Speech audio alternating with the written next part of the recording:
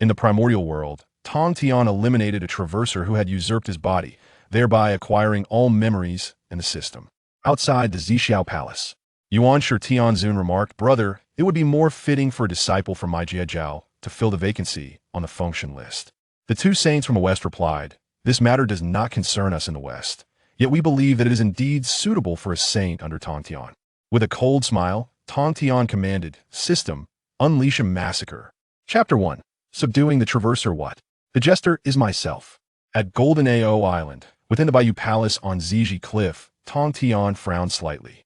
Arrogant, the saint summoned a pale, white glow from the void with a mere gesture. How could such feeble primordial spirit energy breach the Bayou Palace? Without further investigation, this speck of light instantly broke free from the saint's grasp, racing towards Tongtian's primordial spirit. Humph! Who dares to covet my essence? With a surge of divine might, Tongtian shattered the glowing orb into countless twinkling particles. Yet his heart was troubled despite his calculations. He could not discern the origin of this light. In that fleeting moment of oversight, the myriad of sparkling fragments infiltrated Tongtian's primordial spirit. A firefly dares to compete with the bright moon. Tongtian scoffed, paying it no mind. As a saint, his primordial spirit was as eternal as the Tao itself. He swiftly obliterated the consciousness within the light sphere. However, the memories of the Traverser naturally merged into Tongtian's sea of consciousness. A Traverser from another realm? Tongtian scoffed in disdain, yet the subsequent memories from the Traverser left him aghast. So it is a future Traverser's essence, and they even know of the function calamity? The Chan sect, in collusion with the two Western sects, intends to send my disciples into the function list. My elder brother personally oversees my confinement in the Xixiao Palace. How could this be possible? The Traverser's memories revealed the intricate causal links of this calamity. Brother turns against brother. Disciples betray their own. The Tao ancestor and the four saints conspired against my disciples, forcing me to sign the function list. My entire sect was slaughtered, filling the 365 vacancies of the heavenly gods, and forever bound by the function list, losing freedom, never to advance in cultivation. Each event within these memories was drenched in blood. A calamity had struck, claiming the lives of his disciples, his cherished students. Meanwhile, the Chan sect, which instigated this heavenly tribulation, remained unscathed. Even as a revered saint, the amalgamation of such memories incited Tongtian's uncontrollable fury. Who dares to scheme against me? This memory was of paramount importance, and Tongtian immediately suspected someone was covertly manipulating the situation, sowing discord among the celestial sects. Yet, within this primordial realm, who possessed the power to plot against the revered Tongtian? Moreover, the Traverser's memories were intimately familiar with the events of the Long Han and Witch Demon calamities, rendering it impossible for deception in Tongtian's presence. Humph! Whether true or false, I shall deduce it. The saint, entrusting a fragment of his essence to the Tao, could perceive the causal links of the myriad worlds, ensuring that nothing could evade his divine calculations. However, upon careful consideration, the skies above Bo Palace were shrouded in ominous clouds, with the thunder of the purple heaven rumbling ominously within. Tongtian remained obstinate. Even amidst the indistinct haze yielding no clarity, he stubbornly continued his calculations. Boom! A bolt of purple heaven thunder, the width of a bowl, descended from the heavens, striking fiercely before Tongtian. The heavenly Tao warns me. Is it truly attempting to thwart my endeavors? Previously, Tongtian had been skeptical of the truths held within his memories. Yet now, with the descent of the purple heaven thunder to impede his calculations, the reality was unmistakable. Ah, dear brothers, how ruthless you are! I, the creator of all things, have been subjected to such treachery. The heavenly Tao is unjust master. Tongtian, suppressing his fury, recalled the recent discourse in the palace of the purple clouds. It turned out that prior to this moment, the Taoist Hongjun had summoned the saints to the palace of the purple clouds to discuss the impending calamities of the world. The Chan sect and the two Western sects had collectively urged him to endorse the Fengshen Bang, claiming it would offer a glimmer of hope for the disciples of the Jie sect. Naturally, Tongtian refused to acquiesce, and the saints shifted blame amongst themselves, each unwilling to concede. Laozi had also weighed in, advising Tongtian to reconsider. Tongtian had believed that his elder brothers were acting in his best interest. However, the harsh truth was now laid bare. The countenance of the leader of the Jia sect darkened, falling into a contemplative silence. Had he not received the memories of his former self, his disciples would undoubtedly have faced dire consequences. Now, having merged with the consciousness of a time-traveling soul from a later era, he was determined to prevent the tragic fate of the Fengshen calamity from befalling his disciples. Tongtian, have you reached any conclusions? We, the two Western saints, have come to pay our respects. Third brother, your elder brother, and I have come to visit you. At that moment, the voices of the three saints echoed from above Jinao Island. A formidable aura descended from the heavens as all disciples of the Jia sect looked up in astonishment at the four saints. What is the meaning of this? Why have my two masters and the two Western saints come to our Jia sect? Could it be related to what Master mentioned regarding the Fengshen calamity? A rift in the void appeared, and the leader of the Jia sect emerged with a grim expression. What grandiosity is this, with the four of you descending upon my Bo palace? Laozi furrowed his brow, sensing something amiss with Tongtian.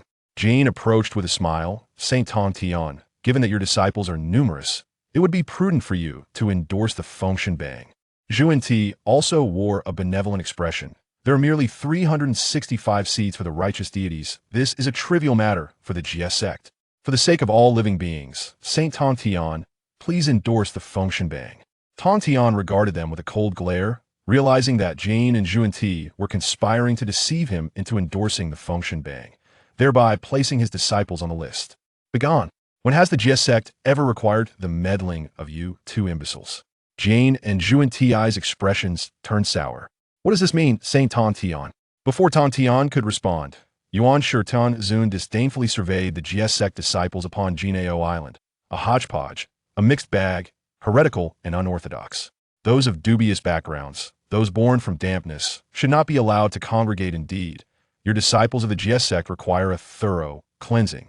Third brother, only you can endorse the Fengshen Bang.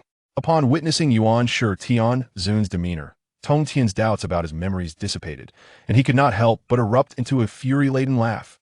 Ha! What a world for all beings. My disciples of the Jiajiao are inclusive, solely seeking to grasp a sliver of hope, accumulating virtues and performing good deeds. Unlike you, the golden immortals of the Jiajiao, who commit heinous acts and invite calamities upon the heavens and earth. By what right do you allow the Jiajiao to monopolize the causality of the Fengshen Jia? I, Tongtian, shall resolutely refuse to sign the Fengshen Bang today. You may as well abandon this futile endeavor. The responses from Jane and Zhuan were unexpected, their gazes shifting towards Kai Xianxia. The Binshurtindun felt a profound loss of dignity, his eyes icy with disdain. Third brother, is this how you address your elder? My disciples of the Jiajiao are all individuals of great fortune, unlike your Jiajiao, filled with those who wear fur and horns. Suddenly, the usually silent Tisang Laojig spoke with a leisurely tone. There is no need for such grievances, third brother. If you were to sign the Fengshen Bang, it would spare countless beings from distress. As soon as Tisang Laojig uttered his words, a powerful aura erupted around the four great saints. A formidable pressure enveloped Tongtian in an instant. Tongtian merely chuckled coldly, resolutely resisting the overwhelming pressure of the four saints, refusing to yield even a step. What a clever scheme you have, spewing words of righteousness and morality while engaging in the most despicable acts. No sooner had Tong's words fallen than a voice suddenly resonated within his mind. Ding! Congratulations, host, for triggering the divine level Dadao, Shivanju Shitong. Chapter 2. The Extermination Sword Array, Absurd. The four saints are but mere shadows. Choice 1. Repel the four great saints, refuse to sign the Fengshen Bang, and receive the rewards of the Fengmeng Zhenjing, the Divine Slayer Spear of the Feng, the 12-grade World Destruction Black Lotus, the 7-hole bamboo of the Chaos Spirit Root. Choice 2.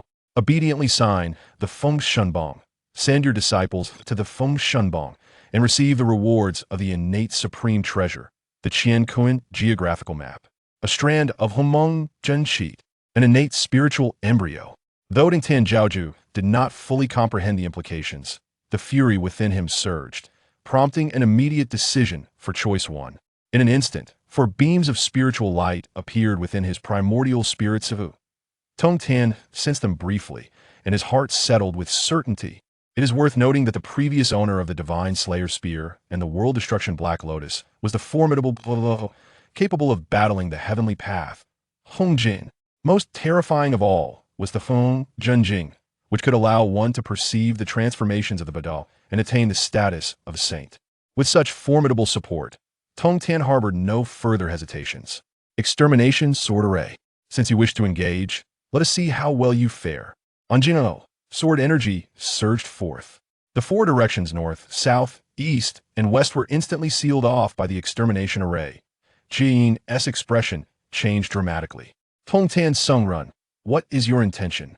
Zhong Qi discreetly prepared the seven-treasure mysterious tree, bracing for unexpected developments.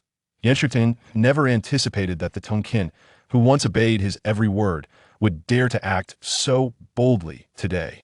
Third brother, you have overstepped. Who granted you the audacity to act in such a manner? Disband this extermination sword array and sign the Feng Sunbong, then I can treat this as if nothing has transpired. In the face of Unshu Tinzun's fury, Tongtian Zhaoju scoffed coldly. Silence. You call me brother, yet speak for the sake of the masses. I disdain your insincerity. The bond of brotherhood between us is severed today. At these words, even Taishan Laozi's countenance shifted slightly. Third brother, you have gone too far. How can you utter such treasonous words? We have come here for the sake of all beings. The primordial supreme being raised his hand and summoned the Panga banner, grinding his teeth as he glared at Tongtian. There is no time left, whether you sign or not. I shall teach you a lesson. Do you truly believe your extermination sword array is invincible? Without a moment's hesitation, the Panga banner was brandished, unleashing a tempestuous wind that roared like the mightiest gales of the heavens, heading straight for Tongtian's face. The primordial supreme being had long held disdain for Tongtian's demeanor. The claims of Tongtian, the master of heaven, drawing countless celestial beings to the golden palace were nothing short of audacious. As the last of the three pure ones, yet possessing disciples far surpassing those of the Chan and human teachings, the primordial supreme being deemed Tongtian utterly unworthy. With a flicker of his divine consciousness, Tongtian conjured a weapon enveloped in demonic energy, the formidable shattering god spear, instantly materializing in his grasp. The god-slaying spear. The countenance of the primordial supreme being changed dramatically, however. The momentum of the Panga banner remained unyielding as it collided thunderously with the god-slaying spear. The might of the saints clashed, instantly rending the fabric of space itself. A chasm spanning 10,000 meters was created, shattering the primordial realm. The four saints retreated, yet were firmly ensnared by the extermination sword array. Jane and Junti exchanged a glance, their hearts filled with dread. Isn't this the artifact of the demon ancestor, Luo, who? The first treasure of slaughter in the primordial realm. But did it not perish alongside Luo, who? Lost to the chaos? With a single thrust, Tongtian forced back the primordial supreme being. Brandishing the god-slaying spear, the master of heaven gazed arrogantly at the four saints before him. What if I add the spear to the mix? I shall see how you four will break my extermination sword array. With that, sword energy surged forth. The array became a tempest of flying sand and stone, exuding a chilling aura of death. Extermination of immortals, annihilation of the celestial, entrapment of the diviner light erupted from every corner. The transformations of the immortals were unfathomably wondrous, the blood of the great Luo, immortal, staining their garments. The four innate divine weapons formed the sword array, a menacing aura under Tongtian's command, relentlessly targeting the four saints. Tongtian, have you gone mad? Do you truly wish to oppose us four saints? Jane could only defend himself for the moment. The azure lotus treasure flag waved, blocking countless sword energies. Junti, too, wore a troubled expression, the divine light of his seven-treasure mysterious tree shimmering brightly. We, the two saints of the West, bear no enmity towards you. We have merely come to offer good counsel today. How dare you resort to such lethal measures? Supreme One, you must act swiftly. Tongtian scoffed coldly. You two lackeys from the West possess little skill. It was not you who sought to coerce me into signing that deification list with your overwhelming pressure. You shall perish for your insolence. Laozi, protected by the Taiji diagram and the Qiankoan diagram, remained undisturbed by the extermination sword array for the time being. But the primordial supreme being was nearly driven to fury. Tongtian, If you have the courage, let us battle. With that proclamation, the Panga banner crackled with thunder. The supreme, thunderous tribulation surged forth, barreling towards Tongtian. Yet Tongtian did not falter, swiftly grasping the extermination sword that flew into his hand. One sword, one spear, both were unparalleled weapons of slaughter. I wield the sword of extermination, unmatched and unyielding. The strongest swordsmanship of the primordial realm surged forth, with Tongtian advancing relentlessly, unleashing lethal strikes without any intent to evade. Today, I shall carve out a future for the disciples of the intercepting teachings. I shall shatter your deification tribulation. The clash between the primordial supreme being and Tongtian was evenly matched. Wherever they passed, space shattered, collapsing in pieces. Had it not been for the constraint of the extermination sword array, the world would have surely ceased to exist by now. In a moment of dire urgency, a beam of celestial light descended. The transcendent swords of Jade and xianxia were compelled to return to Tongtian's domain. Enough! You shall bear the consequences for inciting discord among the saints. A resonant voice thundered from above. It was Hongjun, the embodiment of the heavenly Tao, intervening in the conflict among the five saints. Feeling the immense pressure emanating from Hongjun, Tongtian and his followers reluctantly retracted their spiritual energy, retreating to Golden Ao Island. Master! Master! The venerable Taishang Yuanshi, along with Jade and xianxia, bowed respectfully before the Tao. Yet, Tongtian's fury remained unabated. Within the recesses of his divine memory, he recalled how Hongjun had favored other sects, leading to the suffering of his disciples. Tao ancestor! Tongtian acknowledged him with a bow, but rendered a gesture of equality. Yuanshi Tianzuan, witnessing this, was filled with indignation. Tongtian, is it not customary to pay respects to one's teacher? Hongjun's avatar descended, detaching from the heavenly Tao. A serene elder clad in a white robe stood before the four saints, gazing at Tongtian. The calamity of the gods is imminent, yet the saints are embroiled in a fierce dispute. Tongtian scoffed inwardly at the statement. Tao ancestor, if this is indeed a great calamity, why must my GS sect be compelled to inscribe the list of deities? Such blatant injustice suggests that the principle of impartiality in the heavenly Tao is merely an empty rhetoric. Yuanshi, incensed by Tongtian's disregard, retorted Tongtian, your insolence towards your elders is evident, and you are no better than those beneath you. Submit to the decree of the divine list today, and we may yet show you mercy. Tongtian sneered dismissively. A defeated foe has no right to speak of valor. This matter concerning the divine list is not open for further discussion. I shall never inscribe it. Signing such a list would mean endangering his disciples, an outcome Tongtian would never accept. Hongjun frowned slightly. The calamity of heaven and earth is a fate all beings must endure. Whether to sign or not is a matter for discussion. Do not act impulsively. The great calamity is upon us while the saints are exempt from trials. They cannot meddle with the consequences of this calamity. You must tread carefully.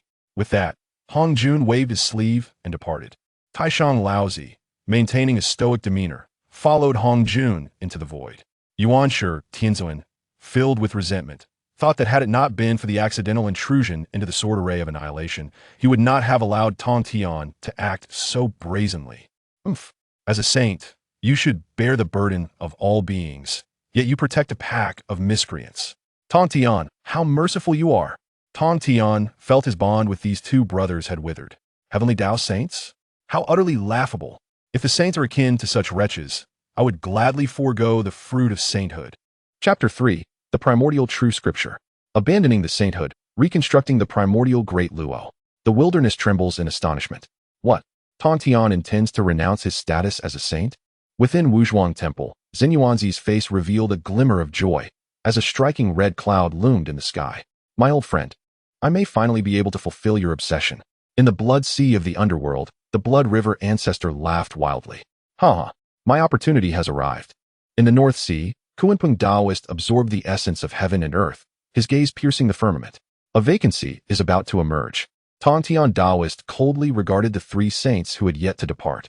Yuanshi Tianzuan and Jade xianxia displayed expressions of utter shock. Such nonsense is likely something you dare to say, but not to enact. Yuanshi Tianzuan wielded the Panga banner, tearing through space as he departed. Jade xianxia harbored his own calculations, unwilling to linger. With sheer force, Tongtian repelled the four saints from above Golden Ao Island. The mighty beings in the wilderness had long since detected such a momentous feat. In an instant, turbulent currents surged through the wilderness. After acquiring the diagram of the extermination of immortals, Tongtian finally breathed a sigh of relief. With my current status as a saint, while I can confine the four saints, I cannot entirely eliminate them. Hongjuan's connection with the heavenly Tao has deepened. I can hardly discern his true essence. Fearing he has already attained the 8th level of the primordial Great Luo realm. The primordial Great Luo realm is divided into 9 levels. To break through the 9th level is to have the chance to attain the Great Way. The disciples of the Jia sect on Golden Ao Island, upon witnessing their Master's victorious return, immediately erupted in cheers. Master's cultivation is unparalleled, truly a marvel of divine powers. Master is extraordinarily formidable. He was able to repel 2 uncles and the 2 saints of the West with his singular strength. Tongtian Taoist gazed at the delighted Daobao Taoist, Wudong Saintus, and his beloved disciples. His feelings, however, were exceedingly complex. The calamity of the Fengshan is imminent. You must diligently cultivate and refrain from leaving the protective bounds of Golden Ao Island. Upon hearing their master's words, everyone promptly complied. Tongtian stepped forward and instantly returned to the Bio Palace. Although he had temporarily repelled them, according to that memory, someone would soon bind me within the Xiao Palace. I must hasten to enhance my cultivation. Yet, as a saint of the heavenly Tao, Tongtian's singular primordial spirit is entrusted within the heavenly Tao, perpetually subjected to its dominion. Moreover, the so-called saint of the heavenly Tao is even more closely intertwined with it. They rise and fall together. Reflecting on his earlier grand declarations, Tongtian promptly made a significant decision to abandon the heavenly Tao sainthood and reconstruct the primordial Great Luo. With that, Tongtian immediately retrieved the primordial true scripture from his purple mansion. A hazy orb of purple light was the reward bestowed by the system, the primordial true scripture. Tongtian extended his primordial spirit into the orb, and an overwhelming influx of information surged into his consciousness, revealing the cultivation methods of the primordial true scripture. This scripture encompasses the Great Way. Complete comprehension would enable one to attain the primordial Great Luo realm.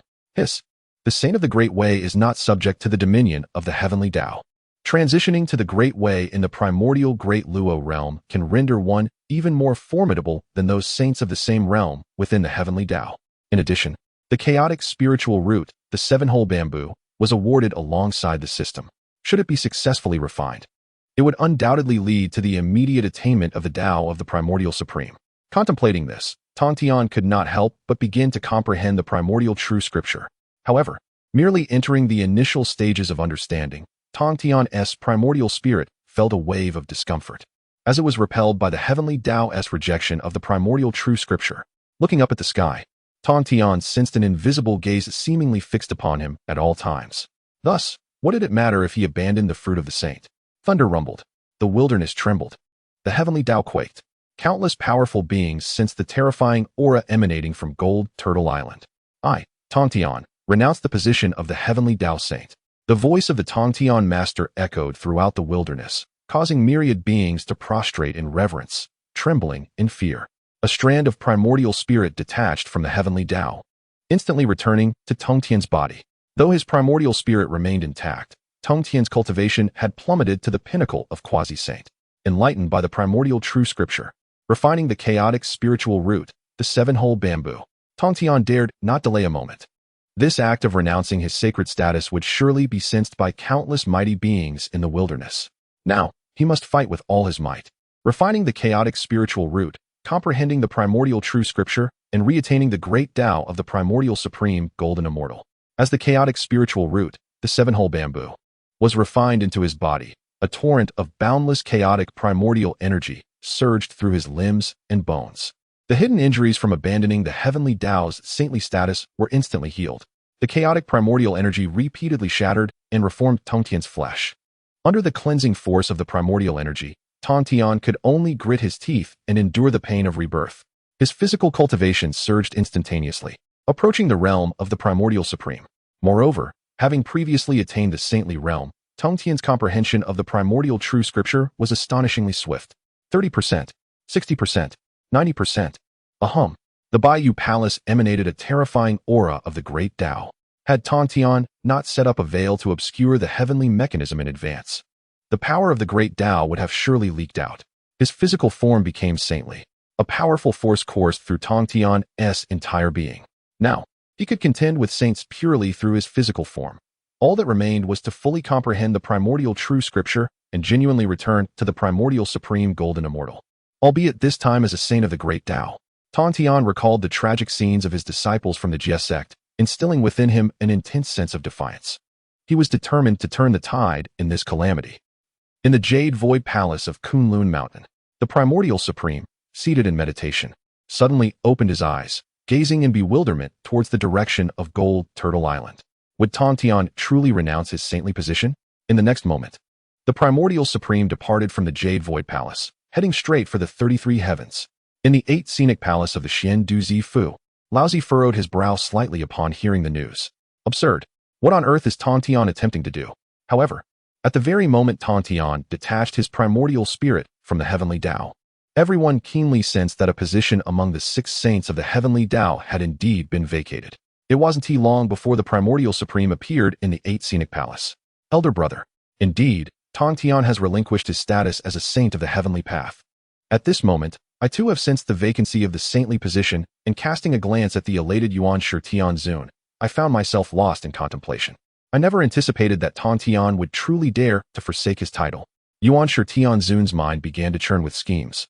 Brother, with Tongtian's self-imposed abdication, it is imperative that he be compelled to sign the divine list. Why not seize this opportunity to send all his disciples to the divine list? I pondered for a moment, hesitant to wade into these murky waters.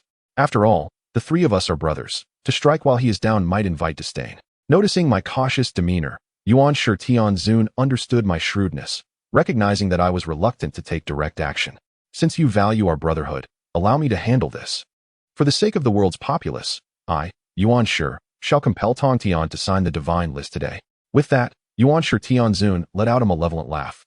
And in the next instant, he tore through the fabric of space, heading straight for Golden Tortoise Island. The island, once tranquil, now bore a gaping rift in the void. The disciples of the Jie were stricken with terror, gazing skyward. Xianxia Tianzun stepped forth from the void, and after a brief moment of sensing, he sneered. Indeed, without the might of a saint, Tongtian, this is your own demise.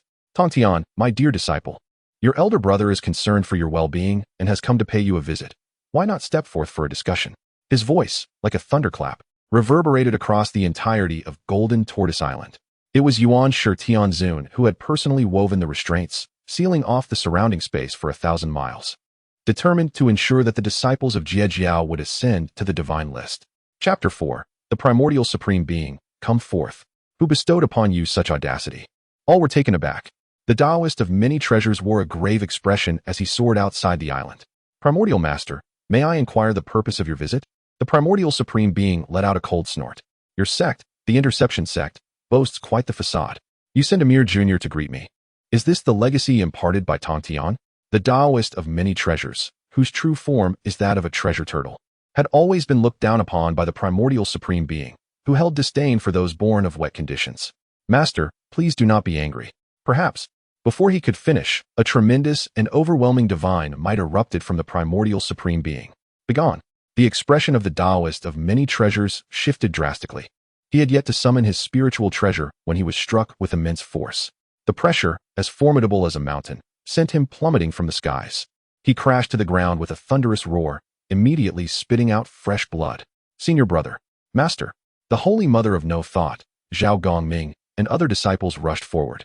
Upon witnessing the grievous sight of the Taoist of many treasures bleeding, their hearts were filled with terror. His face was ashen, clearly suffering severe injuries. He gestured to his fellow disciples, everyone, do not panic. Activate the protective formation. Upon his command, all disciples acted in unison to summon the protective array. Instantly, the entirety of Golden Ao Island was enveloped.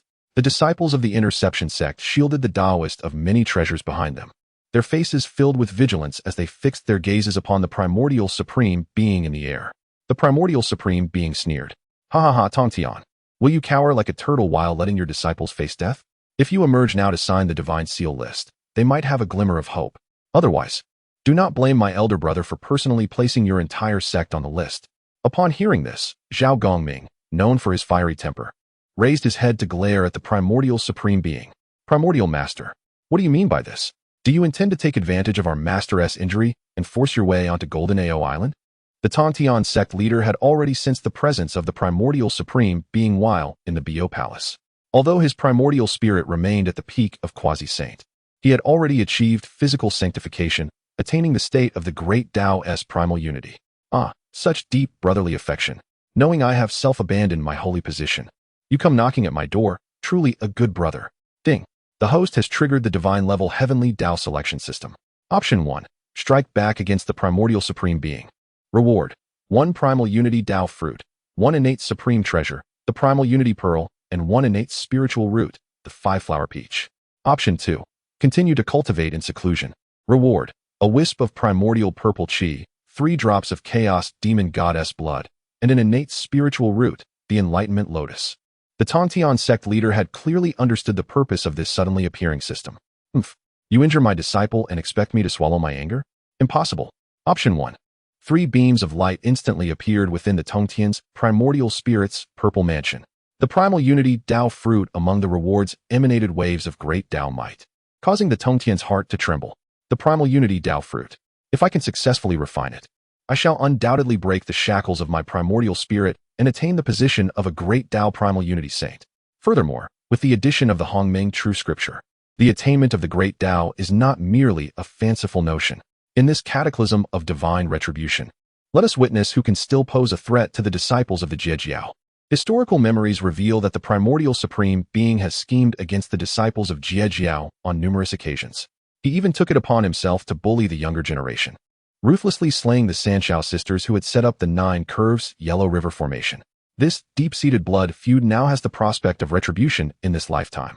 Observing the lack of response from Tongtian, the primordial supreme being's heart swelled with joy. Do not blame your elder brother. With that, the majestic might of the heavenly Tao descended with a thunderous roar. All the Jiejiao disciples sustaining the protective formation simultaneously spewed forth a mouthful of blood.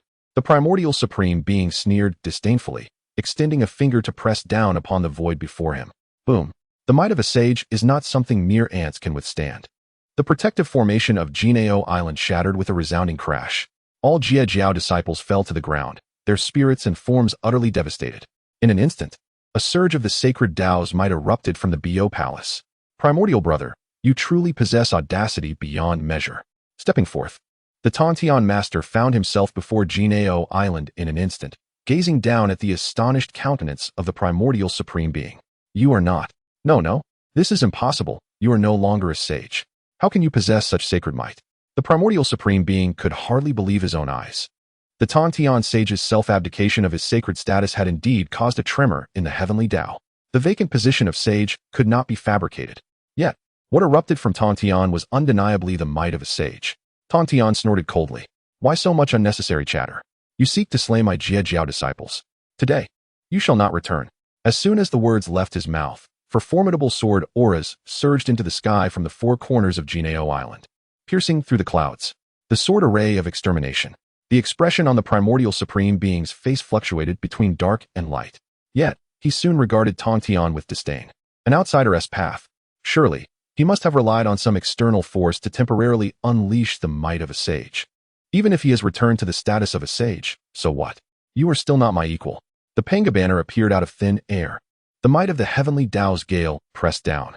The Tongtian master stepped forth, seemingly prepared to withstand the Panga banner with his corporeal body. Are you insane? The primordial supreme being's eyes widened in disbelief. He watched helplessly as the Tongtian master shattered the gale with a single punch, his physical form achieving sagehood. How could this be? Impossible. It has only been a few days. How could you possibly re-establish the heavenly Tao's primordial essence? The Tongtian master felt the immense power coursing through his body, a sense of exhilaration filling his heart. The 4 swords aligned in a line, pressing toward the head of the primordial supreme being. The Panga banner struggled to defend, yet was shattered by the 4 swords. I wonder how you will block this. The Tongtian master, wielding the god-slaying spear, thrust it forth. Instantly, the heavens and earth changed color. The sun and moon lost their light. The space before the primordial supreme being collapsed with a thunderous crash. The aura of slaughter and the great Tao was terrifyingly fierce. As a single thrust pierced through the void, heading straight for the primordial being. With a palm strike, golden light filled the skies. Yet, it could not halt the overwhelming brilliance of the spear's radiance. In a moment of crisis, a small flag suddenly soared forth. The Wujixing Huang banner. The Wuji yellow flag enveloped the primordial heavenly sovereign. In an instant, a beam of gunlight propelled the sovereign into the void. The disheveled figure of the primordial heavenly sovereign swiftly tore through space, re-emerging in the primordial realm. Impossible. You truly possess the power of a saint. Tongtian. Do not presume that this will allow you to evade the heavenly secrets. You must sign the investiture of the gods. The sovereign's divine might surged violently, instantly suppressing the master of Tongtian. After all, he had attained sainthood long ago, while Tongtian had merely just achieved physical sanctification, rendering him insignificant. The master of Tongtian merely stretched his limbs. The extermination sword formation promptly locked onto the true form of the sovereign. If you have the audacity, then dare to test my extermination sword formation. The sword rays surged forth, causing the primordial heavenly sovereign to grit his teeth in fury. The extermination sword formation can only be shattered by the four saints. Even the sovereign, no matter how arrogant, would not recklessly put himself at risk. Moreover, Tongtian wielded the god-slaying spear, an unparalleled primordial treasure, which only augmented his strength. The master of Tongtian was filled with confidence. Although he had only just achieved physical sainthood, he had revealed all his trump cards, coupled with the formidable extermination sword formation. On this golden Ao island, even the four saints' presence would not deter him from fighting with all his might. A mere heavenly Tao saint is of no consequence to me. Begone. The face of the primordial heavenly sovereign turned red and white, utterly humiliated. Concealed within the void were countless primordial powers observing the spectacle. And now he found himself with not a single advantage. Humph, today you are merely fortunate. The primordial heavenly sovereign knew that with just his own saintly power, he could not compel Tongtian to sign the investiture of the gods. In an instant, he tore through space with the Panga banner, fleeing into the void. Chapter 5. Refining the Tao fruit and attaining the path. The boundless great Luo realm. The primordial supreme being has withdrawn. The inhabitants of Golden Ao Island let out a sigh of relief. The master of the celestial gate soared back to the island, where all his disciples had gathered around him. Master, are you unharmed? The Taoist of treasures, having regained some color, looked at his master with deep concern. The master of the celestial gate waved his hand dismissively. I am fine, but your injuries are quite severe. With that, he raised his hand and unleashed a beam of sacred light that entered the body of the Taoist of treasures. The injuries that had just been inflicted upon him vanished in an instant. Thank you, master. Zhao Gongming and the others displayed expressions of delight upon witnessing this. Master, we observed you effortlessly repel the primordial uncle, yet did you not renounce your sacred position? The master of the celestial gate chuckled lightly. What was discarded was the position of the heavenly Tao saint. Yet I have embarked on the path to attain the boundless great Luo. Upon hearing this, the likes of the mother of no constraints gasped in astonishment. To forsake the cultivation of a heavenly Tao saint, and to reforge oneself into a great Tao saint. What immense willpower and extraordinary fortune this requires. Could it be that you have successfully attained the Tao, master? The master of the celestial gate shook his head. Not yet. I have merely sanctified my physical form. In due time, I shall attain the boundless great Luo. Even the master of the celestial gate himself has yet to possess the true power of a great Tao saint. Nevertheless, his words dispelled the doubts that lingered in the hearts of his disciples. Observing his beloved disciples, the master of the celestial gate felt a surge of apprehension. Were it not for the merging of his memories from a future life, his cherished students, mother of no constraints, Taoist of treasures, Zhao Gongming, the three heavens, would have fallen victim to the schemes of the Chan sect. Some would perish, while others would suffer grievous wounds. The Taoist of treasures had even been forcibly transported by the Western sect. However, knowing the Taoist of treasures as he did, the master understood that his willingness to go to the Western sect was surely to protect those of his fellow disciples who had been drawn there. As the eldest disciple of the Taoist of treasures possessed a naturally kind disposition, treating others with gentleness. It is a pity that his two brothers are so ruthless. Taoist of treasures, mother of no constraints, mother of golden spirit, mother of turtle spirit, Zhao Gongming, the 8 immortals in attendance, and the 3 heavens. All disciples of Mai who have attained the great Luo golden immortal realm and above, follow me into the green. With that, the master of the celestial gate stepped into the green first. Soon, radiant lights erupted across Golden Ao Island as disciples from all paths invoked their spells to soar into the green. The gathering of myriad immortals to pay homage to is no mere coincidence. There are no fewer than 10,000 disciples on the island. Among them, there are 23 disciples who have reached the great Luo golden immortal realm. We have seen the master. The disciples bowed deeply in reverence. Just moments ago, The master had repelled the primordial saint to protect them. This act only deepened their respect for this master. The doctrine established by the master of the celestial gate is one of inclusivity. Anyone who possesses spiritual insight and earnestly seeks the Tao is welcome to join, to seize a thread of heavenly mystery and benefit all beings. Looking at his loyal disciples, the master of the celestial gate became even more resolute in his conviction not to inscribe names upon the divine list. The calamity of divine sealing is a trial shared by heaven and earth. While saints may not enter the calamity, they cannot alter the karmic repercussions of the tribulation. From this day forth, you shall seal off Golden Ao Island and devote yourselves to cultivation. In times of crisis, assist the Taoist of treasures in establishing the grand array of myriad immortals for your own protection. Here lie some innate spiritual treasures bestowed upon you for self-defense. Remember, you must not stray beyond the protective confines of my sanctuary on Golden Ao Island. As he spoke, the Master of Heaven summoned dozens of radiant spiritual treasures that soared forth, each finding its way into the hands of the disciples, each according to their fortune. The disciples who received these treasures were all filled with joy, expressing their gratitude to their esteemed teacher for the gifts. These spiritual treasures, plucked from the gems of the Master of Heaven, held little value for him, making them perfect gifts for his disciples' protection. Enough, except for Duobao. You may all withdraw and continue your cultivation. With utmost respect, we shall abide by the Master's decree. The celestial beings departed from the Azure Palace, leaving only Duobao Taoist kneeling reverently in place, motionless. Observing his earnest disciple, the Master of Heaven couldn't help but sigh. Duobao, rise and come closer. Duobao Taoist stood and approached his teacher. Does the Master have further instructions for his disciple? The Master of Heaven nodded solemnly. I am about to enter seclusion to comprehend the laws of the great Tao. The diagram of extermination and the 4 extermination swords shall be entrusted to your care.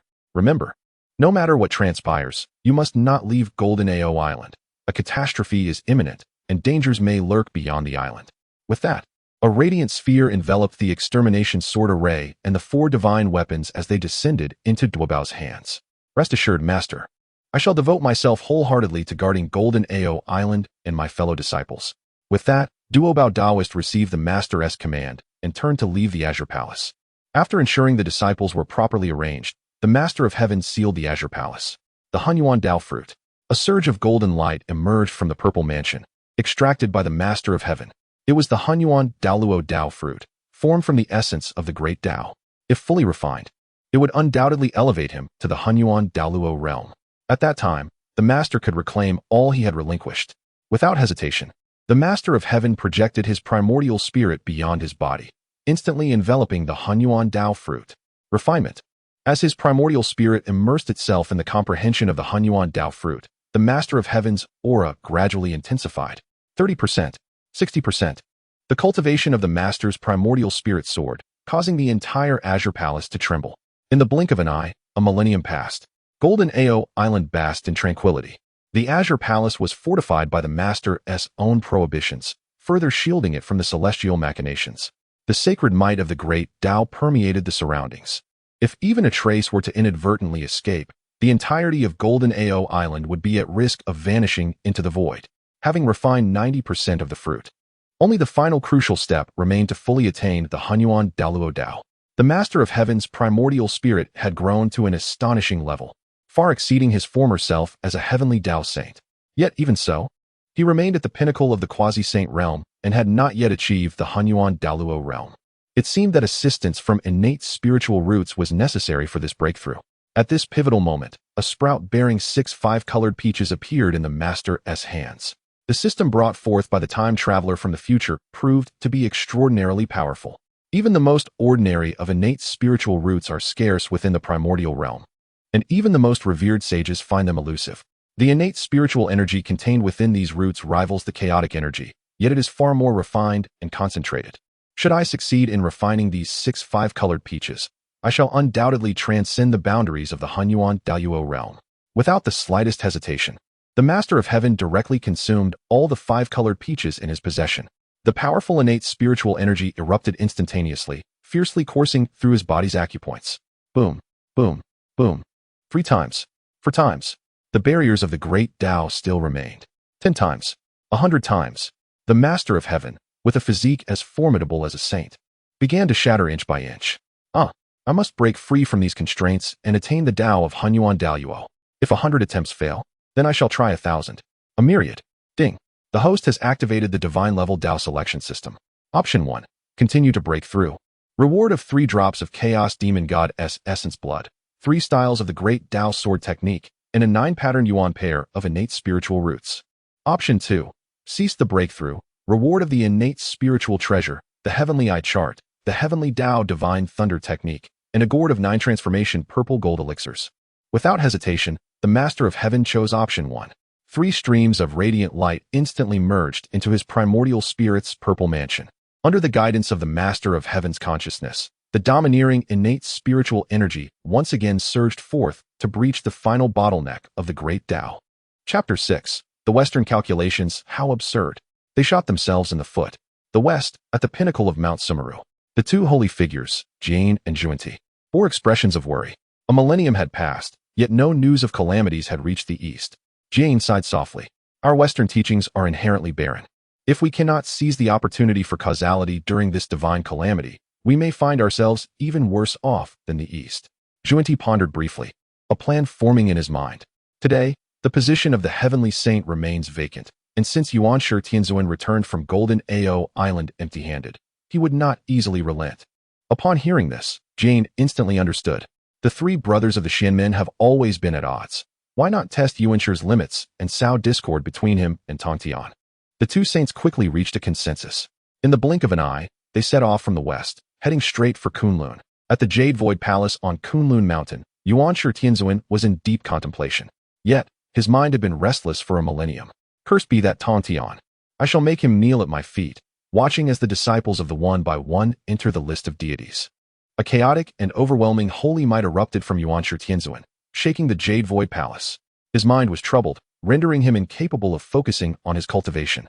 At that moment, 2 auras approached from the west, quickly recognized by him. Yuanshi, my friend. Zhuanti has come to pay a visit. Jade has arrived to greet you, Yuanshi. Their voices reached him before their figures did. In no time, 2 beams of spiritual light pierced through the void and appeared in the Jade Void Palace. Yuanshi Tianzuan regarded the 2 saints from the west with an indifferent expression. The arrival of the 2 saints is unexpected. May I inquire about the purpose of your visit? Noticing Yuanshi Tianzuan's calm demeanor, the 2 saints exchanged glances. Jade smiled faintly. My friend Yuanshi, Tongtian has yet to sign the list of deities. With the impending calamity, our disciples may be in danger. Moreover, he dares to humiliate your esteemed self, and in the future, he will likely be even more ruthless towards our disciples. Upon hearing Jade mention Tongtian, Yuanshi's anger flared. If Tongtian dares to harm my disciples, I shall not spare him. If it were not for the Zhuxian sword array, his meager powers would be incapable of stopping me. Furthermore, with the position of the heavenly saint currently vacant, he is yet to attain holiness. How much chaos can a mere mortal body stir? Zhuanti's eyes gleamed, quickly agreeing. You speak true, my friend Yuanshi. Yet, we find his arrogance intolerable. If others were to admonish him and he refused to listen, that would be one thing. But you, as one of the 3 pure ones, should not tolerate Tongtian's outrageous behavior. It is understandable if one cannot match Tongtian in strength, yet we are all indignant on your behalf. Tongtian's tower shows blatant disrespect for his elders. Yuanshi Tianzuan's holy might surged forth suddenly. It momentarily stunned the 2 saints. If you 2 have no further matters, you may leave. The affairs of my Xianmen do not permit your interference. Yuanshi Tianzuan was furious. The Western 2 saints appeared like blind men with their eyes wide open, speaking recklessly within his presence. Their words were laced with both overt and covert derision. It was merely a desire to humiliate him. One Tongtian was already sufficient. Yet now he had to endure the ire of these 2 worthless beings, which was utterly intolerable. The 2 saints of the West secretly rejoiced at the sight of Yuanshi Tianzuan's fury, their envy towards Tongtian evident in their hearts. Their objective had been achieved. Yuanshi, do not be angered. My elder brother and I come today with good intentions. Jade continued to incite, aiming to provoke the true wrath of Yuanshi Tianzuan. With a great calamity looming and the master's prior admonition against conflict among saints, it was prudent for Yuanshi to suppress his anger and avoid confrontation. Although Tongtian had attained a physical sanctity, his cultivation was still inferior to theirs. And only through the combined might of the 4 saints could the Zhuxian sword array be overcome. Engaging him now would be unwise. In a fit of rage, Yuanshi Tianzuan laughed mockingly and unleashed a palm strike towards Zhuanti from afar. You worthless dogs of the Western sect, when did you become so verbose? Zhuanti effortlessly deflected Yuanshi's attack with the 7 treasures mysterious tree, Yet he grew increasingly cautious. What is your intent, xianxia? My brother and I are merely offering sound advice. Jane, too, appeared vigilant as he summoned the Qinglian Baos banner. Do you look down upon us, the two saints of the West? Do you dare to engage us in battle? Suddenly, the space before xianxia Tianzuan trembled violently, shattering like scales. The overwhelming might of the saints crushed the very fabric of space. You two mangy curs truly complement each other. With my heart already heavy and nowhere to vent my frustrations, since you have come seeking a beating, I shall deal with you both at once. As he spoke, the Panga banner appeared out of thin air, its fierce winds severing the retreat of the two saints. Jane snorted coldly. We are all saints. Do you presume that the Xianmin surpasses our Western sect? The 8 treasures merit pool manifested before them, bracing itself against the onslaught of the Panga banner. Seizing the opportunity, Zhuanti swung the 7 treasures mysterious tree downward, attempting to strike xianxia himself. This 7 treasures mysterious tree, an innate treasure, was crafted from a branch taken from the Bodhi tree and possessed the ability to cleanse all things. Even a saint's body could be harmed by its sweep. Yet, xianxia would not allow the two saints of the West to prevail. The glazed lamp manifested. A divine lamp emerged, within it a blue flame flickering, instantly causing the temperature of the entire space to soar. The glazed lamp burned with chaotic divine fire, one of xianxia's most formidable spiritual artifacts. A fire dragon erupted forth, instantly incinerating the surrounding space and drawing the two saints of the West into the void. Xianxia then descended, the Panga banner radiating with brilliant light. In this chaotic void, the banner's power was magnified. I shall see how well the two of you can withstand my assault. With a sweeping motion, the Panga banner surged towards the two saints. The overwhelming force filled them with dread. The 7 treasures mysterious tree, the 8 treasures merit pool. Boom. The two saints were sent flying 100 zhang away. The slightly weaker Zhuanti spat out a mouthful of blood, sustaining damage to his sacred body. Jane was no better off. The 8 treasures merit pool has been struck by the Panga banner, its radiance dimmed. I lament that the Western sect possesses no treasures in hand. How can we contend with the primordial treasures in his grasp? The saints of Jane and Zhuanti, realizing their disadvantage, tore through the void to escape. The primordial supreme being, invigorated by the conflict, showed no inclination to relent. Where do you think you are going? The two saints fled to the Shumi Mountains temple. They had just activated the protective formation when the oppressive force of the saints behind them shattered the space, advancing toward them. As the primordial supreme being emerged, the gale from the Panga banner breached the protective formation of the Western sect. Primordial Taoist, cease your assault. Spare us. Jane and Zhuanti hastily pleaded for mercy. The two saints of the West found themselves in utter disarray, forcibly suppressed by the primordial one, with even their spiritual treasures suffering damage.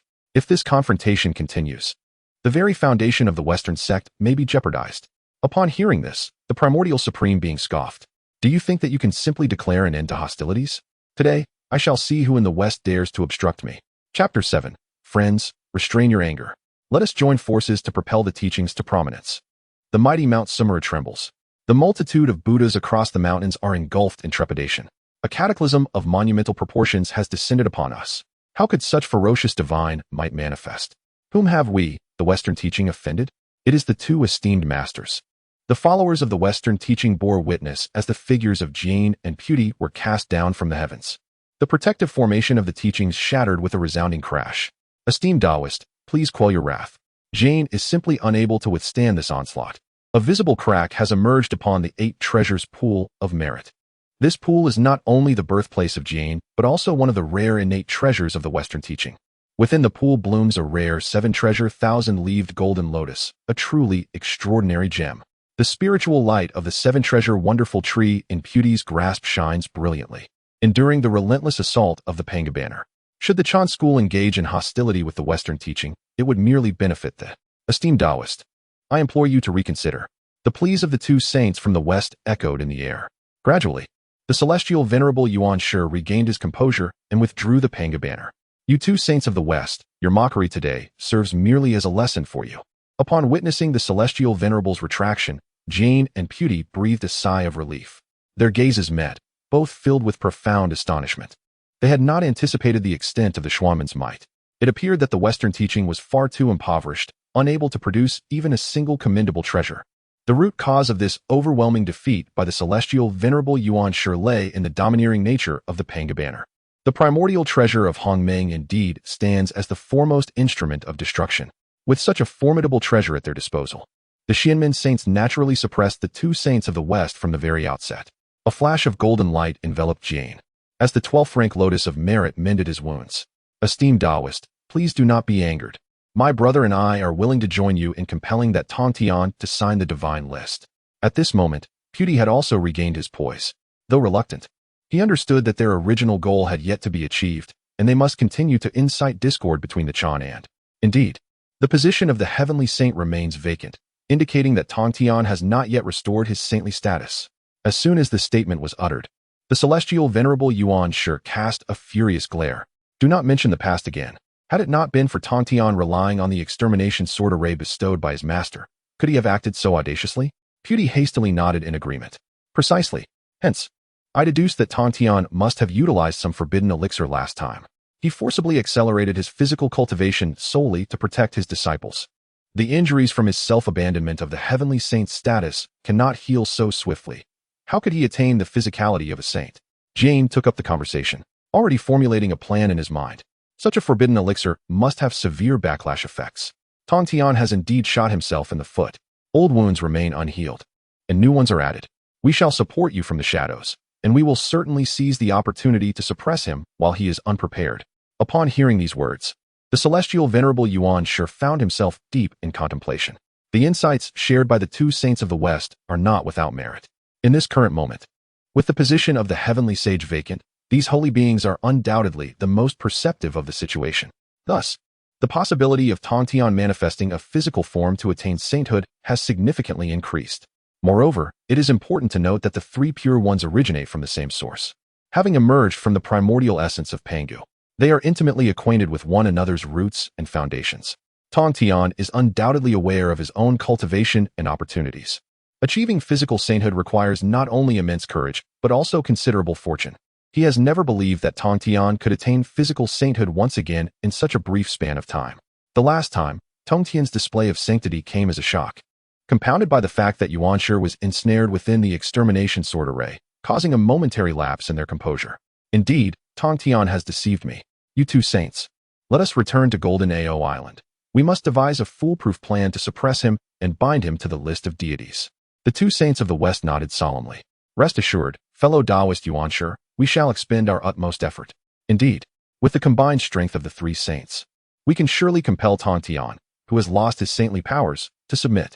Xianxia Tianzuan let out a cold laugh and immediately tore through the void, stepping into it with purpose. The two saints of the West, seeing this, did not dare to delay and hastily followed xianxia straight to Golden Ao Island. At Golden Ao Island, Taoist Duobao has, for nearly a millennium, restrained the disciples within the sect, focusing on their cultivation, forbidding them from stepping even a foot outside the protective array. The master has warned that a great calamity is approaching, and various forces will undoubtedly seek to conspire against our Jade. Regardless of the circumstances, they must not venture out without permission. Upon hearing Taoist Duobao's instructions, the disciples all responded affirmatively. However, at this moment, in the void outside Golden Ao Island, the three saints were intently observing the Jade disciples, who had not yet ventured out from the island. Xianxia Tianzuan frowned deeply. This place is exactly as it was during my last visit. I can sense not a trace of Tongtian's presence. Logically, if Tongtian had not attained sainthood, he would not be able to evade the scrutiny of a saint with his pinnacle quasi-saint abilities. Yet, the peculiarity lies here. No matter how Xianxia Tianzuan attempts to deduce it, he cannot perceive Tongtian's aura within the island. Meanwhile, Jejing smirked disdainfully. Fellow Taoist Xianxia, there is no need for excessive caution. Observe how Jiejiao has meticulously sealed Golden Ao Island, with not a single disciple daring to leave. If Tongtian had truly attained the Tao of primordial unity, would his disciples be so vigilant? Zhuanti nodded in agreement. What you say is indeed correct. Yet our master has warned us. Should we act openly, it may invoke his displeasure. Let us send our disciples to probe. We shall ascertain whether Tongtian has indeed regained his saintly powers. With that, Zhuanti immediately conveyed a message to his disciple Mithriya, instructing him to head to Golden Ao Island and ensure that the Jiejiao disciples are lured out. Should the Jiejiao disciples emerge from the island, it would create an opportunity for them to covertly strike and eliminate those who would ascend to the list of deities. If Tongtian has indeed restored his saintly powers, he will undoubtedly intervene. If Tongtian dares not to reveal himself, it is indicative of his lack of saintly power. The two saints of the West could seize this opportunity to unite with Xianxia Tianzuan, compelling Tongtian to sign the divine list. Even if Tongtian employs some means to exhibit the strength of a saint, once he departs from the confines of Xianxia Island, the three saints could ambush him unexpectedly and suppress him on the spot. Before long, Mithraea hastily arrived, having come alone to the outskirts of Xianxia Island. As one of the two disciples of the Western teachings at the quasi-saint level, he is indeed the most esteemed disciple of Jade. Umitba, fellow practitioners of the, do you have the inclination to emerge for a moment? Mithraea from the Western teachings has come specifically to engage in discourse. Mithraea appeared with the countenance of a Buddha. Having received the decree from Jade, he dared not delay for even a moment and rushed forth to provoke. If one were to merely observe the radiance of his Buddhist light, he would seem to be a genuinely virtuous individual. However, unbeknownst to him, the area outside Xianxia Island is fraught with peril. Lacking saintly power, stepping beyond Xianxia Island would spell certain doom. Chapter 8. Step forth to debate. Dare you? Truly, a cowardly turtle. The voice of Mithraea resounded like a resounding bell, echoing throughout every corner of Golden Ao Island. Zhao Gongming furrowed his brows, and the black tiger beneath him grew increasingly restless. Brother, how is it that this bald monk from the Western Church dares to come to our Golden Ao Island to debate? The Taoist duo Bao shook his head slowly. I know not, but something appears amiss. He is certainly not of good character. We should focus on our own cultivation and not concern ourselves with him. At this moment, Mithraea, noticing that no one from the Jia sect responded, furrowed his brows. Umitba, a grand sect such as Jia, praised by all in the East. Yet not a single soul dares to debate with this humble monk? O you Eastern cultivators, indeed, you possess the courage of a mouse.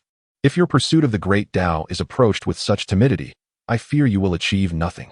Hearing this, the Holy Mother of No Regrets felt her spiritual energy surge in indignation. As the eldest sister of the Jia sect, her cultivation at the mid-stage of the Taoist saint rank was enough to stand tall beneath the ancient saints. How dare this bald monk be so rude? Brother, allow me to step forth and engage him in battle. Let me teach this audacious Western monk a lesson. The sentiments of the Jia sect were not confined to the Holy Mother alone. After millennia of secluded cultivation, to be confronted by the petty insults of the Western Church was simply intolerable. I can endure no longer, cried the eldest disciple. This bald monk infuriates me. I must confront him. Taoist duo Bao furrowed his brow. Do not act in haste. Have you all forgotten the teachings of our master? This Mithraea dares to come alone to provoke us. He surely harbors a hidden scheme. No one may step outside the protective formation. Upon hearing the eldest brother's stern words, the disciples felt a simmering discontent. Yet, bound by the weight of their master's command, they could only glare at Mithraea from within the island. Mithraea sensed the rising fury even through the protective formation and could not help but chuckle coldly. So, the Jia sect is comprised entirely of such timid turtles. If the Eastern mystical gate is filled with such useless individuals, it seems the time for the Western Church to rise has truly come. With this proclamation, Golden Ao Island erupted in uproar. Zhao Gongming immediately grasped his treasured golden cudgel and mounted the black tiger's back. Brother, this rotund bald monk dares to insult our Jia sect as cowards. Such slander I cannot endure. If we do not send anyone to confront him, shall we be the laughingstock of the great wilderness for our impotence? Taoist duo Bao, equally incensed, raised a hand to stop Zhao Gongming. Junior brother Gongming, there must be a trick at play. We need not heed his empty words. Stepping outside the island now would only bring trouble to our master. At that moment, three potent auras of sanctity suddenly erupted from the void. The primordial supreme being and the two saints of the West appeared. Saint Xuanti scoffed coldly. Mithraea's insults have prompted no one from the Jia sect to step forth to battle. It seems the physical embodiment of Tongtian sanctity is merely a facade. Saint Jiejing nodded in agreement. Naturally, as my heart burned with anxiety while waiting, we three sages joined forces to breach the mountain gate and let the heavenly token seal the divine list. The primordial supreme being dismissed his inner concerns, his spirits lifting with mirth. Ha ha ha. Brother Tongtian, we have come to see you. Why do you remain behind closed doors? The appearance of the saints instantly chilled the hearts of the disciples of the Jia sect. The Taoist of treasures felt a wave of apprehension. Had any of us stepped forward just now, we would surely have met with the saints' ruthless wrath. The disciples, including Zhao Gongming, were profoundly shaken by this spectacle. The convergence of three saints. Could it be that today they intend to forcibly place us upon that divine list? When, I wonder, will our master emerge from his secluded meditation? If only he could step forth to attain the mixed element Tao, he might avert our sect's impending catastrophe. At this very moment, the overwhelming aura of the great Tao pervaded the Bio Palace to an astonishing degree. Tongtian's brow furrowed, his innate spiritual energy pounding against the barriers of the Tao countless times. Suddenly, a flicker of enlightenment manifested from the depths of Tongtian's primordial spirit. Boom. In an instant, dazzling radiance erupted. It is accomplished. Tongtian has finally attained the mixed element Deluo realm. The ferocious might of the great Tao was instantly absorbed within him. This is the realm of the great Tao Saint. How formidable. He has directly broken through to the second heaven. The mixed element Deluo realm is divided into 9 heavens. Before the abandonment of the heavenly path saint position, Tongtian was at the second heaven of mixed element. Initially, he thought that refining the mixed element Tao fruit would only allow him to attain the mixed element Deluo. Yet he unexpectedly broke through to the second heaven through the power of his innate spiritual roots. Though it is still the second heaven, it is now within the realm of the great Tao mixed element, far surpassing the heavenly Tao mixed element. The 3 styles of the great Tao sword technique. With a movement of his primordial spirit, a sphere of yellow light appeared in his hand. As his spirit probed forth, the vast and fierce essence of swordsmanship surged forth. Hiss! Truly, the great Tao powers are overwhelmingly domineering. Buzz! With Tongtian's mastery of the sword, he immediately comprehended the 3 styles of the great Tao sword technique. The first style, the saint-slaying sword. The second style, the heaven-slaying sword. The third style, the Tao-slaying sword. Tongtian had long sensed the cacophony of Mithraya's insults from outside Jineo Island. However, during the critical moment of his breakthrough, he refrained from teaching this buffoon a lesson. Now, with the 3 saints present, Tongtian merely scoffed.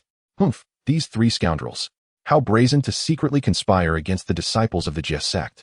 Ding. The host has triggered the divine level Great Tao selection system. Choice 1. Take action to teach Mithraya a lesson and repel the 3 saints, rewarding the innate spiritual treasure. The plain cloud banner. Reenact the great opening of the Tao. Choice 2. Remain uninvolved and allow the 3 saints to suppress the Jie sect disciples, rewarding the innate spiritual treasure, the purple cloud shuttle. Without hesitation, Tongtian chose the first option. 2 beams of light instantly melded into his primordial spirit's purple mansion. The ferocious might of the great Tao Saint erupted, shattering the innate formation above the Bio Palace. Mithraya had yet to comprehend the unfolding events when he was suddenly struck by the overwhelming force of the great path, sending him flying. How annoying. It was as if, before one had fully awakened, a pack of swine and dogs had come to bark at the door. Cursed be it. The figure of the celestial master materialized in an instant, confronting the 3 saints without a hint of retreat. Xianxia's expression darkened as he caught the flung Mithraya. Master. Disciple. Mithraya's primordial spirit was in turmoil, on the verge of disintegration. His physical form was riddled with wounds, nearly on the brink of reconstructing his golden body. Tongtian, what is the meaning of this? How dare you lay hands on my disciple? Do you seek to provoke the wrath of the Western Church? In the face of Xianxia's fury, Tongtian merely smirked with disdain. Do the wastrels of the Western Church dare to threaten my disciples? My sect has no fear of your minions. Let them come forth. The 3 shameless old dogs, taking advantage of my seclusion, conspired against my disciples, and still had the audacity to shout. If I do not teach you a lesson today, it seems you will never learn. Chapter 9. The barking dog at the door? Fear not, for a sword that strikes down the sage. Master. At long last, Master has taken that monumental step. We are no longer to be cowed by those sages. The disciples of including the Taoist of abundant treasures, were overwhelmed with joy, tears streaming down their faces. Just moments ago, they faced the grim fate of annihilation, yet with Master's emergence, all their fears dissipated into thin air. The overwhelming sacred might emanating from the Lord of Heaven instantly filled the void left by the celestial sage. However, no primordial spirit manifested within the heavenly realm. The expression of the primordial heavenly venerable turned ashen. Disbelief etched across his countenance as he gazed at the Lord of Heaven. Impossible. You have actually attained the Tao of the mixed origin realm. You must have employed some unorthodox means. The guide summoned the 12-petal lotus of merit. Yet he could not suppress the indignation of the injured Mithraya. I shall see if this so-called sage, whose power is diluted, can withstand the might of our 3 sages. With that, the guide charged forward. The Lord of Heaven scoffed coldly. Such arrogance. Very well, I shall use you to test this divine technique of the Tao. The first strike of the sword of sage slaying. A thread of exquisite sword chi coalesced in an instant. The guide's heart sank. This is bad. Yet before he could react, the sword chi in the Lord's hand erupted with ferocity. Boom. A thunderous sound resonated. The 12-petal lotus of merit was instantly toppled, and the relentless sword chi pierced directly through the guide's shoulder. What? One strike pierced my sacred body of gold. No, this cannot be right. A wave of terror surged within the guide, yet the pain radiating from his shoulder was all too vivid. He hurriedly summoned the 12-petal lotus of merit to shield himself. You too, don't just stand there, hurry and assist me. The once valiant guide was now consumed by fear. He urgently sought help from the xianxia and the primordial heavenly venerable. If that terrifying technique used by the Lord of Heaven were to strike again, he feared he would be the first sage to fall. Xianxia gritted his teeth, summoning the seven-treasure wonderful tree and charging forward. The primordial heavenly venerable, however, intended to use the Western two sages to probe the Lord of Heaven's methods, merely summoning the panga flag without taking any action. Seeing the two saints make their move, the Lord of Heaven remained unperturbed. How dare these two fools meddle in the affairs of the Eastern mysterious gate? They truly are oblivious to their own insignificance. The Western two sages flushed with anger upon hearing this. Lord of Heaven, do not be so arrogant. The great calamity of heaven and earth descends. You refuse to consider the plight of the common people by signing the decree of canonization. Thus we act in accordance with the will of heaven. Indeed, Lord of Heaven, do not push us too far. Why should your disciples be so privileged as to refuse the signing of the decree of canonization? The Lord of Heaven deftly evaded the divine light of the seven-treasure wonderful tree, his face a mask of indignation. A dignified sage personally schemes against the disciples of thee. How dare you twist the truth here? It is utterly outrageous. Receive another sword strike from me. Still, he had not summoned any spiritual treasures. The Lord of Heaven coalesced sword chi within his palm, more formidable than the previous strike, sword of slaying the heavens. In an instant, the very fabric of space shattered. A dark chasm tore through the sky, hurtling towards the Western two sages. The guide and xianxia were both struck with profound alarm. This is bad. Quickly, activate the golden body of merit. With a resounding roar, Jade commanded attention, and xianxia dared not to hesitate. A golden-bodied artifact emerged triumphantly, its resplendent light of merit illuminating the ancient heavens, narrowly deflecting the onslaught of the celestial saint. Xianxia felt a tremor in his heart. The blow from Tongtian had unexpectedly repelled the two saints of the West. Although Tongtian, like myself, possessed the cultivation of the second heavens, without the reliance on the Zhuxian sword array, he could hardly compare to me. Now, he managed to effortlessly push back the two Western saints without employing any spiritual treasures, indicating he had attained a level of cultivation capable of contending with me. This cannot stand. I must seize this opportunity to suppress him while the two Western saints divert his attention. At that moment, the two saints of the West could no longer withstand Tongtian's formidable strike. Their golden defenses shattered, leaving them in utter disarray. Xianxia, will you not act? Jade barked in anger. Were it not for Xianxia's prior assault that cast them upon Mount Shumi, the two saints would not have joined forces with him to seek misfortune upon Tongtian. They would not find themselves in this dire predicament. What are you waiting for? Two useless fools. Restrain Tongtian for me, and I shall suppress him. The two Western saints, harboring resentment, dared not voice their thoughts. The seven treasures mysterious tree, the golden body of merit. Jade and xianxia gritted their teeth and charged back into battle. Tongtian, with a chilling aura, summoned the pitch-black god-slaying spear once more. Attack! With a single thrust, the very fabric of reality was upended. The two Western saints, confronted with this path of slaughter, found themselves unable to resist, retreating step by step. Meanwhile, Xianxia wielded the panga banner, summoning winds that seemed to weave an immense formation aimed at directly subduing the celestial teacher. Tongtian scoffed. Xianxia, you mad dog, are you still clinging to past grievances? After having dealt you a severe blow once, you still fail to learn. The sword of heaven slaying. The might of this divine power is unparalleled. Where the sword energy passed, the primordial world shattered with a deafening roar. Boom. The powerful sword chi shattered the gale conjured by the panga banner, striking it with tremendous force. Xianxia was driven back, finally grasping the true extent of Tongtian's strength. What of re-establishing the primordial Tao? You have always been that same worthless being. Tongtian, with a cold huff, recognized that his elder brother had never regarded him with respect. No wonder in the memories of later generations. The disciples of the Chan school could constantly scheme against the disciples of the Jie school.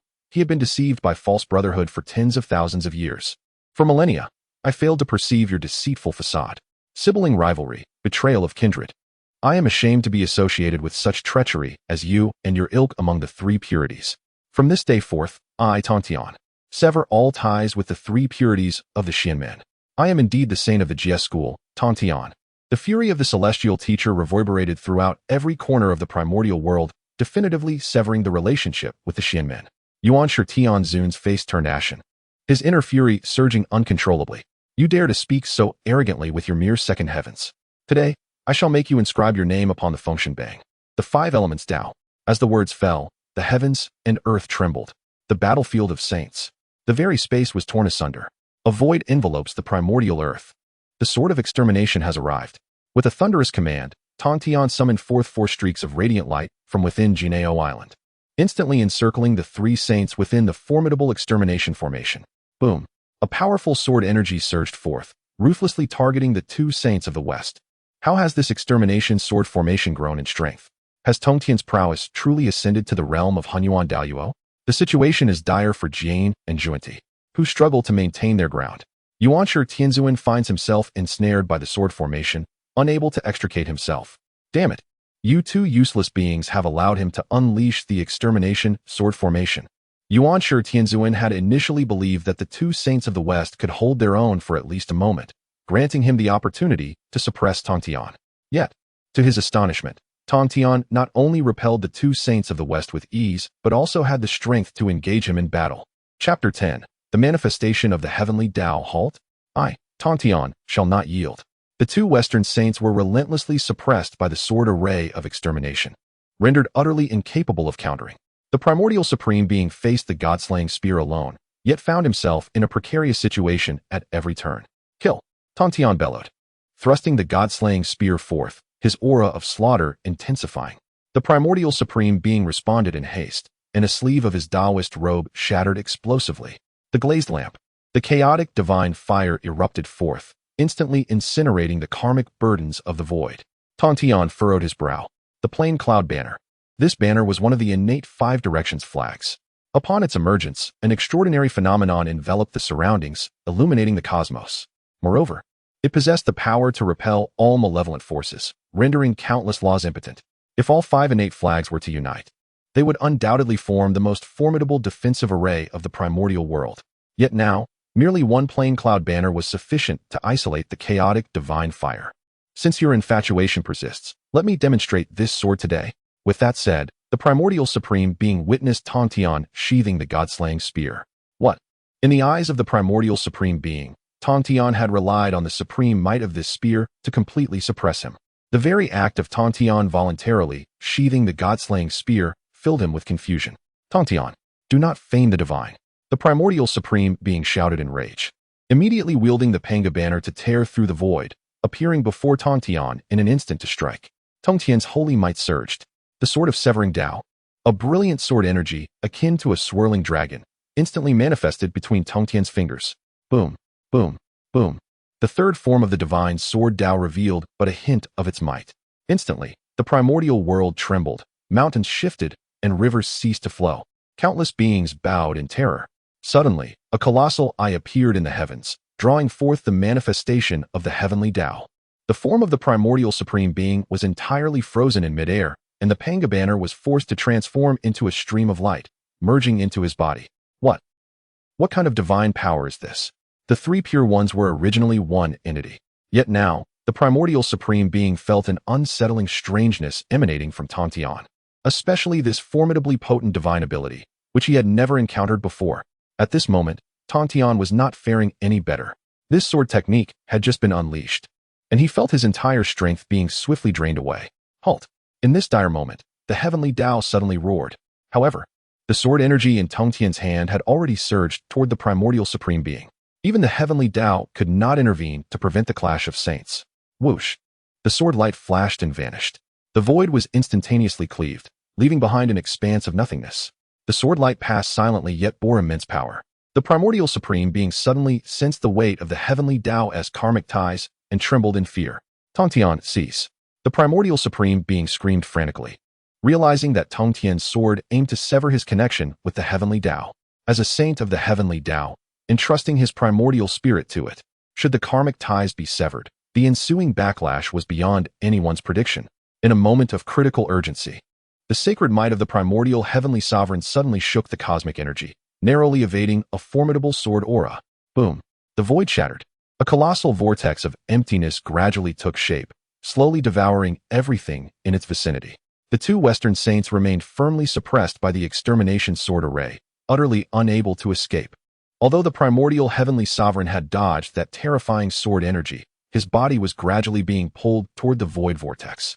The celestial teacher further urged the extermination sword array, firmly trapping the three saints within the void, offering them no chance of escape. O celestial teacher, this scheme to ensnare us at Golden Tortoise Island is entirely the design of the primordial heavenly sovereign, with no connection to our Western sect.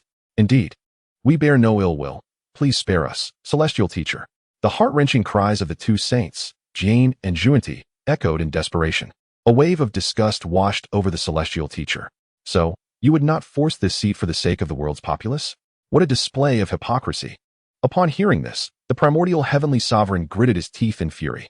Celestial teacher, we are all saints of the heavenly Tao, immortal and indestructible. Should you destroy our physical forms today, rest assured that I shall not spare you when the great calamity descends upon us. The celestial teacher merely scoffed at this proclamation. If you wish for me to spare you, it is not impossible. At this, the two Western saints were instantly overcome with joy. Celestial teacher, we are at your mercy. Whatever conditions you propose, we shall comply if you release us. The primordial heavenly sovereign snorted coldly, but did not outright refuse. After all, while saints are immortal, the process of reconstructing a saint's golden body requires an astronomical amount of rare materials. The disciples of the Chan sect are few in number. Despite possessing the Kunlun Taoist ground, such consumption remains a daunting figure. The Western saints, in their desperate plea, found themselves with no other option. Their sect was inherently weak, and compounded by the barren lands of the West, precious materials were exceedingly scarce. If their physical forms were to be lost here, it would take the entire strength of the Western sect thousands of years to reconstruct their bodies. The celestial teacher had already contemplated this. If you wish to keep your lives, then the two treasured flags in your possession must be surrendered to me. The woody apricot yellow flag in the hands of the primordial sovereign, and the azure lotus treasure flag held by xianxia. Upon hearing this, the primordial sovereign erupted in fury. You must be dreaming. Xianxia, too, felt an immense reluctance. That azure lotus treasure flag is an exceedingly precious innate spiritual treasure. Though the flag's rank may not be high, the Western sect's lack of spiritual treasures makes its defense invaluable. Celestial teacher, might you consider an alternative treasure? If not, how about I present you with the 7-treasure 1,000-leaf golden lotus from the 8-treasure merit pool? The celestial teacher, upon hearing this, merely smiled coldly. Since you are unwilling to willingly part with your spiritual treasures, there is nothing more to discuss. With that, the extermination sword array exerted pressure once more, forcing the three saints gradually closer to the vortex of emptiness. Even the bodies of saints would find it difficult to withstand the explosive void. In ancient times, the great Pangu fell to the ground after creating the heavens and the earth, primarily due to the relentless erosion of his corporeal form by the omnipresent void whirlpools within chaos. Very well, I shall acquiesce to your request. Qingtue nearly gritted his teeth as he conceded. After all, he could discern the gravity of reconstructing his physical body versus the loss of a primordial spiritual treasure.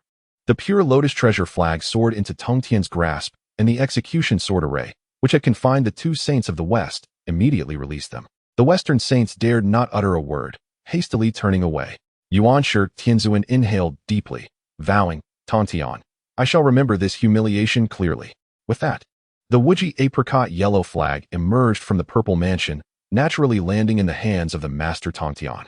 Once the power of the execution sword array was diminished, Xianxia Tianzuan, with a grim countenance, wielded the Pangu banner to tear through the void and depart from this space. Tongtian beheld the 3 treasure flags suspended in the purple mansion, his heart swelling with joy.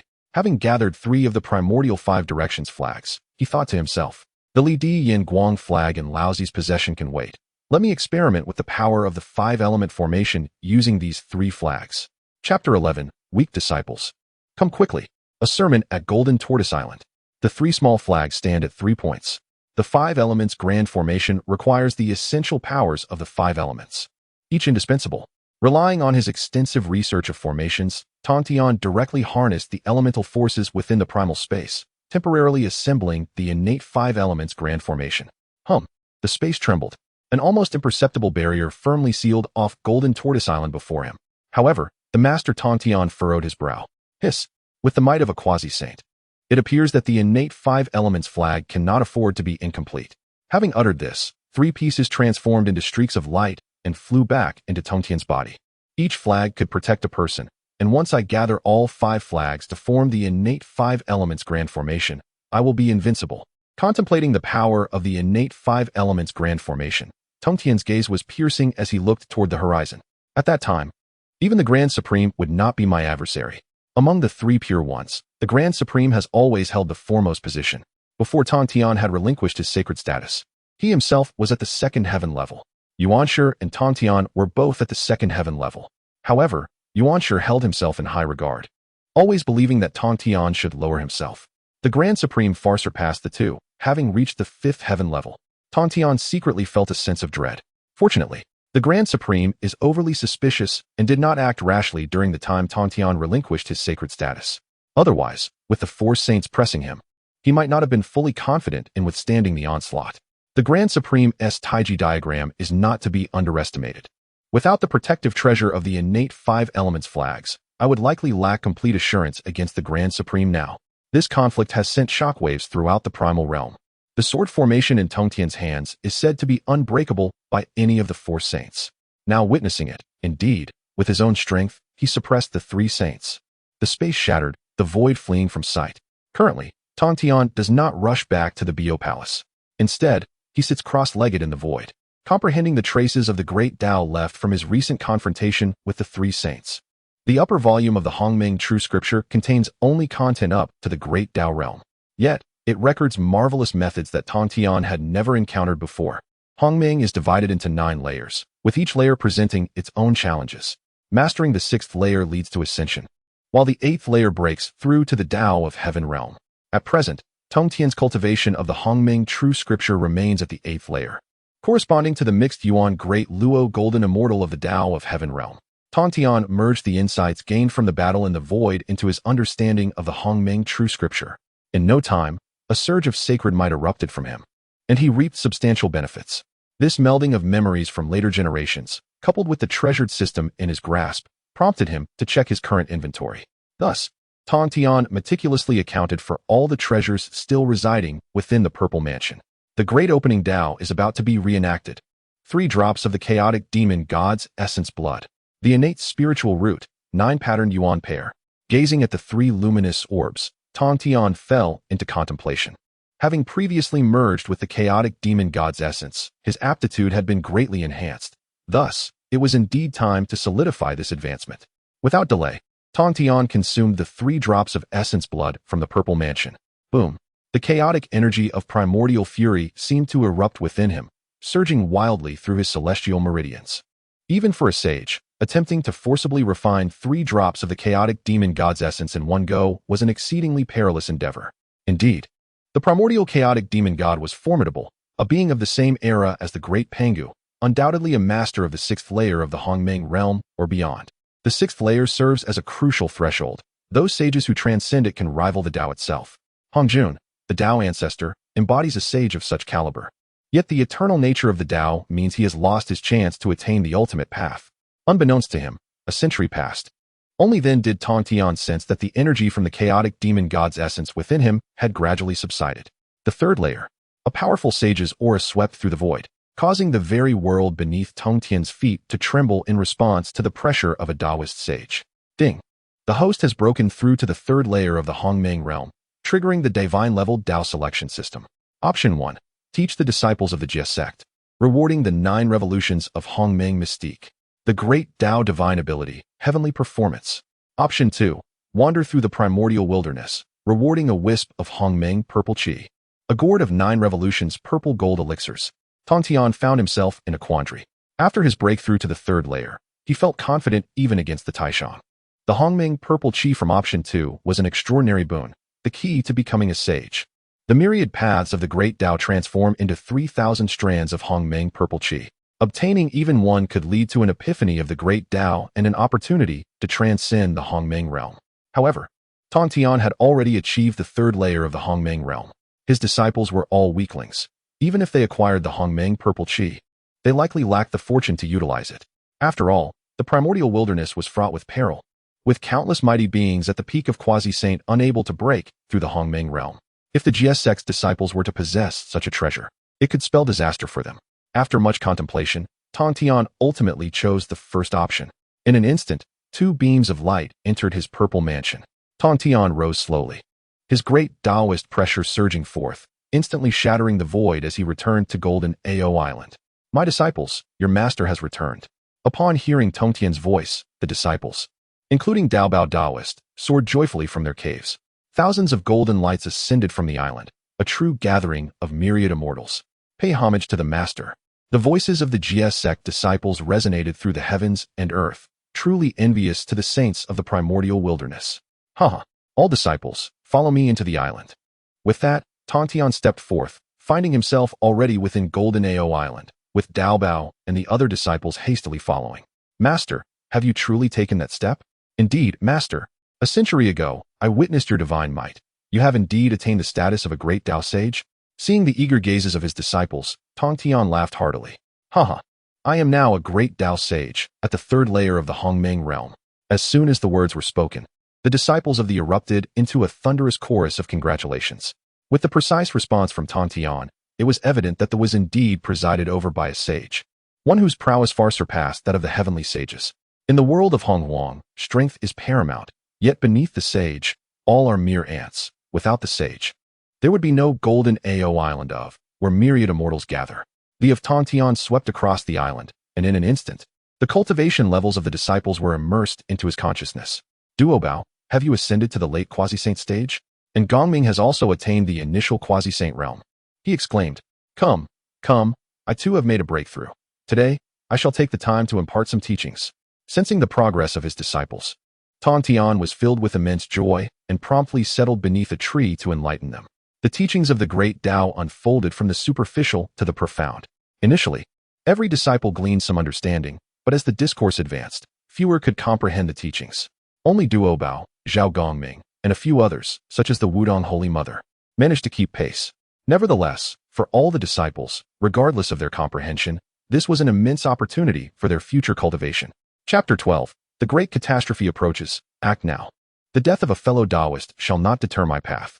After a fervent discourse, the Taoist essence enveloped Golden Ao Island, drawing countless beings from the primordial wilderness to witness the teachings, creating a truly magnificent spectacle. Observing his disciples lost in profound realization, Tongtian quietly rose and once again ventured into the void. He contemplated several treasures within the purple mansion, pondering deeply. With the impending catastrophe looming, it was imperative for me to swiftly enhance my cultivation for the sake of my disciples.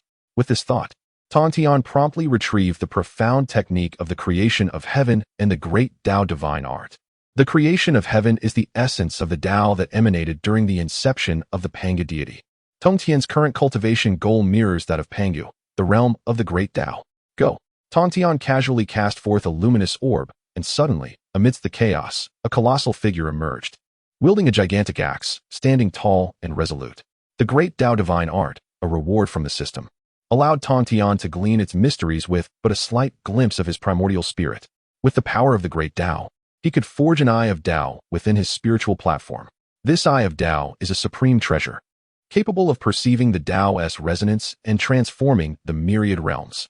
It is perfectly suited for comprehending techniques and the creation of heaven. In combat, no nuance of the enemy's Tao resonance would escape the Eye's scrutiny. Possessing such foresight ensures an invulnerable stance. Exquisite. Let me crystallize the Eye of Tao and grasp the blessings of the creation of heaven. Tongtian focused his mind, and a majestic aura emanated from him. Streams of Tao essence converged from all directions, gradually merging within his spiritual sea. Suddenly, a vivid Eye of Tao sprang open. Even with closed eyes, Tongtian could vividly perceive the intricacies of the creation of heaven. Pangu stood resolutely, the chaos obscured the brilliance. Suddenly, a streak of flowing light shot forth from the axe blade. The pure ascends to the heavens, while the impure descends to the earth. After the evolution of all things, serenity returned to the void. Tongtian's eyes were tightly shut, his grand Taoic aura fluctuating unpredictably. Boom! A terrifying pressure erupted from the depths of chaos, instantly sweeping across the ages, as four luminous sacred swords circled above his head. Tongtian stepped forth 1,000,000 miles, his momentum akin to ascending to the heavens. Rising ever higher, in the realm of the great primordial, a voice echoed. "The primordial wilderness has endured for millennia. With my current cultivation, even if the four saints united their efforts, backed by the extermination sword array, they would gain not a fraction of an advantage." Breaking through the void, Tongtian returned to the primordial wilderness. My Eye of Tao perceives a chaotic celestial mechanism. Could the great catastrophe be upon us? Just as Tongtian pondered this, a celestial pavilion shrouded in purple mist appeared beyond the 9 heavens. It was the purple cloud palace of the Hongjun Taoist ground. The heavenly calamity approaches. The 6 saints hastened to the purple cloud palace to deliberate on the matter of the divine list. Upon hearing this, Tongtian snorted coldly. Should the matter of the divine list be broached again, very well, I shall observe what means you all possess. Yet, without a hint of trepidation, she ascended directly to the palace of purple clouds, the palace of Enwa. In her hand, Enwa gently caressed the red embroidered ball, yet she remained unperturbed by the unfolding events. This impending calamity bears no relation to me. It is merely a spectacle of blame shifting among them. Utterly tedious. Although I am disinclined to involve myself in their affairs, the decree comes directly from Hongjun, compelling Enwa to set forth. At Kunlun Mountain, within the Jade Void Palace, the primordial supreme, after enduring arduous efforts, finally restored his wounds from a millennium ago and successfully ascended to the 3rd heaven. Upon hearing the summons from the palace of purple clouds, he slowly opened his eyes. Whoosh! 2 bolts of lightning surged forth from his gaze, instantly shattering the space before him. Now that I have transcended to the 3rd heaven, I wonder what tricks you can still conjure. With that declaration, the primordial supreme vanished in an instant from the Jade Void Palace. Over the millennia, the disciples of the Chan sect have united in their endeavors, tirelessly seeking rare celestial and earthly treasures to aid the primordial saint in breaking through to the 3rd heaven. All these efforts were merely to avenge the humiliation inflicted by Tongtian. The disparity between the realms of Hunyuan Daluo and the 1st heaven is as vast as the heavens and the earth. The primordial supreme is resolute in his intent to compel the Tongtian master to submit beneath his might.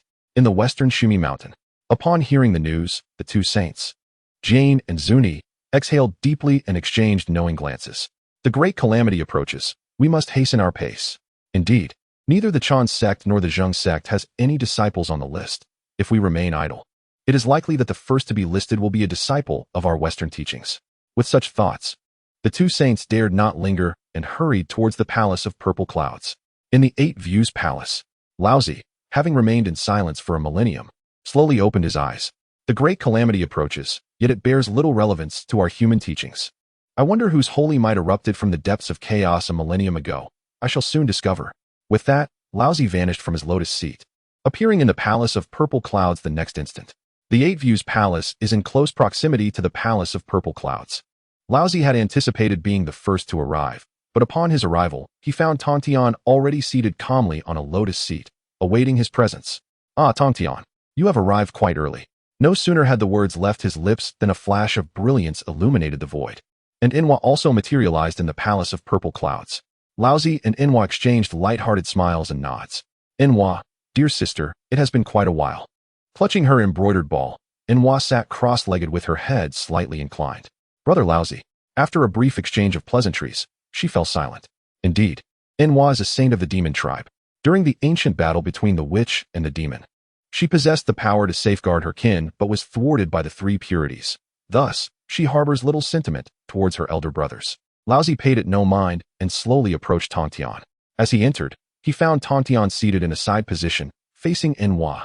Laozi furrowed his brow. Brother, such an arrangement of seats seems rather inappropriate, does it not? Tongtian replied with a cold smile, esteemed Taoist. May I inquire what is inappropriate? Upon hearing Tongtian's address to Laozi, Enwa's eyes glimmered with a hint of amusement. I have long heard of the celestial sage severing ties with the Xianmin and proclaiming to the vast wilderness. Today, upon witnessing it, could it truly be real? As the words of the Nuwa saint resonated, the primordial supreme being, who had been lingering in the void, spoke forth with urgency. Humph. Has the Nuwa saint overstepped her bounds? No sooner had the words left his lips than the primordial supreme being manifested within the purple cloud palace. Nuwa smiled serenely. My discourse with the celestial teacher has drawn forth peculiar sounds. Although I usually regard the 3 pure ones as my elder brothers, I am no fragile being. The primordial supreme being, however, had no intention of confronting Nuwa. His gaze was fixed upon the celestial teacher seated at the side. Boom. The divine might of the primordial supreme being erupted suddenly, revealing the formidable essence of his cultivation at the 3rd layer of the mixed Yuan Great Luo. Celestial teacher, that is not a seat meant for you. I dare say you are becoming rather audacious. Witnessing the overwhelming divine presence unleashed by the primordial supreme being, both Laozi and Nuwa furrowed their brows. With their own cultivation at the 5th layer, they naturally did not wish for others to catch up. Nua's heart was filled with trepidation. In merely a millennium, to have ascended to the third layer. Could it be that the primordial supreme being has encountered an extraordinary fortuity? Chapter 13. The Triple Heaven? Absurd. Selling soul. The Western path is distant. Yet the two of us are. The two saints of the West, having just emerged from the void. Immediately sensed the formidable sanctity emanating from the primordial heavenly sovereign. The heart of Jane was filled with immense trepidation. The Triple Heaven. Damned. The East is exceedingly affluent. In a mere 1,000 years, the primordial has achieved such a breakthrough. Qing Tue, too, wore a somber expression, secretly contemplating something. Tongtian scoffed disdainfully. Primordial heavenly sovereign. This gathering called by our friend Han Jun is not a contest. Why the haste? Upon witnessing Tongtian's refusal to engage, the primordial heavenly sovereign felt increasingly assured that Tongtian's current cultivation must surely be inferior to his own. I can hardly waste my breath on you. The seat beside me belongs to my elder brother. You must relinquish it. Suddenly, a powerful gale manifested within the xianxia palace. It was the primordial heavenly sovereign brandishing the Panga banner. You are unworthy. The primordial's piercing gaze fixed upon the Tongtian leader, exuding an aura that suggested he yearned to crush Tongtian beneath his feet. The two saints of the West cowered in a corner. The internal strife among the Xianmen was, after all, their favorite spectacle.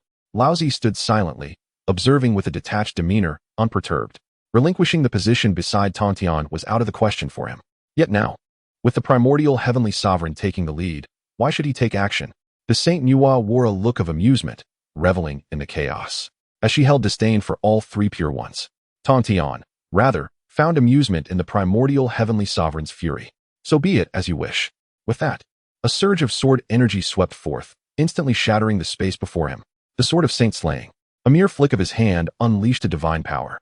Yet this strike surpassed even that of 1,000 years prior. The primordial heavenly sovereign let out a cold snort. You haven't even revealed your sanctity. You are exceedingly presumptuous. Upon finishing his words, the Panga banner came crashing down. That streak of sword energy was obliterated with a thunderous roar. However, the primordial heavenly sovereign was also forced to retreat repeatedly, his eyes filled with astonishment. What? How can this be possible? No, your cultivation cannot be this formidable. Not only the primordial heavenly sovereign, but also the two saints of the West were left dumbfounded. What was happening? The primordial heavenly sovereign had summoned the Panga banner, a treasure of the primordial chaos, yet he was still overpowered by a single sword energy? Nua was inwardly astonished as well. A mere flick of divine power had repelled a heavenly Tao saint at the third heaven of the Hunyuan de Luo realm. Such might. Even she could not wield with such ease. Laozi too began to scrutinize Tongtian. Not a trace of sanctity had been revealed, making it impossible to discern his current realm. Tongtian beckoned to the primordial heavenly sovereign. Discontent? Come again. The primordial heavenly sovereign felt a profound sense of humiliation. Tongtian, today I shall show you the true power of the triple heaven. With that, a beam of light flew forth from his spiritual platform, aiming directly at the Tianling of the Tongtian leader. That radiant beam was, in fact, the innate supreme treasure, the three treasures of the Jade Rui. If one possesses the celestial spirit of the middle realm, they can render others powerless. Indeed, it is the foremost artifact of insidious schemes in the primordial world. A flicker of light flashed in the eyes of the celestial master Tongtian. The three treasures Jade Rui? It is this very object that aided the primordial one in slaying my disciple xianxia during the calamity of the investiture of the gods. In the annals of history, the War of the Gods saw Zhao Gongming fall victim to the machinations of the Chan sect. The three Xiao sisters, seeking vengeance for their brother, set up the Nine Curves Yellow River Formation. Without taking a single life from the Chan sect, they were wholly annihilated by the primordial one, who wielded his power against them mercilessly. The spiritual treasure that killed xianxia was indeed this three treasures Jade Rui. Contemplating this, Tongtian could no longer suppress the flames of wrath within his heart. Thunderous roars. The might of the saint of the great Tao illuminated the heavens and the earth. The purple cloud palace trembled in response. The three treasures Jade Rui that had flown and dimmed instantly, losing its luster, and returned to the body of the primordial one. As the chosen focus of the great Tao's sacred might, the primordial one was utterly pinned to the ground. The saint of the great Tao. The fourth level of the Hunyuan Dalu realm. How could this be, after merely 1,000 years? The saints were astonished. No one anticipated that the celestial master Tongtian could breach the fourth level of the Hunyuan Dalu realm in such a short span. What was most shocking was that he had indeed re-established himself as a saint of the great Tao, entirely freeing himself from the control of the heavenly Tao. The primordial one was filled with shame and fury. What tormented him most was the jealousy he harbored towards Tongtian. How could this be? I refuse to accept it. I cannot believe that this worthless being, who has always been beneath me, could achieve the status of a saint of the great Tao. Why is he at the 4th level? The primordial one unleashed all his might. With a thunderous roar, he broke free from the pressure exerted by Tongtian's sacred might. I refuse to accept it. With that, the primordial one brandished the Panga banner and charged forward once more. Tongtian merely observed with a cold gaze. This place is the Taoist sanctuary of Hongjun. If matters escalate to this extent, it would be amiss for Hongjun not to intervene. In truth, Hongjun had long been observing the cultivation of the saints of the heavenly Tao. What piqued Hongjun's curiosity the most was Tongtian's cultivation. After all, despite Tongtian's return to the status of a saint, Hongjun had not detected Tongtian's primordial spirit within the heavenly Tao. Under such coercion from the primordial one, Tongtian's sacred might of the great Tao was unmistakably revealed. Hongjun then confirmed that Tongtian had indeed embarked upon the path of the great Tao. Stop! Hongjun suddenly manifested, raising his hand to confine the primordial one upon the mat. The immense pressure instantly made the gathered saints feel a sense of oppression. Tongtian furrowed his brow. There remained a significant gap between him and the heavenly Tao. Hongjun, embodying the heavenly Tao, could not only rely on his own cultivation, but also draw upon a portion of the power of the heavenly Tao. The true power was unfathomable. I summoned you all to discuss matters regarding the investiture of the gods, not to permit you, the saints, to engage in conflict among yourselves. I hope you can comprehend this. Upon hearing this, Laozi immediately bowed in respect. I shall strictly adhere to the Master's decree. Although the primordial one still harbored great dissatisfaction towards Tongtian, he had no choice but to heed Hongjun's command.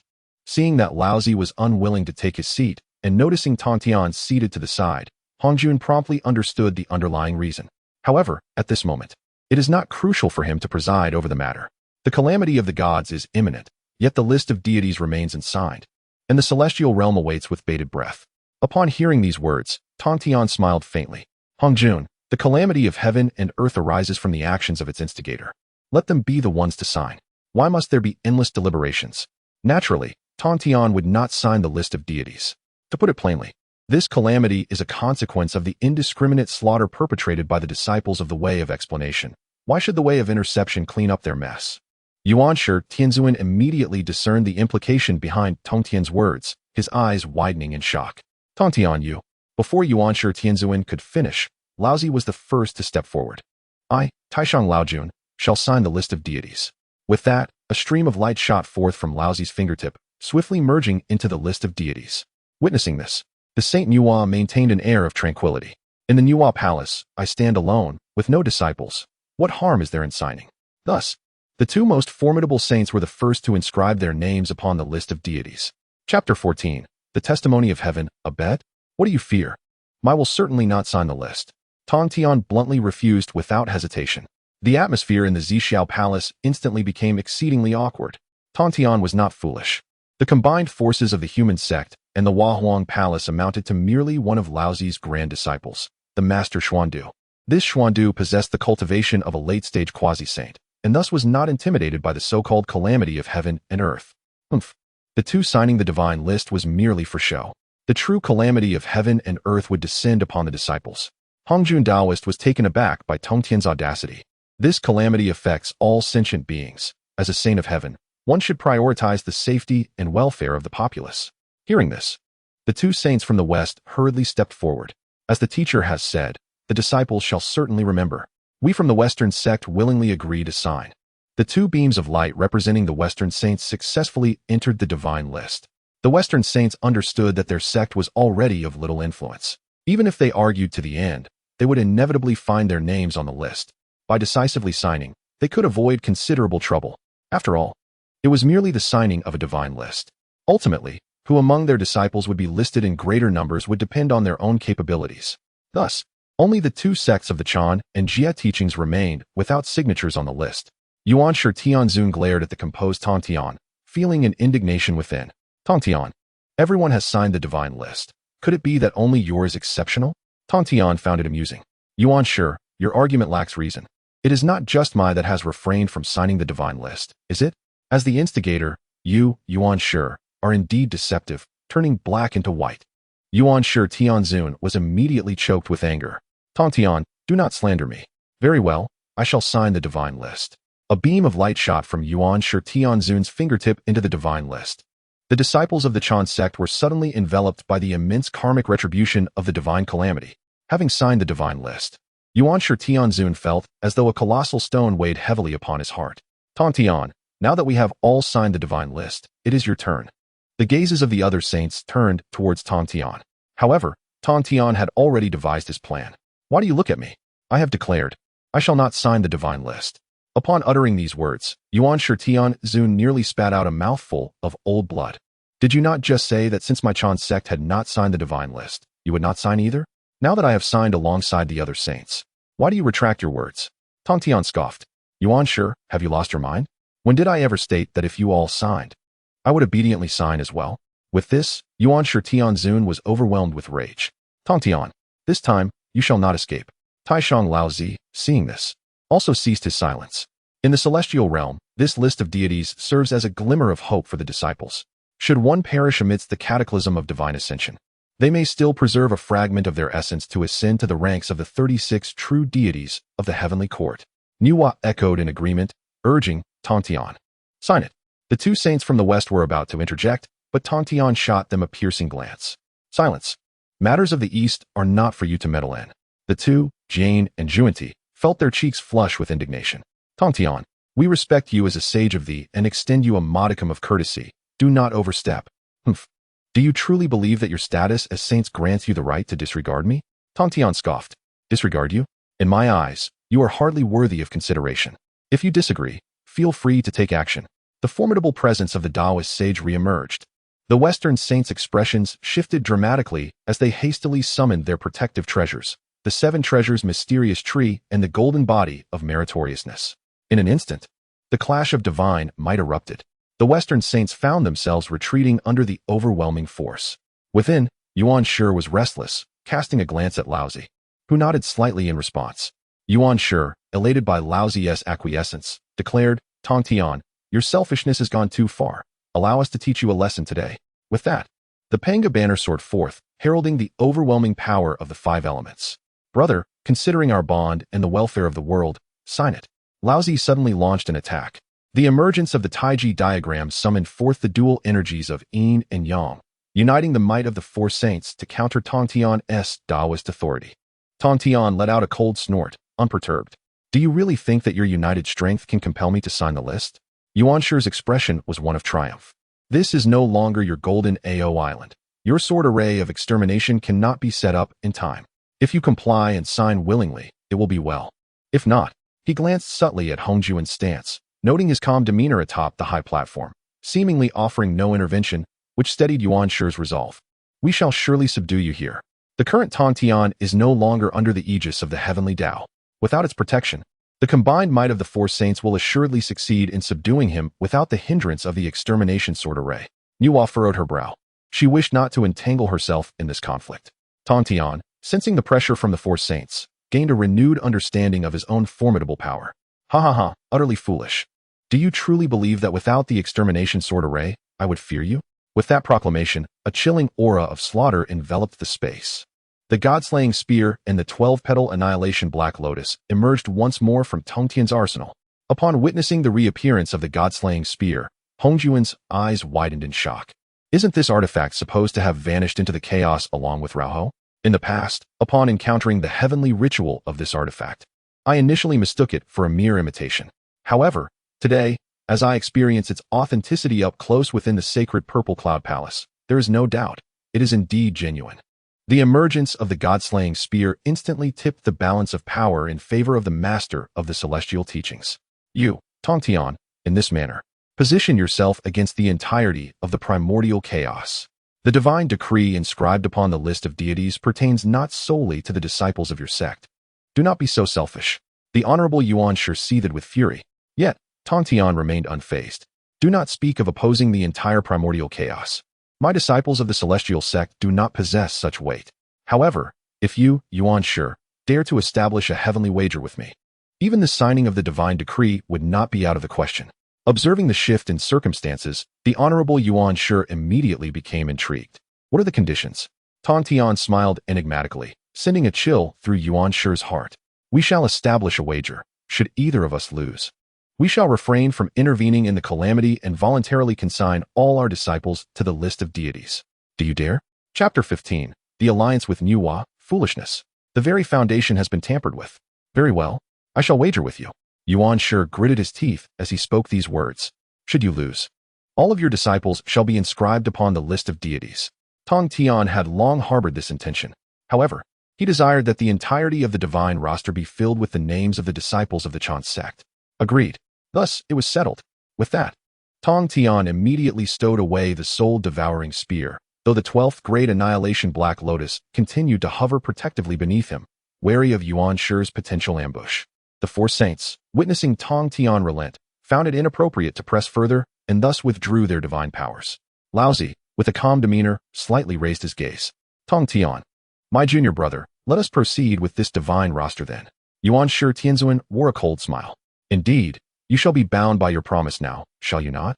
The two saints from the west were particularly delighted. With the current discord within the Xianmen, they could simply reap the benefits. Tongtian, unconcerned, waved his hand dismissively. There is no need to rush. We have yet to clarify the terms of our wager. Yuan Shi Tianzuan paused, momentarily taken aback. Indeed, what precisely did Tongtian wish to wager? Upon hearing Tongtian's willingness to endorse the divine roster, Yuan Shi Tianzuan had been overjoyed, forgetting all about the wager specifics. Nevertheless, whatever you wish to wager, I shall accompany you to the end. Tongtian had long laid his plans. This impending calamity of the divine roster was merely the saints' attempt to usurp the fortunes of humanity. To quell the bloodshed wrought by the golden immortals of the Chan sect, it was imperative to restore the dignity of the heavenly court. As the calamity approached, engaging in mindless conflict would yield little satisfaction. Why not wager on the fate of humanity instead? At the mere mention of humanity, Hong Jun's eyes widened in surprise. After all, he was most intimately acquainted with the causal intricacies of this cosmic tribulation. The other five saints exchanged glances, uncertain of Tongtian's underlying schemes. The fortunes of humanity are weak. Since we are wagering, I shall guarantee that the dynasty of the future Emperor Tang remains unshaken a millennium hence. Are you bold enough to accept? Before the divine roster is established, the fortunes of humanity remain intact. Tongtian had already calculated this. The current human emperor still bore the luck of the human king. However, the era had waned, and it was increasingly difficult for humanity to produce great talents. Presently, humanity was still in a state of tribal conflict, yet the saints, through their divine calculations, could discern the general trends even for events thousands of years in the future. Yuan Shi Tianzuan, after a moment of contemplation, understood. Very well, if we are to wager on something yet to transpire, then I shall indulge you in this game. Within the saints' calculations, the Shang dynasty would perish after merely 30 monarchs. This was a pivotal aspect of the impending calamity. After all, the Shang dynasty still bore the bloodline of the human king, with humanity itself possessing the dominion over the fortunes of heaven and earth. Though the fortunes of humanity had been nearly consumed by the saints, the human king remained a formidable figure, unafraid of heaven and unyielding to deities. This was precisely what the heavenly court most dreaded. The heavenly court had brought this matter before the Xixiao palace. Should the human king endure, would it not render the heavenly court a mere shadow of its former self? Overthrowing the Shang dynasty, supporting the human emperor, and upholding the mandate of heaven was the inevitable course of events. The audacity of Tongtian to wager the fate of the Shang dynasty against me is truly laughable. Yet, the primordial supreme being had already reached a conclusion in his heart. This gamble was one he was certain to win.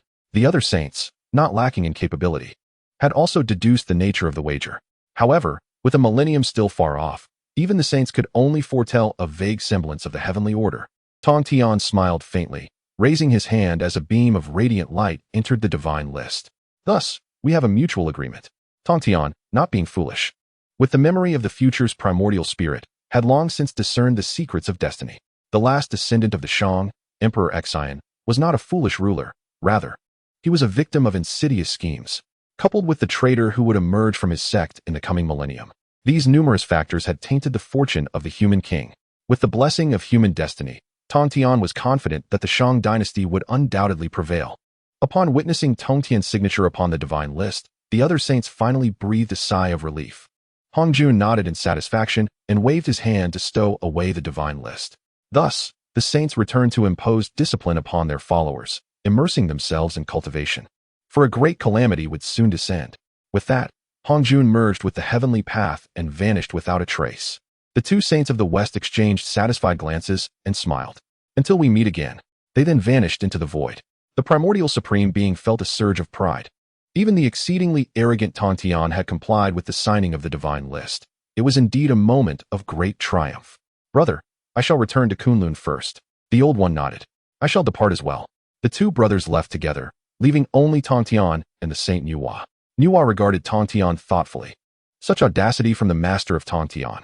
Yet, why was he so concerned with the fortune of the human king? Humanity was indeed created by the Saint Nuwa. However, for countless millennia, the demon race had required her protection, leaving humanity unattended. Perhaps, to the Saint Nuwa, humanity was merely a tool for her own enlightenment. As the only female disciple of the heavenly path, Nuwa was the first to attain enlightenment, relying on her precise grasp of the fortunes of heaven and earth. Not to mention the assistance of her brother, the divine Emperor Fuxi. Tongtian smiled calmly. Humanity is the foundation of the Saint Nuwa's enlightenment.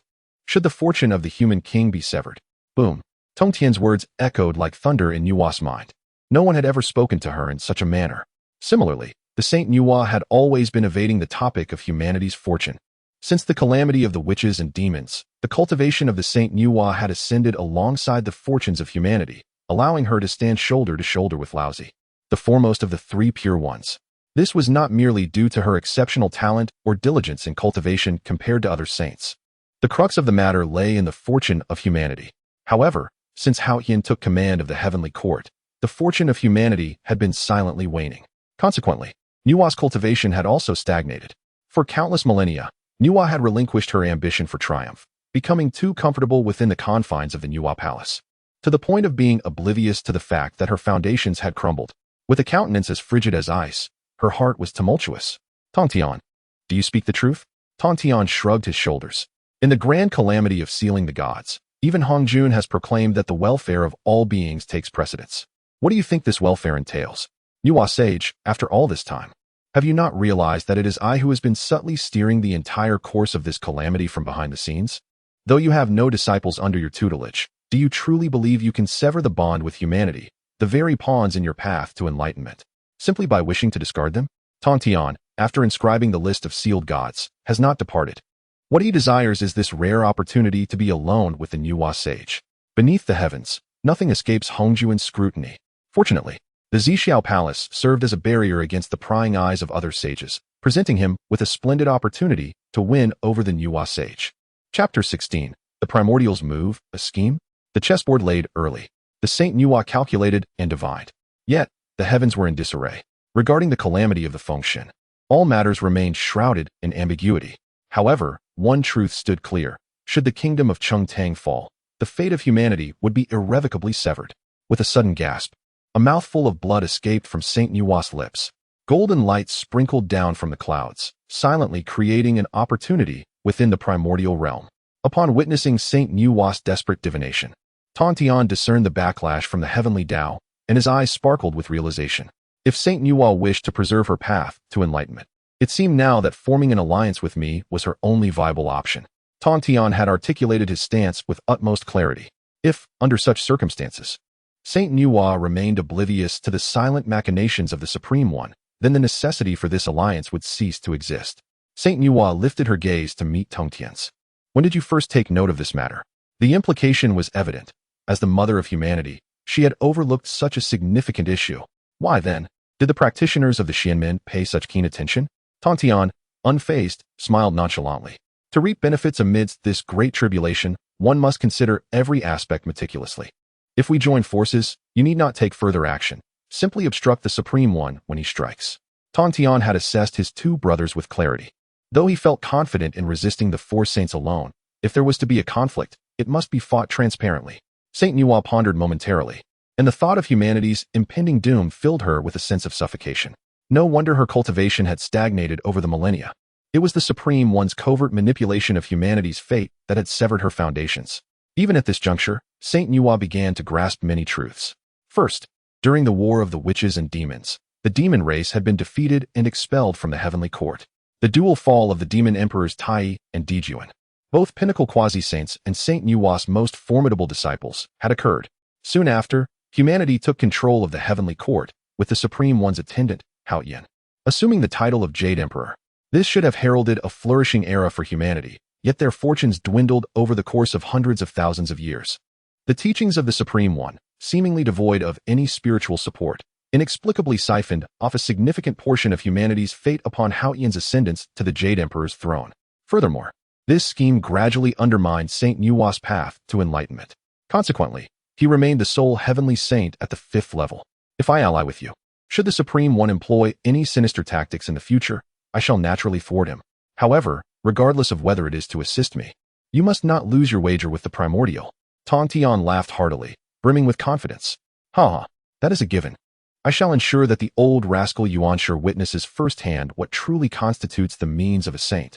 Having secured the alliance of the revered Nuwa, Tongtian's chances of elevating all disciples of the Chan sect onto the divine list during this impending calamity have significantly increased. Departing from the Xixiao Palace, Tongtian swiftly returned to the Bio Palace on Jineo Island. In quiet meditation within the Bio Palace, a radiant orb of light emerged from the Purple House. This was the reward from the system, the Hunyuan 9 Transformations mystical art, the supreme technique cultivated by the Great Pangu. The 9 Transformations mystical art is indeed the most formidable method for achieving sanctification of the physical body, capable of transcending the limits of the Great Tao.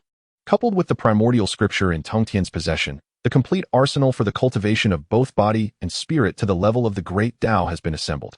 Nevertheless, should he wish to enter seclusion for enlightenment, it is imperative to ensure the safety of his disciples. After a thorough consideration, Tongtian realized that the imminent heavenly tribulation would likely attract those with ill intentions, scheming against his disciples during his meditative retreat. Daobao Daoist, hasten to the Bio Palace to see me. The resounding call echoed across Jineo Island, instantly rousing Daobao, who had been deeply engrossed in his cultivation. Shortly thereafter, a streak of light soared directly into the Bio Palace. Master, you wish to see me? Upon encountering his esteemed disciple, Tongtian could not help but let out a sigh. In his memories of the future, Daobao was forcibly conscripted by the Western sect and entered the Buddhist path. Daobao, with the great calamity approaching, what measure shall you take as the elder brother of the Chan sect? Daobao, filled with trepidation, hurriedly prostrated himself. I humbly report to you, Master. I am lacking in capability and my cultivation is insufficient, yet should disaster strike, I shall surely lay down my life to protect my junior brothers and sisters. Hearing this, Tongtian felt a pang of sorrow. Daobao's forcible conscription by the Western sect was largely due to his benevolent nature, always considering the well-being of his younger siblings. Even his agreement to join the Western sect was driven by a desire to shield his fellow disciples from harm. Contemplating this, a beam of light emanated from Tongtian's palm and entered Daobao's body. This is the plain cloud realm banner. Carry it with you, and it shall shield you from a saint's strike if the need arises. Daobao immediately bowed deeply. Thank you, Master, for bestowing this treasure upon me. I shall devote myself to cultivation and ensure that my junior brothers and sisters do not step a single pace away from Jineo Island. Tongtian nodded in approval. Very well. With the lessons learned from previous encounters, your fellow disciples should now be adept at discerning friend from foe in the external world. I shall enter seclusion to enhance my cultivation. Unless there is a matter of utmost urgency, do not disturb me. With that, Tongtian assumed a cross-legged position, swiftly transcending into a state of celestial wandering. Daobao Daoist respectfully departed from the Bio Palace. In the blink of an eye, a century had passed. On this day, within the Yushu Palace on Kunlun Mountain, the Yuanshi Tianzun was in high spirits. Ever since successfully convincing Tongtian to endorse the divine list, he had been eagerly anticipating the day when the disciples of the Chan sect would ascend the list. Guangqingzi, come to the Yushu Palace at once. Before long, Guangqingzi, one of the 12 golden immortals, appeared before Yuanshi Tianzun. Master, you have returned from the Xixiao Palace? Was your journey smooth? A mere century is but an ephemeral moment for such profoundly cultivated practitioners. Yuanshi Tianzun nodded. This time, having already secured the endorsement of Tongtian Zhaozhu on the Fengshen Bang, you must certainly bring me honor. Upon hearing this, Guangqingzi was overjoyed. Master-S divine authority. Indeed, there is nothing you cannot resolve. Yuanshi Tianzun took great pleasure in the words. However, my calling you here is not merely for flattery. I have a task for you. Guangqingzi hastily knelt in reverence. Disciple is at the command of Master. Yuanshi Tianzun gazed towards the horizon, strategies forming in his mind. I have made a wager with Tongtian, betting on humanity. Your mission is to gather intelligence within the realm of humankind, and to recruit a few disciples to embed among them, for unforeseen necessities. This is but one matter. More importantly, I require you to seek out enchanting women, be they human or demon, and secretly cultivate the arts of seduction in preparation for significant events. Guang Chengzi accepted the command. Though filled with doubts, he dared not show any signs of negligence. After imparting his instructions to his disciple, Tian Zun coldly smiled. What human monarchs are but mere mortals, Tongtian. Did you ever anticipate that I would lay my plans so early? This time, surely, your sect shall be renowned on the list. Chapter 17. The Sage's Sudden Assault, a dire situation for Duobao. In the west, on Mount Shumi, Jane gazed at the recently healed Mithriya, his heart seething with indignation. How audacious of Tongtian to strike so ruthlessly against his junior. Had it not been for the hesitant interventions of the primordial supreme being, Mithriya would not have been so gravely injured. Each time he recalled this, Jane felt an intense animosity towards the three sages of the Eastern mystical sect. No, a great calamity is imminent. Since we have already signed the list for the canonization of deities, we must ensure that the members of the mystical sect are the first to be recognized. With this thought, Jane stepped forward and vanished into the void. At Kunlun Mountain's Yushu Palace, the primordial supreme being had just dispatched Guang Chengzi down the mountain when he sensed an overwhelming divine presence rapidly approaching from the void. Oh, what business does Jane have with me at this moment? Without pausing for contemplation, Jane's infuriatingly smug visage appeared before him. Seeing Jane, the primordial supreme being was far from pleased. He had lost all patience with the two sages of the West. To turn traitor in the face of adversity was a rare breed of disloyalty. However, Jane remained unfazed. Primordial sage, since Tongtian has already signed the list, why not take this opportunity to send the first disciple of to the list and diminish his prestige? Upon hearing this, the primordial supreme being was indeed intrigued. However, he maintained a facade of indifference. What? Your disciple Mithriya did not learn his lesson last time and now seeks another confrontation? Jane's smile seemed to freeze on his face. How could the primordial supreme being bring up such a sore topic? Yet, to instigate discord within the Eastern mystical sect and secure the first place on the list. Jane swallowed his indignation. Primordial sage, you jest. Last time, I did not anticipate that the disciples would be so cautious. However, this time, I have devised a foolproof plan that requires no disciples to take risks. The primordial supreme being raised an eyebrow, now more cautious. Has your mind been clouded by Tongtian's influence? Mithriya berated them from top to bottom, and not a single soul came forth to challenge him. What better idea could you possibly have? Though the primordial supreme being harbored deep resentment towards Tongtian, he had learned prudence after two setbacks. Surely, he wouldn't expose himself to humiliation a third time? Jane smiled mysteriously. 1,000,000 years ago, during the War of the Witches and Demons, our Western sect gathered a significant number of defeated demon generals. They have merely served as defenders of Ling Mountain, mere cannon fodder. Why not utilize them now? The primordial supreme being's eyes lit up. I would like to hear more. The two sages conspired within Yushu Palace, quickly reaching an agreement. On Golden Tortoise Island, Duobao Taoists sat cross-legged in a cave, diligently cultivating. Suddenly, a resounding rumble shook the island, as though some colossal entity had collided with Golden Tortoise Island. What on earth was happening outside? As soon as the words left his mouth, Zhao Gongming rushed in. This is bad, Master Brother. There is a horde of sea monsters in the Eastern Sea, and for some unknown reason, they are wildly attacking Jinao Island. You must come and see. Upon hearing this, the Daobao Taoist was instantly alarmed and hurriedly followed Zhao Gongming outside.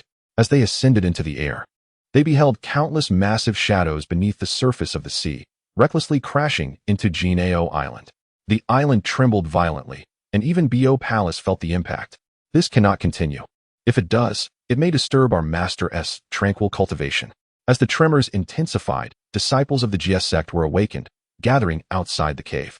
Master Brother, allow me to leave the island and vanquish these sea monsters. Indeed, Master Brother, I wish to join as well. Witnessing his fellow disciples eagerly volunteering to confront the troublesome sea monsters, Daobao Taoist felt a surge of gratitude. Dear fellow disciples, we do not yet understand the reason these sea monsters have invaded Jinao Island. We cannot recklessly leave the island without knowing the dangers. Yet, as soon as he finished speaking, another violent tremor shook the ground. Zhao Gongming's heart raced with urgency. No, Master Brother, if we let this go unchecked, it would mean allowing the sea monsters to batter the very foundation of Jinao Island, likely disturbing our master. Daobao Taoist shared this concern and suddenly recalled that their master had bestowed upon them the Su Se Yunjie flag. Junior Brother, you must lead our fellow disciples to activate the Wanxian Great Formation, while I deal with these unruly sea monsters. With that, Dao Bao Daoist transformed into a beam of golden light and sped toward the ocean's surface. Zhao Gongming did not hesitate and immediately commanded their companions to arrange the Wanxian Great Formation to protect the sect's stronghold on Jinao Island. The Wanxian Formation consisted of intricate layers, divided into 3 formations: the Taiji Formation, the Liangyi Formation, and the Xishang Formation. Powered by the collective magical energies of the Jia sect disciples, it was indeed formidable. The Wanxian Formation roared like a mountain gale, the chilling winds slicing through the air. Brilliant lights enveloped the fighting spirit, with waves of murderous intent surging forth. As the Wanxian Great Formation activated, Jinao Island was instantly shrouded in a radiant golden light. Fully prepared for the impending conflict, Dao Bao Daoist arrived at the ocean's surface, where countless sea monsters surged forward, charging towards Jinao Island. Halt! You wicked creatures! Time and again you have assaulted the sacred grounds of Jinao Island, showing utter defiance. Today, I shall take your lives. With that, the Zhu Xian sword flew from his hand. In an instant, countless sea monsters fell lifelessly to the ground. The crimson blood quickly stained the surface of the sea, blurring the distinction between water and blood. The sword flashed with brilliance, and after several fierce assaults, few sea monsters remained. Dao Bao Daoist snorted coldly, withdrawing his divine powers. Humph! You vile beasts, depart at once. Should you dare return, you shall meet your end. However, at that moment, a powerful holy aura erupted from the void. It struck Dao Bao Daoist with tremendous force. He was sent flying, violently spitting out a mouthful of blood. Had it not been for the protection of the Su Se Yunjia flag, that single blow might have claimed his life. A stern-faced Jane emerged from the void. Upon witnessing the failure to vanquish the Dao Bao Daoist in a single, decisive strike, an overwhelming fury engulfed him. Dao Bao Daoist, how audacious you are! Why do you indiscriminately slay the protectors of our Buddhist sect? Today, I shall discipline you on behalf of the Tongtian master. With that proclamation, he unleashed another tremendous palm strike. Before even nearing the Dao Bao Daoist, the surrounding waters were already forced downwards by several dozen fathoms. The onlookers within Jinao Island were struck with terror upon realizing that a saint had intervened. Eldest brother, hurry back. This is absurd. Why is there a saint lurking in the shadows, scheming against our eldest brother? We must rescue him at once. Dao Bao, fully aware that if this palm strike connected, his demise was inevitable, summoned the power of the extermination sword array. A thunderous roar reverberated through the heavens and the earth, and in an instant, sword chi surged forth as Dao Bao Daoist directly invoked the extermination sword array bestowed upon him by the Tongtian master, bracing himself to withstand the saint's formidable palm strike. Chapter 18. The means of saints, yet not attaining sanctity, are but ants. The sword array of eradication. The Daoist Duo Bao bellowed. In an instant, sword light erupted, forcefully clashing against the palm of the saint of guidance. Boom! The surface of the sea was instantly shattered, creating a massive pit hundreds of feet deep. Duo Bao vanished. The sword array of eradication simultaneously lost its presence. The saint of guidance furrowed his brow, realizing that his earlier strike, fueled by his inner wrath, had lacked restraint. Damned! Had he struck too heavily, causing this youth to be reduced to ashes? The powers of a saint are truly terrifying. Even masters of the quasi-saint realm possess no means of resistance. However, just as the saint of guidance was filled with frustration, a streak of light surged from the depths of the sea, swiftly merging into the great array of 10,000 immortals. Plop! The drenched Taoist Duo Bao fell onto the island, already unconscious, accompanied by the sword of eradication. Big brother, how are you, senior brother? The Virgin of No Desire and others hurriedly gathered to check on Taoist Duo Bao's condition. Chaos erupted on Golden Turtle Island. The saint of guidance's gaze turned cold, not anticipating that his recent strike had failed to kill the treasure-seeking Taoist. Cough, cough, cough. After a violent fit of coughing, Taoist Duo Bao slowly regained consciousness, having narrowly escaped death. Fellow disciples, there is no need for alarm. With the treasures bestowed by our master, I am unharmed. Upon seeing Taoist Duo Bao safe, everyone let out a sigh of relief. However, at that moment, the saintly might of the saint of guidance surged ominously. Humph! Impudent juniors of the... You dare to brazenly slay the protector of my Western sect, and not show yourselves to face your demise. The Yuan Shi Tianzun, concealed within the void, turned pale upon witnessing this scene. Fool! You could easily miss your target even if they presented themselves. Who would respond to your raucous demands now? The saint of guidance, filled with rage, was incensed by the needless loss of so many spiritual mountain protectors, merely leaving Taoist Duo Bao grievously injured. Even cannon fodder holds value. Zhao Gongming glared fiercely. Bah! You old jackass, saint of guidance.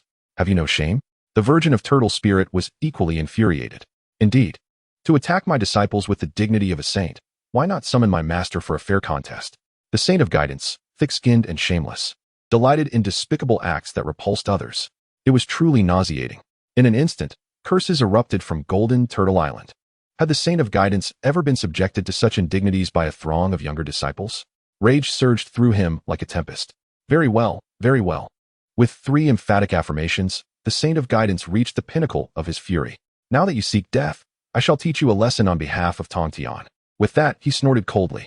A formidable saintly might descended from the heavens, instantly crushing the great array of 10,000 immortals. Zhao Gongming and the Virgin of No Desire channeled their entire cultivation to operate the array. All disciples have entered the array, striving with all their might to resist the overwhelming power of the saint. Crack! The pale golden protective array shattered with a thunderous roar. A fissure appeared, causing a majority of the disciples to spit blood, teetering on the brink of collapse. Around Zhao Gongming, the 24 sea-calming divine pearls radiated an extraordinary brilliance. I am a disciple of the. We shall never concede defeat. The morale of all disciples have surged dramatically. They resolutely withstood the might of the saints. The entire primordial world was captivated. Everyone was astounded by the actions of the disciples. Among them, the highest cultivation level reached merely the late quasi-saint stage, with most being at the realms of xianxia and xianxia. Such lowly cultivation, in the eyes of a saint, was no different from that of mere ants. Yet, it was precisely these insignificant beings who, through sheer determination, upheld the great array of 10,000 immortals that should have long since shattered. The anger of Jade surged forth. Well, the disciples of are truly commendable. Since it is so, I shall grant you an early place on the function list. With that, Jade summoned the innate spiritual treasure, the 8 treasures merit pool. At this moment, Daobao Daoist had consumed a considerable amount of elixirs, his body surrounded by radiant light, and his injuries had mostly healed. However, the elixirs accumulated over thousands of years were running low. In a moment of crisis, Daobao Daoist could no longer afford to hesitate. He forcibly refined 4 divine swords. A faintly visible array diagram ascended from the depths of the sea. Instantly, the energies of heaven and earth interconnected, forming the extermination sword array. Jade re-entered the array. Previously, Daobao Daoist had summoned the extermination sword array merely to protect a 3-foot radius around himself. As he plummeted to the seabed, he had already prepared the array diagram, awaiting the moment when Jade would let down his guard. The 4 divine swords stood at the 4 corners, and an overwhelming aura of slaughter rapidly permeated the surroundings. As Jade, a saint, entered the array, he found himself firmly sealed within. Daobao Daoist struggled with all his might, barely managing to operate the extermination sword array with his quasi-saint cultivation. I am the eldest senior brother. I shall not allow anyone, not even a saint, to harm my disciples. With a thunderous shout, Daobao began to burn his own life essence, desperately exchanging it for a surge of power that propelled him to the late quasi-saint stage. The extermination sword array exuded a chilling intent to kill, subtly infused with the power of a saint. Crush them for me. Daobao Daoist poured all his strength into sustaining the operation of the extermination sword array. In an instant, he truly managed to bind Jade's saintly might within the array. Inside the array, Jade effortlessly evaded, a look of disdain upon his face. Even at their utmost, these ants remain ants. Since you seek death so fervently, I shall observe how long you can endure. Jade was in no hurry to break the array. Instead, he countered with the 8 treasures merit pool and the extermination sword array. He discerned that Daobao Daoist could hardly last. Indeed, under the immense pressure of energy, the power within Daobao Daoist was gradually siphoned away by the extermination sword array. Daobao Daoist swayed precariously, on the verge of collapse. Yet at this moment, he had already intertwined his fate with Golden Ao Island. If he fell, the island would sink. Zhao Gongming was the first to sense the impending doom. Senior sister, Jade, the saint, intends to exhaust our senior brother to death. Quickly assist him. Upon hearing the reminder, the unfathomable Holy Mother immediately sensed that something was amiss. The grand array of 10,000 immortals, all disciples heed my command. With the formidable prowess of a mid-stage perfected saint, the unfathomable Holy Mother aimed to channel the entirety of the grand array's power into the extermination sword formation. However, at that moment, Jade also discerned the shift in the grand array, a glint of brilliance flashing in his eyes. Oh, so, you intend to perish together? Boom. The saintly might, which had just been suppressed by the extermination sword formation, erupted suddenly, crashing once more onto the grand array of 10,000 immortals. The power of a saint effortlessly subdued the entirety of the sect. The great beings of the primordial world were filled with indignation. Was it not blatant oppression of the younger generation with the might of a saint? How shameless. The Western teachings are indeed filled with such malevolent individuals. Humph. The two saints of the West are cut from the same cloth. The East shall not tolerate your actions. The cacophony of insults echoed through the void, falling upon Jane's ears. He chuckled coldly. A swarm of ants daring to contend with a saint. You shall all meet your demise. Chapter 19. The two saints of the West? Preposterous. What should I fear? Within the Baiyao Palace, Tongtian slowly opened his eyes. A deep breath escaped his lips, and he felt as though his stature had grown several-fold. The wondrous effects of the Hunyuan 9 transformations were indeed remarkable. In merely a century, he had cultivated his physical form to the 6th transformation of this profound technique. Within Tongtian's Huang Ting Chi Hai, a magnificent Pangatru body, over 600 zhang tall and radiating electric light, was seated in meditation. This was the essence of practicing the Hunyuan 9 transformations. Upon reaching its pinnacle, one could directly condense the Pangatru body, attaining the formidable physical form of the 9th heaven of Hunyuan de Luo. Although he had only reached the 6th transformation, Tongtian sensed that his condensed physical form already possessed the strength of the 2nd heaven. He pondered how his disciples had fared in their cultivation over the past century. With this thought, Tongtian lifted the restrictions that concealed the heavenly secrets within the Baiyao Palace. The saintly might of Jade immediately became apparent in his perception. The disciples of the Jie sect were desperately resisting, struggling to hold their ground. All of this unfolded before Tongtian's eyes, causing his heart to tremble violently. Anger surged within him. How dare you, Jade? You have the audacity to harm my disciples and come to my door. Ding. The host has triggered the divine level Dao selection system. Option 1. Strike against Jade, severing his physical form with the might of the Dao, and be rewarded with a pot of 3 light divine water and the 9 styles of opening heaven. Option 2. Teach Jade a lesson, driving him away, and be rewarded with a gourd of Hunyuan Qing Pei Dan and the life spring water of the innate spiritual treasure. Tongtian furrowed his brows. Humph. You dare to injure my disciples and expect to leave unscathed? Severing your physical form would be a kindness. I choose option 1. At that moment, outside Jinao Island, Jade wore a sinister grin. Forcing the burning power of his primordial spirit, he would soon exhaust you completely. Disciples of the Jie sect, prepare to take your place on the rankings. The Taoist Duobao was now gasping for breath, his complexion ashen. Both his physical body and primordial spirit were on the brink of death. The rest of the disciples, including Zhao Gongming, were trapped within the myriad celestial formation, unable to escape under the oppressive saintly might. Jade, you possess great audacity. Boom. The overwhelming saintly might swept across the heavens. Before Jade could react, the protective celestial might of the saint exploded into fragments. The formidable power of the Taoist sage sent him hurtling into the void. Tongtian stepped out of the Baiyao Palace, standing before his disciples, free from the oppressive weight of the saintly might. The Jie sect disciples collapsed to the ground in an instant. Master, avenge our senior brother. Kill. Eliminate Jade. The cries for vengeance echoed across Jinao Island. A streak of flowing light shot from Tongtian's hand, appearing directly in the hands of the mother of Wudong. Wudong, this is the 3 light divine water. Hasten and administer it to Duobao. The mother of Wudong, well versed in various matters, understood the remarkable properties of the 3 light divine water. Should the 3 light divine water become separated, it would transform into a rare and lethal poison, unsolvable by any. Sunlight divine water, it consumes flesh and blood essence. Moonlight divine water, it corrodes the primordial spirit and soul. Starlight divine water, it devours the true spirit and consciousness. However, if the 3 divine waters merge into one, they can indeed resurrect the dead from flesh and bones. Yes, Master, the unfettered Holy Mother dared not delay. Promptly uncapped the vessel and administered a mouthful of the 3 divine waters to the Daobao Taoist. In an instant, 3 beams of divine light soared upwards. The Daobao Taoist, who was on the brink of demise, was instantaneously restored. Tongtian, perceiving the situation of the disciples, finally let out a sigh of relief. Jade, the remaining matters are now between you and me.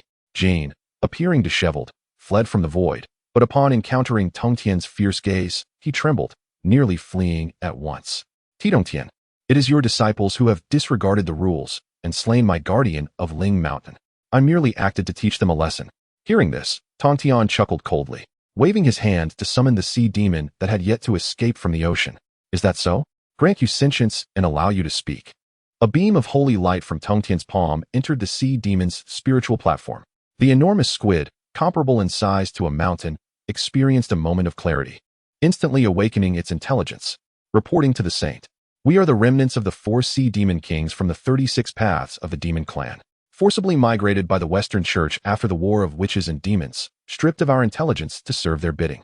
Today, our incursion into the sacred land of Xianxia Island was also directed by the Saint Jane." The squid's words, though light, bore significant weight. Tongtian generously cast a spell to amplify its voice throughout the vast wilderness. Jane's complexion changed dramatically. "You speak with slander. My Western Church only ferries those destined.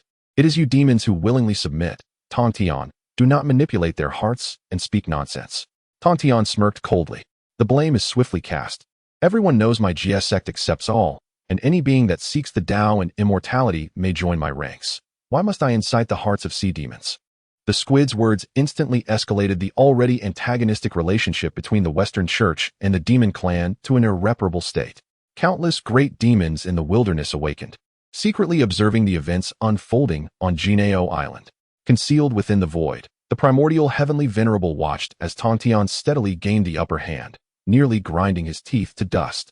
Jane, this fool, unable to match in battle nor in words. Now he has unwittingly bestowed Tongtian with such formidable power.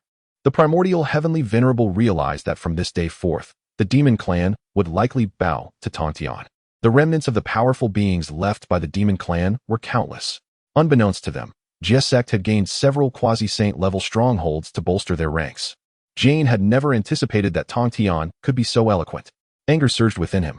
"Tongtian, you so blatantly distort right and wrong. I shall not quibble with you today. The matter of your disciple Dao Bao slaying my guardian of Ling Mountain has already been addressed. I shall let it go for now." With that, Jane turned and sought to tear through the void to escape. Yet, the sword of extermination had unexpectedly manifested behind him, sealing the entire expanse of space. With a mere wave of his hand, Tongtian commanded the very heavens and earth. He had long since grasped the extermination sword formation, and today, he would not allow the old scoundrel of Jejin to escape with ease. "You choose not to hold it against me? What remarkable tolerance the saint of Jejin possesses." His gaze sharpened, and Tongtian's tone shifted abruptly. "However, I shall certainly hold you to account." The voice of the master of Tongtian seemed imbued with an irresistible intent to kill. The void trembled as if already heralding a force capable of shaking the world. Even before any blows were exchanged, Jejin swallowed hard. The 12th rank golden lotus of virtue. A resplendent golden lotus of merit blossomed beneath his feet. The overwhelming sanctity erupted instantly, firmly shielding Jejin. Panic was unmistakably etched upon Jejin's face. "Tongtian, I must remind you that in the West, we have 2 saints. I advise you not to act recklessly." Chapter 20. You harm my disciples. You shall pay dearly. The celestial sword of execution. In the Western realms, there exist 2 revered saints. As these words escaped his lips, even the one known as Jane felt a lack of confidence. Tongtian faced 3 adversaries without fear, let alone the 2 saints of the West. Jane now regretted his actions immensely. Initially, he had intended to strike quietly, eliminating a disciple of thee and departing unnoticed. However, he never anticipated that the disciples of would possess such tenacity. They had drawn out Tongtian from his seclusion. With sword energy coalescing in his hand, Tongtian exhaled, causing the very fabric of space to shatter inch by inch. "This strike shall avenge my disciples." The sword of execution. The sword energy surged forth, obliterating the void. And in an instant, it arrived before Jane. Boom. The 12th grade merit golden lotus trembled, successfully blocking the strike. Jane's face lit up with joy. "Ha! Tongtian, do you believe that my cultivation has stagnated over the millennia? 1,000 years ago, this very sword pierced through the 8 treasures pool of merit, wounding my shoulder. Yet now, the might of this sword bears no consequence upon me." Tongtian remained unfazed, his fingertips once again gathering the energy for a second sword strike. "Oh, is that so? Today, let us settle old scores and witness how much you have truly progressed. This sword shall serve to vanquish you, in honor of my disciples." The sword of heaven's execution. Thunder rumbled. The space before Tongtian quaked, fissures appearing even before the sword was unleashed. Jane's complexion changed drastically. "Wait, Tongtian, have you not already struck a blow for the disciples of?" Tongtian scoffed with disdain. "My welcomes countless celestial beings, thus, even a myriad of strikes against you would be insufficient." With that, the perfected sword of heaven's execution erupted forth. The space could not shatter in time and disintegrated into nothingness. Boom. Jane felt every bone in his body tremble. The 12th grade merit golden lotus suffered damage, revealing flaws.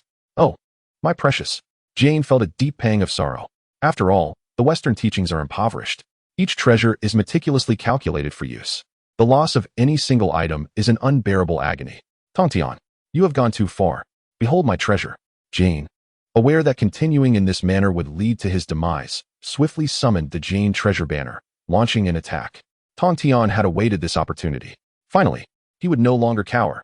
Jane the old donkey, you do possess some courage. Jane was now fuming. Indeed, it seems that master and disciple share the same choice of invective. Tongtian, I have yielded to you at every turn. Do not mistake my patience for weakness. For the saints of the West are not mere clay figures. The Jane treasure banner is a supreme artifact, harnessing the power of belief in the Western Buddhist faith. It has birthed an unparalleled spirit. This is a treasure of the West. In this moment, Jane could no longer hold back. He had to fight with all his might. The Jane treasure banner exuded immense power. Even Tongtian, with his formidable cultivation at the 4th layer of heaven, dared not to confront it head-on. The Azure Lotus Standard. With the might of a saint, he summoned the innate 5 elements banner, instantly placing it before him. The sight of this mystical treasure brought tears to his eyes. This was indeed a divine artifact of his Western Church. The treasure of guidance was enveloped in a swirling force of will, resembling a rotating circle of scriptures. Akin to a grinding wheel descending upon the Lord of Heaven with relentless might. The space along its path shattered, as if the treasure itself was crushing it to pieces. The Lord of Heaven, agile and elusive, deftly avoided any approach from the guiding treasure. The guide laughed maniacally. Ha ha, today, you shall not escape this calamity. With that, he fervently urged the treasure forward, aiming to crush it toward Golden Ao Island. The Lord of Heaven furrowed his brow. You audacious old donkey, how dare you? Previously, he had merely tested the might of the guiding treasure and had not rushed to act. However, he was taken aback by the guide's sheer madness. Unable to strike at the Lord, he now sought to attack Golden Ao Island directly. The people on the island had only just begun to breathe a sigh of relief when a cataclysmic force descended from the heavens. What was this? The means of a sage. An ambush on Golden Ao Island. The overwhelming celestial might crash down. Even before it truly landed, it shattered the space, nearly threatening the very foundation of Golden Ao Island. In an instant, the Lord of Heaven teleported above the island. The first move of heaven opening. The profound power of the 6-fold mystical transformation of chaos erupted instantly. The true self, refined within the yellow court, gradually opened its eyes, radiating an ancient and profound aura that enveloped the Lord of Heaven. The guide's eyes widened in shock. What kind of divine ability was this? The figure of the primordial celestial master in the void wore a similarly disbelieving expression. It was the aura of the Father God. In the next moment, a colossal figure towering over 600 zhang manifested before the guiding treasure. The Lord of Heaven summoned the might of his true form, his explosive muscles crackling with the sound of thunder. Oomph! A mere cold snort unleashed a powerful shockwave that sent the guide flying. Following this, the Lord of Heaven's true form executed the first divine move of the Pangu Opening Heaven 9 techniques. The Opening Heaven Fist. The enormous fist struck heavily upon the guiding treasure. Instantly, the vast grinding wheel's phantom shattered with a resounding crash. The faith power concentrated upon the guiding treasure scattered, and the fortune of the Western Church diminished by a third in an instant. The guide's face turned pale, utterly unable to withstand the might of the Lord of Heaven's punch. What filled him with despair was the realization that the already meager fortune of the Western Church had been forcibly diminished by a third. Heavenly Lord, I shall not rest until you are dead. The guide roared, once more gathering his saintly might to strike back. This time, seemingly fueled by great fury. He instantly broke through the power threshold of the third heaven, shattering the void and directly arriving before the Lord of Heaven's true form. The Lord of Heaven fixed his dark gaze upon the guide, who appeared as insignificant as an ant. I do not kill you merely to test my divine abilities. Today, I shall shatter your treasure and slay your physical form. No sooner had he spoken than a brilliant stream of light began to coalesce at the edge of the Lord's palm. In an instant, the entire primordial realm was engulfed in tumultuous winds. Amidst the chaos, a series of resounding roars erupted. The second style of Heaven's Opening. Although this 9th style of Heaven's Opening was newly acquired upon the moment of transcendence, it astonishingly mirrored the divine techniques previously wielded by the great Pangu during his evolution. With a mere flicker of intention, the Master of Heaven's communication instantly comprehended the essence of the first 3 forms. The enlightened one surged forth with frenzied vigor.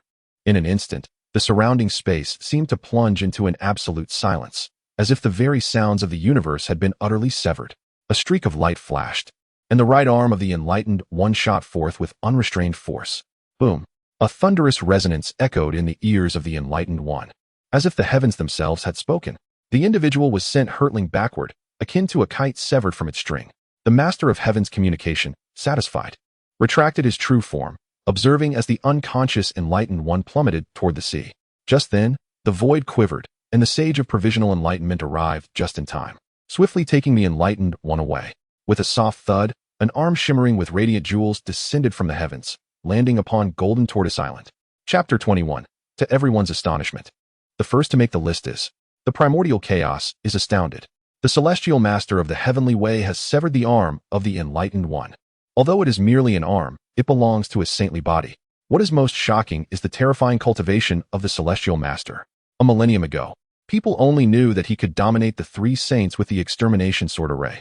However, that was not a battle to the death. Moreover, the three saints had many means yet to be employed.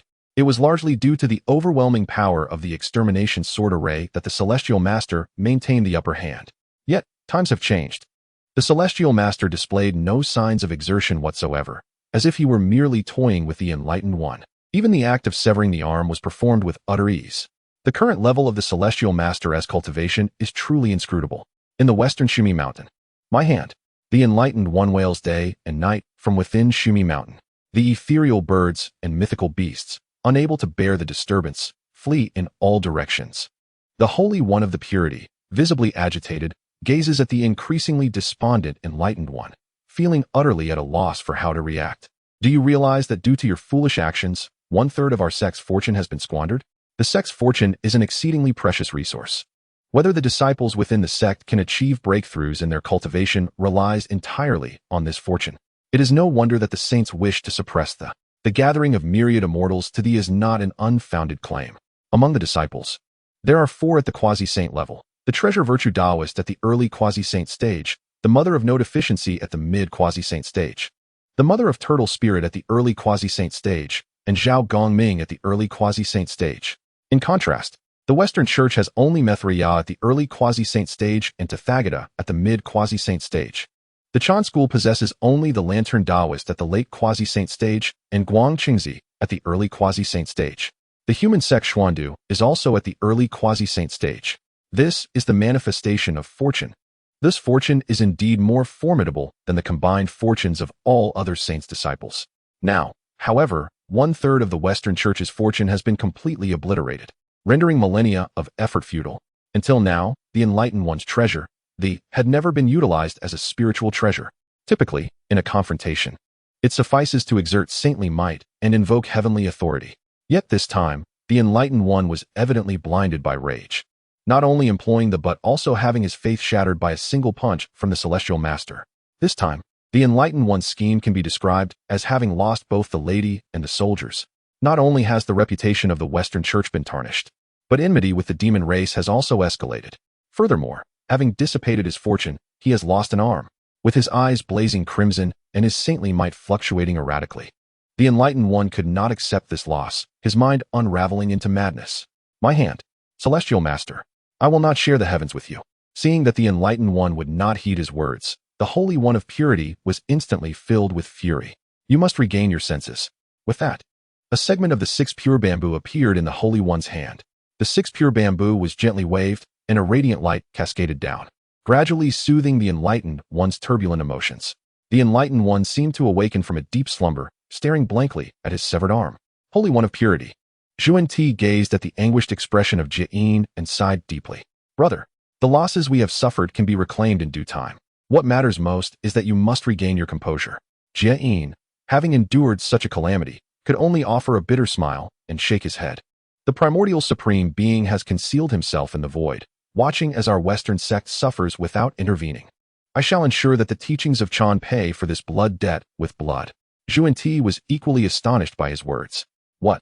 You mean the primordial supreme being accompanied you? Jie nodded helplessly and recounted the conspiracy he had with the primordial supreme being. Little did he expect such treachery from him. This time, Jie had not only suffered defeat at the hands of the Tongtian master, but also at the hands of the primordial supreme being. His scheme was intended to incite conflict within the Xin men, yet it resulted in a total loss for the Western sect. Brother, for now, we must focus on solidifying our golden bodies. The tribulation is imminent, and we must exercise utmost caution. Jade nodded gently, as golden light radiated from his arms, and the spiritual energy of the heavens and earth surged wildly into Mount Shumi. From this day forth, Mount Shumi is to be sealed. All disciples must devote themselves to cultivation and are not permitted to leave the mountain. Jie Yin's voice echoed throughout Mount Shumi, compelling many powerful demon clans lurking in its void to retreat temporarily. At Kunlun Mountain's Yusu Palace, the primordial supreme being returned with a heavy heart. Randang, come to see me at once. The Taoist Randang was a formidable figure of the primordial era, having cultivated on Lingjiu Mountain before becoming a disciple of the primordial supreme being, eventually earning the title of vice teacher. However, no matter how powerful a primordial being might be, they were but ants in the eyes of a sage. Soon, Randang appeared within the Yusu Palace. Master, you summon me? The primordial supreme being furrowed his brow in contemplation. Since the saints have already signed the list of deities, the first to be listed must appear swiftly. I do not wish to bring shame to my sect. Do you understand my intention? Randang frowned slightly, but dared not voice any doubts. Rest assured, Master, I have a brilliant plan. The primordial supreme being did not specify who should be listed. Such sage secrets, if leaked, could easily be discovered by other saints. Thus, I entrust this matter to you. Remember, the sooner, the better. Randang accepted the command and hurriedly exited the Yusu Palace. Returning to Lingjiu Mountain, he finally sighed in relief and began to carefully consider who should be proposed for the list. Given the current prominence of the Jie sect and the repeated failures of several saint schemes, I shall refrain from engaging with this troublesome matter. The human sect has only Xiandu, whose cultivation is comparable to mine, and even the Taishang sage is not to be trifled with, so I shall let that be. After much deliberation, the Western sect emerged as the most suitable target. Days later, at the desolate mountains bordering the West and the North Sea within the primordial realm, a voice cried out, Jiuying, if you dare to harm us, the two Western saints will not spare you. Jiuying, have you lost your mind? We are also of the demon clan. Draped in a black robe, the nine-headed saint spirit grinned, its blood-red maw resembling a chasm capable of devouring the heavens and the earth. This was none other than the formidable King Jiuying, one of the 36 demon kings of the demon race, possessing a cultivation level at the late stage of quasi-saint. It concealed itself so adeptly that even saints could not locate it. How dare you traitors presume to call yourselves demons? Slaying you today shall serve as a cleansing of my demon clan's ranks. With that proclamation, a swirling vortex of profound darkness emerged from the gaping maw at the center of Jiuying's head, ultimately engulfing the two heavenly guardians of the Western Church. Whoosh, whoosh. Two beams of light materialized out of thin air, swiftly vanishing into the void. The great demon Jiuying let out a satisfied belch, casting a disdainful glance toward the horizon. You two traitors possess quite the fortuitous opportunity. Very well, I shall personally ensure your names are inscribed. Content with its feast. Jiuying patted its belly and turned to dissolve into the void, leaving no trace behind. Shortly after Jiuying's departure, the Taoist of the burning lamp manifested from the emptiness. Thus, it could be said that the command of the saint had been fulfilled.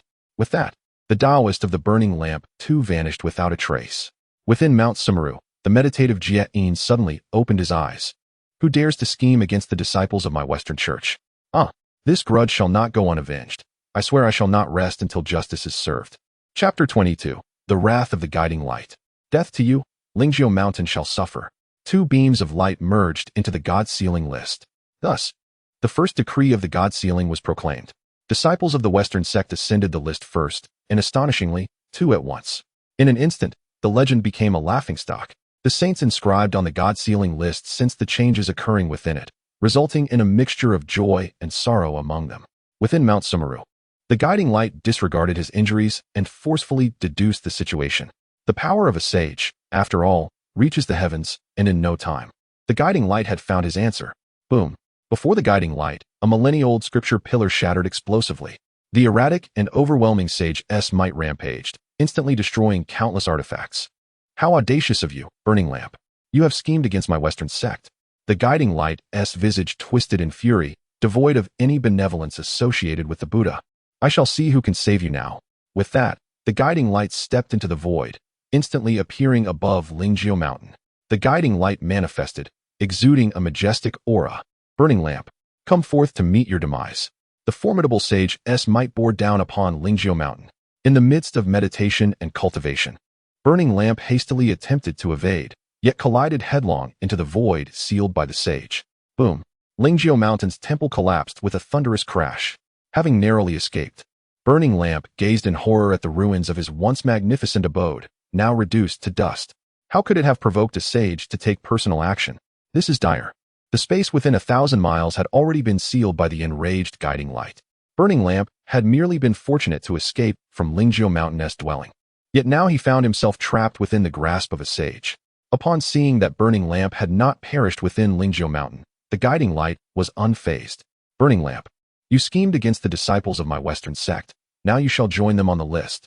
With these words, the guiding light extended his hand, and Burning Lamp's body was uncontrollably drawn towards him. Burning Lamp was alarmed. Master, save me. In a moment of peril, the white-robed primordial heavenly sovereign broke through the guiding light's blockade, instantly positioning himself before Burning Lamp. The oppressive sage's aura dissipated around Burning Lamp, who promptly sought refuge behind the primordial heavenly sovereign.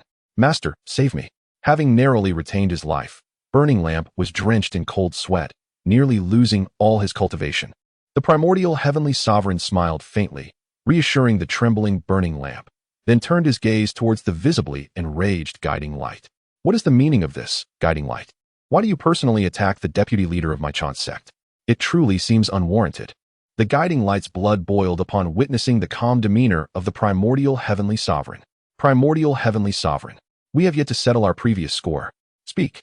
Did you incite Burning Lamp to scheme against my disciples? The primordial heavenly sovereign frowned slightly. Burning Lamp, is there any truth to this? Burning Lamp's eyes darted, immediately adopting a puzzled expression. Master, I have been diligently cultivating within the mountain. Yet the guiding light's sudden appearance not only destroyed my temple, but also sought to take my life. I beseech you to uphold justice. The guiding light, upon hearing this, nearly succumbed to fury. Primordial heavenly sovereign, if you hand Burning Lamp over to me this time, it would be one matter. Otherwise, I shall personally seek justice.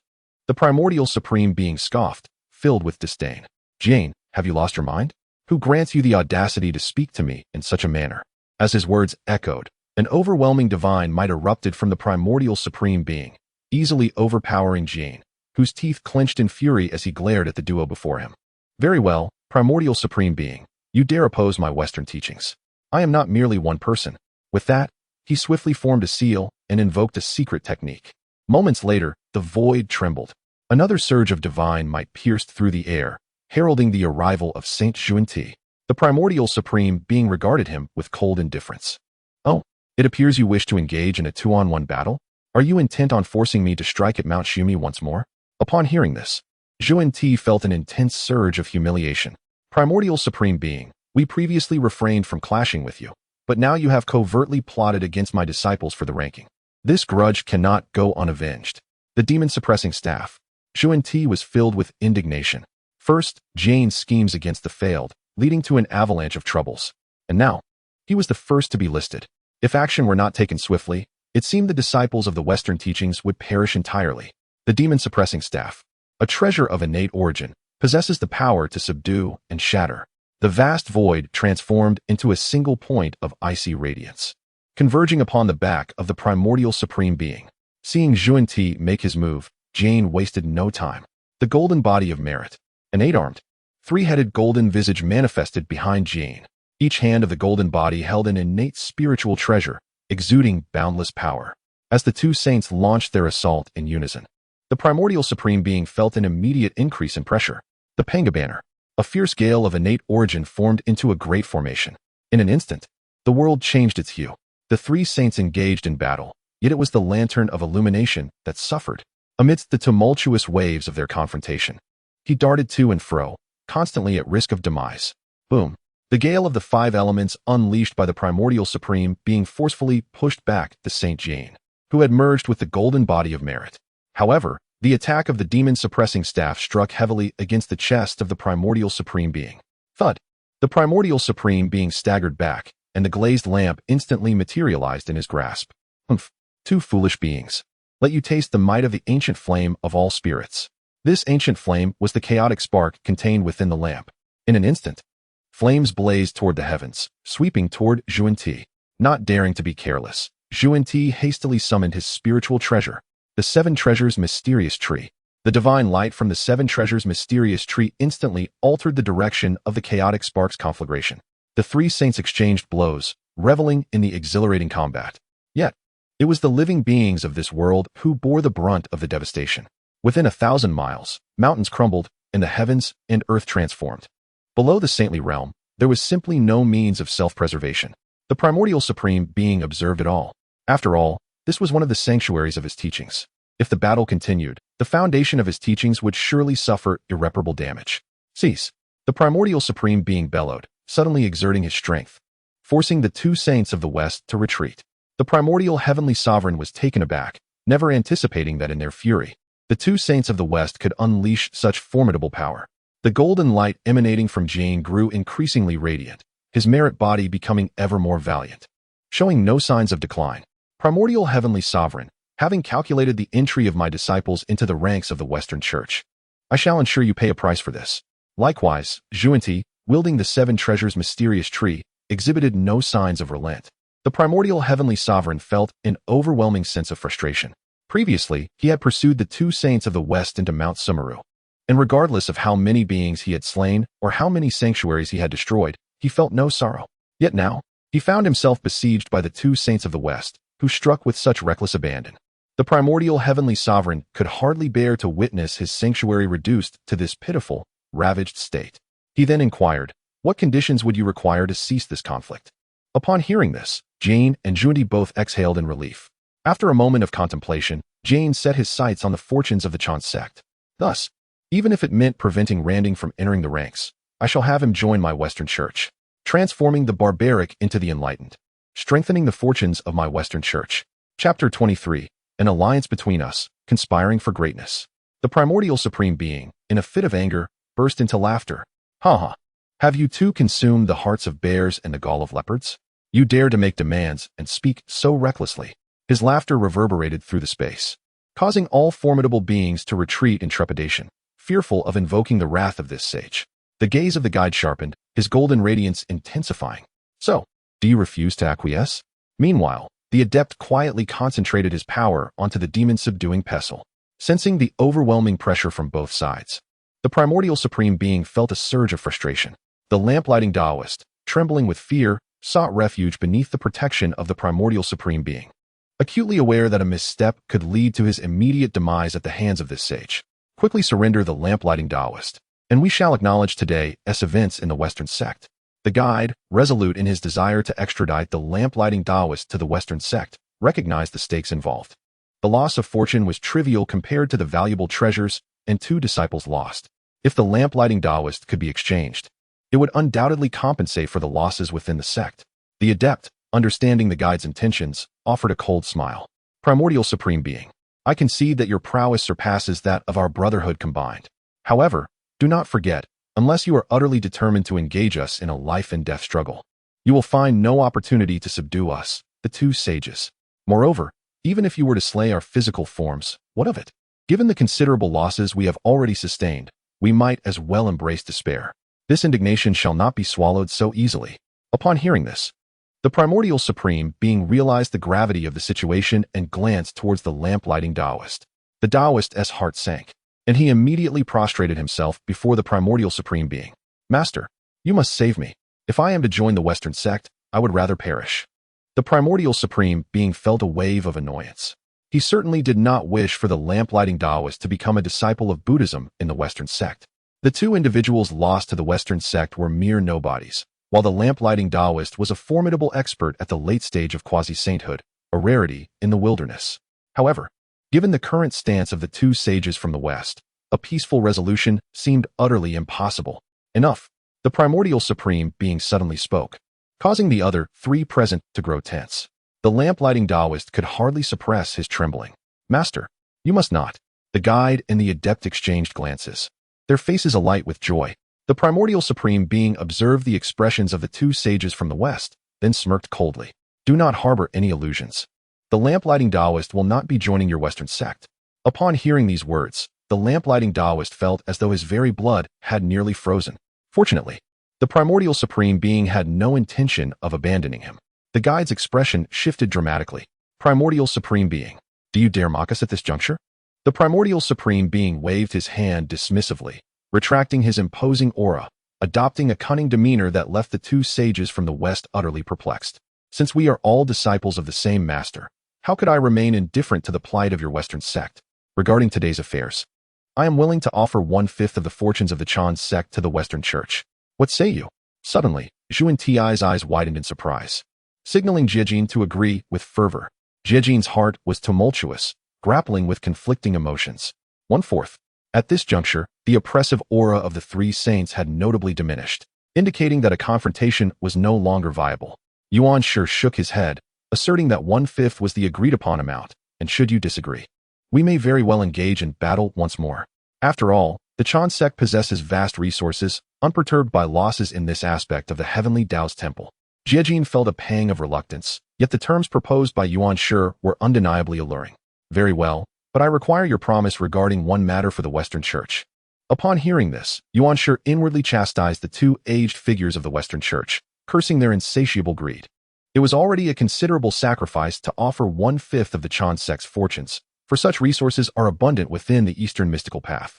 I advise you not to overreach. At this moment, Jade's mind was remarkably clear. It seemed that the lesson from Tongtian had enlightened him, making him astute. Should the GS sect face defeat in the future, I demand all of its disciples. Xianxia was momentarily taken aback, but then swiftly grasped Jade's intentions. Previously, Xianxia and Tongtian had wagered on the fates of their disciples concerning the rise and fall of humanity. They had lost on one front, yet were to send all their disciples to the divine list. Now, however, Jade sought to transfer those disciples entirely to the Western Church. Such a move would allow the Western Church to rapidly expand. Upon this realization, Xianxia burst into hearty laughter. Very well, I shall comply with your request. After all, I have little use for those who are merely beasts with fur and horns, so what harm is there in granting them to you? Thus, the Western Church shall form an alliance with me, and together we shall confront Tongtian. How does that sound? Jade and Xianti, upon hearing Xianxia's agreement, instantly felt a wave of relief. Naturally. Then, dear Xianxia, please allocate that 1/5 of the Chan sect's fortunes to us. Xianxia casually summoned the Panga banner, which radiated with rich mystical fortunes. Go. With a burst of golden light guiding the way, countless mystical fortunes flowed into the Western realm. In an instant, the heavenly Tao resonated. The Western Church basked in resplendent golden light. Jade and Xianti felt rejuvenated, witnessing the entire Western Church flourish. Ha ha ha, from henceforth, we shall be allies. The heavens bear witness. The radiant lamp Taoist looked on apprehensively at the three saints, who had once been embroiled in a fierce struggle but were now in amicable discourse. It was truly perplexing. Far away on Golden Tortoise Island, following the great battle, Tongtian had not returned to the Bo Palace but instead sat in meditation within the void, comprehending the 9 styles of creation. Tongtian gradually awakened, and a colossal ethereal figure projected from his eyes, manifesting instantaneously within the void. The 9 styles of creation indeed possessed boundless power, surpassing even the sword techniques of the great Tao.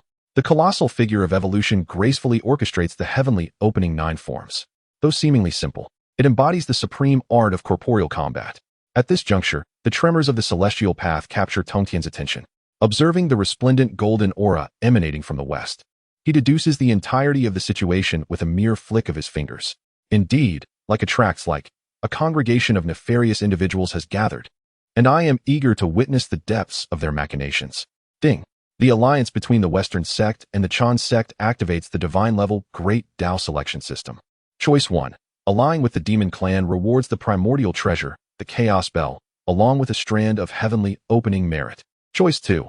Allying with the Witch Clan rewards the profound Taoist technique of earthly ascension, along with a drop of Panga's essence. Faced with these two options presented by the system, Tongtian finds himself in a quandary. Opting for the first choice, the Chaos Bell is indeed one of the mightiest treasures of the primordial era, and the merit of heavenly opening is tantalizing. However, the Demon Clan now consists primarily of a few quasi-saint level great demons. Even the Master Demon Kunpun can only unleash the power of a saint when within the depths of the northern underworld, rendering the alliance somewhat insignificant. As for the Witch Clan, it seems there might be only one notable figure remaining. Chapter 24. The Might of the Ancestor Witch and Alliance? What benefits do I derive? Among the Witch Clan, the only one worthy of Tongtian's attention is the Ancestor Witch Hutu. In the Great Desolation War, countless beings perished, their souls left adrift. The Ancestor Witch Hutu, unable to bear the suffering of the living, transformed into the cycle of reincarnation, merging with the earth to attain the status of a saint of the earth. However, due to the lower rank of the earth path compared to the heavenly path, she has been persistently suppressed by Hongjun. Consequently, despite possessing the cultivation of a saint, the ancestor witch Hutu has been unable to depart from the reincarnation platform of the underworld. After much contemplation, Tongtian ultimately chose the second option. Two spheres of light instantaneously appeared within his primordial spirit's purple mansion. As Panga's essence blood manifested, it instantly transformed into a small figure, entirely crimson, sitting cross-legged. The expression of the figure was exceedingly solemn, evoking a sense of reluctance in Tongtian to refine it. Meanwhile, the Earth Path Ascension technique appeared rather unremarkable, devoid of any energy fluctuations. I must see what kind of divine ability this Earth Path technique truly possesses. With that thought, Tongtian immediately extended his primordial power into the sphere of light. Given Tongtian's current cultivation at the fourth heaven of the mixed Yuan de Luo, comprehending this profound technique took but a moment. It was extraordinarily intricate. Upon grasping the Earth Path Ascension technique, Tongtian couldn't help but exclaim in astonishment. Although this technique bore no offensive capabilities, it could elevate the level of the Earth Path.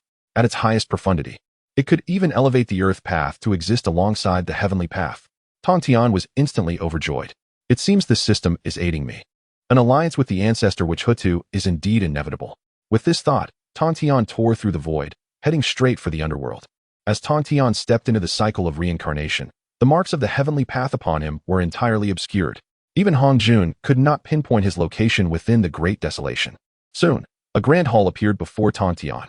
This was the Hall of Tranquility, the dwelling of the ancestor witch Hutu after her transformation into reincarnation. Reincarnation is an extension of the Earth Path, and now, Hutu embodies reincarnation, just as reincarnation embodies Hutu. Sensing Tongtian's arrival, the doors of the Hall of Tranquility slowly opened. The cold, desolate hall seemed devoid of any vitality. The flickering candlelight, no larger than soybeans, cast only a feeble glow. This was indeed the depths of reincarnation, the beginning and end of all things in the great desolation. As Tongtian stepped inside, the might of his saintly presence instantly illuminated the entire hall. After surveying his surroundings, he noted the stark desolation. Who is it that the saint of the Xianmen visits this barren place? Countless strands of Earth Path energy converged, and soon, a graceful figure was seated upon the reincarnation platform. It was none other than the ancestor witch Hutu. Tongtian smiled calmly. Indeed, the Lady Hutu is at ease, able to cultivate in solitude even as great calamities approach. Hutu's expression was melancholic as she gazed at Tongtian. Have you come today to mock me? I have sealed myself upon this reincarnation platform for countless ages. You are the first to visit. Tongtian was slightly taken aback, a wave of sorrow washing over him. Have the descendants of the witch clan not come here to pay their respects? The Lady of the Earth offered a sorrowful smile. Descendants of the witch tribe? The last remnants of their bloodline have been preserved in Kunlun, yet not a single one has reached the quasi-saint realm. How could they possibly venture into the depths of reincarnation? Following the witch-demon war, the once mighty race of the primordial era has long since fallen into desolation. Nowadays, not a single member capable of touching the great Tao has emerged. Their fortune has truly run dry. Tongtian glanced at the somewhat dejected Lady of the Earth, uncertain if she wished to leave this place. Upon hearing this, a flicker of color ignited in her eyes, only to vanish as she turned away, laughing self-deprecatingly. Leave this place. What does it matter if I possess the cultivation of a saint? The heavenly Tao constrains me tightly. Hongjun would be delighted to see me perish in this lightless abyss, even if I were to achieve immortality. I have never even glimpsed the sun star of my father God. As she spoke, she continued, by the way, I sense a trace of my father God's essence on you. Why does the Xianmen entertain thoughts of the witch tribe? Facing the sudden hostility from the Lady of the Earth, Tongtian felt his heart turn cold as iron. Xianmen? Humph, a den of intrigue. I, Tongtian, have long severed ties with the Xianmen. I have come today seeking an alliance with you. The Lady of the Earth was taken aback. An alliance with me? I am still unable to leave this place. How can I ally with you? Even if I were to consent, would the heavenly Tao permit it? Given your status as a saint? Tongtian discerned the subtle emphasis she placed on he. The heavenly Tao is impartial, yet once Hongjun merged with it, the Tao acquired human emotions, making pure impartiality an impossibility. This might explain why the Lady of the Earth cannot escape reincarnation. Given her current cultivation level, it is evident that I am no longer a saint of the heavenly Tao. The Lady of the Earth extended her hand, gesturing in the air as if seeking a particular scent. Suddenly, her eyes brightened, as if she had discovered something wondrous. You cultivate the great Tao of a saint. No wonder, no wonder. Ha ha, a saint of the great Tao. How marvelous. The Lady of the Earth burst into laughter, seemingly reveling in some delightful revelation. One of the three pure ones of the Xianmin has actually defected from the heavenly Tao. How splendid. Go back. Even so, I shall not depart from the earthly Tao. Tongtian understood the Lady of the Earth's concerns. Only by merging with the earthly Tao can she attain the status of a saint. Should she sever her ties with the earthly Tao and leave reincarnation, she would merely possess the peak cultivation of a quasi-saint, especially since she cannot extricate herself. What if I could elevate the earthly Tao to the same level as the heavenly Tao? The moment Tongtian uttered this statement, an eerie silence enveloped the hall of tranquility. A gentle breeze materialized out of nowhere, causing all the flames to flicker. What did you say? The Lady of the Earth's voice was laced with disbelief and astonishment. Such a defiant proposition, I have never heard of it. Are you not here merely to amuse yourself at my expense? As she finished speaking, the reincarnation platform erupted into motion. A formidable pressure instantly surrounded Tongtian on all sides. Tongtian furrowed his brow. This force possesses at least the cultivation level of the six heavens. Merely upon first contact, Tongtian was able to sense the profound mastery of Empress Hutu. Furthermore, with a harmonious union with the earthly Tao, she could potentially unleash a portion of its power. If she were to truly elevate the earthly Tao, she would undoubtedly rival, if not surpass, Hongjun. Should Empress Huda harbor any doubts, she may first examine this object. Suddenly, a violet jade slip materialized in Tongtian's hand. It contained a fragment of primordial spirit energy, a portion of Tongtian's insights into the art of elevating the earthly Tao, meticulously infused within the jade slip. This would not reveal the secrets of the earthly Tao's transcendence, yet it would suffice for Empress Hudu to perceive the profound implications of this principle on the earthly Tao. Chapter 25, Astonishing. The ancient chaos ancestor is still alive. The jade slip floated into the air, appearing in the hands of Lady Hutu in the blink of an eye. With a mixture of skepticism and hope, she probed her primordial spirit into the jade slip. In no time, the entire cycle trembled with excitement. This is indeed real. Such profound techniques truly exist. Lady Huda's voice quivered with exhilaration, her eyes sparkling with the light of hope. This artifact will surely enable me to see the light of day again. Even the heavenly Tao must stand beside me. Tongtian smiled gently. Thus, if Lady Hutu is willing to ally with me, I shall bestow upon her the complete divine powers. In her heart, Lady Hutu was overwhelmed with emotion. After countless millennia, she finally glimpsed an opportunity. To once again see the sun, the Wu clan would have a chance to rise. Excellent. I accept your terms. Whatever the conditions, I agree. Seeing Lady Hutu's prompt agreement, Tongtian felt a sense of relief. Very well. Since the lady is so magnanimous, it would be unbecoming of me to be petty. With that, Tongtian immediately inscribed the complete divine powers onto the jade slip and tossed it to Lady Hutu. Holding the complete divine powers jade slip, Lady Hutu felt a surge of excitement. Wonderful, splendid. When the day of my ascension arrives, what can Hongjun possibly do against me? Tongtian's objective fulfilled. He felt an immense sense of satisfaction. Lady Hutu, our alliance bears no ulterior motives. I merely request that when the great achievement of the Earth Tao is realized, should the heavenly Tao Hongjun take action against my disciples, I hope for your protection. With the divine artifact in hand, Lady Hutu was overjoyed, even finding Tongtian more agreeable. Rest assured, my Wu clan has always acted with loyalty. This artifact has granted me the grace of rebirth, should the heavenly Tao act unjustly in the future. You need not worry. However, there is one matter I find perplexing. Are you not a disciple of Hongjun? Why do you fear the heavenly Tao turning against your sect? Tongtian smiled bitterly. I too cannot comprehend this. Why have these individuals betrayed their trust and turned against my disciples? If not for the memories of the future, I might still struggle to believe that my closest brothers and teachers would scheme against me in such a manner. Is it merely because the GS sect embraces all, that they can be slaughtered at will? Thus, I shall not disturb Lady Hutu's cultivation further. I await the day of the Earth Tao's ascension to assist. After bidding farewell to Lady Hutu, Tongtian headed straight into the depths of chaos. Selecting a relatively open space, he finally sat cross-legged. The essence of Pangu, the formidable power contained within, may aid me in reaching a new pinnacle. Regarding the cultivation of the primordial 9 transformations, Tongtian has already attained the 6th realm. The essence of Pangu rewarded by the system is precisely what I need. The vastness of chaos is immeasurable. Rarely can anyone venture here. Thus, it is the safest place for cultivation and breakthroughs. Without hesitation, Tongtian absorbed the essence of Pangu into his Huangting Qi Si. The seated figure of profound mastery immediately absorbed the essence of Pangu's teachings and began to refine it. In the blink of an eye, 8 centuries had passed. Suddenly, The depths of chaos trembled violently. Boom, boom, boom. A formidable force surged forth in waves, violently expanding. A tempest erupted within the chaos. Before long, a colossal, naked giant rose from the ground. 300 feet, 500 feet, 800 feet. It continued to swell until it reached a staggering height of 823 feet. The Saint of Heaven kept his eyes firmly shut. This muscular, explosive form was a manifestation of his own cultivation. Humph. Huh. The giant emitted profound sounds, instantly shattering the void.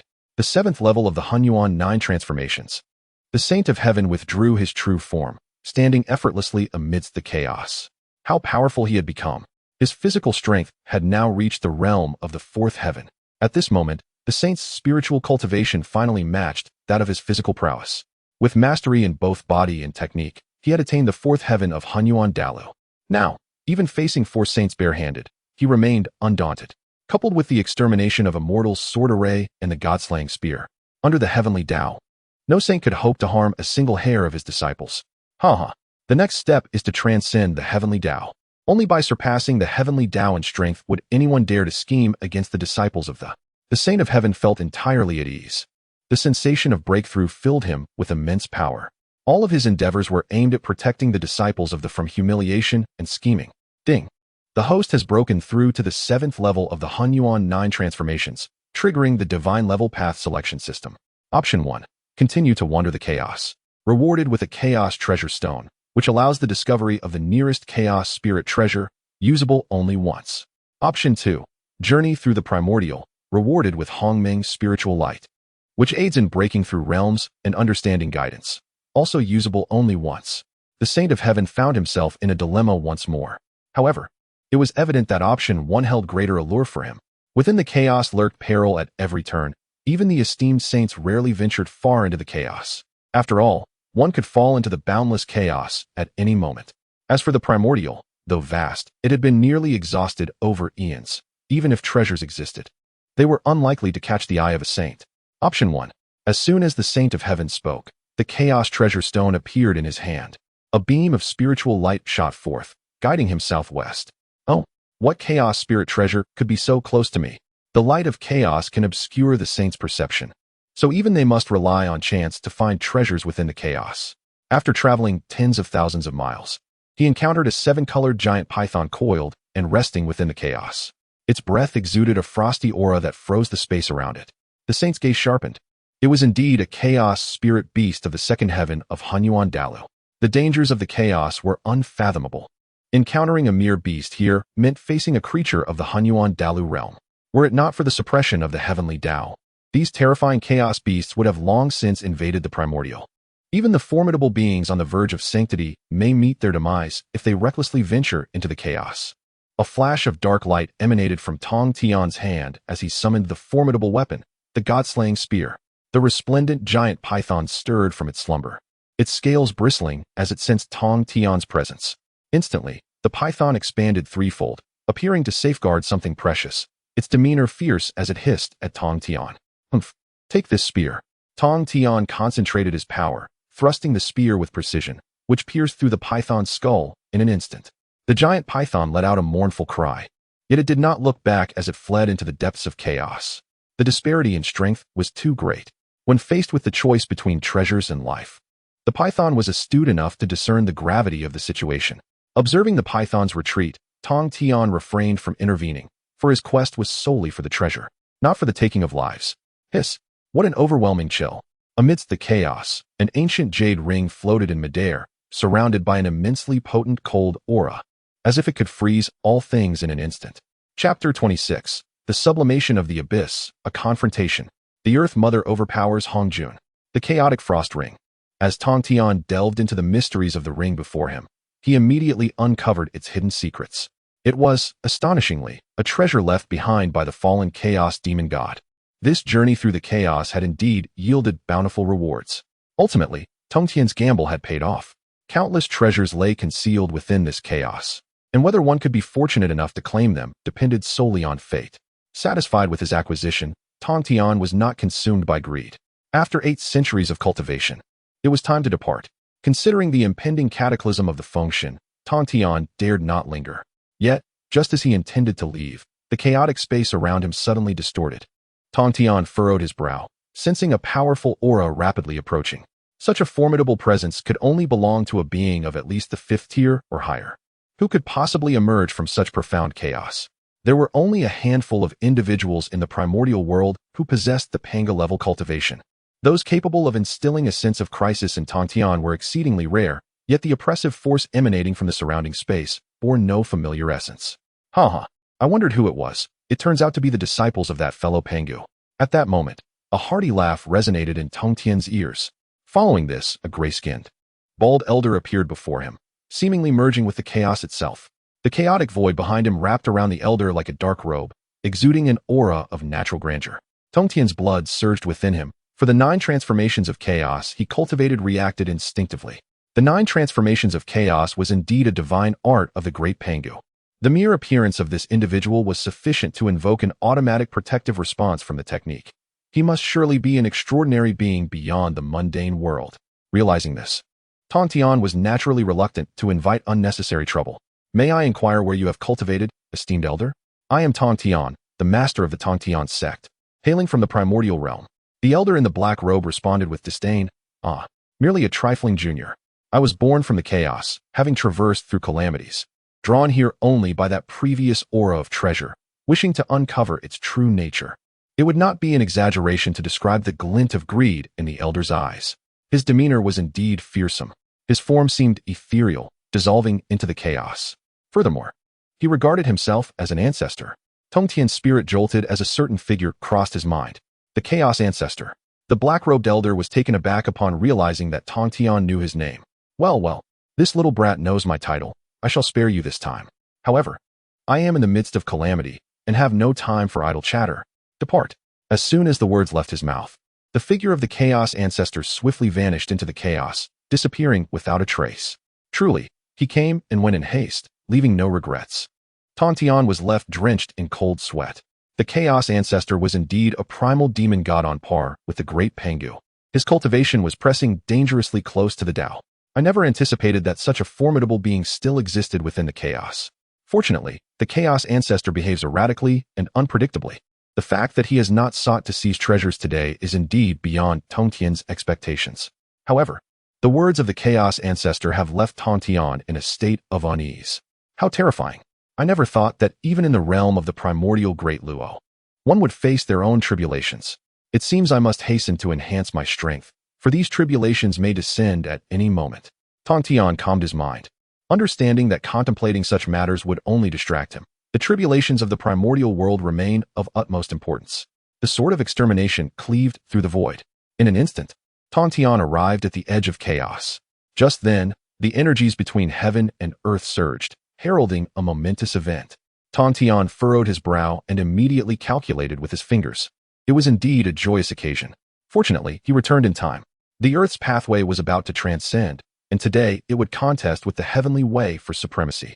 Over the past 800 years, it was not only Tongtian who had reaped great benefits. The Earth Mother ancestor which had fully comprehended the art of earth transcendence. Today, she aimed to evolve the Earth's path and vie for the fortunes of heaven and earth. Beyond the 36 heavens, within the purple cloud palace, Hongjun suddenly opened his eyes wide. What? The Earth's transcendence. The Earth Mother intends to evolve the earthly path and stand equal with the heavenly way? The primordial land trembled violently. Countless powerful beings were left astonished. The Western two saints gazed towards the netherworld, their hearts filled with disbelief.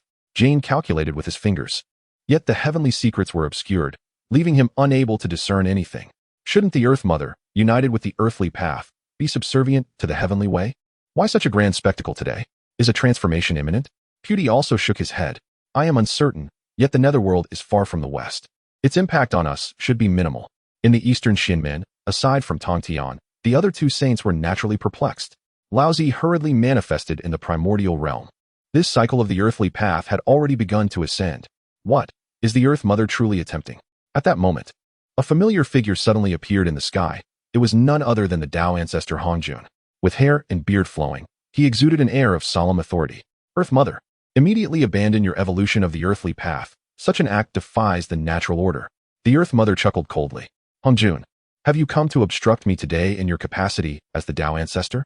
Upon finishing her words, The boundless fortune of the earthly path surged forth, directly confronting the heavenly way. The heavenly way was enraged. It would not tolerate any challenge to its authority. A colossal eye suddenly appeared beside Hongjun, provoking the manifestation of the heavenly way. The eye of the heavenly way seethed with anger, commanding Hongjun, who was united with the heavenly way, to suppress her at once. Hongjun was filled with extreme shame and anger. Stubborn and obstinate. If you insist on evolving the earthly path, I shall immediately suppress you for eternity. This is your final chance. Cease the evolution of the earthly path at once. The Earth Mother laughed heartily. Ha ha, Hongjun, why has your courage diminished? My earthly path golden body has already taken form, and I am more than 70% united with the earthly path. You dare not take action, for you are fully aware that you are no match for me. Today, I shall evolve the earthly path, standing shoulder to shoulder with the heavenly way. A solemn voice reverberates across the vast expanse of the primordial land. All living beings upon the earth kneel in reverence, utterly incapable of resistance. Hongjun, unable to endure any longer, unleashes the majestic might of heaven in an instant. A brilliant sword aura, guided by the heavens, cleaves directly towards the evolving earthly path. Hoda scoffs disdainfully, and a colossal hand emerges from the earthly path, striking fiercely towards the heavenly way. Boom! The sword aura collides violently with the hand. A contest between heaven and earth. The entire primordial realm quakes violently, as if every strand of spiritual energy trembles in fear. The divine might dissipates. Yet the confrontation between the heavenly way and the earthly path remains intense. Hongjun is only in harmony with the heavenly way to a mere 60%. In the past, when the heavenly way crushed the earthly path, this would have been sufficient to subdue Hutu. However, now that the earthly path has transcended, it stands equal to the heavenly way. For a moment, Hongjun finds himself somewhat at a loss. Chapter 27. The Sudden Assault of Kunlun, Audacious. Hutu teaches xianxia a lesson. The robe of Hongjun billows. The formidable saintly might descends, intent on subduing Hutu. Hutu, if you cease your actions now, I shall restore your freedom. I permit you to roam the primordial realms as a sage. Boom. The eye of heaven suddenly erupts into a vast expanse of purple divine thunder, shattering the void for miles and striking directly upon the underworld. It leaves a chasm between heaven and earth. Hongjun acquiesces, yet the heavenly Tao does not. The lightning crackles, resembling countless serpentine bolts of thunder extending from the earth. However, as the brilliance fades, Hutu remains unscathed. The might of the underworld prevails. Ha ha ha, Hongjun, conceal your hypocritical facade. Today, I require no one's permission. The underworld shall undoubtedly claim its rightful place, standing equal with the heavenly Tao. Hutu emerges from the depths of the cycle, her overwhelming saintly power rivaling that of Hongjun. The clash between heaven and earth brings untold suffering to all living beings. The vast primordial land shatters, and the void is obliterated. All saintly beings flee for their lives. Hongjun snorts coldly. Taishang, assist me. The ever-watchful Taishang Laozi manifests, unleashing his full power from the realm of Hunyuan Daluo. The Taiji diagram. The dual energies of yin and yang restore the might of heaven, transforming into the Taiji formation that crashes toward Hutu. The fist of the underworld's fortune mercilessly strikes the Taiji diagram. Laozi's mouth instantly stains with blood, his form teetering. At this moment, Hutu becomes unstoppable, destined to successfully transform the underworld. Tongtian, observing from a distance at Kunlun Mountain, devises a cunning plan. In the blink of an eye, Tongtian finds himself in the void outside Kunlun Mountain. The 5 thunder techniques. A secret art of the Xianmin descends from the heavens. It pierces the earth with tremendous force, crashing violently upon the underworld.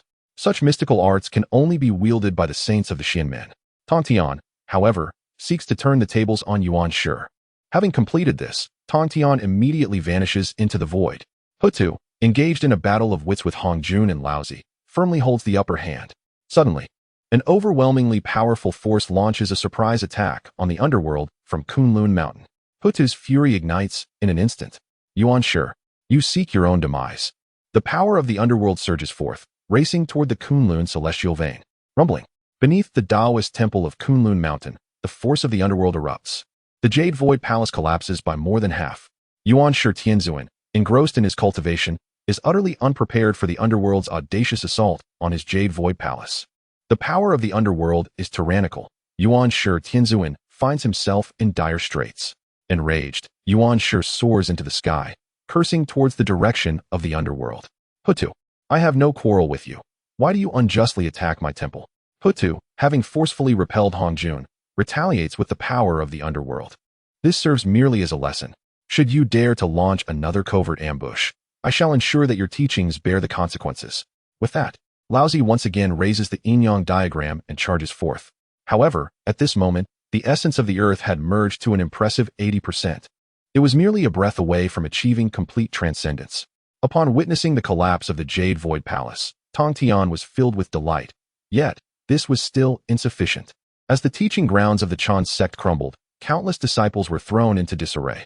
Tongtian, shrouding the heavenly secrets, swiftly abducted a disciple of the Chan sect, eradicating his primordial consciousness in an instant, and compelled him, like a mere puppet, to fly westward towards Kunlun, 100,000 miles away.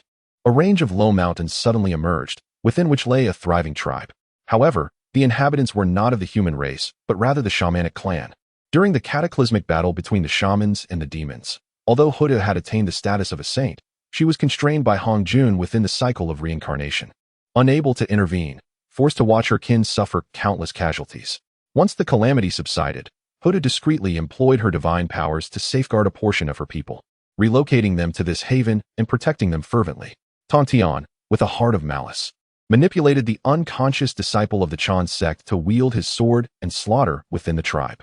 In an instant, numerous ordinary members of the shamanic clan fell into pools of blood as sword light flashed. Just then, in the xianxia of the far west of Kunlun, a woman arrived just in time, raising her hand to obliterate the body of the Chan sect disciple. A radiant beam pierced the heavens, instantly embedding itself within the divine list, marking the disciple as the second to be recorded. Tongtian had long concealed his actions with the Great Tao, rendering it impossible for anyone to discern his involvement. The one who soared from Yaoqi was none other than the Queen Mother of the West, a formidable being at the pinnacle of quasi-sainthood. At such a moment of transcendence for the earth, all remained cautiously vigilant. Observing the corpses of the shamanic survivors strewn across the ground, the Queen Mother felt a deep-seated unease, fearing the wrath of Hutu. At this moment, Hutu's connection with the earth surpassed 80%. The events unfolding on the vast land of Honghuang were beyond her perception. Before long, the grim imagery of the shamanic survivors perishing under the Chan sect disciples' powers manifested vividly in her mind. Damn it, primordial heavenly master, you are courting your own demise. Enraged, Hutu erupted, and the essence of the earth burst forth in a dazzling display of brilliance, completing its final transcendence. Boom. The grade of the earth ascended to the same level as the heavenly Tao. Unfazed by the ongoing attacks from Hongjun and Laozi, Hutu instantly appeared within the Jade Void Palace of Kunlun Mountain. The power of the earth, which had only just calmed, once again surged through Kunlun Mountain. Primordial Heavenly Master found himself ensnared within the colossal hand conjured by Hutu. Faced with such a terrifying Hutu, the Primordial Heavenly Master was utterly bewildered. What madness has taken hold of you, Hutu? Is this never-ending? Yet, liberated from the constraints of the heavenly Tao and wielding 80% of the earth's power, Hutu would not entertain any defense from the Primordial Heavenly Master. Her crimson eyes locked onto him fiercely. How dare you slay my shamanic kin, you audacious disciple of the Chan sect? With that, the force of the earth surged violently, shattering the Primordial Heavenly Master's bones and causing his blood vessels to explode. Like a blossoming flower of blood, the Primordial Supreme Being found himself utterly powerless to resist, transformed completely into a being of blood. With a casual flick, Hutu cast the Primordial Supreme Being towards the ruins of Kunlun Mountain. With a thunderous crash, the already twisted body, crushed by the forces of the earth, created a massive crater in the shattered remnants of Kunlun Mountain. Coughing, he realized he had never experienced such humiliation. The damage to his physical form was minor, but the loss of his dignity was an affront he could scarcely endure. All of this transpired in the blink of an eye, leaving him bewildered and unaware of the events unfolding. Hutu regarded the Primordial Supreme Being with a look of disdain. This was merely a warning. Should he dare to harm the remnants of my Wu clan again, the way of the teachings shall prepare for eradication from the primordial world. Just then, Hongjun and Laozi arrived in pursuit. Upon witnessing the devastating state of Kunlun Mountain, Laozi felt a wave of apprehension. Yet, despite the heavens' reluctance, they could no longer arbitrarily suppress the forces of the earth. Huda had ascended to the rank of an earth saint, no longer bound by earthly constraints, and had surpassed Hongjun. Hongjun gazed at Hutu, whose divine authority now exceeded his own, and could only sigh in resignation. Dear friend Hutu, with the establishment of the earth's way, the heavens will no longer obstruct you. However, the beings of the primordial world still require your sense of fairness. Upon hearing this, Huda scoffed dismissively. Rest assured, I shall surpass even my friend Hongjun in this regard. Chapter 28. Surely, you are scheming against me, the profound elevation of the earthly path. A cataclysm in the primal chaos. Even the saints are no longer safe.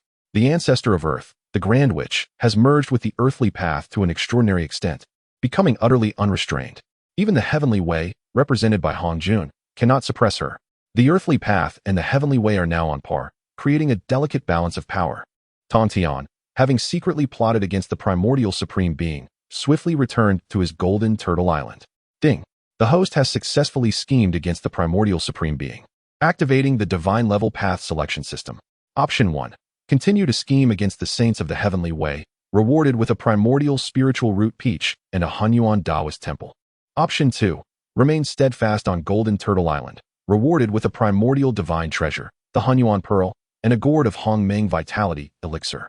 Upon hearing the options provided by the system, Tongtian was immediately drawn to the Hunyuan Pearl. This precious item has a significant origin. It is transformed from the eye of a spatial demon god at the moment of his demise. The vastness of its space rivals that of the primal chaos. It forms a small world of its own, capable of accommodating sentient beings for cultivation. It is truly an unparalleled treasure. However, if he were to remain passively on Golden Turtle Island, waiting for the shameless primordial supreme being to scheme against him, he would feel utterly frustrated and refuse to comply. What of the Hunyuan Taoist temple? Although the peach mentioned in option 1 is indeed a remarkable item, it pales in comparison to the allure of the Hunyuan Pearl. The Hunyuan Taoist temple is intriguing, yet Tongtian was utterly unaware of its nature.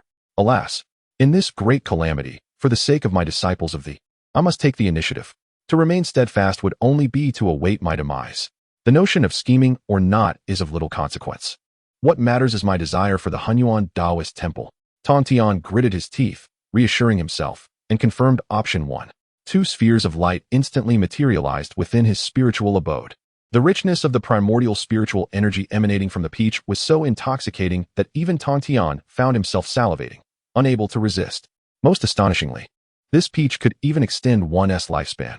In the primal chaos, if one fails to attain the quasi-saint realm, one can only ensure the immortality of their spirit, while their physical body cannot endure. Thus, even among the immortals, there are those who have grown frail with age. A treasure like this peach that can enhance lifespan is truly a rare find. Throughout the vast primal chaos, only the West Queen Mother possesses a peach orchard. However, the peaches in her orchard are not primordial spiritual roots, but rather postnatal spiritual roots. Consuming one would only extend life by 3,000 years. Such a boon has already caused countless powerful beings in the primal chaos to flock to it. The primordial spiritual root peach in Tongtian's possession has already borne 6 fruits. Each fruit can extend one's lifespan by 100,000 years. What does this signify? A typical golden immortal has a lifespan of merely 1 million years. They can only rely on rare treasures to prolong their lives. Had it not been for the preservation of certain elixir recipes within the Xianmen, capable of producing life-extending elixirs, all practitioners in the primal chaos would have long succumbed to old age. This is a key aspect in which the Western teachings fall short compared to the Eastern Xianmen. In the West, there exists but a single fruit born of the primordial Bodhi tree, whose consumption promises to extend one's lifespan by a millennium. Ordinary disciples lack any opportunity to partake in such a gift. Meanwhile, in the East, fortune flows abundantly, allowing even the most novice of disciples to receive elixirs that enhance their longevity. Although these common potions may only grant an additional 10 or 100 years, they represent a significant boon. Tongtian, having achieved an immortal and ageless form, is in no rush to devour the celestial peaches. Rather, he sees merit in preserving this divine root to cultivate his disciples. At this moment, the profoundly enigmatic Hunyuan Tao field finally came into Tongtian's possession. As soon as his primordial spirit made contact with this realm, he was irresistibly drawn into its Tao rhythms. This treasure was indeed a spatial marvel. Though modest in size, merely 3 times that of Golden Ao Island, it was saturated with the ethereal resonance of the Hunyuan de Luo Tian Tao. The richness of this Tao resonance, which would ordinarily require countless eons for even a saint to cultivate for the benefit of their disciples, was astonishingly intense within this Tao field. Unable to suppress his curiosity, Tongtian transformed into a streak of light and entered the Hunyuan Tao field. The Tao resonance was so thick it felt almost liquefied, allowing it to be effortlessly absorbed into one's body with each breath. Ha ha ha, heaven aids me. With this supreme treasure, my disciples shall flourish in boundless abundance. Tongtian felt no inclination to exaggerate. This resonance, born from the profound insights of saints, was an ethereal mist of purple qi. beneath the saintly realm. Those who grasped this purple chi could accelerate their cultivation speed, encountering no obstacles or bottlenecks, paving a smooth path to the quasi-saint realm. In the primordial chaos, the disciples of saints cultivate at a pace several times swifter than ordinary rogue practitioners. Yet, what is bestowed by the saints over countless ages pales in comparison to the Tao resonance within the current Hunyuan Tao field. Tongtian, recognizing the urgency, promptly integrated the Tao field into his Huangting Qi Si for nurturing. It seemed imperative to arrange for a group of disciples to enter the Tao field for training. Although, given the current intensity of the Tao resonance, forcibly cultivating 6 quasi-saint disciples would be the utmost limit. Tongtian envisioned a future where all his disciples would attain quasi-saint status. As Tongtian deliberated on which disciples to send into the Hunyuan Tao field, an unexpected premonition seized him. Beyond the 36 heavens, the purple cloud palace re-emerged. A great catastrophe loomed, summoning the saints to convene in the purple cloud palace to deliberate on the fate of the Fengshen list.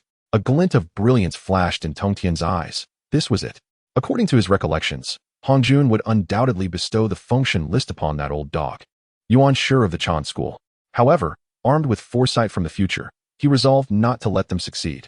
With his plans solidified, Tongtian wasted no time and headed straight for the purple cloud palace. The matter at hand was of utmost importance, and the saints were arriving swiftly.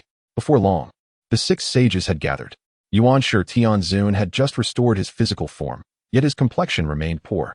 All were aware that he had recently suffered the destruction of his sacred grounds and injuries to his body, undoubtedly harboring a deep resentment.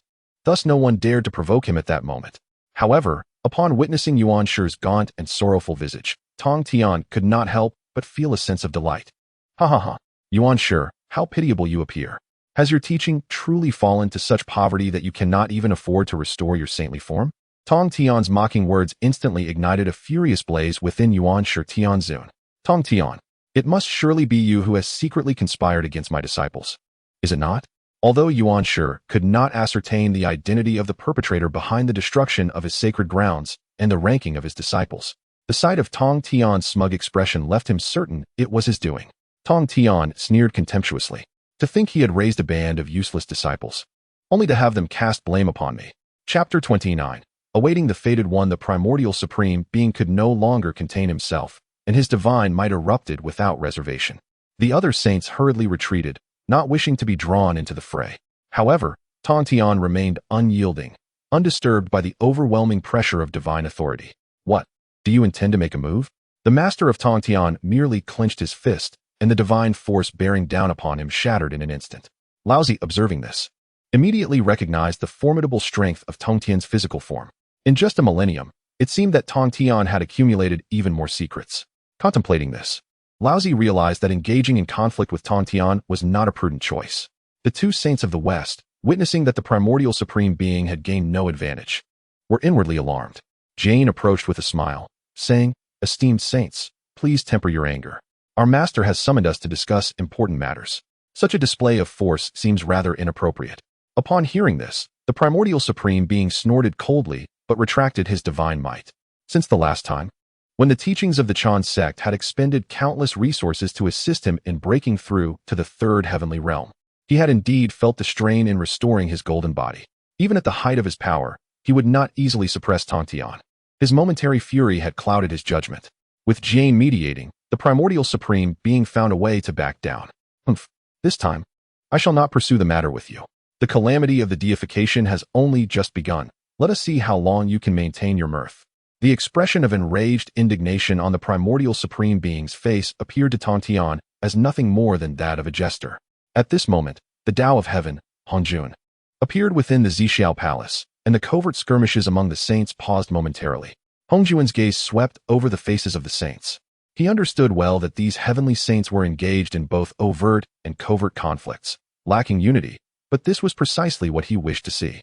As the embodiment of the Tao, his only concern was to ensure that no individual stepped beyond his control. The Tao itself required these saints to balance and restrain one another. I have summoned you here today to discuss the allocation of the deification list and the righteous God whip. As he spoke, a radiant deification list materialized in the Xixiao Palace, alongside a righteous God whip, shimmering with divine authority, radiating an overwhelming sense of unfathomable causality. Tongtian understood that Hongjun would certainly not bestow the deification list and the righteous God whip upon him. Instead, He closed his eyes and refrained from competing with the other saints. Laozi smiled gently and stepped forward first. Master, my disciples are few, and our fortunes are weak.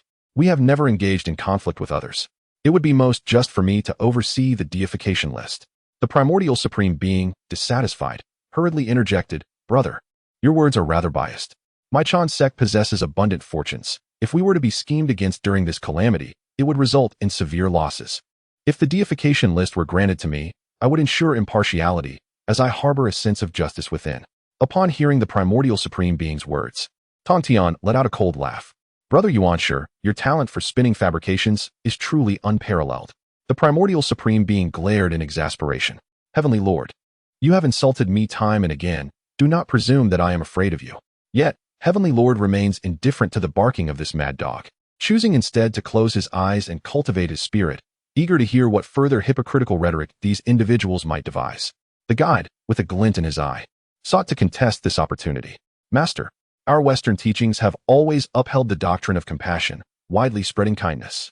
Now, our fortunes have waned and our numbers are few. We are in dire need of this chance. Should we fail to seize the heavenly list, it may spell the end of our lineage. This declaration from the guide left Heavenly Lord feeling quite nauseated. Such lamentations lack depth. As long as the sages endure, how could the lineage possibly be severed? Truly, in their desperate bid for the heavenly list, they have cast aside all semblance of dignity. Saint Enwa observed the fierce verbal sparring among the saints, relishing the spirited debate. However, the usually outspoken Heavenly Lord chose today to remain silent, seemingly disinterested in contending for the heavenly list's ownership. The Tao ancestor, observing the saints' diverse arguments, felt a sense of dissatisfaction and instead turned to the quiet Enwa. Enwa, in your opinion, to whom should the heavenly list rightfully belong? Enwa slightly inclined her body. Respectfully, Tao ancestor, within the Enwa palace, it is only my brother and I, with no disciples to speak of. Thus, I do not concern myself with this matter. If we are to discuss ownership, the heavenly list pertains to the great tribulation of heaven and earth, and naturally, it should be held by those of virtue. The Tao ancestor slowly shook his head, letting out a sigh. You need not argue further. Sages do not enter tribulations, nor should they meddle in the calculations of fate. The ownership of the heavenly list has already been designated by the heavenly Tao to a destined individual, who is yet engaged in the cycle of reincarnation. In a century hence, a fated person shall emerge. At that time, there will surely be celestial phenomena, and each of you may seek them according to your abilities. With that, the heavenly list and the god-slaying whip before the Tao ancestor transformed into two streams of light, instantly descending to the mortal realm, autonomously seeking out their destined bearer. Upon hearing this, the saints felt a sense of resignation, since the heavenly Tao had already made its arrangements. Why expend so much effort in fruitless contention? However, such sentiments were ill to voice in the presence of the Tao ancestor. Merging with the heavenly Tao, the Tao ancestor departed from the purple cloud palace, allowing Heavenly Lord to gradually rise. Heavenly Lord glanced at the saints who had not yet taken their leave and let out a derisive laugh. What now? Just dogs biting dogs, all fur and no bite.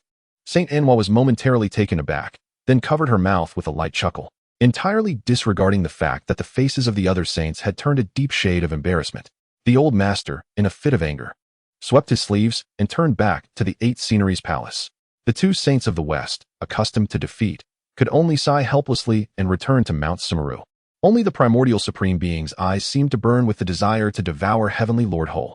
Heavenly Lord, do not be so arrogant. The fate of the heavenly list has yet to be determined. In the eyes of the primordial supreme being, there was only one enemy, and that was the Heavenly Lord. No matter the cost, he must not allow that to gain an advantage. Heavenly Lord remained unfazed, for his current cultivation had already dictated the heights of his vision.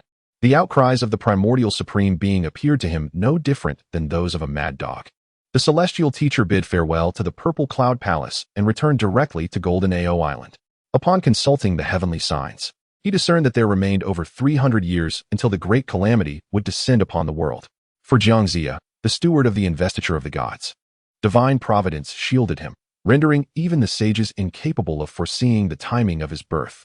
However, another pivotal figure within the investiture, the traitor Shingongbao from his own sect, had not garnered as much attention from the masses. In this lifetime, I must ensure that you find a more suitable mentor. The mere recollection of Shingongbao's myriad misdeeds in the annals of history set the celestial teacher's teeth on edge. Seizing the opportunity before the calamity of the investiture unfolds, he was determined to allow Shingongbao, this scourge, to utilize his talents under the guidance of others. Chapter 30, Bewildered, contested by the saints. Within the celestial tribulations of the Tongtian era, numerous remarkable figures have emerged. However, it is only a select few who have truly captured Tongtian's attention: Xianxia and Shengongbao. This duo undoubtedly holds paramount importance. Tongtian activated his divine perception, promptly searching for Shengongbao's essence amidst the vast primordial wilderness. This rebellious disciple, who had fervently bid farewell to countless fellow disciples of the Jie sect, was someone Tongtian resolved to locate first. Fortunately, Shengongbao had yet to appear among the Jie sect. Otherwise, Tongtian would indeed be at a loss on how to handle such a troublesome disciple. Eureka! Soon, Tongtian opened his eyes wide with astonishment. Yet, at present, Shengongbao had not yet assumed human form. He was merely a peculiar beast, a black panther that had fortuitously consumed a spiritual fruit. And Tongtian was not in a hurry. He contemplated silently, given that he had previously feigned indifference towards the Tongtian list in front of the other saints. It was clear that, based on Tongtian's understanding of Taishang and xianxia, these two would not genuinely believe that Tongtian had relinquished interest in the Tongtian list. On the contrary, Tongtian's unusual demeanor within the Xixiao Palace would likely arouse suspicion among the saints, leading them to believe he possessed knowledge about certain chosen ones. If his conjecture was correct, the other saints, devoid of any leads, would undoubtedly be covertly keeping a close watch on his movements. Thus, this grand gift of Shengongbao was one he intended to present with great care. Meanwhile, upon returning from the Xixiao Palace, Yuanshi Tianzuan was harboring a breath of determination, intent on seizing every opportunity. Yuding, Tai, heed my command. Come to me swiftly. As soon as he arrived at the Yushu Palace on Kunlun Mountain, Yuanshi Tianzuan's voice echoed throughout the entire Taoist temple. The xianxia cultivators, Yuding and Tai, were acutely aware that their master had been in a foul mood of late. Thus, upon being summoned, they couldn't help but feel a sense of trepidation. Rushing to the scene, Yuding and Tai beheld Yuanshi Tianzuan sitting solemnly upon the meditation mat, his expression grim. Tai mustered his courage and stepped forward, bowing respectfully. Master, may I inquire why you have summoned us? Yuanshi Tianzuan nodded slightly. You both maintain close ties with the human race, and I have a vital task to assign to you. The tribulations have begun. You must promptly dispatch disciples to descend to the mortal realm and seek out those with fortuitous destinies. Whether we can secure the Tongtian list and the god-slaying whip for our Chan sect depends entirely upon you. Upon hearing this, Tai and Yuding exchanged glances, filled with uncertainty. However, since their master had spoken, even though they felt apprehensive, they dared not refuse. Yes, we shall faithfully obey the master's decree. After sending away their disciples, Yuanshi Tianzuan immediately commenced his cultivation. Previously, he had sustained inexplicable injuries inflicted by Hutu and had yet to fully recover. At the 8 Scenery Palace, Taishang Laojun closed his eyes, his thoughts stirring as he became aware of the disciples of the Chan sect descending the mountain. Xiandu, the guardian, hurriedly approached upon hearing his master's voice. Master, your disciple is here. Taishang Laojun let out a gentle sigh. I have but one disciple under my tutelage. In these tumultuous times, where opportunities and dangers coexist, you must seize your chance and strive for a breakthrough. You shall descend the mountain in search of your own destiny. Remember, the one destined for divinity bears the auspicious sign of the flying bear. Should fortune favor you and you encounter such a being, you must certainly take him under your wing. Xiandu was overwhelmed with joy and hurriedly expressed his gratitude towards his master. This singular disciple of the human sect shall not be eternally bound to my side. Although the struggle for the celestial fortune seems futile, the lineage of our teachings must endure. This individual, bearing the chance of divinity, is surely someone of exceptional fate. If Xiandu can indeed take this destined person as his disciple upon descending, he will have a firmer grasp of the heavenly realm in the future. In the western Shumi Mountain, upon my return to the mountain, the 2 saints dispatched all the protective guardians at their disposal. As Jade observed the numerous demon soldiers and guardians descending, he felt an overwhelming sense of pride. My Lingshan guardians number in the millions, all former demon kings. Beneath these demon kings are lesser demons, scattered throughout the wilderness. If this fated individual truly comes into being, our Western sect will undoubtedly be the first to discover him. Zhuan was equally confident, yet his mind wandered elsewhere. Brother, do you not find the behavior of the Tongtian sect leader in the Xixiao Palace somewhat peculiar? Upon hearing Zhuan Ti's words, Jane furrowed his brow slightly. Are you suggesting that Tongtian is already aware of the fated individual? Zhuan Ti shook his head. That is not my implication. However, in times past, Tongtian would have certainly contended with us for the ownership of the divine ranking. Yet now, he shows no reaction. If he lacks other sources of information, I find that hard to believe. Jane pondered for a moment and also sensed that Tongtian must have some awareness. Other saints shared this sentiment, and the void outside Jinao Island had long been firmly sealed by their collective consciousness. Should Tongtian take any action, it would undoubtedly be known to all saints. In the central wasteland, near the realm of the human race, in a desolate mountain, a pitch-black leopard spirit lay coiled amidst the forest, absorbing the essence of the sun and moon. Suddenly, a celestial phenomenon occurred, radiating brilliant light. The Black Panther took form, yet remained bewildered and ignorant, having just entered the realm of immortality. The long-awaited Tongtian sect leader instantly manifested from the void. I pay homage to the saint. The creature, born into awareness of celestial signs, respectfully bowed, trembling in fear. Tongtian gave a slight nod. I am the Tongtian saint, you. Before he could finish, a figure in white robes stepped forth from the void, exuding pride as he interjected. I am the xianxia Tianzun. Today I shall take you as my disciple. Do you wish to join my Chan sect? Without allowing the Black Panther to respond, a sudden brilliance erupted from the west. Jade and Zhuan Ti, both smiling, soared towards him. This child is destined to be with our Western sect. Today, the two saints of the West wish to take you as their disciple. Will you join our Western sect? The Black Panther stood there, momentarily stunned. Ah, behold, the vision of the sage. Within this child's primordial spirit resides the extraordinary manifestation of the flying bear, undoubtedly indicative of one destined for great fortune. Such ethereal phenomena can only be discerned by a sage at a mere glance. The ordinary cannot fathom their significance. The brilliance emanating from the eyes of the two Western saints is nearly overwhelming. A flying bear manifestation. This must surely belong to one blessed with exceptional destiny. There can be no mistake. The Western Church shall surely flourish. At this moment, Laozi gradually materializes from the void. Upon first laying eyes on Shingongbao, I am irresistibly captivated by the ethereal image of the flying bear within his primordial spirit. Indeed, he is a person of great fortune. Tongtian appears visibly tense. It seems he has placed his bet wisely this time. With this thought, I merely smile faintly and step forward. I, the Supreme Laozi, Sage of the Realm. Do you wish to bow beneath the banner of our human teachings? Shingongbao is utterly astounded. What fortune has befallen him? He has only just taken form and already encountered the esteemed presence of a sage. Moreover, 5 sages at that. Such an opportunity is indeed rare in the primordial world. Even more astonishing is the fact that all 5 sages wish to take him as their disciple. Chapter 31. The Transmission of Teachings to Disciples. Ding. The host has triggered the God-level Dao selection system. Option 1. Accept Shingongbao as a disciple under the Jia sect. Reward. Primordial spiritual treasure, the Zhenwu bottle. An evolution of the 5 elements Dao. Option 2. Send Shingongbao to the Chan sect. Reward. Primordial spiritual treasure, the Zhumun staff. A fortuitous spiritual platform. Tongtian observed the saint's eager reactions and couldn't help but smirk coldly. Naturally, he chose the second option. This time, I intend to let xianxia Tianzun truly experience what it means to be the chosen one. In the memories of a future life, Shingongbao is known for his devastatingly effective poisonous milk that led to the downfall of the Jia sect. Had it not been for his divine assistance, the disciples of the Jia sect would not have met such tragic fates, all ending up on the function list. To provoke xianxia Tianzun's competitive spirit, Tongtian wore a serious expression, feigning indignation.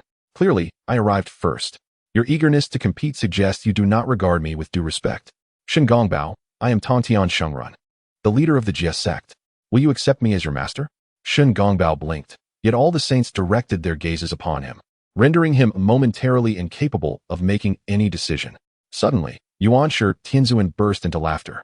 Ha! Tongtian, you are perhaps overly confident. The Jia sect is merely a disorganized rabble.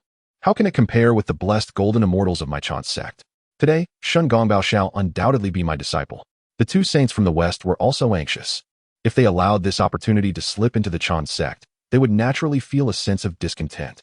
Tongtian wore an expression of rage, seemingly dissatisfied that Shingongbao had not immediately agreed. This is clearly a disciple I favor. On that day in the Xixiao Palace, the Dao ancestor also mentioned that one who bears fortune must. Halfway through his words, Tongtian promptly shut his mouth, feigning embarrassment as if he had inadvertently let slip a secret. Very well, I shall not sully myself by associating with you. With that, Tongtian tore through the void and departed. xianxia Tianzun felt a swell of pride. He had finally triumphed over Tongtian in a direct contest. Ha! This child shall undoubtedly belong to my Chan sect. and there is no need for further debate. Taishang Laojun smiled serenely. Xianxia, have you not always disdained such horned and fur-clad individuals? Now, insistent on accepting Shen Gongbao as your disciple, could it be that you have changed your nature? Yuan Shan Tianzuan rolled his eyes dismissively. Though this sect does not favor such individuals, heaven has the virtue of teaching all things. What? Do you have some guidance to offer, elder brother? The teachings of humanity advocate for non-action, merely a disciple of Xuandu. Even if you were to accept Shen Gongbao as your disciple, I fear elder brother would lack the time to provide guidance. Laozi glanced at the visibly apprehensive Shen Gongbao, the flying bear phenomenon confirming his fate. Yet, this opportunity does not hold significant importance for the teachings of humanity.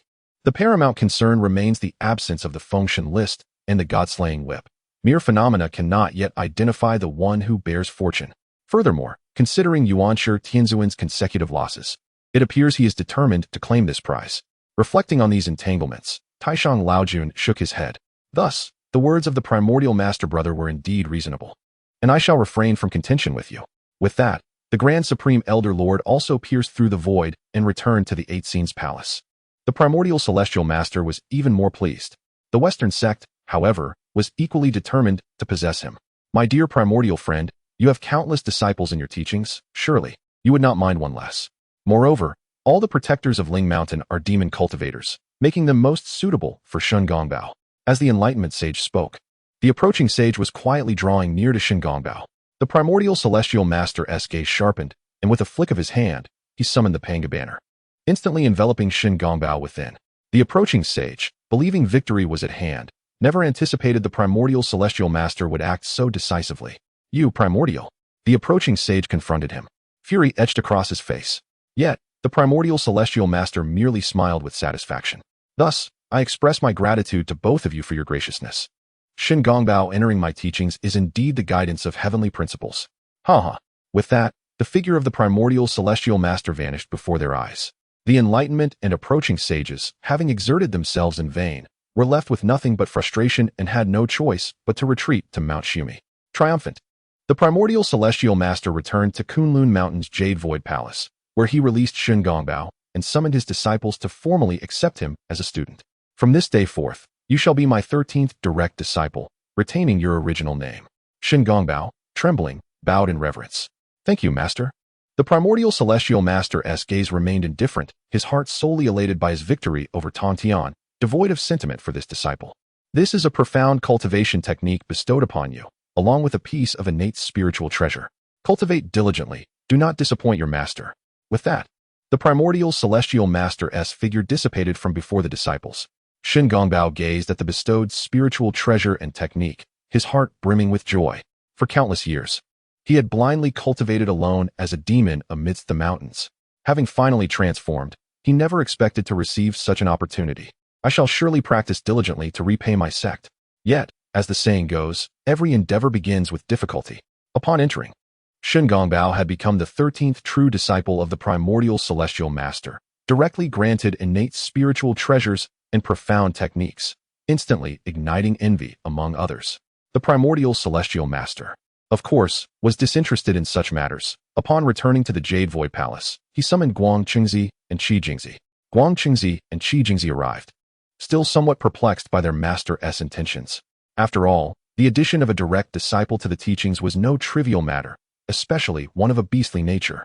It was well known that over the years, they had witnessed their master's deep-seated disdain for such beings. Thus, this action left the disciples astonished. Master, have you taken a junior disciple today? In response to Guang Qingzi's inquiry, the primordial celestial master merely nodded slightly. This individual shall be entrusted to your care. Remember, he is my direct disciple and must not be treated differently from other beastly beings. This child may prove invaluable in the future. Go forth. The matter was merely addressed in passing, and thus, Guang Qingzi and Qi Jingzi were expelled. As they reached the entrance of the cave dwelling where Shen Gongbao practiced, they fortuitously encountered him as he emerged. Shen Gongbao had long been aware of his 12 senior brothers, and upon seeing Guang Qingzi and Qi Jingzi, a wave of joy surged within him. Esteemed brothers, may I inquire where you have been practicing? It would be delightful to connect more often. Guang Qingzi, proud and haughty, was well aware of his esteemed status within the teachings. Moreover, influenced by the primordial lord, those adorned with fur and horns were regarded as peculiar by the disciples of the way, making it difficult for them to accept. With a slight frown, Guang Qingzi uttered no further words and departed. Qi Jingzi scrutinized Shen Gongbao, unable to discern any remarkable attributes in him, and thus followed Guang Qingzi in leaving. Shen Gongbao, drenched in a torrent of cold water, found himself perplexed. He lifted his gaze towards the resplendent Kunlun sanctuary, a palace of jade and grandeur, momentarily at a loss for words. Chapter 32, An Unexpected Encounter, Fortuity, and the Former Crown Prince. Indeed, Shen Gongbao has joined the ranks of the Chan sect. The Master of Heaven, having divined the heavenly machinations, is in high spirits. This truly is a delightful surprise. The most significant treasure amidst the calamities of the Fengshen has already been dispatched. For now, all that remains is to await patiently. The human realm has experienced rapid advancements over the past century. Since the establishment of the Shang dynasty, under the leadership of Tang, remarkable achievements have been made through numerous campaigns. The fragmented human tribes are beginning to show signs of reunification. For the past 100 years, the Master of Heaven has personally nurtured the foundation of the Shang dynasty, and the fortunes of humanity are on the rise. The celestial aura above Chaoga City faintly reveals a profound and auspicious energy. The Northern Dipper and the purple microstar shine with unparalleled brilliance, growing ever more resplendent. It appears that the son of De is indeed the destined one, endowed with the fortune of a human monarch. The Master of Heaven nods in satisfaction. Given the current flourishing state of the Shang dynasty and the latent signs of royal bearing in De's son, gathering fortunes from all directions seems assured. In this wager, the Master of Heaven is filled with confidence, certain that the primordial heavenly venerable will emerge empty-handed. A brief calculation reveals that the arrival of De's son is still several decades away. While this period may be too short for rigorous training, it is just right for traversing the realm. Two luminous orbs, remnants of previous system rewards, quietly hover within the spiritual abode. The Master of Heaven sits in meditation, retrieving the treasures one by one. The primordial spiritual treasure, the moon-crossing staff, can traverse the starry rivers, traveling thousands of miles in a day. Indeed, a wondrous artifact. However, its utility for me is minimal, merely a trifle. Setting down the moon-crossing staff, the other orb of light stirs the Master's heart. The fortuitous spirit platform. This item has only appeared once in the primordial world. It is not an ordinary spiritual treasure, but rather an ethereal manifestation of fortune. The last appearance of the fortuitous spirit platform occurred millions of years ago, guiding the Saint Inwa to discover the primordial essence, indirectly laying the foundation for her path to enlightenment. Now, this fortuitous spirit platform has resurfaced in the primordial realm, falling into the hands of the Master of Heaven. With a glimmer of excitement in his eyes, the Master of Heaven channels a stream of spiritual energy into the fortuitous spirit platform. Fortuitous spirit platform. I wonder if you can reveal the opportunities that lie within my heart. No sooner had the words left his lips than the fortuitous spirit platform transformed into a streak of light, darting westward. With the means of a saint, it was effortlessly pursued. However, this manifestation of the fortuitous spirit platform can only guide one individual at a time. And now the direction indicated has completely vanished into the void. This place is surely more than 100,000 miles from Chaoga. The Master of Heaven traverses the void, employing his grand magical powers to appear directly in the far west. This location is not far from Mount Shumi. Could it be that my fortune lies within the Western sect? Perhaps bringing all those bald monks into my fold as protectors would be the celestial opportunity. Yet, the Master of Heaven, despite such calculations in his mind, knows that even if those bald monks rushed to kneel outside Jinao Island, he would be loath to sully his own doorsteps. Pondering in confusion, three powerful auras suddenly surged towards him from the direction of Mount Shumi. Clad in a flowing green robe, a young Taoist appeared, none other than the esteemed true monarch Luya. You are fated to cross paths with our Western teachings. Why not yield and embrace our doctrine? He proclaimed. Ba, the merits of the Western teachings are boundless. You have visited us multiple times, so it is only fitting that you join our ranks. Two formidable Buddhas from the Western teachings, both at the pinnacle of the Deluo golden immortal realm, surrounded the young Taoist, intent on forcibly bringing him into their fold. Upon hearing the name of this young man, Tongtian's heart quivered. Luya? It was indeed this individual. If fortune were to smile upon him, evasion would be futile. In his memories of the future, Luya was a solitary figure, unaffiliated with any sect. Yet, he single-handedly shattered the fierce flames of the 10 absolute formation of the Jie sect. He had also assassinated his disciple Zhao Gongming with the 7 arrows of nail-headed scriptures and severed Yu Yuan's corporeal form with the flying sword of immortal slaying. Moreover, He had been courted by the Chan sect and had assisted in dismantling both the Slaying Immortals array and the 10,000 Immortals array. Ding. The host has triggered the Divine Level Path selection system. Option 1. Subdue Luya. Reward. Primordial Treasure, the Haoyan Mirror. Innate Spiritual Root, the 7-star pair. Option 2. Let Luya go. Reward. Primordial Treasure, the Divine Hammer of the Great Tao. Innate Great Formation, the Radiant Array. Tongtian's heart surged with joy as he unhesitatingly chose option 1. 2 luminous treasures melded into his primordial spirit's purple palace. Yet what he anticipated most was still Luya himself. After acquiring the treasures, Tongtian descended upon the clouds, discreetly observing the unfolding events. Though the 2 Buddhas from the Western teachings possessed considerable cultivation, in Tongtian's eyes, they were no more than ants. Even if the 2 holy beings of the West were to arrive, he was determined to recruit Luya today. However, it was Luya's own display that attested to his worth. With a disdainful snort, Luya made his discontent evident towards the 2 Buddhas. I offer you a single chance. Should you insist on making a move, I shan't hesitate to provoke the 2 holy beings of the West. The 2 Buddhas exchanged glances and erupted into laughter. Ha! Arrogant. Let us subdue you and present our merits to the saints. With that, the 2 Buddhas unleashed their attack. But Luya had long since prepared for this moment. A nearly invisible flying sword of immortal slaying pierced through one Buddha's chest in an instant. The other, taken aback and attempting to flee, found Luya suddenly before him. No, before he could finish his thought, the overwhelming power of a quasi-saint erupted from Luya, shattering the Buddha's golden form with a single punch. Luya had been concealing his strength all along. This time, he had deliberately lured the 2 Buddhas of the Western teachings into a trap. Seeing Luya exhibit such prowess, Tongtian nodded in satisfaction. Luya, casting a cold glance at the lifeless bodies of the Buddhas, smirked and turned to depart. Suddenly, a voice resonated from behind him. Impressive strength. Truly befitting the prince of the demon court. Tongtian's unexpected appearance sent a wave of tension through Luya. Who are you? Luya secretly summoned his flying sword of immortal slaying, yet he felt no confidence in the outcome. As Tongtian spoke, he recognized the source of his own power. He had just emerged from the Western teachings, and even the 2 saints of the West failed to recognize his lineage, yet the individual before him instantly unveiled it. Since the battle with the Lich King, the demon court had fallen into decline. Indeed, Luya had maintained a low profile for a time.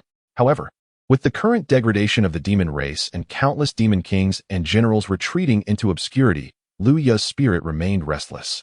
Over the course of nearly 10,000 years, he had actively roamed the vast expanse of the primordial land. Never before had anyone struck such terror into his heart with merely a single utterance as today. The master of the heavenly Tao smiled faintly. One of the 10 sons, the little golden crow, boasted an extraordinary lineage and noble origins. Yet, during the tumult of the witch-demon war, it descended to the mortal realm, scorching the earth and wreaking havoc in the region. 9 of its kind had been slain by the great archer leaving only you. Luya furrowed his brow in anger, exuding an aura of murderous intent. The demon race and the witch race are sworn enemies. Chapter 33. Blood feud that cannot coexist. Tongtian smiled serenely. Why did the 10 golden crows, who diligently cultivated within the sun star, suddenly trespass into the demon court, descending to wreak havoc? Upon hearing this, Luya felt a tremor in his heart. Why? Why did he leave the sun star with his 9 brothers? The memories of that time were alarmingly vague. Indeed, why? As the prince of the demon court, second only to one and above all, the 10 golden crows basked in glory. What compelled them to descend to the mortal realm and indiscriminately slaughter, ultimately leading to their demise at the hands of the Wu clan? Who was it that released the golden crows from the sun star? Seeing Luya in a state of anguish and contemplation, Tongtian understood the situation all too well. There was no need for you to strain yourself. Allow me to unveil the truth. With that, Tongtian immediately employed the grand technique of the return to the void dream, restoring the events of that day. The radiant sun star seemed to reappear before Luya. His 9 brothers remained strikingly youthful. The 10 golden crows frolicked and chased each other, filled with merriment. At that moment, Saint Juanti arrived quietly. He breached the restrictions on his own, erasing the heavenly secrets with his saintly power, guiding the 10 golden crows to the mortal realm. The searing heavenly fire scorched the rivers dry and pierced through the earth. Ravines formed, and corpses lay strewn across the land, a scene of countless slaughters. Upon witnessing this, Luya murmured in a daze. No, it cannot be. Suddenly, the great Wu Yi appeared. The sun-shooting divine Bao showed no mercy, mercilessly shooting down 9 of the golden crows. Emperor Jun and Tai Yi lost their senses, and the battle between the Wu and the demon clans was on the verge of erupting, as memories of the past swirled like smoke. All the truths vividly resurfaced in Luya's mind. When the illusions dissipated, only Tongtian's figure stood quietly before him. Luya fell to his knees with a thundering crash, bowing before Tongtian. It was the saint who had plotted against his brothers, inciting the Great War. Indeed, it was the saint of the Western Church. Such a blood feud, I fear, even after 10,000 years, I may never have the chance to avenge it. Seeing Luya in his current state, Tongtian knew the moment had come. I am the saint of Tongtian on Golden Ao Island. Do you wish to take me as your master? Upon hearing this, a glimmer of hope flickered in Luya's eyes. O saint, please accept Luya as your disciple. From this moment forth, Luya wishes to follow his master. O saint, only a saint can slay a saint.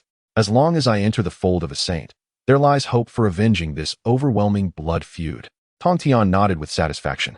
If that is the case, I shall take you as one of the 8 immortals in attendance, bringing you into my Jia sect. As he spoke, Tongtian generously produced the primordial treasure, the xianxia mirror, which he had previously acquired. This item is also a precious treasure of your demon race. It now returns to its rightful owner. Luya gazed at the xianxia mirror with sheer delight. The xianxia mirror, the treasure of my father God. Thank you, master. Upon seeing the xianxia mirror once more, he noticed the scars it bore from the battle between the Wu and the demon clans. At the moment of Emperor Jun's demise, he expended the last vestige of his power to conceal the footprints of the little golden crow, sealing all of his peak quasi-saint cultivation within Luya's body. He could only hope that one day, Luya would restore the glory of the demon race. Today, Luya finally glimpsed hope. Having entered the sanctified teachings, he regained the divine artifact bestowed upon him by his father. In that moment, tears welled in his eyes. Luya vowed through countless lifetimes to honor the trust placed in him by his master. With this thought, he bowed 3 times reverently towards Tongtian.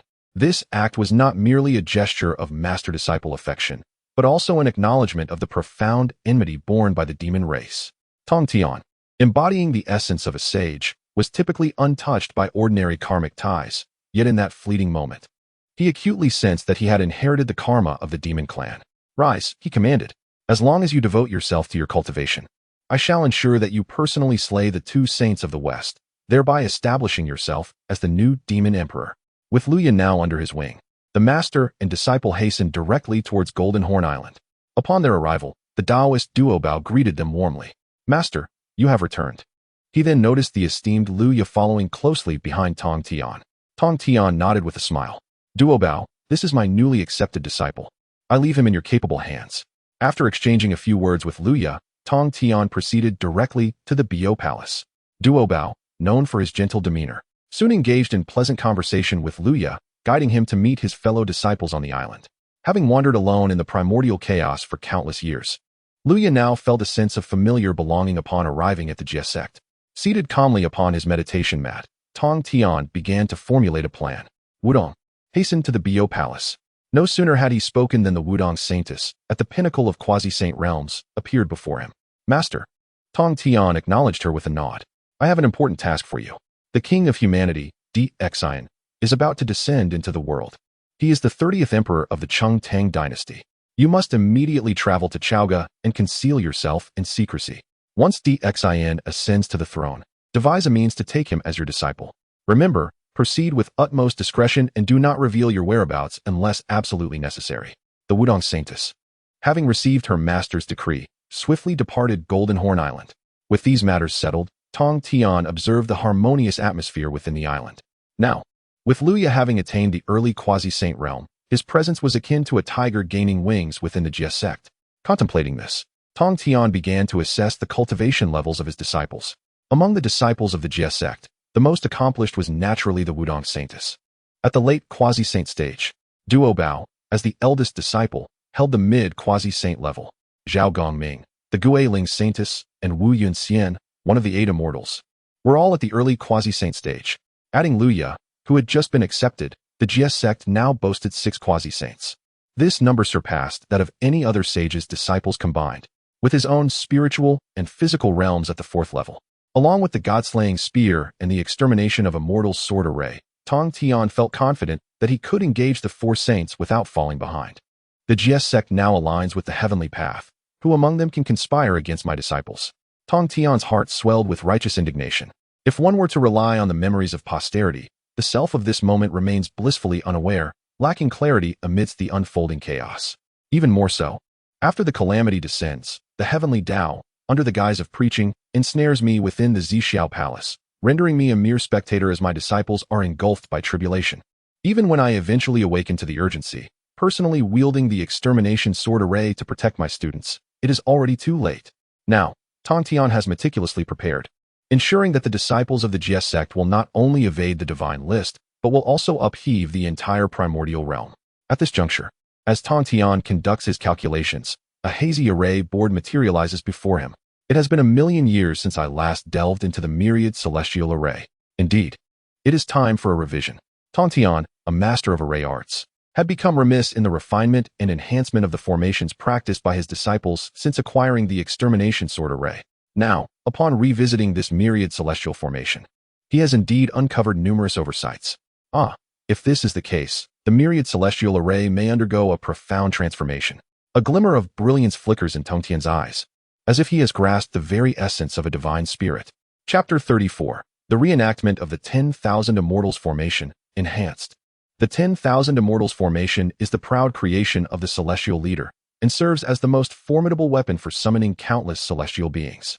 The outer formation consists of 3 layers. Within the Tai Chi formation, chaos reigns with flying stones. The 2 instruments formation unleashes thunder, ensnaring those who dare breach it, while the 4 symbols formation is fortified with unyielding walls and fearsome spirits. These 3 formations are adeptly managed by the 7 celestial attendants, ensuring that even the most revered sages would find themselves disoriented. The inner formation is bolstered by the assembly of numerous celestial beings, with countless disciples of the celestial sect demonstrating their extraordinary powers from every direction. Should other sages venture to battle, they would undoubtedly suffer defeat. The 6 banners and 2 gates form the core of this intricate formation, supplemented by the 4 core celestial guardians and 2 overseers, all under the command of the celestial leader's most esteemed disciples. As for the so-called 10,000 Immortals formation, without the presence of the celestial leader, could it truly be deemed a gathering of the immortal hosts? The focal point of this grand formation is represented by a sage and a banner. The sage is none other than the celestial leader, while the banner is a treasured artifact of the celestial sect, the divine script of boundless morality and the 6 souls banner. This artifact is immensely powerful, inscribed with the name of the sage, and should it sway within the formation, even a sage could meet their demise. However, since its inception, the celestial leader has never entered the formation. According to recollections of later generations, the only time the complete 10,000 Immortals formation was employed, it was at a moment of desperation, as 4 sages led their disciples to breach it and capture him. The celestial leader arranged and evolved the formation, a touch of his hand causing a ray of golden light to descend.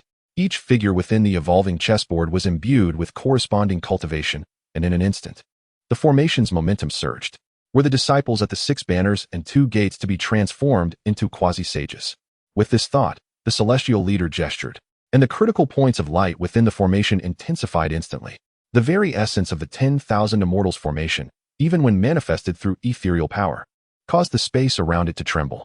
The celestial leader, filled with excitement, continuously adjusted the changes within. Recognizing that the banner lacked sufficient grandeur, he decided to add the words rise, cut, and extinguish. With that, he promptly guided the energy to inscribe the words rise, cut, and extinguish onto the core spiritual treasure, the divine script of boundless morality and the 6 souls banner. Divine script of boundless morality, rise, cut, and extinguish, 6 souls banner. He proclaimed, this truly embodies the spirit of my celestial sect.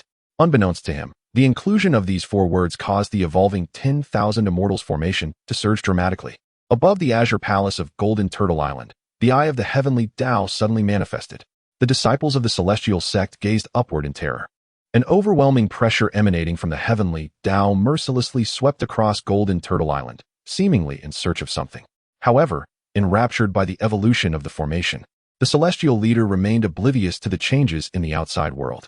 With a thunderous roar, a bolt of purple lightning descended from the heavens, striking with ferocity upon the azure palace. At that moment, a radiant cloud of precious light surged forth from the azure palace, enveloping the entirety of Golden Turtle Island in the blink of an eye. Kill. Within the auspicious clouds, it seemed as though a myriad of armies was arrayed, unleashing a cacophony of battle cries that resounded throughout the heavens and the earth. In the midst of the primordial chaos, turmoil erupted with astonishing intensity. The heavenly Tao cast its gaze, and this was no trivial matter, especially occurring within the sacred grounds of the saints. countless formidable consciousnesses materialized in the void surrounding Golden Ao Island. The 5 saints of the heavenly Tao quietly descended, their expressions grave as they fixated on the ominous pressure emanating from the Azure Palace. The supreme Lao Jun, usually stoic, now appeared astounded, his mouth agape in surprise. What audacious act was Tongtian undertaking to provoke the envy of the heavenly Tao? Yuan Shi Tianzun, on the other hand, wore a sneer. I had predicted that his recent surge in power was due to some unorthodox methods. Now, with the punishment of the heavenly Tao descending, I shall see how he extricates himself from this predicament. While the saints harbored various speculations, the mighty beings of the primordial realm remained utterly bewildered. At that moment, amidst the auspicious clouds enveloping Golden Ao Island, a flag suddenly rose. The divine script, profound and boundless, proclaimed the annihilation of the 6 souls of the truncated teachings. Within the clouds, the formation of the myriad celestial beings emerged, revealing the grand array of the myriad immortals. Even without the true disciples guarding the formation, the manifestation of this grand array was of an extraordinary caliber, drawing forth the wrath of the heavenly Tao in the form of thunderous tribulations. Boom! 9 bolts of purple heavenly lightning descended like colossal dragons, thrashing down with ferocity. To everyone's astonishment, as the tribulation lightning made contact with the clouds generated by the myriad immortal array, they transformed into the visage of Yuan Shi Tianzun, along with the 12 golden immortals of the truncated teachings. The heavenly tribulation resonated with the content inscribed on the flag, indeed embodying the truncated teachings arriving to breach the formation. In but a few exchanges, the thunderous apparitions of Yuan Shi Tianzun and the golden immortals of the truncated teachings perished within the clouds. The myriad immortal array, in a rolling motion, merely elevated its rank as if it were a genuine tribulation. With this flag's emergence, coupled with the disruption of the heavenly tribulation, laughter echoed throughout the void. Ha ha! Tongtian Saint truly displayed an audacious spirit. Such a marvelous event could only be orchestrated by the fearless Tongtian. Humph. Observe how Yuan Shi Tianzun's face has drained of color. It appears that he has indeed struck a nerve. Enraged, Yuan Shi Tianzun clenched his fists and swiftly produced the Panga banner. This Tongtian is exceedingly overbearing. Before he could truly charge forward, the other saints hurriedly intervened to mediate. Jane, suppressing a smile, stepped in to halt Yuan Shi Tianzun. My friend Yuan Shi, do not be hasty. If you truly act, it would only serve as a source of amusement for all. This Tongtian merely orchestrates formations to elevate their rank. Judging by the nature of the heavenly tribulation, it seems he may very well advance to a level befitting the primordial spirit treasures. Yuan Shi Tianzun's gaze sharpened, the sounds of wind and thunder emanating from the Panga banner, instantly pushing Jane aside. Do I need you to advise me? Stand aside. Jane, choosing not to impede further, silently reproached. What good is it to show off before us? If you have the ability, go flaunt it to Tongtian. Observing this, the supreme Lao Jun quickly intervened. Yuan Shi, should you truly engage now, it would be a significant misstep. Yuan Shi Tianzun's heart seethed with indignation. Why should such a grand opportunity be entirely seized by that worthless Tongtian? Even the practice of a mere formation necessitates the descent of heavenly lightning to subdue him. It is utterly outrageous. Among all the saints present, only Nuwa felt a surge of joy upon witnessing Tongtian's newfound strength. She couldn't help but express gratitude for having agreed to Tongtian's alliance. Had she chosen to ally herself with the inept figures beside her, she would surely have been crushed by Tongtian. Within the confines of Jinao Island, all disciples of the Jia sect were engrossed in the commotion stirred up by their esteemed leader. Yet, Luya's gaze remained fixated on the 2 saints from the west who had appeared beyond the island. Ever since his memories were awakened by Tongtian, the malevolent deeds of the Western teachings had resurfaced in his mind. Now that my master is so formidable, you 2 saints from the west shall await my vengeance. As if sensing Luya's animosity, the saint of guidance cast a contemplative glance towards Jinao Island. With calamity looming, how could the Chan sect remain aloof? If they do not seize this opportunity to ensnare his disciples in the impending disaster, they may never find such a favorable chance again. Chapter 35, The Golden Bridge opens. Inviting all immortals to witness. Disciples of the Western sect have been frequently making their mark. Recently, 2 disciples of the Buddha at the Great Luo Golden Immortal level met with inexplicable demise. It was only after their true spirits were absorbed into the divine list that the 2 saints of the West became aware of the situation. However, by the time they arrived, it was already too late. At that moment, Tongtian was merely delighted to have subdued the extraordinary Luya, without any intention of concealing the heavenly secrets. Through the bodies of the deceased disciples, the saint of guidance swiftly traced the causal threads back to Luya. Luya is now a disciple of the Jia sect. Naturally, This enmity is etched into the records of the GS sect. Humph. To orchestrate the grand formation of all immortals? I am most eager to witness the extent of your GS sect's prowess. As the gathering of saints commenced, the disciples of the GS sect were equally captivated by the anomalies above Golden Ao Island. Upon the arrival of the Saint of Guidance, his avatar transformed into a streak of light, silently ascending the island. The interior and exterior of Golden Ao Island were already teeming with GS sect disciples. Although most outer disciples still possessed the cultivation of heavenly immortals and profound immortals, their sheer number was staggering. The avatar of the Saint of Guidance took the form of a bald demon cultivator, exuding a hint of malevolence. Humph. I had long heard that GS sect disciples are born of egg and scale, adorned with fur and horns. Now, let me find someone to possess and have some fun. Currently, the disciples of the Western sect are indeed the most numerous on the divine list. Reluctantly, the Saint of Guidance resorted to such despicable tactics. Those saints are forbidden from directly intervening in the great calamity. The divine list has yet to reveal itself, and the calamity has not yet begun. Seizing the moment while the GS sect had not yet allowed its disciples to retreat from the world, the Saint of Guidance prepared for a massacre. However, he was unaware that at the very moment he set foot upon Golden Ao Island, an imperceptible golden ripple spread from the spot he stepped. Buzz. The sudden surge of saintly aura awakened Tongtian, who was busy evolving the formation. Someone has ascended Golden Ao Island. This island, a celestial abode upon the sea, is a realm of fortune.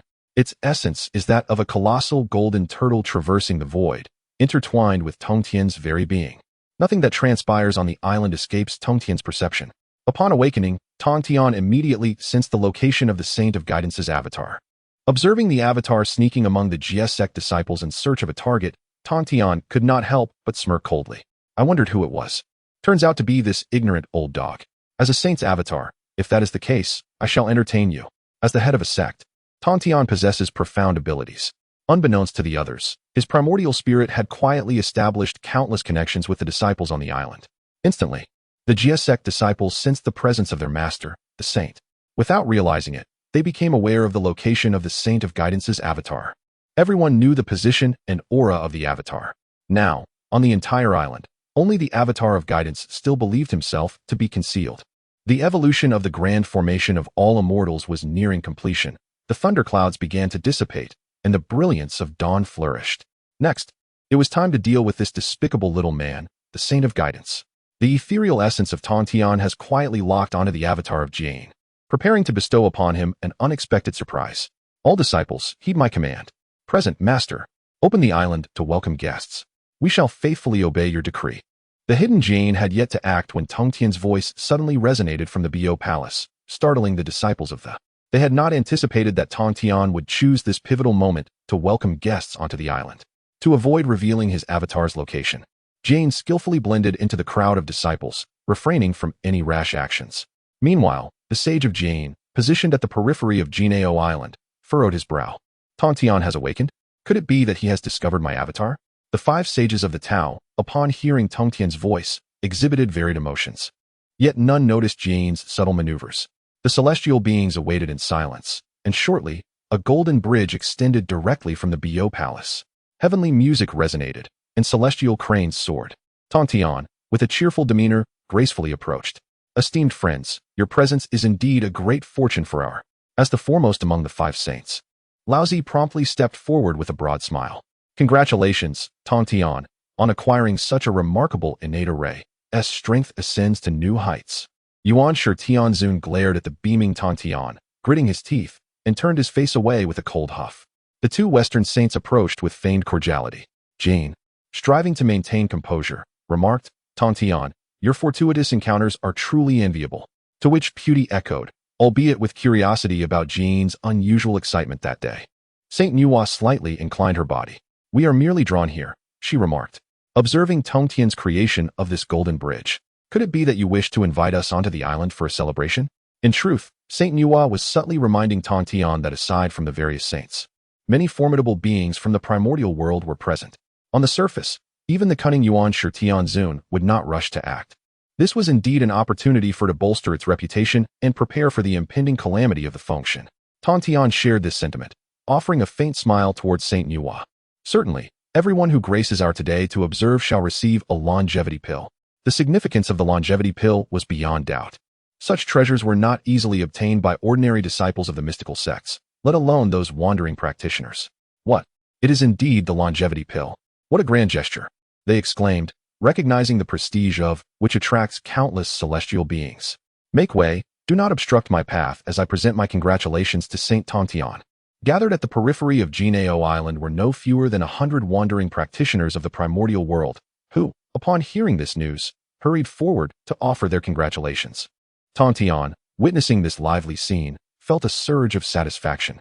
Today, he intended to utilize the grand array of myriad immortals to deliver a resounding blow to those insidious and petty individuals lurking in the shadows. Taoist Duo Bao and the Golden Spirit Saint Mother, along with other disciples, had already received Tongtian's discreet instructions.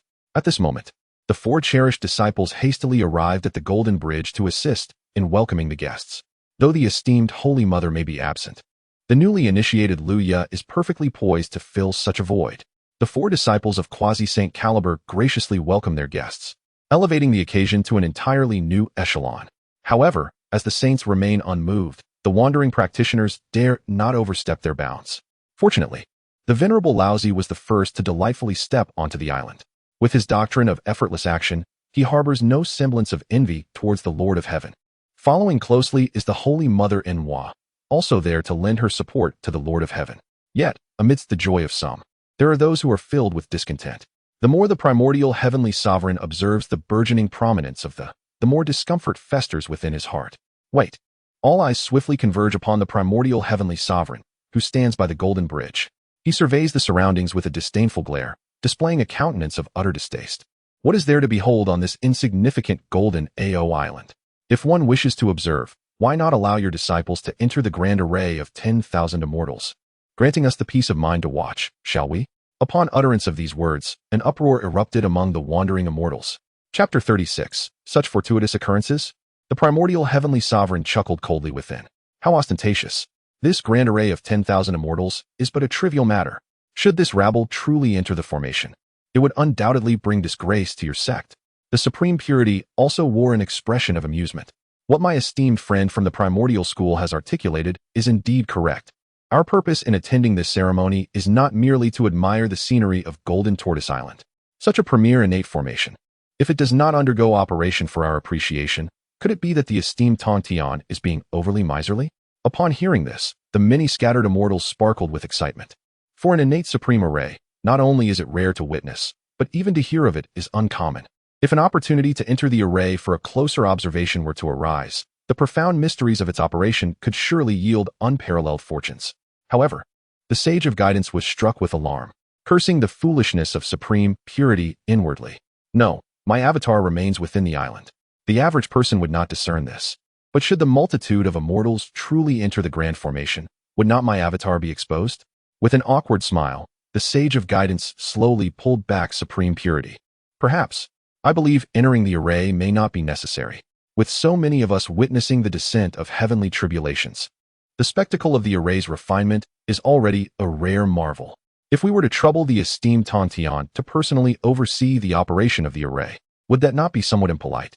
Supreme Purity effortlessly shrugged off the grasp of guidance. Alas, brother, your words are misguided.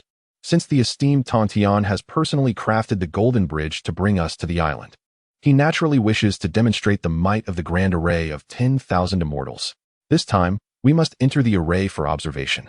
Cold sweat began to bead on the back of the Sage of Guidance. In previous days, the two saints of the West were in perfect accord. Yet today, Supreme Purity seemed particularly exhilarated, and nothing could deter him. The continuous accolades received by the disciples of the Western Church were already embarrassing enough. If today my avatar were to be seen by all, conspiring within the island, would it not be a disgrace of monumental proportions? Supreme Purity was equally perplexed. This was evidently a splendid opportunity to humiliate the Lord of Tongtian. Yet Guidance was behaving uncharacteristically, persistently retreating. Saint Enwa furrowed her brow slightly. Today's observation was intended to bolster the reputation of the Jie sect, not to allow this crowd to create chaos.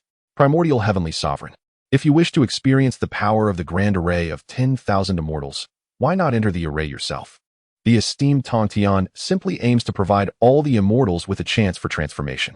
If you continue to bicker here, would that not waste everyone's time?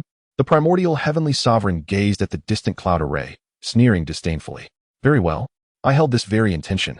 Since it is thus, let me personally probe the true nature of Tongtian's grand array of 10,000 immortals, to ascertain if it is merely a facade. With that, the primordial heavenly sovereign transformed into a streak of light and plunged into the grand array of 10,000 immortals. The Lord of Tongtian was left utterly astonished. The saints were like dogs fighting, inadvertently ensnaring the primordial heavenly sovereign within the array, an outcome he had not anticipated. Is there truly such good fortune? As for the power of the grand array of 10,000 immortals, Tongtian was all too familiar with it. He eagerly anticipated the participation of these individuals in the grand formation, which would spare him the arduous effort of manipulating them. Now, with the primordial supreme being voluntarily entering the myriad immortals grand array, he could only attribute it to his own overconfidence. Furthermore, with the presence of the splintered avatar of the guiding sage, a splendid spectacle was bound to unfold. The guiding sage, seeking to remedy the situation, hurriedly stepped forward to mediate. Friend Tongtian, it seems rather inconvenient to practice the grand formation at this moment, does it not? He spoke with a hopeful gaze directed towards the Tongtian patriarch. He could not believe that the Tongtian patriarch was unaware of his fragment still lingering on the island. However, Tongtian, feigning ignorance to the guiding sage's insinuations, shook his head nonchalantly. Inconvenient? Not at all. It can be done at any time. The Tongtian patriarch was certainly aware of the guiding sage's ulterior motives. With the primordial supreme being already within the array, once it commenced operation, the primordial supreme being's nature would compel him to exert his utmost to breach the formation. At that juncture, the guiding sage's hidden avatar among the disciples of the would inevitably reveal its identity under the pull of energy. The essence of the heavenly Tao transcends even a splintered avatar, which cannot escape its binding. Understanding this, the Tongtian patriarch had long instructed his disciples to be prepared. Once the myriad immortals grand array activated, the guiding sage's avatar would swiftly be identified as a target of the array's offensive. At that moment, there would be more than just the primordial supreme being within the formation. The primordial supreme being was somewhat acceptable, although he bore the suspicion of disrupting the gathering. He remained honorable. Even in defeat, the fortunes of the Chan school would not suffer significantly. However, the sudden appearance of the guiding sage's avatar within the grand array would be far more challenging to explain. Now, with the imminent arrival of the divine punishment calamity, the scattered immortals who came to observe were all prominent figures in the primordial realm. Often, even a minor change could influence the trajectory of the cosmic tribulation. This gathering, on the surface, appeared to be a typical assembly of celestial beings. In truth, securing the favor of the wandering cultivators during this event was of paramount importance.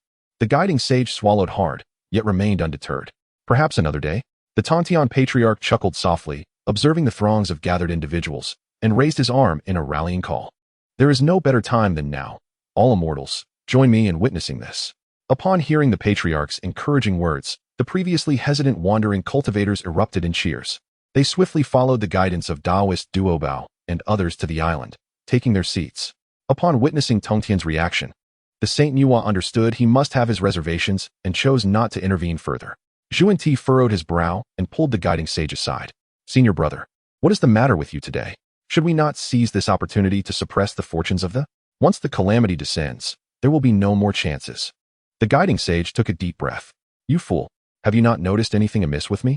Hearing this, Xuanti scrutinized the guiding sage closely. Suddenly, he realized the truth, nearly exclaiming in astonishment. Senior brother, your avatar. The guiding sage sighed deeply, gazing at the now overcrowded Golden Ao Island. Realizing that retrieving his avatar completely had become an increasingly arduous task. There is no alternative. We must bravely press on. I sincerely hope that the primordial Lord can endure and shatter this myriad celestial formation. Otherwise, today shall mark a moment of utter disgrace for us brothers. Upon grasping the truth, the sage of the Western Paradise was instantly filled with profound regret. However, the master of heavenly teachings was no longer inclined to entangle himself with the two saints and soared directly into the heart of the myriad celestial formation. As the celestial beings took their positions, the master of heavenly teachings cast a cold glance at the primordial Lord, who wielded the Panga banner within the formation. The disciples, heeding the command, entered the formation. In an instant, the malevolent array of myriad celestial beings emerged from the mountain recesses, with a chilling wind rushing toward them. Fragments of auspicious light enveloped the combatants, while a palpable aura of menace permeated the spiritual realm. A strand of the Saint of Guidance's essence could not evade, as it was captured by the disciples of the and drawn into the myriad celestial formation. The primordial Lord sensed the pull of the cosmic energies and gradually opened his eyes. In that moment, sand and stones flew, and a tempest arose. The formation activated, and the intent to kill became manifest. Chapter 37. The Destruction of the Clone, the Disgrace of the Countenance. As the myriad celestial beings gathered to witness, the primordial heavenly sovereign maintained an unflinching demeanor. The grand formation of the myriad immortals was merely an exhibition. As a saint of the heavenly Tao, the primordial possessed ample arrogance to back it up. He was resolute in his intent to bring the teachings of the to utter ruin, aiming to shatter the facade of their so-called grand assembly of immortals. And as for the elixir of immortality, I shall ensure you suffer a complete loss. With that declaration, a divine might instantaneously intertwined with the heavens and earth. The overwhelming aura instilled a profound sense of oppression among the assembled celestial beings outside. Such was the power of a saint. Could the grand formation of the myriad immortals truly withstand the might of a saint? It seemed rather precarious. Yet once the elixir was in hand, the outcome mattered little to me. The celestial beings chattered amongst themselves, while the figure of Tongtian at the heart of the formation remained unfazed. One must be willing to sacrifice in order to capture the wolf. Alas, you remain oblivious to this truth. The four esteemed disciples have personally commanded the array, guarding the four celestial gates. The Taoist of many treasures brandished a glimmering light in his hand, and the outermost Taiji formation commenced its operation in an instant. Enormous boulders soared within the formation, and a tempest arose, tearing through the space and revealing fissures. The primordial heavenly sovereign snorted. The Panga banner, a more formidable gale surged forth, colliding fiercely with the wind within the Taiji formation. Both forces intertwined without either gaining the upper hand. Yet, at this initial encounter, the celestial beings were astounded. They had withstood the saint's strike. It seemed the primordial sovereign had perhaps overestimated himself. Confronted with the grand formation of the myriad immortals, he too began to harbor doubts. Impossible. My Panga banner harnesses the winds of the nine heavens, imbued with the essence of wind and thunder. How could a mere rabble of disciples, their cultivation only at the golden immortal stage, possibly rival me? However, the myriad immortals formation was ever-changing, leaving no room for the primordial sovereign to ponder deeply. A dense wave of murderous intent and sword chi descended like a torrential downpour. The primordial heavenly sovereign, with his overwhelming might, unleashed a palm strike that obliterated a significant portion of the sword chi in the air. Suddenly, the Qinglian sword manifested within the formation, though merely at the quasi-saint level. Luya dared to confront the sovereign directly. The primordial scoffed. The light of a mere grain of rice dares to compete with the sun and moon. Boom. The Qinglian sword transformed into a manifestation of true form, converging the power of the formation as it descended with a thunderous crash. It bore an almost saintly power. To everyone's astonishment, the fist of the primordial heavenly sovereign was severed at the pinky by Lu Ya's Qinglian sword. All were left in shock. This insignificant insect of the quasi-saint early stage, within the grand formation of the myriad immortals, not only stood against the saint, but seemed to hold the advantage. The primordial sovereign was bewildered, as were the observing celestial beings. Frustrated, the primordial brandished the Panga banner with great force. Luya smiled mysteriously and suddenly vanished. The attack of the Panga banner landed squarely in empty space. The winds and clouds of the myriad immortals surged, encircling the primordial heavenly sovereign completely. Come and claim your life. Suddenly, Luya reemerged, wielding the Haotian mirror, its divine light radiating magnificently, enveloping the primordial heavenly venerable. The primordial heavenly venerable felt his dignity trampled, astonished that such a junior dared to challenge him. The Haotian mirror? A remnant of the demon clan. Upon hearing the words from the primordial heavenly venerable, Luya's blood surged with indignation. Those of the saintly lineage are merely akin to swine and dogs. Boom. The collective might of myriad immortals converged, as a searing solar essence erupted from Luya's form. Despite the primordial heavenly venerable's immense confidence, the Haotian mirror, being a primordial treasure, instilled a profound sense of trepidation within him. The celestial celebration clouds. Without hesitation, the primordial heavenly venerable summoned the ultimate defensive treasure, instantly isolating the solar essence projected from the Haotian mirror. The might of the saints erupted, a force capable of obliterating the heavens and earth, yet was silently absorbed by the cyclic operation of the myriad immortal formation. The observing myriad immortals remained utterly unaware of the unfolding events. While the primordial heavenly venerable engaged fervently, he was not the sole saint ensnared in this formation. At this moment, the true form of the saint of guidance, hidden among the disciples of the, was utterly perplexed as to how he found himself in such a predicament. How infuriating. How could this grand formation still seal the void? What tricks had Tongtian employed? Tongtian, the master of the way, was well aware of the reactions of these two saints. He commanded the formation, and even without direct intervention, had perfectly suppressed these two saints. Although he had not personally descended into the fray, the presence of the primordial heavenly venerable and the avatar of the saint of guidance was vividly apparent within his perceptive awareness. His delay in taking action was merely a matter of waiting for the opportune moment. Before that, there was yet another individual within Tongtian's perception, one of the 8 immortals in attendance, the long-eared enlightened one.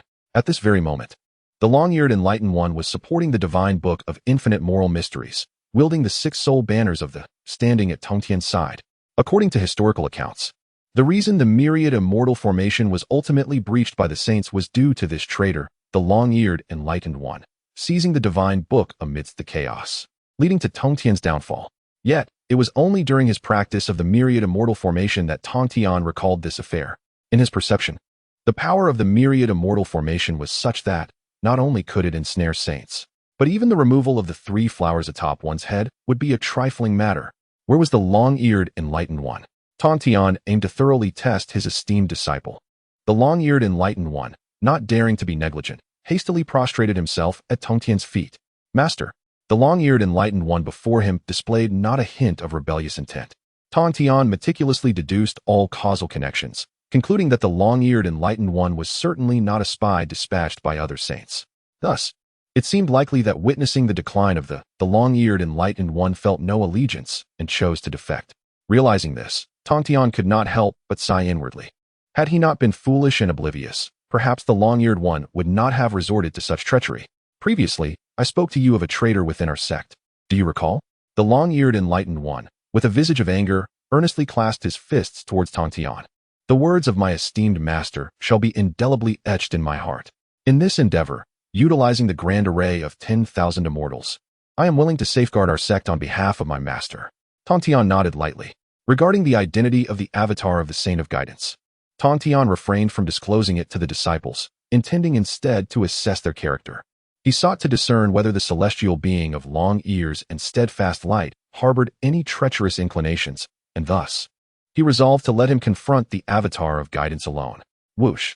A streak of luminous energy shot forth from Tongtian's fingertips, instantly merging into the spiritual platform of the celestial being of long ears and steadfast light.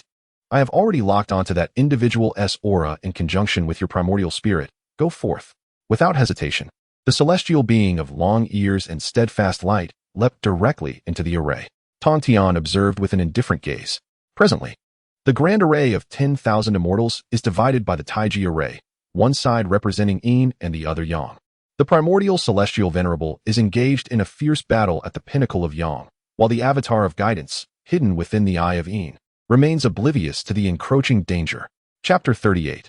The dual eyes of Yin and Yang trap the 2 saints. The saint of guidance, in a fragment of his essence, mingles within the formation, ever vigilant of his surroundings. Although he is not well acquainted with the intricacies of the grand array of 10,000 immortals, the stature befitting a saint suffices to maintain a faade. However, it seems that the evolution of this formation has encountered an anomaly. As the grand array of 10,000 immortals operates, the saint of guidance finds himself entirely unchallenged by the primordial heavenly venerable, who is known for breaking formations. This is indeed perplexing. What scheme is Tongtian concocting? If he remains concealed within this array without breaching it, he risks being recognized by the observing immortals. Just as the thought crossed the mind of the saint of guidance, the disciples of the GS sect, originally clustered around him, suddenly dashed in all directions. Strangely, they scattered toward the southeast, southwest, northeast, and northwest, leaving the saint of guidance momentarily behind within the formation.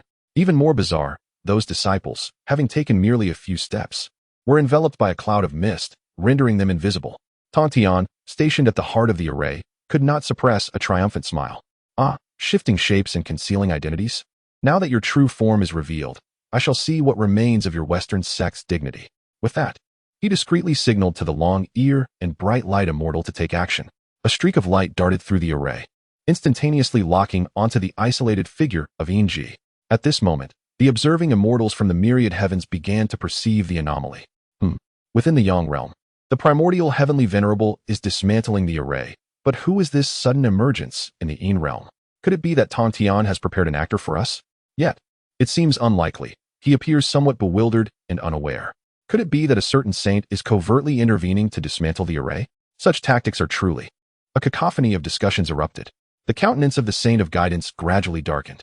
Ah, Tongtian, you must have discovered this long ago. At this juncture, even the Saint of Guidance could discern the truth.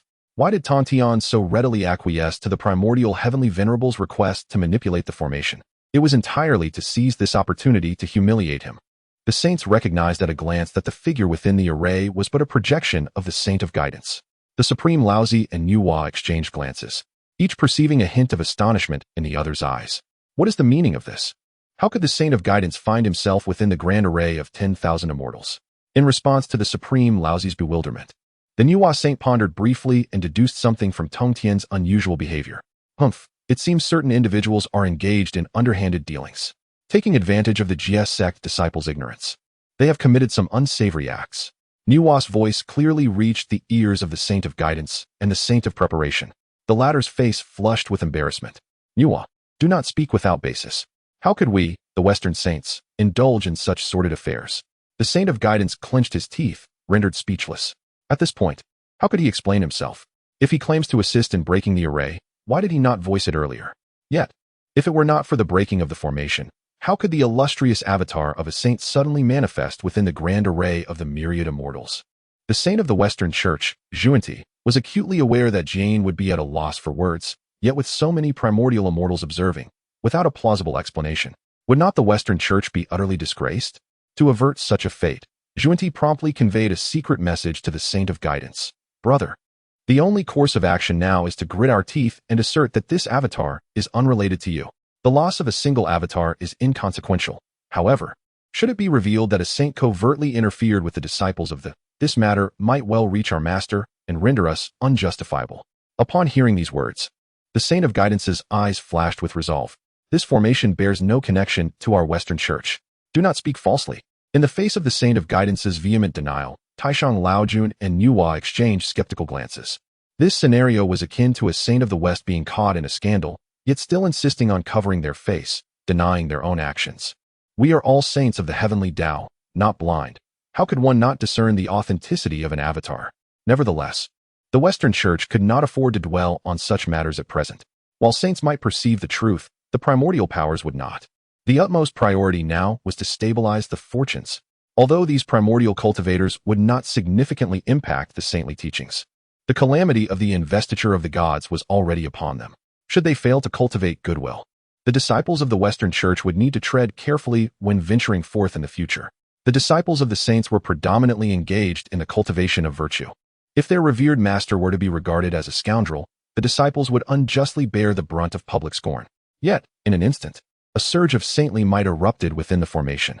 Yuanshi Tianzuan had just repelled yet another of Lu You's surreptitious assaults when he sensed the emergence of a saintly presence within the array. Jade? Why would this fool enter the formation at such a moment? Does he not find my own embarrassment sufficient? The myriad immortals' grand array was indeed formidable.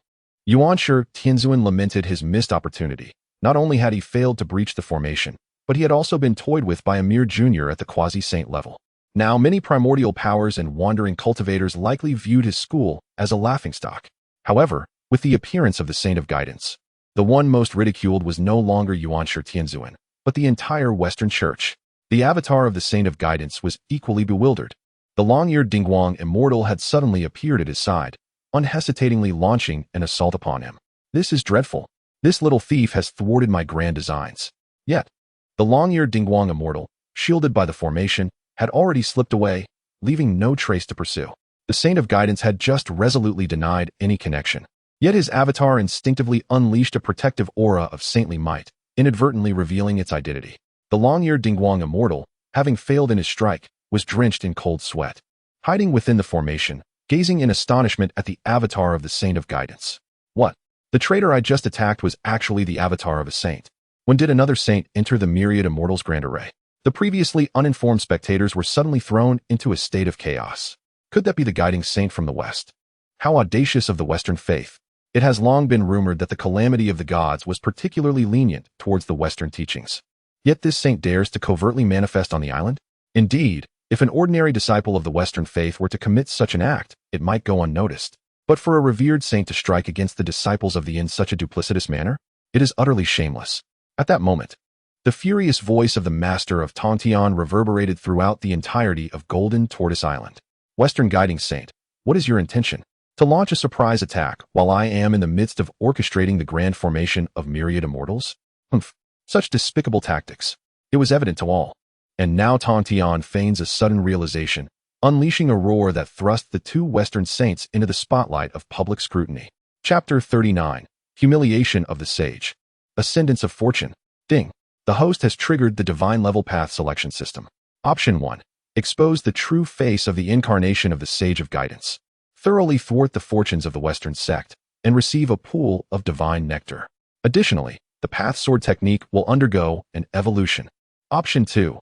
Save face for the Sage of Guidance, preserving the reputation of the Western sect, and receive a strand of heavenly merit. Furthermore, the innate formation will experience an evolution. The Dominator of the Heavens smirked coldly. Am I to preserve the Western sect's facade? A foolish delusion. I choose option 1. The Dominator of the Heavens had long been prepared. The purpose of this endeavor was to bring disgrace to the two sages of the Western sect. Upon shouting out the identity of the Sage of Guidance, all the scattered cultivators were left dumbfounded. The Dominator of the Heavens displayed remarkable fortitude. It should be this way. Excellent. I have long harbored disdain for those hypocrites of the Western sect. Humph. It is truly disgraceful for a sage to act against the disciples of the... What audacity! In an instant, the island of golden tortoises was filled with shouts of condemnation. Boom, boom. With the collapse of the Sage of Guidance's image, countless invisible pillars of fortune supporting the Western sect crumbled in an instant. This signified that from now on, the strength supporting the Western sect would sharply diminish on the vast lands of Hongwang. Although this did not directly harm the Western sect, the essence of a sect's development lies in its fortunes. Should they lose their fortune, the Western sect would soon encounter a bottleneck in its growth. The emergence of the two quasi-sage powerhouses, Maitreya and Future Buddha, was a hard-won achievement for the Western sect. Now, a mere misstep had instantly tarnished its reputation. More importantly, the Sage of Guidance had personally restrained the development of the Western sect. Dominating heavens, do not slander me. I. The Sage of Guidance's face reddened with indignation, yet he could not utter a word. The Dominator of the Heavens, witnessing the Sage of Guidance's flustered demeanor, felt an immense sense of joy. However, his schemes against the Western sect were only half complete.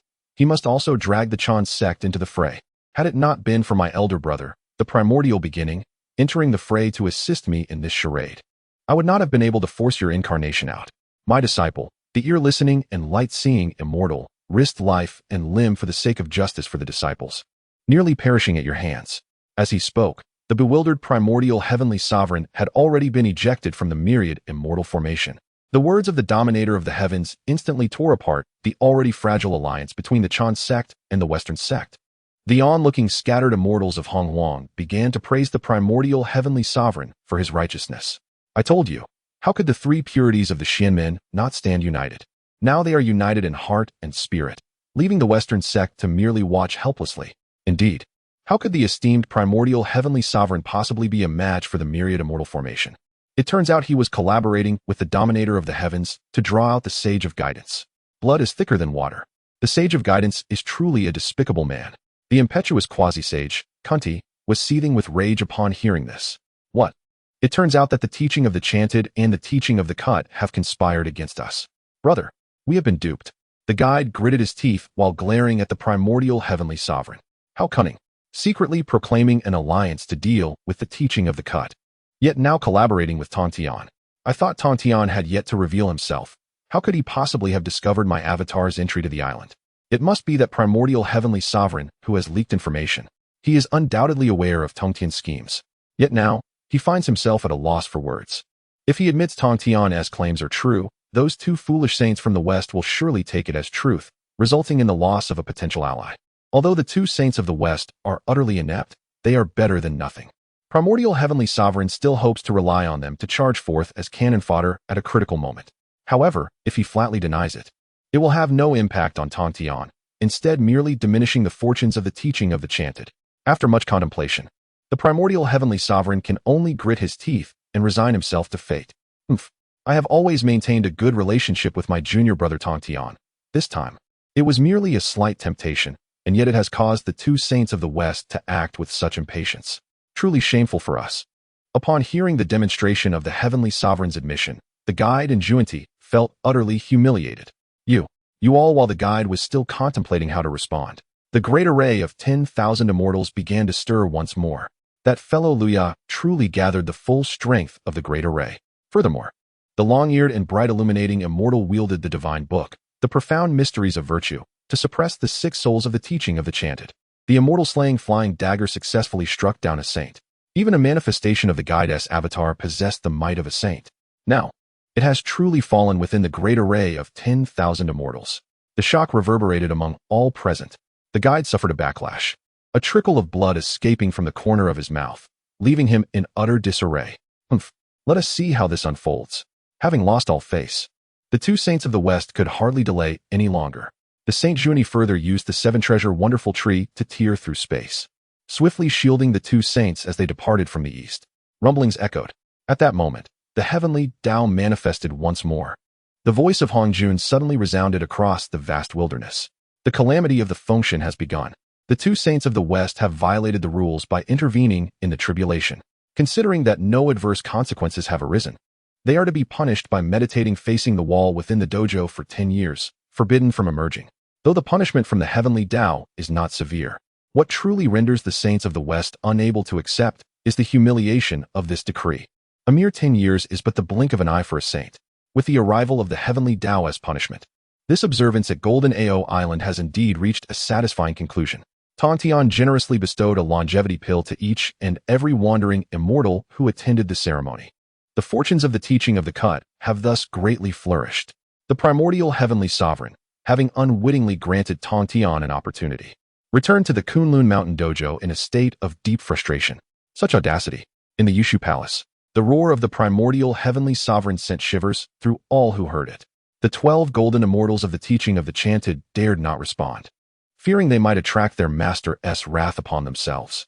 After the primordial heavenly sovereign vented his frustrations, he promptly instructed his disciples to return and diligently cultivate, emphasizing the necessity of making a mark during the impending tribulations of the divine punishment and effectively thwarting the fortunes of the intercepting sect. Among the disciples, Shun Gongbao stood at the back, silent, yet his eyes sparkled with intelligence.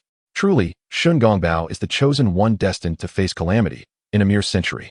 He has already attained the realm of profound immortal, although there remains a vast chasm between him and the 12 golden immortals. His rate of cultivation has evoked envy among others. Even more impressive is Shun Gongbao's adeptness in social interactions. Initially, the celestial beings of the teaching sect regarded him with a degree of disdain due to his beastly appearance. However, over the course of a century, he has managed to win their favor one by one. Upon hearing the wrath of the primordial heavenly sovereign, Shun Gongbao indeed began to devise a plan and swiftly pursued the departing Tai Jinren.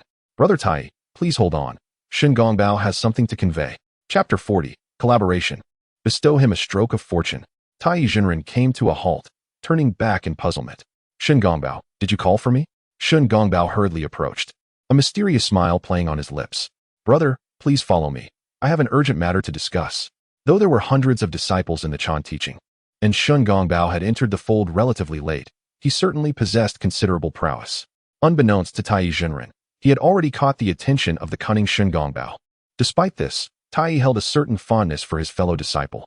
The Jinyang Cave on Qianyuan Mountain was also the birthplace of Tai's Qingwei sect. Very well, my brother. You have accompanied me back to the dojo. Is there anything that cannot be spoken of? Tai Jinren was genuinely perplexed by Shun Gongbao's intentions. Shun Gongbao twirled his beard thoughtfully. Brother, with the impending calamity, do you not have any thoughts on the matter? As he spoke, his gaze drifted toward the golden cloud boy within the cave. Tai Jinren understood his cue and swiftly waved his hand. Golden cloud boy, you should step outside and keep an eye on the lotus flowers in the pond. Do not let any celestial creatures devour the lotus pods. The golden cloud boy bowed and retreated. Yes, I shall obey the esteemed master's command. With outsiders dismissed from the cave, Shun Gongbao wore a mysterious smile. Brother, I visited the city of Chaoga a few days ago. Under Emperor Yi's governance, the Yinshang truly thrives. I foresee that within a few decades, an emperor shall emerge. Today, our master is greatly enraged, undoubtedly disappointed with us disciples. Perhaps, Tai Jinren pondered upon hearing this. You might as well speak your mind. With only the 2 of us here, do you have any brilliant strategies? Tai Jinren felt a tinge of embarrassment. I have immersed myself in cultivation, and matters of strategy have always eluded me.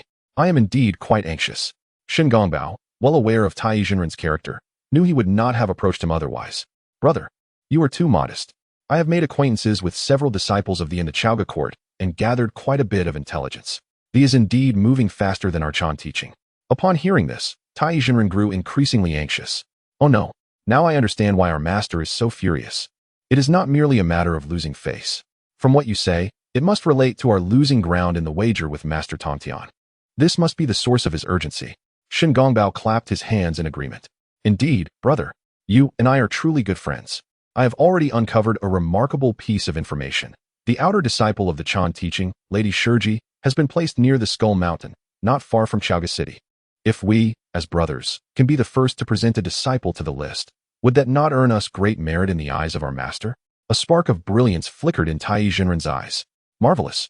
It is truly commendable that you have such connections, my brother, to uncover such vital news. Very well. I shall proceed to Skull Mountain and take Lady Shurji's life, thereby sending her to the function list. Upon hearing this, Shen Gongbao's head instantly swelled with concern, and he hurriedly stopped the eager Tai Jinren from departing. Brother, you are far too hasty.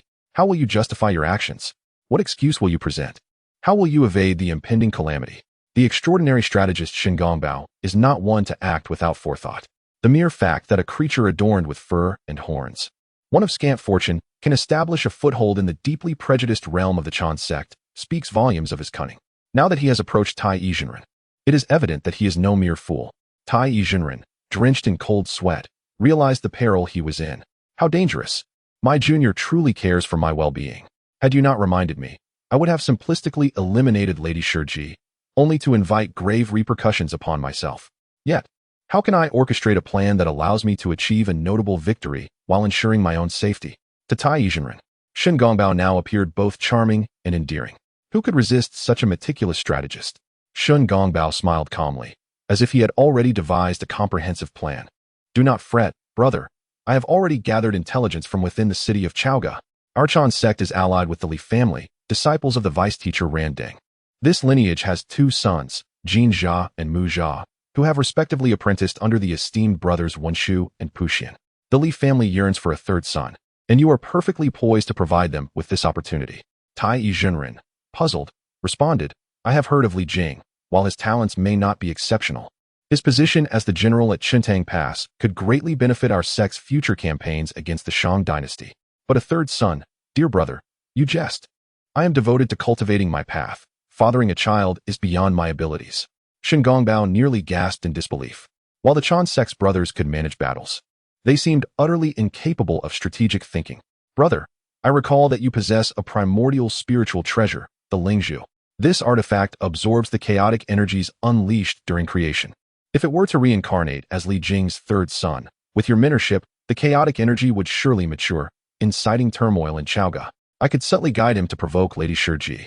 In that scenario, not only would you have the honor of introducing the first disciple of the Jia sect, but you would also have the reincarnated child as a shield against the impending calamity. Would that not be splendid?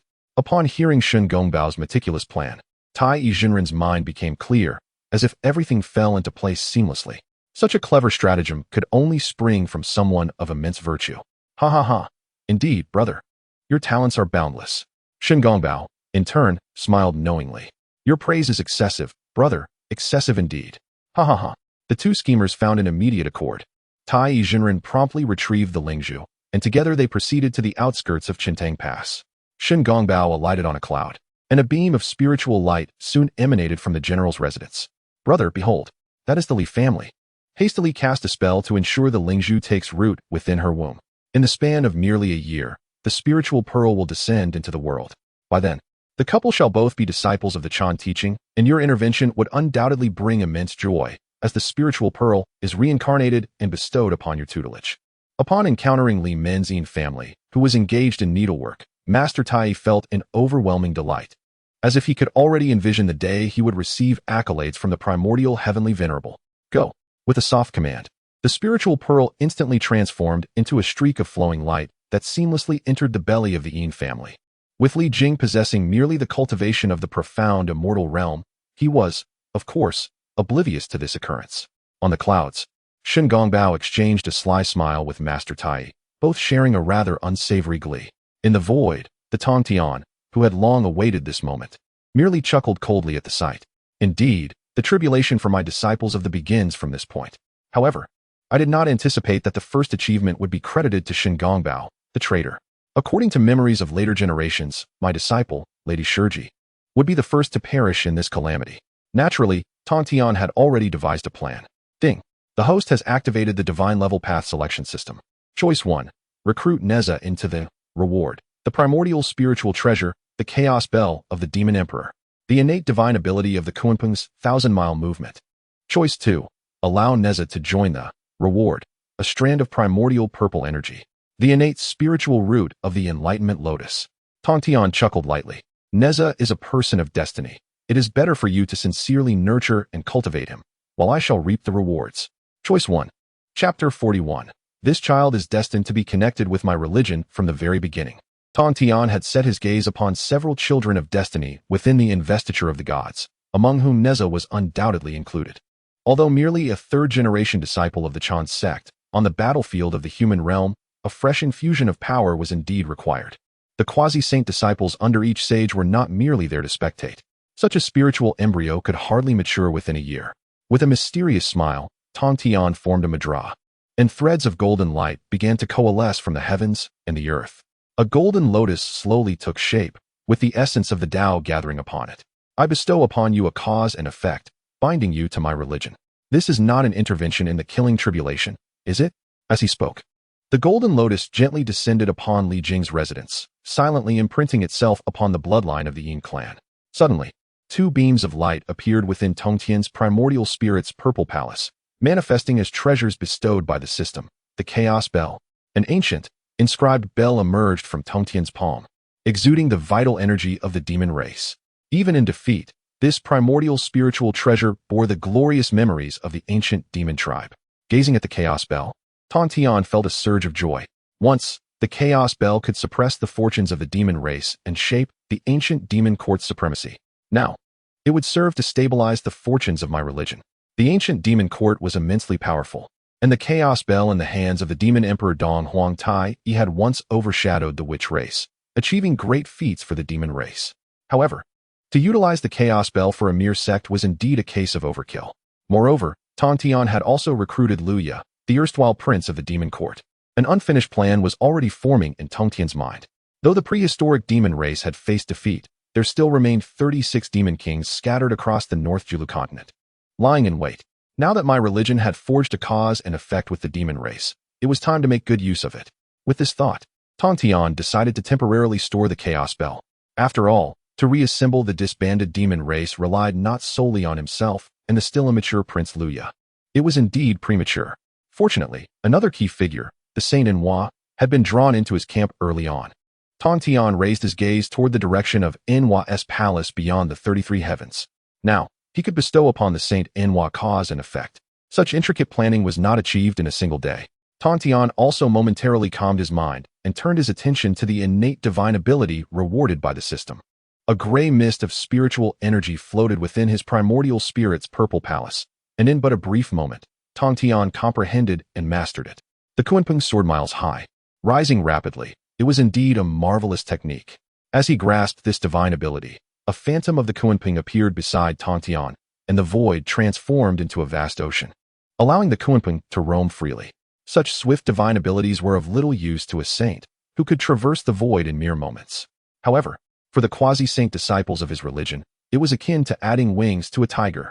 Tongtian nodded with satisfaction and suddenly transformed into a Kunpeng, soaring into the void and vanishing in an instant. Moments later, having utilized the Kunpeng's ethereal agility, Tongtian returned to the Bio Palace on Jineo Island. xianxia, come forth and see me. In this scheme, Tongtian had identified the most suitable master for Neza. xianxia, the foremost among the 7 immortals in attendance, had attained the early stage of quasi-sainthood. Possessing extraordinary combat prowess, he regarded even the so-called 12 golden immortals of the Chan sect with disdain. Yet, this remarkable disciple was inherently lazy and disinclined to take on apprentices, remaining solitary to this day. Given Neza's exceptional talents, it was only prudent for Tongtian to entrust him to a master of superior cultivation and virtue, ensuring his peace of mind. Upon receiving Tongtian's decree, xianxia wasted no time and gracefully approached. Master, you summon me? Tongtian surveyed xianxia with evident satisfaction. xianxia, it has come to my attention that you have yet to take a disciple. There exists a fortuitous opportunity, You are destined to receive a student. In Chaoga, the family of Li Jing at Qintang Pass will soon welcome a third son. You are fated to connect with this child, so hasten to accept him as your apprentice. Xianxia, taken aback, responded, Master, this. Tongtian's glare silenced him. What? Are you unwilling to embrace the opportunity one have provided? Xianxian's inclination towards laziness was well known, and Tongtian's insistence on thrusting a disciple upon him indeed felt unwelcome. However, given that it was the revered Tongtian himself who had personally intervened, Xianxia dared not voice his dissent. Frowning, he acquiesced, Yes, I shall go at once. However, I have a request, and I hope the master will grant it. Tongtian's eyes brightened. Has Xianxia learned to set conditions for himself? Truly a sign of progress. Very well, speak your mind. Xianxia, relieved, continued, Master, you are aware of my inherently lazy nature and my reluctance to mentor disciples. Since this opportunity is bestowed by you, I wish to devote myself entirely to nurturing the child, leaving no room for error. Therefore, matters within the sect may. Before Xianxia could finish, Tongtian understood his implication and waved his hand impatiently. Enough. You need not concern yourself with the affairs of the sect. Remember, this disciple is the fated one during the Fengshen calamity, so you must teach him diligently. Furthermore, be wary of disciples from the xianxia sect who may seek to compete with you. Xianxia smiled confidently. Rest assured, Master. Those disciples of xianxia do not intimidate me. Should they seek trouble, I will effortlessly send them onto the Fengshen list. Tongtian nodded. Such words reflect the spirit of my disciple. However, do not engage in unnecessary bloodshed. Go forth. Xianxia respectfully accepted the command and swiftly made his way to Qintang Pass. As the commander of Qintang Pass, Li Jing was indeed a prominent figure. Xianxia, unceremonious and bold, strode directly into Li Jing's residence to declare his intentions. Ah, Brother Wuyun, is it not premature for you to take a disciple when my wife is merely a month into her pregnancy? Faced with Li Jing's perplexity, Wuyun could not help but roll his eyes. Your master, the lamplighting Taoist, is a deputy leader of the Chan teaching, a peer of the headmaster. If you call me brother, I shall accept it. Your third son is fated to connect with our sect. Thus, let us find a separate residence for me at your estate for the time being. Once the gestation period concludes and the child is born, he shall enter our sect. With that, Wuyun disregarded the astonished expressions of Li Jing and his wife, proceeding into the inner courtyard as if it were his own abode. Dear husband, what shall we do? Yin gazed at Li Jing with a troubled countenance. We are both disciples of the Chan teaching. If we allow our third son to join the Jie teaching, will we not incur the wrath of our sect? Li Jing furrowed his brow in concern. My dear, there is no need for alarm. Brother Wuyun possesses unfathomable prowess, far beyond our capacity to offend. For now, we must first ensure he is settled, and then we shall report to the Chan teaching. With that said, Li Jing, filled with worry, followed Wuyun into the inner courtyard, personally assisting him in finding a room for his stay. Chapter 42. Seizing the Celestial Secrets. What is a golden immortal worth? At Xianyuan Mountain, within the Golden Light Cave, a resounding crash echoed.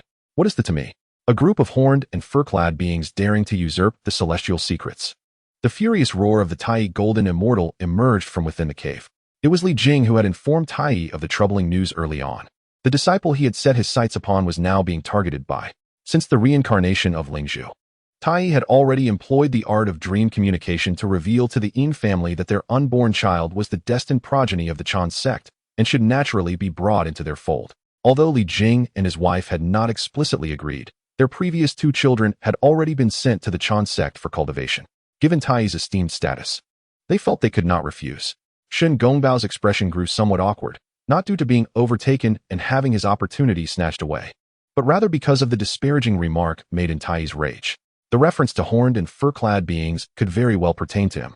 Nonetheless, salvaging the situation remained paramount. After all, while the loss of the Lingzhu treasure was unfortunate, Shen Gongbao aspired to make his mark within the Chan sect. Brother Tai, do not fret. The Li couple is reasonable and has surely reported this matter. They must not have acquiesced to the impudent ones of the Chan sect. Let us hasten to Qintang Pass. There is still a chance for remedy. Upon hearing this, Tai nodded gravely. You are indeed composed, my brother. I shall heed your counsel. As Tai prepared to depart, he was suddenly seized by Shen Gongbao. Brother, wait. Shall we proceed in such a manner, riding the clouds? Shen Gongbao's eyes twinkled with an alternative idea. Tai, puzzled, inquired. What do you propose, brother? Shen Gongbao smiled gently. There is no need for haste. We are going to gather disciples, so we must make a grand entrance. Qintang Pass is filled with common folk, ordinary people without cultivation. To establish our prestige, Why not ride upon the celestial cranes from the mountains? Thus, the entire Chintang Pass will know of the Immortal S arrival, thereby enhancing the reputation and fortune of our sect. A spark of inspiration ignited in Tai's eyes. What you say is most insightful. Child, prepare the celestial cranes. The golden cloud boy summoned the spiritual cranes from outside the cave.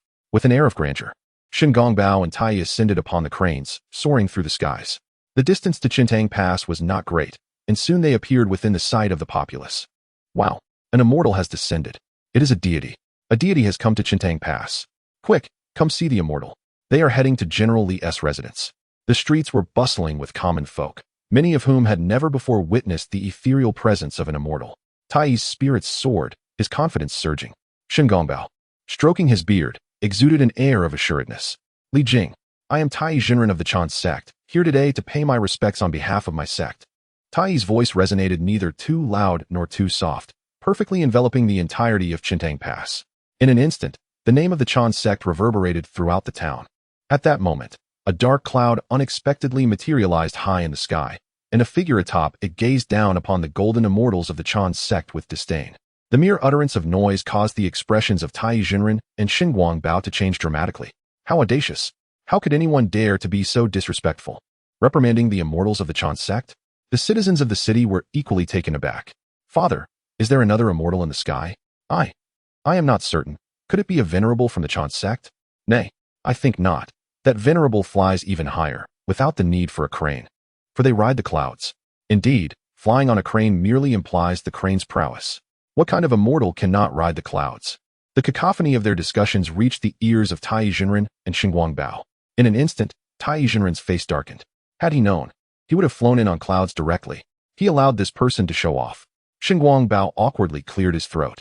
Believing that they should not be in such a predicament, the elder of the dark cloud had long sensed the presence of these two beings. Merely a xianxia and a Deluo golden immortal, in his eyes, they were akin to infants. I am the dark cloud immortal of the Jia sect, and the child within the belly of the Yin clan has already entered my sect. You may return. This bird is quite splendid, a gift for me. Then I shall not be polite. With that, the dark cloud immortal swiftly grasped, and two cranes let out piercing cries. Startled, the cranes, in their flurry, flung the two immortals of the Chan sect away. A fire erupted, and in an instant, the cranes were roasted to perfection. Tai Jinren was taken aback, his face turning crimson with rage. He never anticipated that the dark cloud immortal would be so audacious as to strike first, brazenly roasting his birds in public. Dark cloud immortal, do not be so arrogant. My Chan sect golden immortals are not to be trifled with.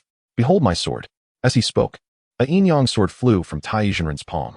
This sword, born of the dual energies of yin and yang, was a treasure of postnatal merit.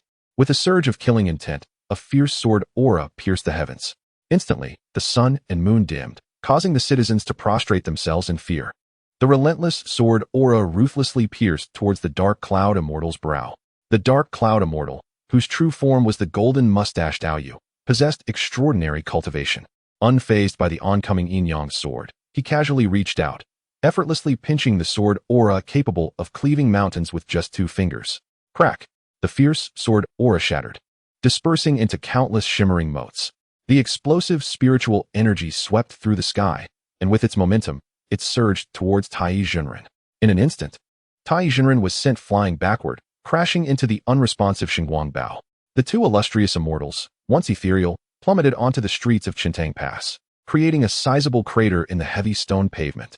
The dark cloud immortal floated effortlessly in the air, and a Hunyuan hammer appeared in his hand. Now, it is my turn. The heavens darkened ominously, and true spirits converged. The magnificent celestial might resembled that of a divine slayer, emerging from behind the ominous clouds.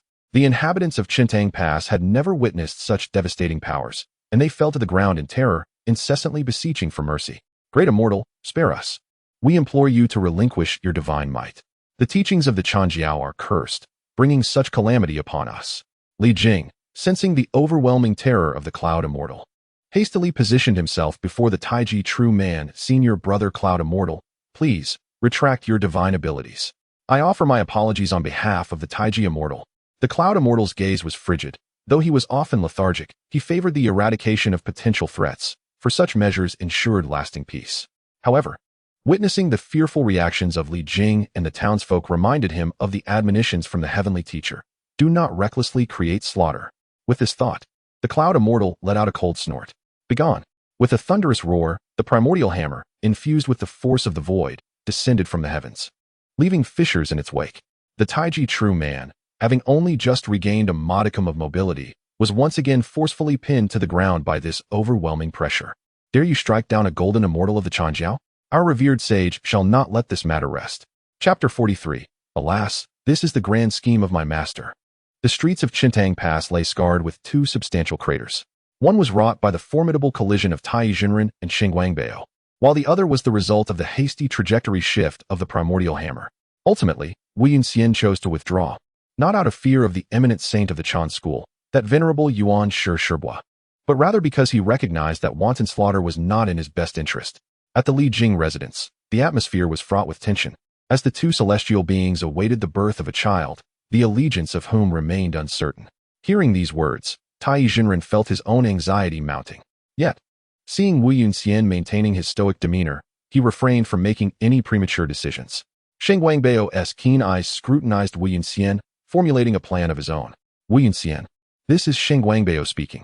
Wu Yunxian glanced at Xingwangbao and instantly discerned his true essence. The Chan school also harbored beings of horned and furred nature.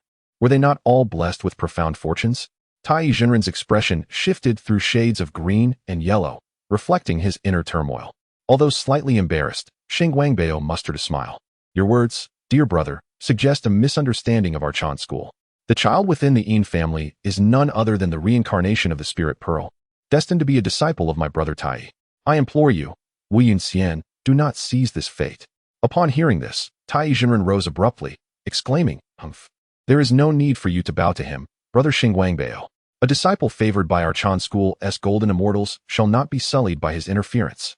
Wu Yunxian did not even flutter an eyelash, appearing to regard Tai Jinren's outburst as inconsequential.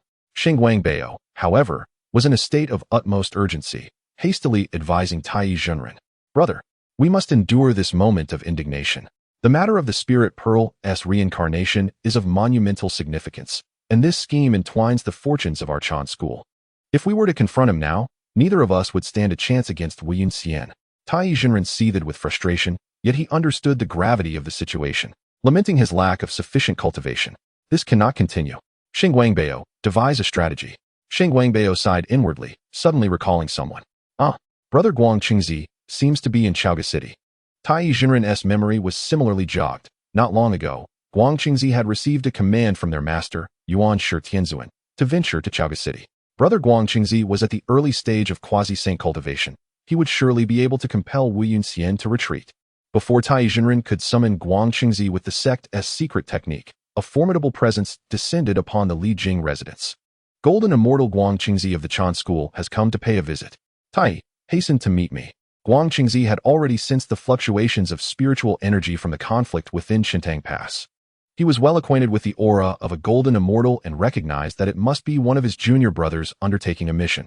Initially untroubled, his composure shifted to anxiety upon witnessing Wu Yunxian wielding the primordial hammer. As a formidable figure of the quasi-saint realm, he naturally understood that the likes of Tai Jinren, a grand Luo golden immortal, were far from being his adversaries. Just as the aura of the cloudy sage began to dissipate, Guangqingzi hastily made his way from the city of Chaoge. Two beams of golden light soared forth from the residence of Li Jing, revealing none other than Tai Jinren and Shen Gongbao. Senior brother Guangqingzi, at last, I have the pleasure of seeing you, exclaimed Tai Jinren, tears of joy streaming down his face, nearly rushing to embrace Guangqingzi in a heartfelt display of emotion, like reuniting with a long-lost family member. Guangqingzi, relieved to find Tai Jinren unharmed, breathed a sigh of relief. Tai, what brings you to this place? Has our master sent you? Tai Jinren paused momentarily at the mention of their master. Our master? Could it be he is aware of this situation? Guangqingzi furrowed his brow with concern. You may have jeopardized a significant matter for our master. There exists a destined individual in Qintang Pass, but he shall not manifest for another 2 years. Our master has long since devised a plan. What is your purpose here? When Guangqingzi descended the mountain, the primordial lord had already delineated all the fates intertwined with the Shang dynasty concerning the Chan sect. The son of Li Jing from Qintang Pass was of utmost importance. After all, if it were otherwise, how could the primordial lord allow the lamp igniter to personally take such an ordinary mortal as a disciple? Tai Jinren felt a sense of unease. 2 years? That cannot be correct. According to my understanding, the Yin clan will give birth to their third son next year. How could it be as our master has said? Guang Qingzi began to calculate with his fingers. They were indeed at Li Jing's residence. Instantly, this senior disciple of the Chan sect grew anxious. Just then, sensing Guang Qingzi's presence, the cloudy sage emerged from his abode with an air of nonchalance. Guang Qingzi. It has been quite a while, he remarked. Upon seeing the newcomer, Guang Qingzi's pupils constricted. Cloudy sage. It is you. The cloudy sage was well aware of this disciple of the Chan sect who stood at the quasi-saint level. He had not anticipated that such a multitude of Chan sect golden immortals would gather in this seemingly insignificant Chenang Pass. It was known that the Shang dynasty was filled with disciples of the intercepting sect, with countless followers holding positions of power within the dynasty. The Chan sect and the intercepting sect had always been at odds. The sudden appearance of so many direct disciples signaled a conspiracy at play. With a cold smile, the cloudy sage brandished his Hongmeng hammer. Guang Qingzi, have you come today to contest my disciples? Guang Qingzi's brow furrowed deeply as he discreetly transmitted a message to Tai Jinren. Tai, the third son of the Yin clan, is a plan of our master, and he must not be dealt with directly. You and Xin Gongbao must protect Li Jing and his wife. I shall confront this cloudy sage. With that, Guang Qingzi transformed into a streak of light, soaring into the sky. Cloudy sage, you dare to oppress the disciples of the Chan sect. Will you not engage me in battle? The cloudy sage, undeterred, immediately charged forth. Boom. The clash of quasi-saint opponents rendered the heavens and earth into chaos. Tai Jinren summoned his powers, striving to safeguard the vicinity of Chintang Pass for 100 miles around. Upon encountering the ominous clouds summoned by the celestial master, Guang Qingzi immediately responded with a cold smirk. Just in time. The Fan Tian seal, a colossal treasure seal, the size of a small mountain, plummeted downwards, aimed directly at the top of the celestial master's head. With a thunderous shout, the celestial master brandished his primal chaos hammer without hesitation to meet the assault head-on. A resounding thud echoed as the Fan Tian seal was unexpectedly repelled. Guang Qingzi was taken aback. What? This is impossible. Yet the celestial master had already charged forward. With no time to retrieve the Fan Tian seal, Guang Qingzi was compelled to summon another artifact. Behold the soul-returning bell. A resonant, ethereal sound emerged, causing the celestial master's mind to waver, leaving him defenseless. Staggering, he appeared to plummet from the clouds. Guang Qingzi cackled with glee. You, a reckless disciple of the, shall today ascend the function list. Seizing the moment while the soul-returning bell still exerted its influence, Guang Qingzi conjured a Fang Tian Hua Ji in his hand. In an instant, the winds surged and clouds swirled as the two engaged in combat, with the celestial master surprisingly finding himself at a disadvantage. Damn the soul-returning bell, I shall shatter you. The celestial master bellowed, as the golden whiskers of his true form surged skyward. Guang Qingzi was alarmed, unacquainted with the celestial master's innate abilities. In his haste to evade, he completely neglected his artifacts. Thud! The golden whiskers pierced through the resonating, soul-returning bell. Amidst the disorienting sounds, the celestial master's fury intensified. Prepare to meet your end. With a thunderous roar, the celestial master, having regained his full power, suddenly appeared above Guang Qingzi, ready to strike down with the primal chaos hammer. Chapter 44, Summoning the Master Boom. Guang Qingzi felt a resounding throb in his head. The Hunyuan hammer was indeed a force of tremendous might. Having endured a solid blow, he found himself overwhelmed, as though he were but a drifting willow catkin. Senior brother Guang Qingzi, Tai Jinren exclaimed, his concern palpable upon witnessing Guang Qingzi's injury. The strength of the Wuyun immortal was beyond that of the golden immortals of the Chan teaching. From the outset, he had never regarded Guang Qingzi as a worthy opponent. Xin Gongbao moved swiftly, narrowly catching the gravely injured Guang Qingzi as he fell. The three disciples of the Chan teaching were filled with astonishment. Wuyun immortal, do you not fear our complaint to the sage for your seizing of our opportunity? Tai Jinren shielded the wounded Guang Qingzi. Yet he too was filled with trepidation towards the Wuyun immortal. So formidable.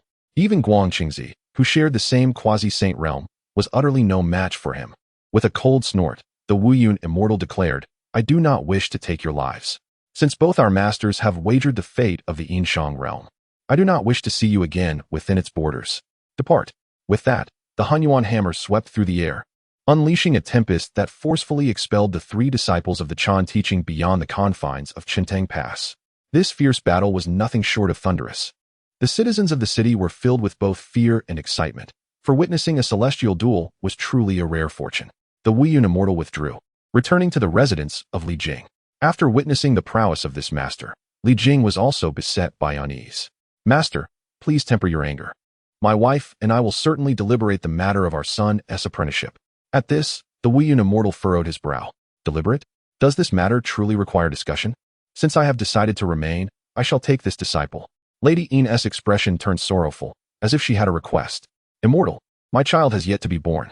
If you truly intend to accept him as your disciple, might you grant this humble request? The Wuyun immortal was averse to the sight of women weeping. What is it? He inquired. Lady Ine, with a heavy heart, pleaded, once he is born. Could he remain with us for a few years? 10 years. No, just 6 years. After that, he can follow the immortal to the mountains for cultivation, if it pleases you. Li Jing sighed deeply, embracing his wife. Do not grieve, my dear. The master has his own reasons. As a disciple of the Chan teaching, Li Jing was well aware of the rules regarding apprenticeship. The mountain's sanctity required that disciples be nurtured from a young age to enhance their talents. Remaining in the mundane world would hardly yield any fortune. However, upon hearing this plea, the Wuyun immortal appeared somewhat puzzled. Take him away? When did I ever say I would take your child? Li Jing was taken aback, staring incredulously at the Wuyun immortal. Master, you do intend to accept my child as a disciple, do you not? Has your mind changed? The Wuyun immortal waved his hand dismissively. As both a teacher and a guardian, how could I ever unjustly usurp a disciple's parental affection? The child shall be nurtured by you, while I remain here to diligently guide his cultivation. When the time comes for him to achieve greatness, his path will be his own, and it shall not concern me. With that, the carefree cloudy immortal waved his hand dismissively and sauntered toward his own secluded abode. The child's birth is still far off. Do not disturb my tranquil meditation. This left Li Jing and his wife exchanging glances, momentarily unsure whether to feel joy or sorrow. At Kunlun Mountain, in the Jade Void Palace. What? The spirit pearl has been seized by disciples of the primordial supreme's chest heaved with disbelief, struggling to accept such news. Guangqingzi appeared pale, his demeanor timid. Master, please do not be angry. I sensed something amiss and hurried to Qintang Pass, but I cannot fathom why both the Tai and Shun Gongbao disciples were at Li Jing's residence.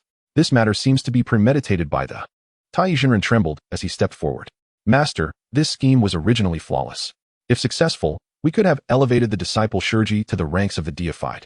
Yet, I do not understand why that cloudy immortal appeared suddenly at Li Jing's abode, forcibly claiming a disciple and leaving us severely injured. The fury on the primordial supreme's face began to dissipate as he now recognized the oddity of the situation. When I bestowed upon you the spirit pearl, I foresaw this calamity. The members could not possibly be aware of this matter. Perhaps it was merely an unforeseen incident. Li Jing's 3 sons are destined individuals. They have yet to be born, and we still have a chance. Upon hearing this, Shen Gongbao hastened to step forward as well. Master, I share the same sentiment. I still have a way to contend for the reincarnated bearer of the spirit pearl. If anyone else had boasted such claims at this moment, the primordial supreme might have struck them down without hesitation. Yet Shen Gongbao was different. Since he is the one with the auspicious manifestation of the flying bear, he must possess great fortune and destiny. The primordial supreme felt a sense of relief. Indeed, Shen Gongbao is superior to you 2 incompetent fools. Since you have your own plans in place, I trust that you will not disappoint me. Go forth. Li Jing's 3rd son must surely become a disciple of ours. The primordial supreme had no intention of relinquishing the hard-earned fortune he had accumulated. However, such trivial matters did not require his direct involvement. Should he take it upon himself to handle every detail, even a sage would find himself utterly exhausted. The 3 disciples, having received their master's decree, respectfully exited the Jade Void Palace. As soon as they stepped outside, Guangqingzi wore an expression of indignation. Shen Gongbao, you have certainly made a grand boast. With that cloudy immortal looming, we have no means to fulfill our master's task. Do you truly believe you can best the cloudy immortal? Tai Zhenren sighed heavily. Indeed, brother. Just now we lamented. Perhaps our master will personally intervene to teach that cloudy immortal a lesson. Why must we, the 3 of us, gaze at each other in bewilderment and expend our mental energies over this matter? With a mysterious smile, Shen Gongbao remarked, surely, my 2 senior brothers have forgotten that this Li Jing possesses a mentor. Could it be that Li Jing's master cannot contend with this cloudy immortal? Li Jing's master? Guangqingzi and Tai Xianxia exchanged glances, instantly recalling this pivotal figure, Ren Deng Dao Ren. Indeed, the deputy master possesses the cultivation of a late-stage quasi-saint and can undoubtedly vanquish the cloudy immortal, allowing him to ascend to the divine list. Junior brother Shen Gongbao, your thoughts are remarkably astute. How could we have overlooked such a significant detail? Faced with the praise from his 2 senior brothers, Shen Gongbao found himself somewhat elated. However, unbeknownst to the golden immortals of the Chan sect, Shen Gongbao is renowned as the king of traps, notorious for luring countless immortals into his snares with a mere call to stay, fellow Taoist. Delving into the roots of the issue and entangling the sect is indeed his forte. If the disciples are unable to prevail, it is of little consequence. We shall summon the master. Chapter 45. The young one is struck, and the elder arrives on Lingjiu Mountain, within the Yuanjua cave, at the dwelling of the burning lamp Taoist. What? Is this truly the case? In response to the words of Shen Gongbao and Tai Jinren, the burning lamp Taoist found it difficult to believe. After all, with his formidable reputation in the primordial chaos, not to mention a mere cloud immortal, even those of the pinnacle quasi-saint realm would not dare to provoke him lightly. The position of the vice leader of the Chan sect is not one to be taken lightly. Shen Gongbao's eyes darted, stroking his beard. Burning lamp Taoist. Every word is true. That cloud immortal has seized control of Li Jing's residence, coercing the yet-to-be-born third prince to pledge allegiance to his Jia sect. He even boldly proclaimed. Upon hearing this, the burning lamp Taoist was filled with fury, his previously half-closed eyes snapping wide open. Speak. What did that scoundrel say? Tai Jinren, having received Shen Gongbao's hint, was well prepared.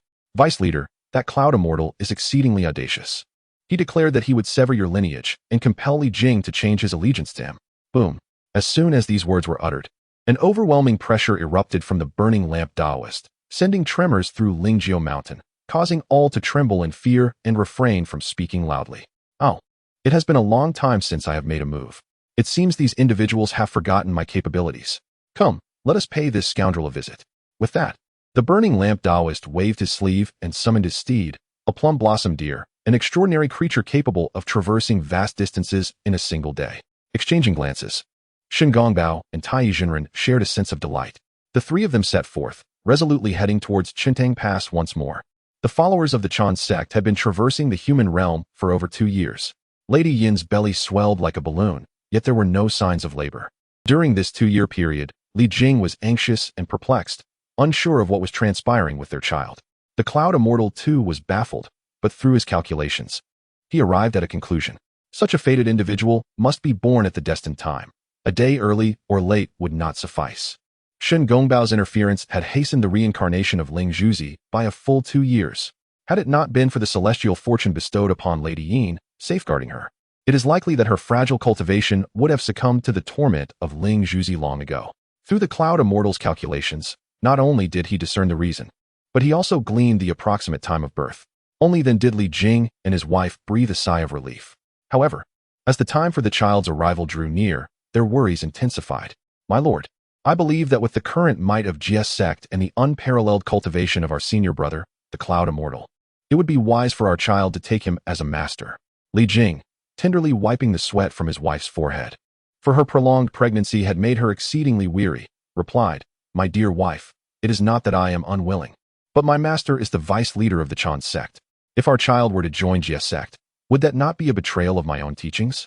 At that moment, our safety was of little concern. My mind was occupied with thoughts of the child. Lady Yin, too, wept behind her hands. Jinjia and Mujia had not returned home for a decade, taken by your sect before they could even leave the cradle. We now yearn for our child day and night. Yet how many times have we truly seen him? It remains uncertain whether the child even recognizes me as his mother. Can you bear to watch our third child suffer the same fate? Li Jing sighed heavily. Alas, my lady, though I wish to articulate something, words escape me. The two of us, devoid of celestial ties, find ourselves at the mercy of others even as we tread the path of cultivation. Over the past 2 years, Wu Yinxian has not set foot outside that secluded residence. The courtyard is overgrown with weeds, despite the diligent care of the household servants. New life springs forth the very next day. Were it not for witnessing Wu Yunxian emerge from the abode to drink, no one would believe that a person truly resided within. Today, while Li Jing attended to pressing matters, he suddenly sensed an impending arrival of a significant figure. Without warning, Wu Yunxian appeared in his study, startling him. Wu Yunxian, what brings you here? Wu Yunxian stood with his hands clasped behind his back, gazing skyward. The younger ones have come, and now the elder has arrived. It truly is an entangled affair. Li Jing struggled to grasp the meaning behind those words. Suddenly, a thunderous sound resonated in the air, as if a host of immortals were descending. Wu Yunxian, come forth and provide an account to me. The voice of the lantern master boomed like thunder, had it not been directed solely at Wu Yunxian. The entire populace of Qintang Pass would likely have perished under such overwhelming pressure. Li Jing stood bewildered. Master? Wu Yunxian walked boldly into the courtyard, unperturbed. And upon raising his gaze, he beheld the lantern master astride a spotted deer, accompanied by the smug Shun Gongbao and Tai Jinren. I wondered who it was. It turns out the deputy sect leader has graced us with his presence. Here stands Wu Yunxian, who dares to challenge me. With that, the primordial hammer materialized in his grasp, facing the assembly of immortals from the Chan sect. Hastily emerging from within, Li Jing was even more confused upon seeing his master. Master? Why have you come in person? The lantern master scoffed. If I do not come, who will save you? It seems my disciples may soon be cut off entirely. Li Jing was still somewhat puzzled, unsure of the lantern master's intent. Shin Gongbao, quick-witted, feared that Li Jing's explanations might expose their exaggerated claims. Deputy sect leader. This Wu Yunxian intends to forcibly take Li Jing's third son as his disciple, displaying outrageous arrogance. Moreover, he has harmed Tai Jinren and Guang Qingzi. He must not be spared today. The lantern master held in his hands 108 beads, each imbued with immense power. Audacious Wu Yunxian. Today I shall discipline you on behalf of the Tongtian sect master. Whoosh, whoosh. All 108 beads shot forth, seemingly intent on sealing the space itself. Wu Yunxian did not dare to underestimate the challenge before him. Should an ordinary golden immortal of the teaching emerge, it would not matter if they advanced singularly or collectively. They would remain undaunted. Yet, the radiant lamp Taoist possesses certain formidable abilities, and his advanced cultivation at the late stage of the perfected sage is indeed formidable. Clang.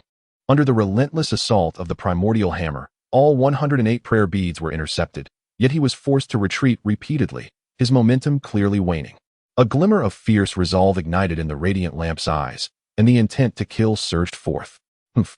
The likes of the should be cast into the Fengshen list to quell the calamities of heaven and earth. Today, my sect shall cleanse the ranks of. Blood stained the corner of the cloudy sky immortal's lips, yet his aura showed no signs of diminishing. Old thief, you dare invoke the name of my. You are unworthy. Even if I were to perish in battle, I shall never concede. The radiant lamp Taoist sneered repeatedly. Very well, I shall see just how long you can endure. Boom. A formidable power surged forth, and the 108 primordial prayer beads returned with lethal intent. Chapter 46. Is war to be declared prematurely? Whoosh. A flurry of prayer beads, radiating the essence of the primordial Tao, surged forth with great velocity. In the eyes of the cloudy, immortal, a glimmer of brilliance flashed. The resonance of the prayer beads was ominously subdued, yet it harbored a lethal intent. Conversely, the more ostentatious the divine techniques, the less palpable the chilling malice they contained. Randang, you possess audacity beyond measure. Suddenly, a furious roar echoed. The primordial hammer met the onslaught of 108 prayer beads head-on, yet the cloudy immortal was sent hurtling backward, crashing into one of the auxiliary villas of the Li Jing estate. Cough, cough. Are you truly declaring war prematurely with such aggression? Blood stained the corner of the cloudy immortal's mouth, and the primordial hammer was marred with pockmarks. For that strike had indeed shattered his protective light and nearly claimed his life. Randang Taoist squinted his eyes. As the 108 murderous prayer beads obediently danced in his palm, Tai, Shin Gongbao, seal off the Li Jing estate at once. Today, we shall ensure that the leader of the 7 immortals of the Jade is the first to ascend the divine list. Upon hearing this, Tai Jinren was filled with unbridled joy. I shall adhere strictly to the deputy master's decree. Shin Gongbao's eyes twinkled, a subtle smile gracing his lips. This was a grand opportunity for virtuous retribution, annihilating the cloudy immortal, seizing the spirit pearl, and ensuring that Lady Shiji could not escape either. The cloudy immortal quickly realized that Randang had come today with a premeditated intent to kill. Yet, Randang was unaware that he had mistaken his target. A mere minor character at the early stage of quasi-sainthood dares to oppose our teachings? Perhaps you truly are eager to ascend the divine list. As Randang spoke, he continued to summon the 108 prayer beads, edging closer to the cloudy immortal. The latter, remaining silent, suddenly assumed a meditative posture. The glory of the primordial hammer had been compromised, rendering it temporarily powerless. Boom. Suddenly, the skies above the Chintang Pass reverberated with thunderous roars, as if some colossal entity was thrashing about in the clouds. Crack! A startling bolt of lightning erupted, and 2 golden tendrils, thick as a child's arm, descended from the heavens. Randang was taken aback and hastily sought refuge. However, those 2 golden tendrils seemed to possess a will of their own, relentlessly pursuing him. Begone at once! Randang bellowed, channeling all his cultivation to contend with the golden tendrils. Yet, these entities were exceedingly hard, piercing through his Taoist barrier. Had he not evaded in time, they would have surely perforated his flesh. At that moment, Tai Yizhenren suddenly gazed upward in astonishment. Deputy Master. The cloudy eye immortal at the Li Jing estate is not his true form. We have been deceived. Ran Deng narrowly evaded the attack of the golden tendrils, and upon hearing Tai Yizhenren's warning, he quickly glanced upward, only to behold a golden tendrilled AO fish, exceeding 100 feet in length, thrashing amidst the sea of clouds. The true form of the cloudy eye immortal had never set foot in the Li Jing estate. Ran Deng, how dare you conspire against me this time? Do not blame me for unleashing a massacre. The golden tendrilled AO fish spoke, its voice filled with wrath, revealing the fury of the cloudy eye immortal. No sooner had the words left its mouth than a column of water erupted from the shores of the East Sea. The heavens were ablaze with torrents of water blades, instantly converging upon the likes of the burning lamp Taoist and the grand supreme being, ready to ensnare them. Demonic beings are inherently endowed with the ability to harmonize with the cosmos, their physical forms remarkably robust. In realms of equal standing, the demon cultivators reign supreme. Even though the cloudy sage was 2 minor realms beneath the burning lamp Taoist, it would not render the latter's victory overly facile. Furrowing his brow, the burning lamp Taoist waved his sleeve, shattering the myriad water blades. Impudent fiend. Today, I shall avenge my esteemed master, Tongtian. With matters escalating, the burning lamp resolved to conclude the confrontation swiftly. In an instant, he brandished his floating dust and charged directly at the golden-whiskered AO fish. The cloudy sage, not one to be outwitted, swung heavily at the burning lamp Taoist. The latter dared not underestimate the formidable force behind the fish's tail, which possessed the might to upheave mountains and seas. With a decisive blow, he evaded its lethal edge. The golden-whiskered AO fish, in its essence, directed its twin golden whiskers unhesitatingly towards the grand supreme being. The cloudy sage, resolute in his determination to perish, was intent on vanquishing the weaker celestial from the Chan sect. The grand supreme being, previously observing, suddenly found himself confronted by 2 glimmering darts of cold light and hastily summoned the god-slaying banner.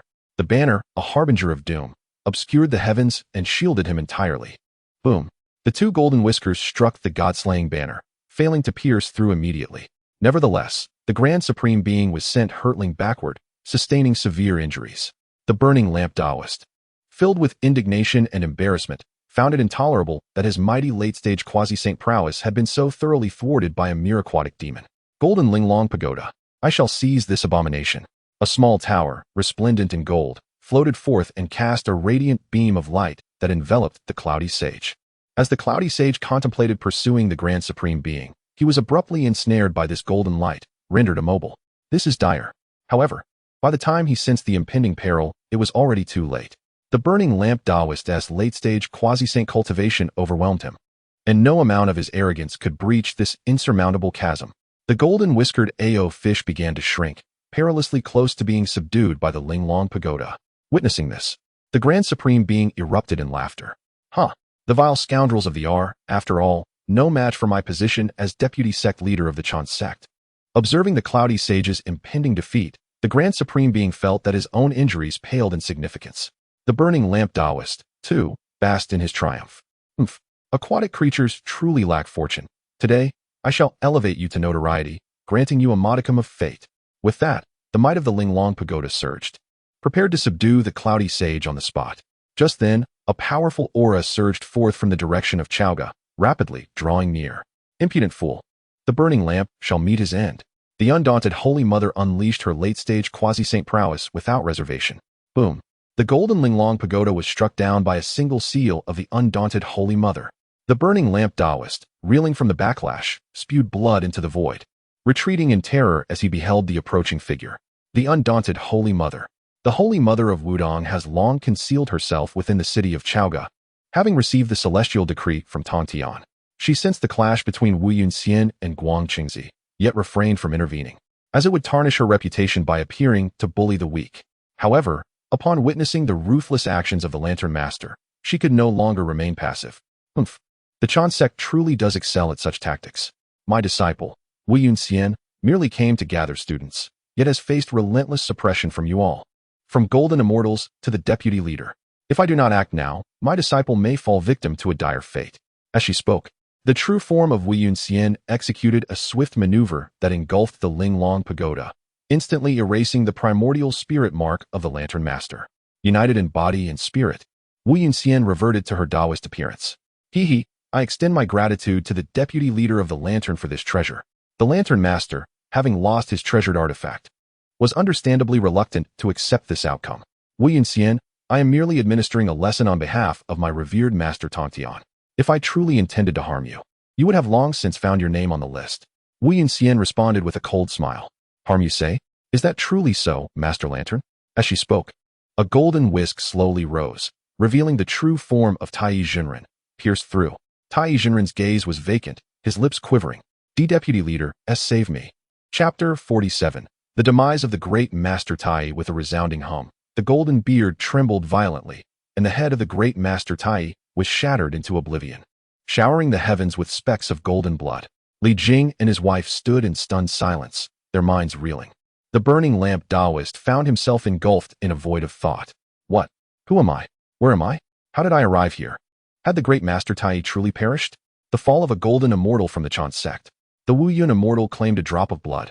In an instant, a true spirit erupted from the disintegrated form of the great Master Tai, lingering vacantly in the air. Wu Yun immortal, do you dare to slay a golden immortal of the Chan sect? The saints shall not let you go unpunished. The true spirit of Tai surged with rage. Yet the reality of his demise was undeniable. As the first golden immortal of the Chan sect to fall, mere moments ago, Tai had been contemplating schemes against Wu Yun and the Lady of Shiji. But now, with his life extinguished, all was rendered void.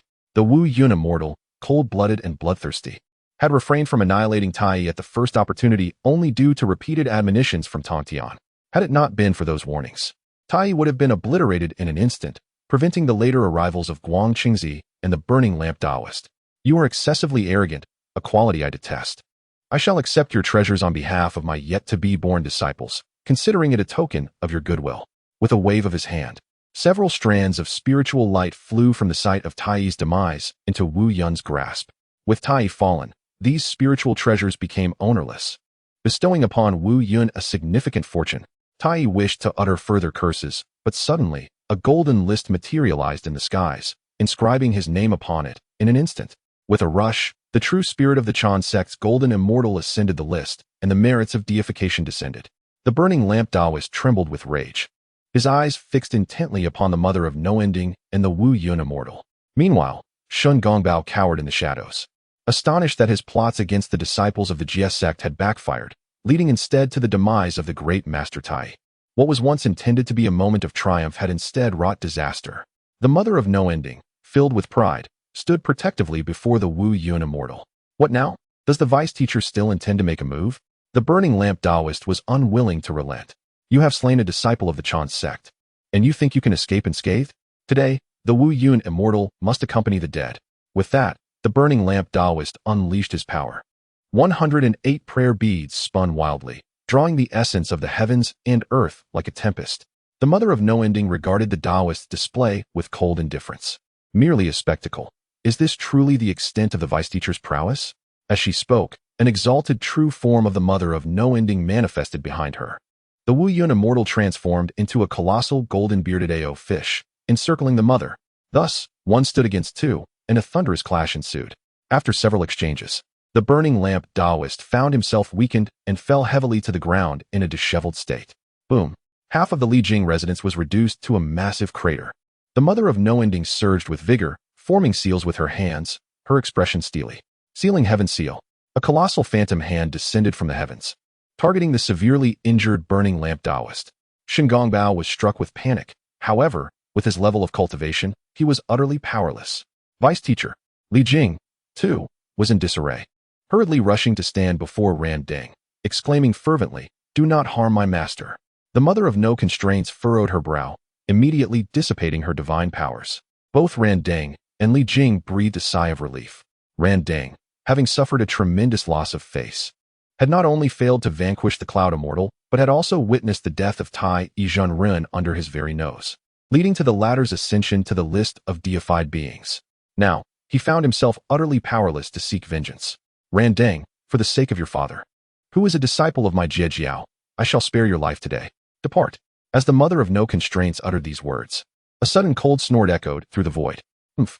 Such audacity from a disciple of Jie.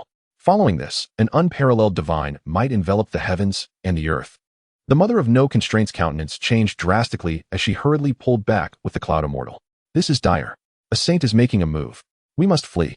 The Cloud Immortal, too, sensed the overwhelming terror emanating from the source of the primordial spirit.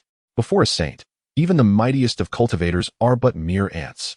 With a grim expression, Tianzun stepped forth from the void. Attempt to flee? You shall all be brought down. A colossal hand, formed from the concentrated divine might, appeared out of thin air, descending upon the mother of no constraints and the Cloud Immortal. Even before making contact, the overwhelming pressure rendered them breathless. Boom.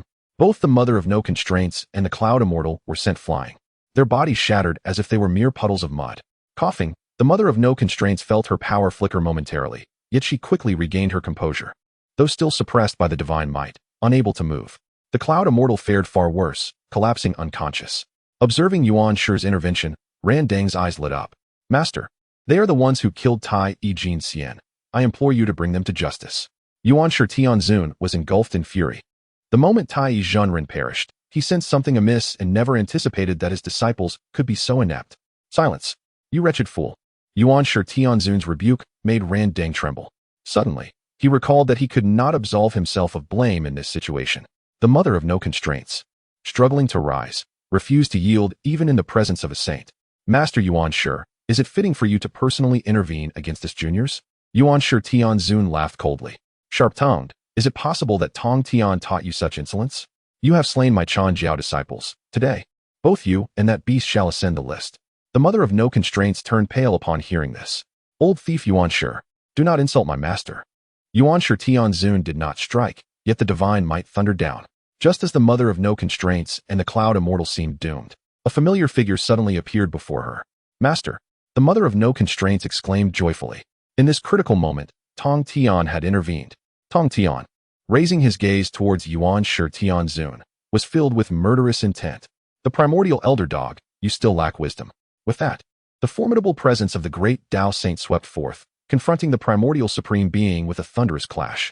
The primordial supreme being furrowed his brow, realizing with dismay that this fellow had grown even stronger. As their battle commenced, the disparity between the two saints became glaringly evident. Tongtian, undeterred by the supreme being's divine might, ascended to new heights, and with a mere gesture, a crisp sound of a slap reverberated through the cosmos. Slap. Everyone was left in stunned silence. The primordial supreme being widened his eyes, feeling a fiery sting on his cheek, his expression one of utter disbelief. Even Shin Gongbao was left dumbfounded. A single slap? The burning lamp Taoist swallowed hard, suddenly embracing Li Jing. My disciple, surely I have not erred in my judgment? Has our master truly been struck? Li Jing was engulfed in terror. This was in his very home. The vivid imprint of a handprint still lingered on the left side of the primordial supreme being's face, yet who could dare to believe it? Tongtian's eyes betrayed no emotion. Is that sufficient? If not, I am prepared to bestow upon you another. The primordial supreme being trembled uncontrollably. The raging divine might erupted uncontrollably. Boom. The very fabric of space shattered, the void twisted, and reality itself began to collapse. Tongtian, I shall see you dead. Chapter 48. The intervention of Hongjun Yuan Shi Tianzun wielded the Panga banner with great force. Countless winds of the nine heavens intertwined with the divine thunder of Zixiao, coalescing into a massive blade that descended ferociously upon Tongtian. With a resounding crack, the primordial space shattered, and a chasm emerged above Chintang Pass. Tongtian chuckled coldly, showing no fear whatsoever. The Sword of Severance. This was a manifestation of profound divine power. Boom. The clash of sword energy and blade light erupted. Yet above Chintang Pass, where destruction should have reigned, a faint bell seemed to envelop the area, nullifying all catastrophic forces. Yuan Shi Tianzun launched successive attacks without restraint. The might of a sage could rend the heavens and obliterate the earth, and apocalyptic visions materialized above Chintang Pass. Tongtian, with one arm slung over his shoulder, faced the onslaught with apparent ease. Yuan Shi, do you not have any shame? To strike at an ordinary disciple of my sect with the stature of a sage, what audacity! Yuan Shi Tianzun had lost his composure after that slap. Tongtian, there is no need for further words. Today, I shall make you pay with your life. Tongtian's cold smile grew more mischievous. Is that so? Just based on you? In an instant, the Eye of Tao activated, capturing the rhythmic flow of Tao surrounding Yuan Shi Tianzun. The sixth style of creation, another display of divine power. As a punch was unleashed, transforming the very fabric of space into dust. Yuan Shi Tianzun, in his fury, failed to notice the glaring flaws in his own attack. Boom. The punch struck xianxia's chest squarely, causing the Panga banner to slip from his grasp, and he was sent crashing down. The ancient powers observing from the shadows were utterly astounded. With a single punch, Tongtian had vanquished the sage xianxia Tianzun. How terrifying! It seemed that ever since the onset of the Fengshen calamity, Tongtian had grown to an unstoppable strength. In his previous encounters with sages, he had emerged victorious time and again. Now, this fearsome punch of creation had sent the enraged xianxia Tianzun plummeting into the void. Xianxia Tianzun was thoroughly awakened by the impact. How could this be? Tongtian, this waste, clearly abandoned his sage status, yet he has progressed so rapidly. I cannot even withstand the force of a single punch. Tongtian understood that this was more than mere brute strength. In the current primordial realm, aside from Hongjun, there was no one else who could rival him. Yuan, had you not struck at my disciple today, I would not have felt the need to discipline you. In this calamity, we have made a wager. Now, you shall watch closely as my disciples triumph over your well-favored disciples of the Chan sect. Xianxia Tianzun's heart burned with resentment. Tongtian, your disciples not only snatched opportunities from my Chan sect, but also struck first. You are blatantly shielding them. Tongtian scoffed derisively. It seems that slap did not teach you enough. Your shamelessness indeed requires correction. Ding. The host has triggered the God-level Dao choice system. Choice 1, strike back at him. With another slap, a drop of the primordial essence shall be rewarded, bestowing a significant elevation in one's realm without any adverse effects. Option 2, cease, valuing harmony. A reward of a primordial purple gold gourd, containing the merits of creation, surpassing even innate treasures. Just as Tongtian contemplated choosing the first option, an abundance of primordial purple qi suddenly descended from the heavens. The solemn figure of Hongjun Daozu manifested above Chintang Pass. Alas, he has been summoned. It appears that administering another slap is no longer feasible. I must choose option 2. Although Tongtian brimmed with confidence, it is prudent to adopt a more modest demeanor in the presence of Hongjun. Sensing the reward arriving within his spiritual abode, he promptly bowed in reverence. I pay my respects to Hongjun Daozu. The GS sect adheres to the principle of valuing harmony, safeguarding the citizens of Chintang Pass from the slaughter of the primordial beginning. I beseech the Daozu to adjudicate this matter. Upon uttering this, Tongtian immediately withdrew the chaos spell that protected Chintang Pass. This scene caught the eye of the primordial beginning, who was taken aback, realizing his fury had clouded his judgment. Master, allow me to explain. The matter. Hongjun furrowed his brow slightly. Enough. There is no need for words. I have perceived your actions with utmost clarity. Saints must not intervene in the tribulations. This is a rule I have established. Do you, primordial beginning, harbor any objections? The primordial beginning's resentment surged. Master, I bear no grievances against you. The GS sect has been exceedingly oppressive, slaying my disciples with their superior numbers. The opportunities at Chintang Pass have long been a scheme of ours, yet Tongtian has secretly meddled, seizing the chance. I implore you to make a fair judgment. Hongjun snorted coldly. Humph. Primordial beginning, it appears you are unrepentant. Your disciples have repeatedly instigated trouble, and the Cloud Immortal has spared them on numerous occasions, refraining from needless bloodshed. Are your disciples' lives so precious that they cannot be inscribed upon my deification list? With a mere wave of his hand, Hongjun caused the primordial beginning to kneel, rendered immobile by an overwhelming force. Observing this, Tongtian felt a surge of trepidation. Though he could easily defeat the primordial beginning with a single strike, he could not emulate the ease with which the Daozu wielded his power. Even as Tongtian activated his divine vision, he could discern no trace of the Dao's rhythm. Hongjuan's strength was formidable. Realizing this, Tongtian quickly donned a sorrowful expression and stepped forward to plead. Daozu, my disciples of the Jie sect are merely those of limited fortune, struggling to achieve such cultivation. I diligently guide them in nurturing their minds and spirits, urging them not to engage in senseless slaughter. Yet, senior brother Primordial Beginning has relentlessly pursued them, harboring murderous intent. I beseech the Daozu to see the truth. The Primordial Beginning, hearing this, was consumed by rage. Tongtian. Hongjun waved his sleeve, immediately sealing the Primordial Beginning's mouth with a great divine power. Silence. You have personally entered the tribulation, attacking the disciples of the Jie sect. I merely warn you. Should you persist in your obstinacy, I shall impose severe punishment. The heavenly Dao is enraged, and even a saint must tremble in fear.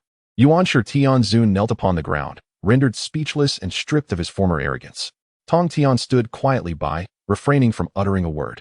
He understood that having gained an advantage, he could not afford to act too coy, should he truly provoke Hongjun. It was certain that he and Xianxia would face dire consequences, regardless of any calamities at hand. Hong Jun cast his gaze upon the gravely injured Wu Dangsheng Mu and Wu Yunxian, letting out a gentle sigh. Tongtian, your disciples have been excessively arrogant. However, considering your merits in safeguarding the citizens of Chentangguan, I shall not pursue this matter further. With that, a beam of radiant light descended from the heavens, enveloping both Wu Dangsheng Mu and Wu Yunxian. In a mere moment, the critically injured Wu Yunxian was instantaneously healed, and Wu Dangsheng Mu remained utterly unharmed. The two celestial beings hastily prostrated themselves. We thank the Tao ancestor for your great grace. Hong Jun inclined his head slightly, but suddenly turned his attention to Tongtian.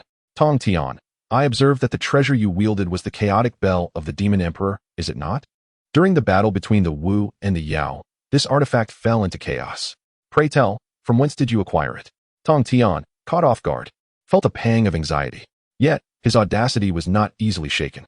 He replied, in response to the Tao ancestor, this humble one possesses profound fortuity and stumbled upon it during my wanderings in the chaos. Chapter 49. The true predestined individual Hong Jun was momentarily taken aback, not expecting Tongtian's response to be so unadorned. To think that one could casually acquire a treasure as profound as the Chaos Bell. Truly, your fortunes are remarkably deep.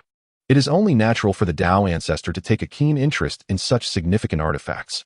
If it were an ordinary treasure, even a formidable weapon like the god-slaying spear in Tongtian's possession would be inconsequential. After all, it is merely a spiritual treasure. However, the Chaos Bell, imbued with the fortunes of the demon clan, possesses the potential to influence the very course of heaven and earth. Thus, it warrants even greater caution. Tongtian, unperturbed, calmly stowed away the Chaos Bell. Surely, it is my own obsession with cultivation that renders me unable to extricate myself. Immersed day and night in the study of chaos, I suppose I have made some modest gains. The primordial heavenly sovereign, having been sealed, could only listen in silence. Were it not for the presence of the Tao ancestor, he would have undoubtedly unleashed a torrent of curses upon Tongtian for his audacity. Hong Jun, however, could only manage an awkward smile. After all, it is said that a person devoid of shame is invincible in the world. Very well, since this is your opportunity, I shall refrain from probing further. The calamity of the Fengshen has begun, and the predestined individuals have come into being. Who ultimately claims the Fengshen list will depend upon your respective capabilities. With that, Hong Jun cast a meaningful glance at the still prostrate primordial sovereign. Saints do not enter calamities, nor may they interfere with tribulations. I believe this need not be reiterated. The primordial heavenly sovereign nodded vigorously. The fact that his disciple had already made it onto the list was disheartening enough. Should he further provoke the Tao ancestor and be summoned to the Xixiao Palace for a discourse lasting a millennium or more, he would no longer have any part in this calamity of Fengshen. At that point, he might struggle to find the right shrine to mourn his disciple. Tongtian also respectfully bowed, watching Hong Jun depart. With Hong Jun's exit, the seal on the primordial heavenly sovereign's mouth was lifted. Tongtian, remember today's events clearly. We shall not let this matter rest. With that, the primordial heavenly sovereign tore through space, taking the lantern holder and Shengong Bao with him. Tongtian gazed upon the now tranquil Chintang Pass, a serene smile gracing his lips. The mother of no restraint and the cloud immortal hurriedly flew forward. Thank you, Master, for your life-saving grace. Master, your decisiveness is truly awe-inspiring. The cloud immortal held the utmost admiration for such bold actions, aspiring to make Tongtian her role model. Tongtian beamed with pride. Enough of the flattery. As for Li Jing's 3 sons, you must diligently instruct Neza, Cloud Immortal. I observed clearly that the treasures of the Lantern Holder and the Grand Supreme Elder have all fallen into your hands. Since they serve you little purpose, bestow them upon my little disciple. The Cloud Immortal awkwardly scratched her head. Master, you saw all of that, huh? Rest assured, I shall pass everything on to Neza. At that moment, Tongtian seemed to recall something, gesturing with his hand. Instantly, a golden, exquisite pagoda flew forth from within the Cloud Immortal. Oh no, Master! The Cloud Immortal exclaimed in a fluster, for this was indeed the spiritual treasure of the Lantern Holder, which she had nearly claimed for herself. He was well aware that Tongtian held no regard for this pagoda, yet he was reluctant to pass it on to Neza. Tongtian raised his hand and lightly tapped the head of Wu Yunxian. This artifact is a spiritual treasure of the Chan sect. Do you truly believe you can wield it? Wu Yunxian pouted but dared not retort. Master, your words are law. I merely wish to keep it as a memento, for this object nearly subdued me. It indeed possesses some power. At this moment, Wudong Xingmu stifled a laugh, amused by Wu Yunxian's cautious thoughts. Master, do you mean to allow Wu Yunxian to remain here and gather disciples? If the Grandmaster of the Chan sect intervenes again, could it be? Before Wudong Xingmu could finish, Tongtian, toying with the exquisite pagoda, snorted disdainfully. In front of so many witnesses, he has lost such face. I feel embarrassed for him. Fear not, for now the Tao ancestor has spoken. As long as we do not fall into their schemes, with our disciples' cultivation, we shall not fear anyone. Wu Yinxian and Wudong Xingmu exchanged smiles. What you say is indeed true, master. I shall obey your command. Tongtian nodded and tossed the exquisite pagoda back to Wu Yinxian. This object is of no use to you. Neza, being the reincarnation of the spirit orb, carries a certain rebelliousness. He may not respond well to discipline. Gift the golden exquisite pagoda to Li Jing to aid him in managing Neza. It will save you some trouble. Wu Yinxian reverently cradled the exquisite pagoda. I will follow your command. Tongtian did not linger, but continued onward with Wudong Xingmu toward Chaogo. Upon entering the imperial city, a child's cry suddenly reached their ears. A stream of mysterious yellow energy descended from the heavens, illuminating the purple star. Tongtian's eyes sparkled with brilliance. The human emperor has come into the world. Xian is born. Wudong Xingmu was equally delighted. Master, I have been down the mountain for over a century and have forged a remarkable bond with the human royal family. This time, I shall surely find a way to take the human emperor as my disciple. Tongtian smiled and nodded. Be sure to conceal your whereabouts well. Unless absolutely necessary, do not act recklessly. Jinling Xingmu has a disciple, Wenzhong, who has studied for over 50 years and possesses merely human immortal cultivation. He now holds a position in the court. You must secretly safeguard the fortunes of the Yin and Shang without negligence. Wudong Xingmu bowed in acceptance and quietly returned to the imperial city. Tongtian, however, did not rush to depart. Instead, he sat cross-legged in the void outside Chaogo. He calculated and deduced, the heavenly mechanisms becoming clearer. Since the birth of the human emperor Xian, the heavenly mechanisms above Chaogo were impenetrable. By now, xianxia should have already appeared in Chaogo. Yet, xianxia bore the divine machine, making it impossible to reveal his position. How should one handle such a fateful figure?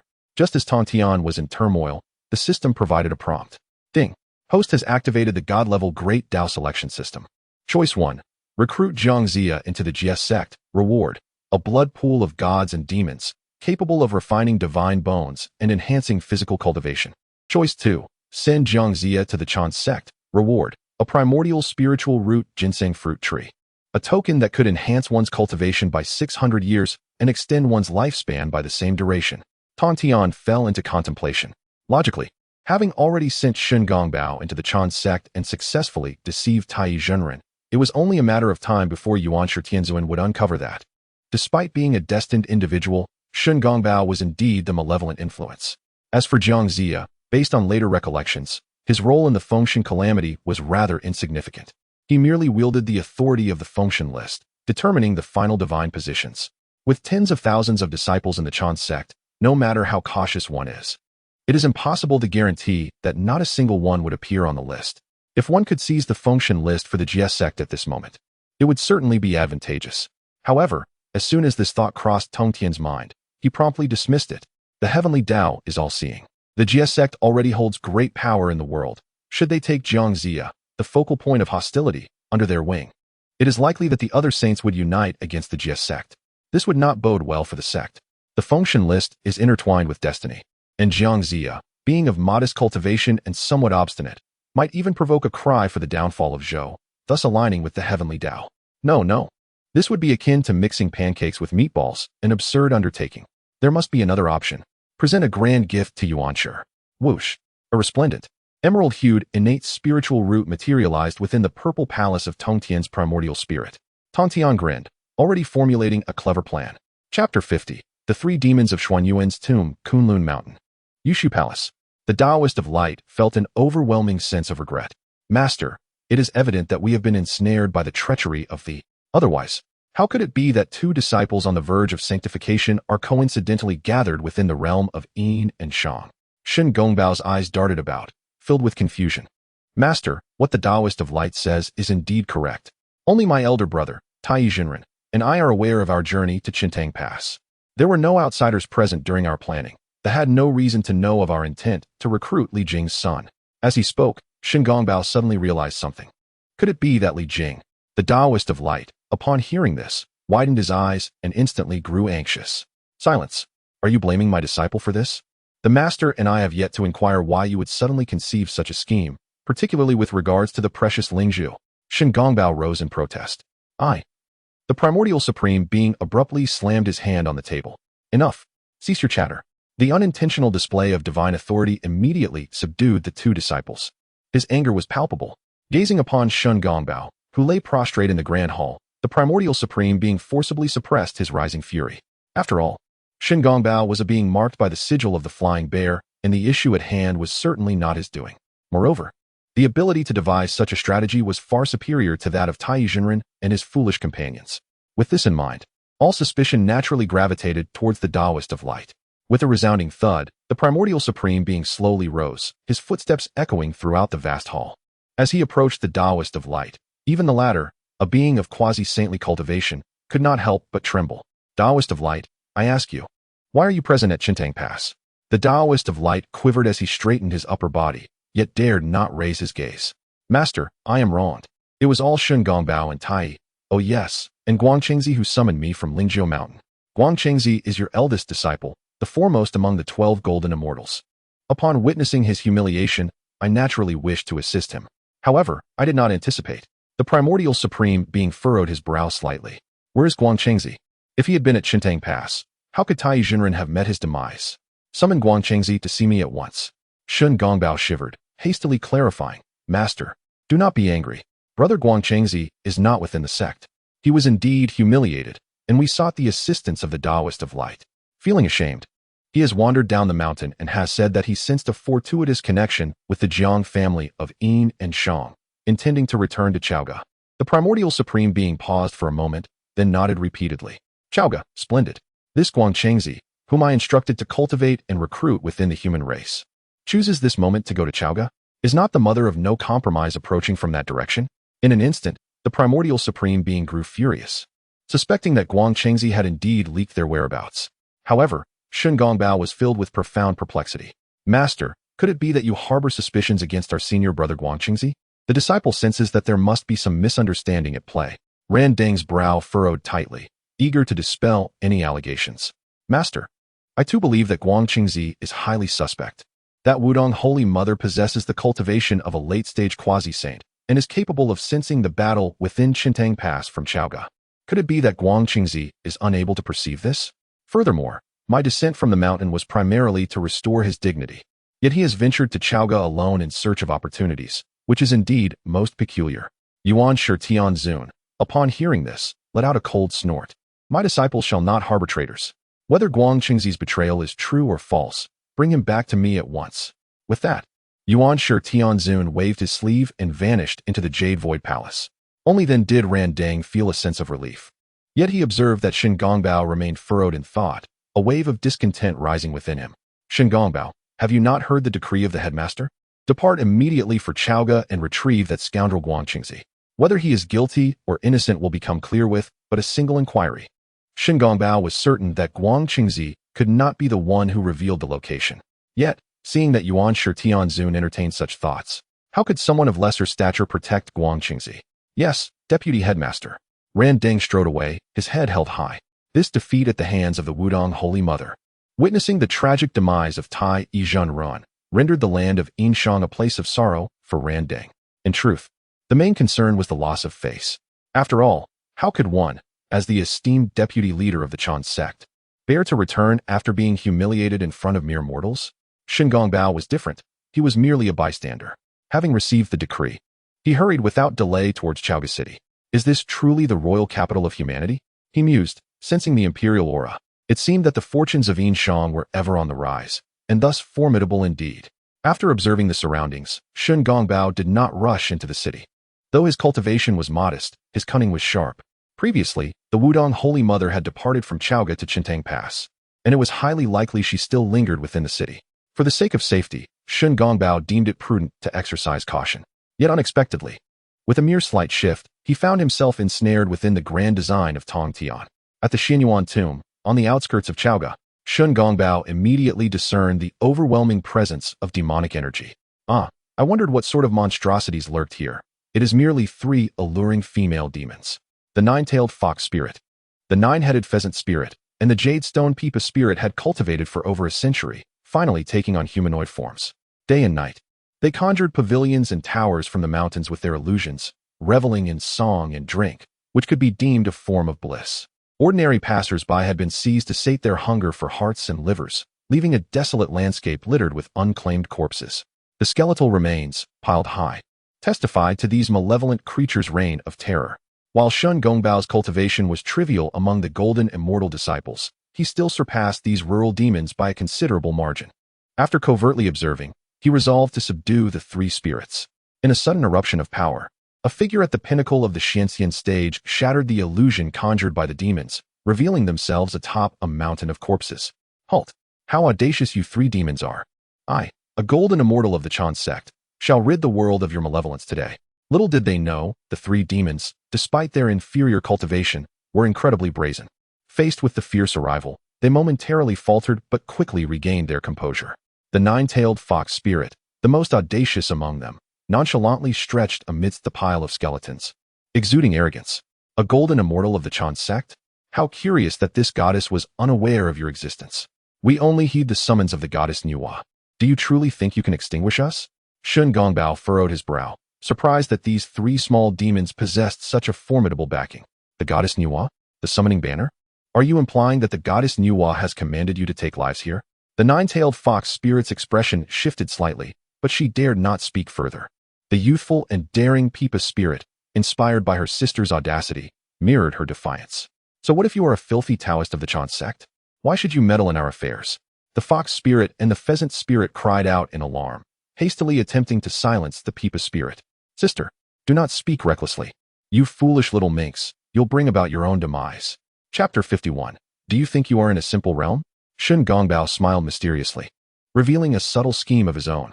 The three demons, possessing unique identities, were too cautious to act recklessly.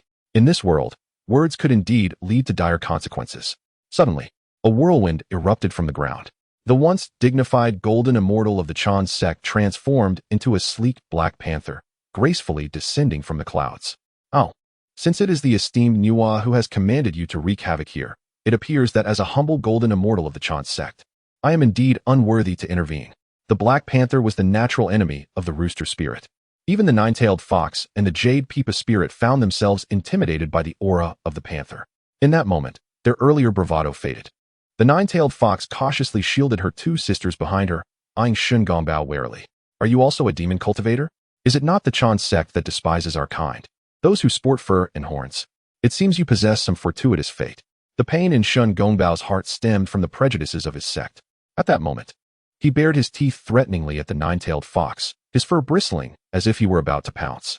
I have entered the Chan sect and am a disciple of the primordial supreme being. My status is exalted, revered by many.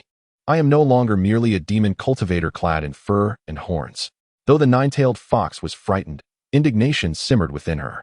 Humph, is it the mark of a true hero to intimidate us sisters? Aren't you yourself a being caught between human and demon? Shun Gongbao nonchalantly shook his head, swatting away a few skulls to clear a space for himself, and lay down peacefully. I shall pose a few questions to you, and you must answer truthfully. Otherwise, for your transgressions committed under the guise of the esteemed Nuwa, even if I were to slay the three of you, I would face no repercussions. The rooster spirit and the Jade Peepa spirit exchanged terrified glances at the nine-tailed fox. She forced herself to regain her composure.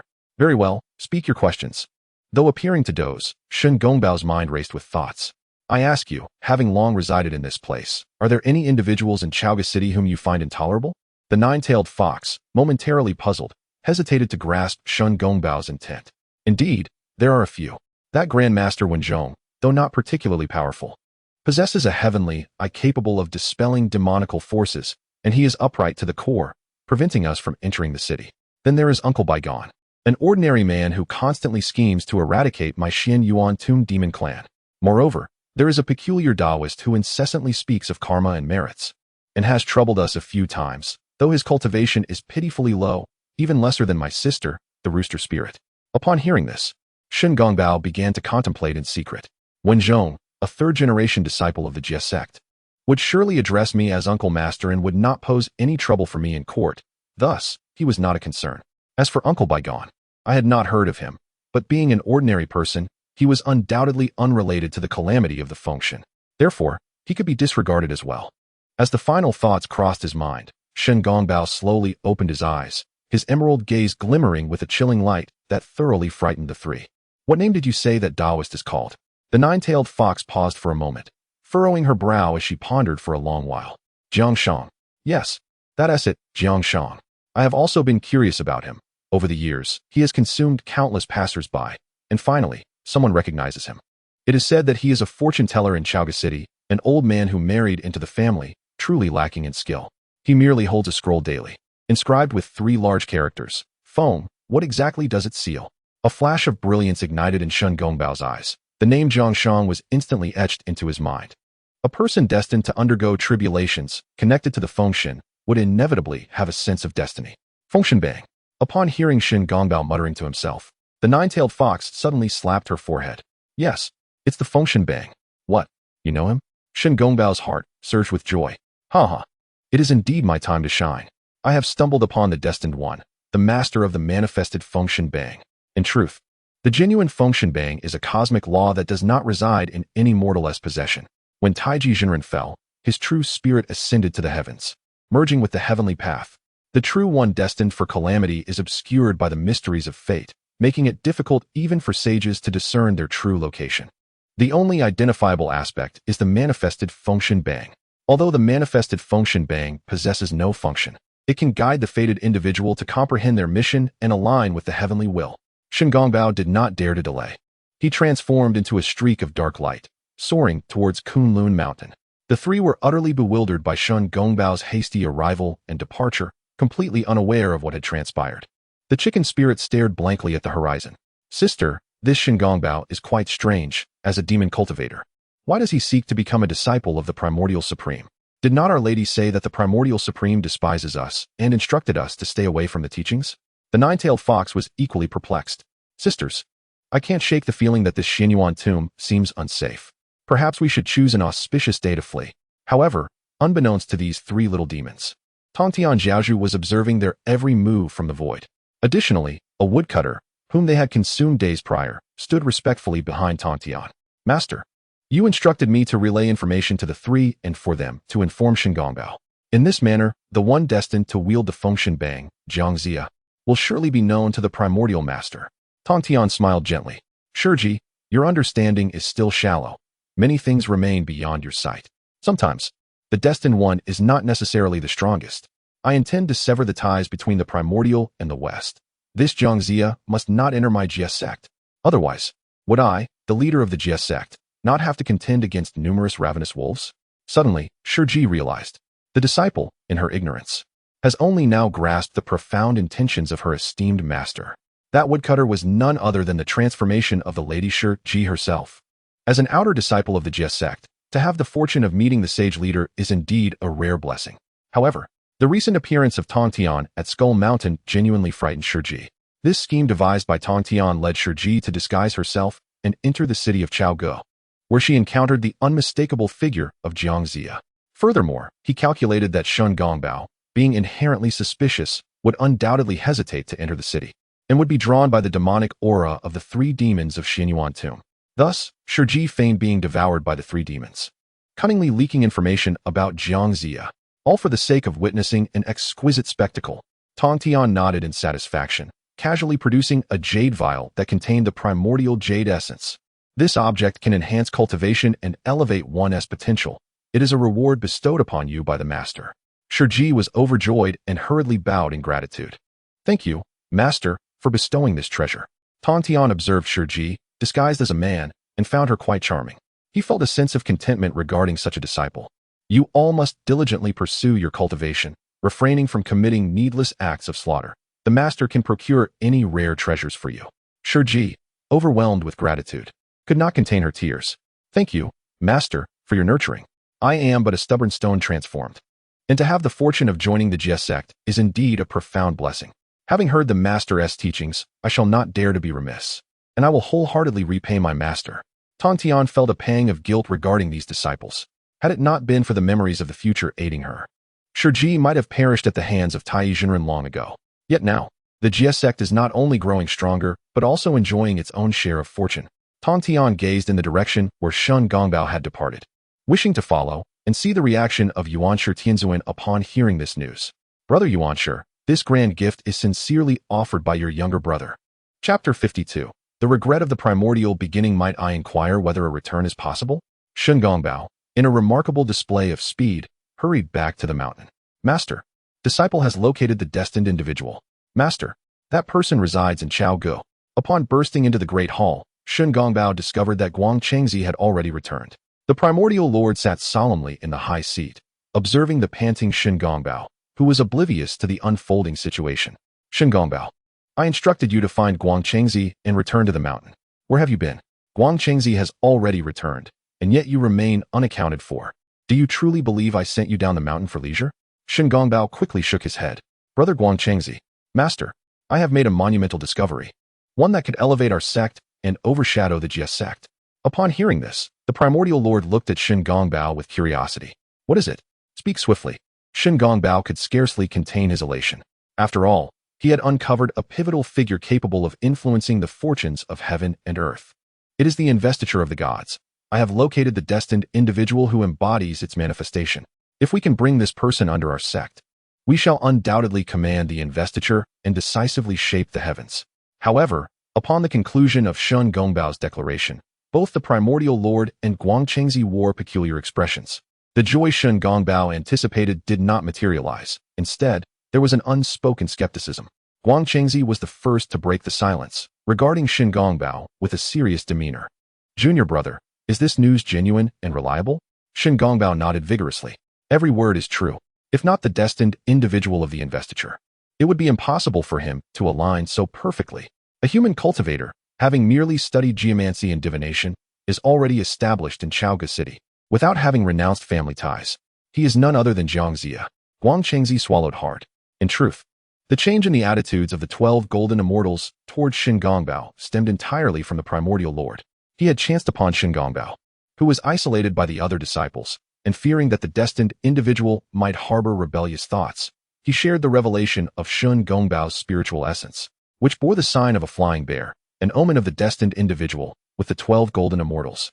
From that moment on, Shen Gongbao gradually gained acceptance among the other disciples.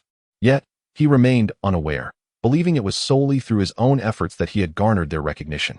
Now, with such news in hand, Shen Gongbao left Guangchengzi at a loss as to whether to rejoice or to mourn for him. Upon hearing the revelation, the primordial lord immediately utilized xianxia's name to perform calculations. After a full 10 breaths, the clear signs of heavenly secrets emerged. Indeed, the investiture of the gods had found its master. As soon as the primordial lord's words fell, Shen Gongbao burst into laughter. Ha! Congratulations, master. Our sect has found the destined individual. If we succeed in seizing the investiture, the Jia sect will have no power to contend with us. The primordial lord pondered whether to feel joy or sorrow. However, the ominous manifestation of the flying bear within Shen Gongbao's primordial spirit still lingers, marking him as one chosen by destiny. Yet, the confirmation of the Fengshenbang's master, xianxia, raises profound questions. Even the saints find themselves ensnared in a conundrum at this moment. On one hand, there is the disciple he has painstakingly nurtured for centuries, the very first of his kind to don fur and horns. On the other hand, the true recipient of the Fengshenbang appears to be a diviner from the city of Chaogu. In an instant, the primordial lord of heaven finds himself in a state of perplexity. This matter cannot be approached with haste. Although the Fengshenbang currently resides in xianxia's hands, one cannot dismiss the possibility of it being a ploy orchestrated by Tongtian. I shall undertake a meticulous examination once more. Contemplating this, the primordial lord of heaven disregards the presence of his 2 disciples waiting nearby and delves deeply into the path of heavenly principles, engaging in his calculations. After Shen Gongbao delivers this remarkable news, he notices that both his master and senior brother wear expressions of confusion, leaving him somewhat bewildered. Senior brother, did I perhaps say something incorrect? Guangchengzi promptly shakes his head in response. There is no need for concern, junior brother. Master is likely contemplating strategies, gazing into the depths of the future. He shall not reveal his thoughts to us at this moment. Upon hearing this, Shen Gongbao feels the wisdom in his words. By the way, senior brother, did master express any reproach upon seeing you? Guangchengzi sighs. It is of no consequence. I have already clarified matters with master. My intentions were solely for the good of our sect. Since his return, Guangchengzi had explained everything to the primordial lord of heaven, absolving himself of any suspicion. He had long foreseen that the Jiang family would bear a daughter of unparalleled beauty and power. Yet, this girl was destined to be born amidst calamity, still awaiting her arrival into the world. Coincidentally, as the others vied for Li Jing's son at Qintang Pass, the Jiang family's daughter was born. He hastily journeyed there to bestow opportunities and prepare for the future. After sharing his own tale, Guan Qingzi remains curious about the source of Shen Gongbao's information. Junior brother, are you indeed speaking truthfully? The destined individual resides within Chaoga? I have roamed Chaoga for over a century and have yet to encounter anyone marked by destiny. Guan Qingzi hopes this is not the case. In truth, Shen Gongbao possesses a certain charm, having shared a bond of brotherhood for centuries. For the moment, he is reluctant to acknowledge that the destined individual might be someone else. Just as Shen Gongbao is about to clarify, the primordial Lord of Heaven halts his calculations. Enough. What Shen Gongbao claims is indeed accurate. The destined individual is, without a doubt, xianxia. Upon uttering these words, the primordial Lord of Heaven secretly scoffs. Ah, Tongtian, you must have known Shen Gongbao's identity long ago. A harbinger of calamity. I wondered why you suddenly capitulated without cause. The power of a saint traverses the heavenly path. Such trivial matters shall soon yield results. At this juncture, the primordial Lord of Heaven has come to a realization. He understands why he has faced continual misfortune, even in moments of apparent advantage, including the loss of his disciple, Tai Zhenren. All of this is due to Shen Gongbao's influence. Upon witnessing the countenance of Shen Gongbao, the primordial supreme being felt an irritable vexation gnawing at his very core. Yet, oblivious to the brewing tempest, Shen Gongbao gazed at him with hopeful anticipation. For a sage, centuries pass as fleeting moments. Nevertheless, he was not devoid of compassion. The bond of master and disciple still lingered. Even if he were to grasp the impending outcome, what could he possibly do? Shen Gongbao, I have a significant task that I require you to undertake. This endeavor must succeed. Failure is not an option. Upon hearing the words of the primordial supreme being, Shen Gongbao's demeanor shifted to one of solemnity, mistakenly believing that his moment of ascendance had finally arrived. With a resounding thud, Shen Gongbao knelt heavily before the primordial supreme being. Disciple Shen Gongbao is willing to plunge into the depths of fire and water for the sake of the Chan teachings, without hesitation. The primordial supreme being nodded in satisfaction. Excellent. The Emperor of Humanity shall descend, undoubtedly augmenting the fortunes of the Yin and Shang. However, the annihilation of Shang by the West Qi is an inevitable tide. A demand of the heavenly way. I command you to infiltrate the Yin and Shang court as the national master, secretly undermining the fortunes of the Yin and Shang. There must be no mistakes. Chapter 53. Is this not a bit unreasonable? The Edict of Yushu Palace. Shen Gongbao was preparing to enter the Yin Shang, strategizing for the great matter of the Fengshen. Senior brother Guang Chengzi, I wonder when I shall return to the mountain after this journey, said Shen Gongbao, appearing somewhat dejected. Guang Chengzi observed the despondency of Shen Gongbao and sighed inwardly. Junior brother, the matter concerning xianxia is of utmost importance. According to our master's wishes, it is imperative that the other saints are kept unaware. Exercise great caution in your endeavors. Shen Gongbao felt a pang of bitterness in his heart. He had originally believed that reporting such significant news to the sect would surely earn him commendation. Even in the absence of rewards, he hoped to garner favor. However, it appeared that he was merely being sent into the world to experience tribulations, a notion that defied comprehension. Senior brother's words are etched in my mind. With that, Shen Gongbao ascended on a cloud, heading towards Chaoga. Meanwhile, within the city of Chaoga, at the mouth of a dilapidated alley, a fortune-telling stall was run by a scruffy and disheveled soothsayer who was dozing off, lost in dreams of Duke Zhou. This was none other than the impoverished xianxia. Before him, the primordial heavenly venerable had arrived first in this imperial city and instantly recognized the extraordinary aura surrounding this destined individual. Shen Gongbao did not deceive me. He has indeed contributed to my cause. Though he had encountered a painful lesson from Tongtian last time, this time, the primordial heavenly venerable was determined to guide xianxia from the shadows. Go. A beam of spiritual light flew from the palm of the primordial heavenly venerable, instantly merging into xianxia's spiritual abode. In a state of half-slumber, xianxia suddenly awakened amidst a sea of clouds. Where's this place? Before his eyes, celestial birds danced, and spiritual energy enveloped him. Majestic peaks were faintly visible, rising above the sea of clouds. Before him lay a staircase to the heavens, spiraling upwards into the unknown. Having practiced divination and the art of Qimen Duanjia, xianxia could be considered a half-cultivator. Yet, in all his decades of life, he was witnessing such celestial opportunities for the first time. With a perplexed and bewildered mindset, xianxia began to ascend the heavenly staircase. After an indeterminate time, He felt his legs growing numb and his throat parched. His vision blurred, and he nearly tumbled from the clouds. Just as he was about to falter, a cloud platform appeared at the staircase's end. "My disciple, hasten." A voice, divine and ethereal, seemed to emanate from the farthest reaches of heaven. Yet it felt as though it resonated beside xianxia. Before he could comprehend the unfolding events, a brilliant light surged forth. A lotus flower bloomed in midair, revealing a Taoist clad in white robes, with white hair and beard, seated in meditation. Xianxia hurriedly bowed in respect. Even though he did not recognize the true identity of the Taoist, he knew that a celestial being had manifested. Disciple Xianxia pays respects to Master. The primordial heavenly venerable manifested in Xianxia's dream, intending to veil the heavenly secrets and take this disciple under his wing. Observing Xianxia's earnestness, the venerable nodded in satisfaction. "I am the primordial heavenly venerable of Yushu Palace on Kunlun Mountain, the sage and leader of the Chan teaching. I wish to take you as my disciple today. Do you accept?" In the heart of Xianxia, joy surged forth. "I am willing," he declared. "I shall follow my master, cultivate the Tao, align with the heavenly principles, and rescue the common folk from peril." The primordial heavenly venerable nodded in satisfaction. "I shall bestow upon you the 3 flowers above your crown, enabling you to perform virtuous deeds. As war looms, you must adeptly wield the divine list in your possession, without the slightest error." With that, a beam of golden light erupted from the palm of the primordial heavenly venerable, directly illuminating Xianxia's spiritual platform. In an instant, the 3 flowers blossomed, marking his initiation as a disciple of the Chan sect and freeing him from his mortal form, granting him the cultivation of an earth immortal. Having completed this, the primordial heavenly venerable felt elated. "At last, no one shall disturb me. Ha ha ha. Among the trials of the divine list, the most fated disciple has entered my Chan sect. I am eager to see who dares to rival us." At this very moment, within the Bo Palace of Golden Ao Island, Tongtian, who was meticulously tending to the ginseng fruit trees, suddenly sensed a disturbance.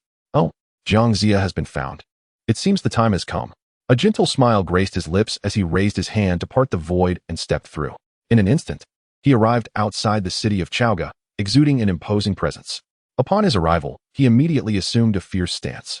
"Primordial heavenly venerable, how shameless of you to seize my disciples."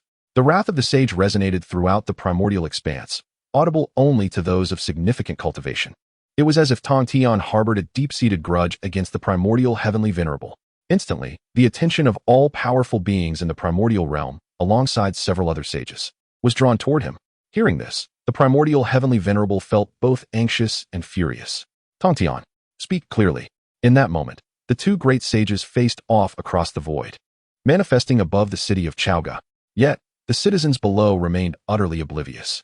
The primordial heavenly venerable, visibly agitated, sought to extricate himself from Tongtian's entanglement. "When have I ever encroached upon your disciples? Do not slander me." With that, he attempted to turn and depart.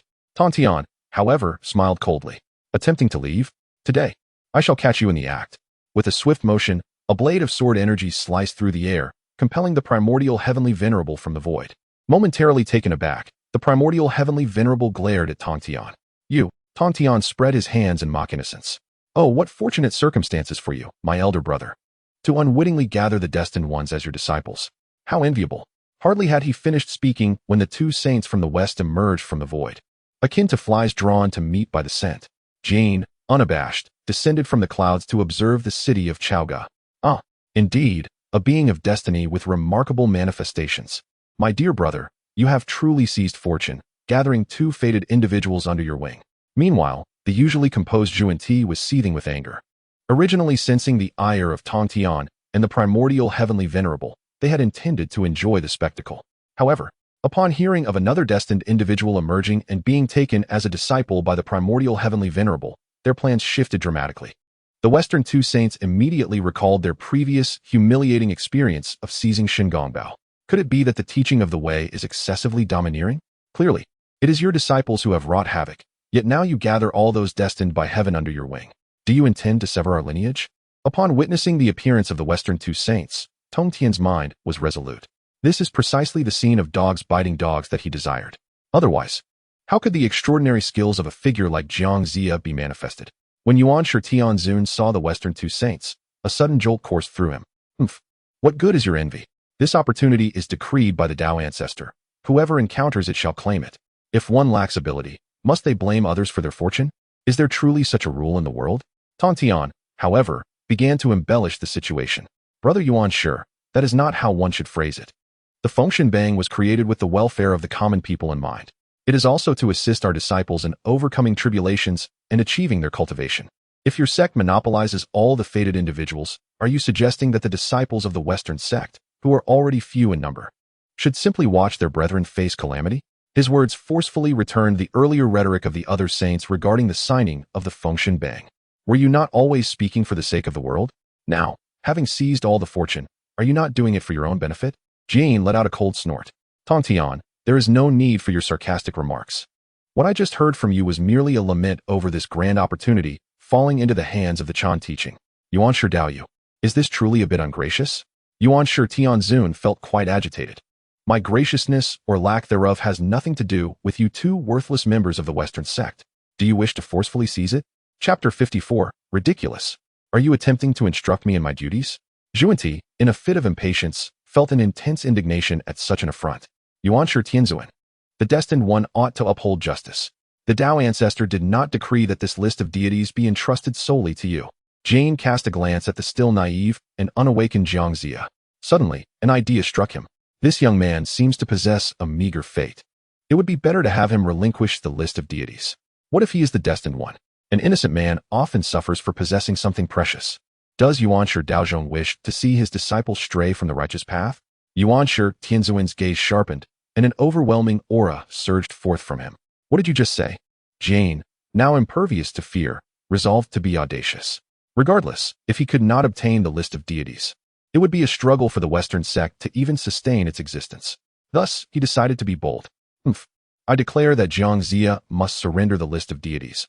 I have no objections to anyone else taking him as a disciple. However, the list of deities must never fall into the hands of your sect. Zhuanti directly summoned the Seven Treasures mysterious tree, a treasured artifact. Yuan Shi Tianzuan may choose to depart. Such a profoundly auspicious item as the list of deities could attract all manner of demons and spirits. Yet, one wonders if this mere fortune teller can bear such a weighty blessing. Yuan Shi Tianzuan, known for his ruthless demeanor, did not anticipate that he would be targeted today by these two from the Western sect. Do you wish to engage in combat? You threaten my authority. Are you attempting to teach me my duties? Tongtian delightedly observed the unfolding drama from the sidelines. His sole purpose for this journey was to relay the news of xianxia's emergence to the sages, ensuring the safety of Chaoga City. The rest would merely be a spectacle of dog-eat-dog conflict. As Yuan Shi Tianzuan and the two saints from the west were on the brink of confrontation, the void stirred, heralding the arrival of another guest. Taishang Laojun, who typically did not concern himself with mundane affairs, chose to partake in this significant event as the destined one had appeared. Saints are forbidden from intervening in fate. Have you all disregarded the words of your teacher? When Taishang Laojun spoke, he invoked the name of the Tao of Hongjun. Although Yuan Shi Tianzuan deeply disdained the visages of the two Western saints, he could only suppress his rage, having recently been chastised. Master, xianxia has already joined our sect. He asserted, the Western saint's sudden intervention, should it escalate to violence, would likely not breach the teacher's prohibition. Upon seeing Taishang Laojun's arrival, Jane and Zhuanti grew cautious. Revered one, have you come here to defend your sect? They inquired. Xianxia's fortune is feeble. Granting him control of the list of deities will inevitably lead to trouble. Today, let him willingly relinquish it and allow the Tao to decide. Yuan Shi Tianzuan snorted coldly. You are dreaming. Taishang Laojun raised his hand to signal the saints to remain calm. What kind of decorum is this? Tongtian is present, yet I do not see him engaging in such disputes. Upon the utterance of these words, the gaze of all the saints swiftly converged upon Tongtian. Tongtian himself was momentarily taken aback, feeling a touch of awkwardness. After all, he had merely come to witness the commotion. Nevertheless, he found merit in the arguments put forth by the two saints of the West. For the sake of the heavenly Tao's fairness and the welfare of all beings, allowing xianxia to relinquish the divine mandate of the Fengshen Bang might not be such a bad idea after all. The two saints of the West exchanged glances of concealed delight. Tongtian's reasoning was indeed sound. Since Brother Yuan Shi already had a designated person of destiny, why should they compete for the individual appointed by the Fengshen Bang? The thought of Xingong Bao ignited a flare of irritation within Yuan Shi Tianzuan. Yet, in the presence of the two saints of the West and Taishang Laojun, he found himself reluctant to admit the effort he had expended to reclaim a calamity star. The person of destiny ought to have an affiliation. It is merely the workings of fate. If not for the Chan sect's alignment with the heavenly Tao, how could such an opportunity have arisen? Taishang Laojun nodded in agreement. Yuan's point was valid. Indeed, the two of you had been somewhat unreasonable. How about this? Let Xianxia join our human sect. This way, you may avoid unnecessary contention. What say you? Jane furrowed his brows. Realizing that Taishang Laojun's arrival was not merely to dispense justice, but rather to claim Xianxia for himself. Has the esteemed Taishang gone too far? The human sect has but a handful of disciples. What use is the Fengshen Bang to them? Yuan Tianzuan was also taken aback. Brother, please, do not jest. Xianxia is already a disciple of our Chan sect, and I would never let him go. At that moment, the Fengshen Bang suddenly manifested above the heads of the saints. The resplendent golden scroll seemed to unfurl as if being perused by an unseen hand. Several names were already inscribed upon it, vividly clear. Just then, an eye unexpectedly opened in the sky, surveying the saints hovering above Chaoga City. Tongtian, who had come merely to observe, sensed an overwhelming threat materializing nearby, prompting him to adopt a more cautious demeanor. Taishang Laojuan's brow furrowed slightly. Everyone. It is the heavenly Tao. As these words left his lips, the heavenly Tao seemed to instantly recognize their identities. With a thunderous roar, 5 divine bolts of lightning appeared without warning above the saints. Tongtian attempted to resist, only to discover that his cultivation had been utterly suppressed, leaving him unable to muster even a fraction of his power. The other saints found themselves in a similar predicament. The mighty saints of the Honyuan realm were forcefully struck down by celestial lightning, crashing to the ground outside Chaoga City, disheveled and bewildered, having no comprehension of the events that had transpired. Simultaneously, an emotionless voice echoed in their ears. The divine mandate of Fengshen cannot be obstructed. Xianxia is destined to ascend.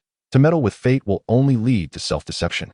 As the voice faded, the colossal eye in the sky and the Fengshen Bang vanished without a trace. The saints exchanged bewildered glances, momentarily at a loss for what this all signified. Tongtian's first instinct was to heed Hongjuan's warning. However, that voice did not entirely resemble Hongjuan's. Laozi sighed quietly, casting a glance towards the direction of Chaoga City. And without uttering a word, he tore through the fabric of reality and departed from that place. Yuan Tianzuan smiled coldly, declaring, now that the heavenly Tao has intervened, let us see who dares to usurp the opportunities of my Chan teaching. With that, Yuan Tianzuan waved his sleeve and departed. The two saints from the west found themselves in a most unfortunate predicament, returning empty-handed. In contrast, Tongtian suffered no losses. The enmity between the Western teachings and Chan teachings, sparked by the mere exchange of Xianxia, could be deemed worthwhile. What remained was to see the fate of the human emperor. With this thought, Tongtian too made his way back to his golden turtle island. During this celestial contest, none in Chaoga City sensed anything amiss.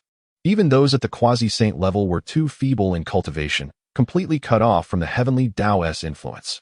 However, a small figure remained, gazing curiously skyward. Emperor Yi, witnessing his 8-year-old son staring up at the heavens, couldn't help but feel a pang of concern. Dixing, come here to your father. The obedient young Dixing immediately scampered over. Father, are those immortals fighting in the sky?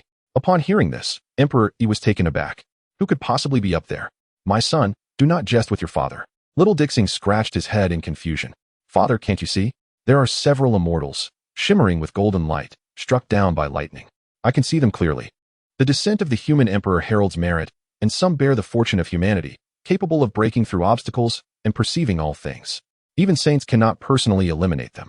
Naturally, Emperor Yi, whose merits were not yet fulfilled, could not perceive the immortals his son spoke of, for he was merely an ordinary man. Chapter 55 Shingongbao was elated, foolishly so. In the city of Chaoga, Emperor Yi passed away. His eldest son and second son were born of a concubine. From the queen, Emperor Xian was born. With Emperor Xian established as the heir, the responsibility of guardianship fell to the grand tutor Wenzhong. Wenzhong, a man of unwavering integrity, safeguarded the young sovereign, vanquishing treachery at every turn. At the age of 14, Emperor Xian ascended to the throne, becoming the 30th ruler of the Shang dynasty. The son of heaven rose. He endeavored diligently, refining internal governance while repelling barbarian incursions. One night, Emperor Xian dreamt of a celestial being descending to the mortal realm, known as the Immaculate Holy Mother, who bestowed divine powers and sought to take the Son of Heaven as her disciple. Having long been influenced by the teachings of the disciples already present in Chaoga, Emperor Xian felt an undeniable yearning. The Son of Heaven became a disciple of the Immaculate Holy Mother, diligently practicing the mystic arts for a decade. The feudal lords, weary of oppressive officials, united 72 rebel factions at the North Sea.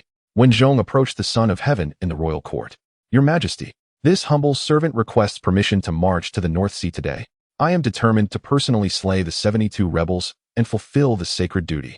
Emperor Xian furrowed his brow, sensing something amiss. "Grand Tutor, do you truly wish to lead the expedition to the North Sea yourself? Might it not be better to allow the younger officials to undertake this task? The years of warfare have been exceedingly arduous. I cannot bear to see you suffer." When Zhong gazed at the young sovereign, now a ruler in his own right, and felt a deep sense of comfort, having served loyally for decades. His heart was devoted to the welfare of the realm. "Your Majesty, I cannot entrust this matter to others. I suspect that there are those among the 72 rebel lords who are scheming." Emperor Xian nodded slightly. Though still youthful, he had presided over state affairs for many years and was well aware of the discontent brewing among the feudal lords. "For this expedition, Grand Tutor, you may decide without needing to report back. We must capture all the traitors in one fell swoop and restore the glory of the Shang."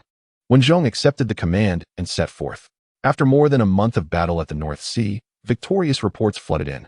To ensure the Son of Heaven's position, an immediate order was issued for all feudal lords to come to Chaoga under the pretext of seeking peace and discussing matters of great importance. In truth, Emperor Xian had long harbored the intention to eliminate the feudal lords. The eastern and southern dukes, in collusion with the 72 rebel factions, were swiftly captured and executed upon their arrival in Chaoga. The western duke, Ji Chong, held formidable power, and the military strength of Shichi was substantial. In this moment, Emperor Xian hesitated to strike decisively. He opted instead to place Ji Chong under soft confinement in Yoli, effectively turning him into a hostage to threaten Shichi. Having accomplished these tasks, the Shang dynasty experienced a surge of fortune. The feudal lords were quelled, and the realm united. The military triumph was resounding, coinciding with the time for humanity to pay homage at the Nuwa Temple. It was also the first occasion for Emperor Xian to worship the Mother of Humanity since his ascension. He promptly proclaimed to all citizens the observance of 3 days of rituals, honoring the ancestors of mankind. 3 days later, news of the Son of Heaven's impending visit to the Nuwa Temple fortuitously reached Shen Gongbao's ears. Aspiring to become the national master of the Shang was no trivial pursuit. Having concealed himself in this place for over a decade, Shen Gongbao had endured a rather dismal existence, now reduced to relying on xianxia for sustenance. "Junior brother Jiang, my master has sent me not only to guide your cultivation, but also to deliver an important message." Shen Gongbao looked at the still Navi Xianxia, secretly scheming. Xianxia, now in his 50s, remains merely a terrestrial immortal.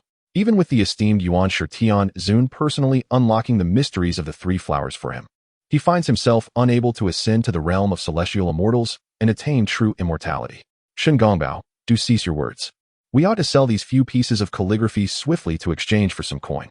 Should we earn nothing today, my wife shall surely erupt in fury, and you mustn't blame me when we find ourselves without food."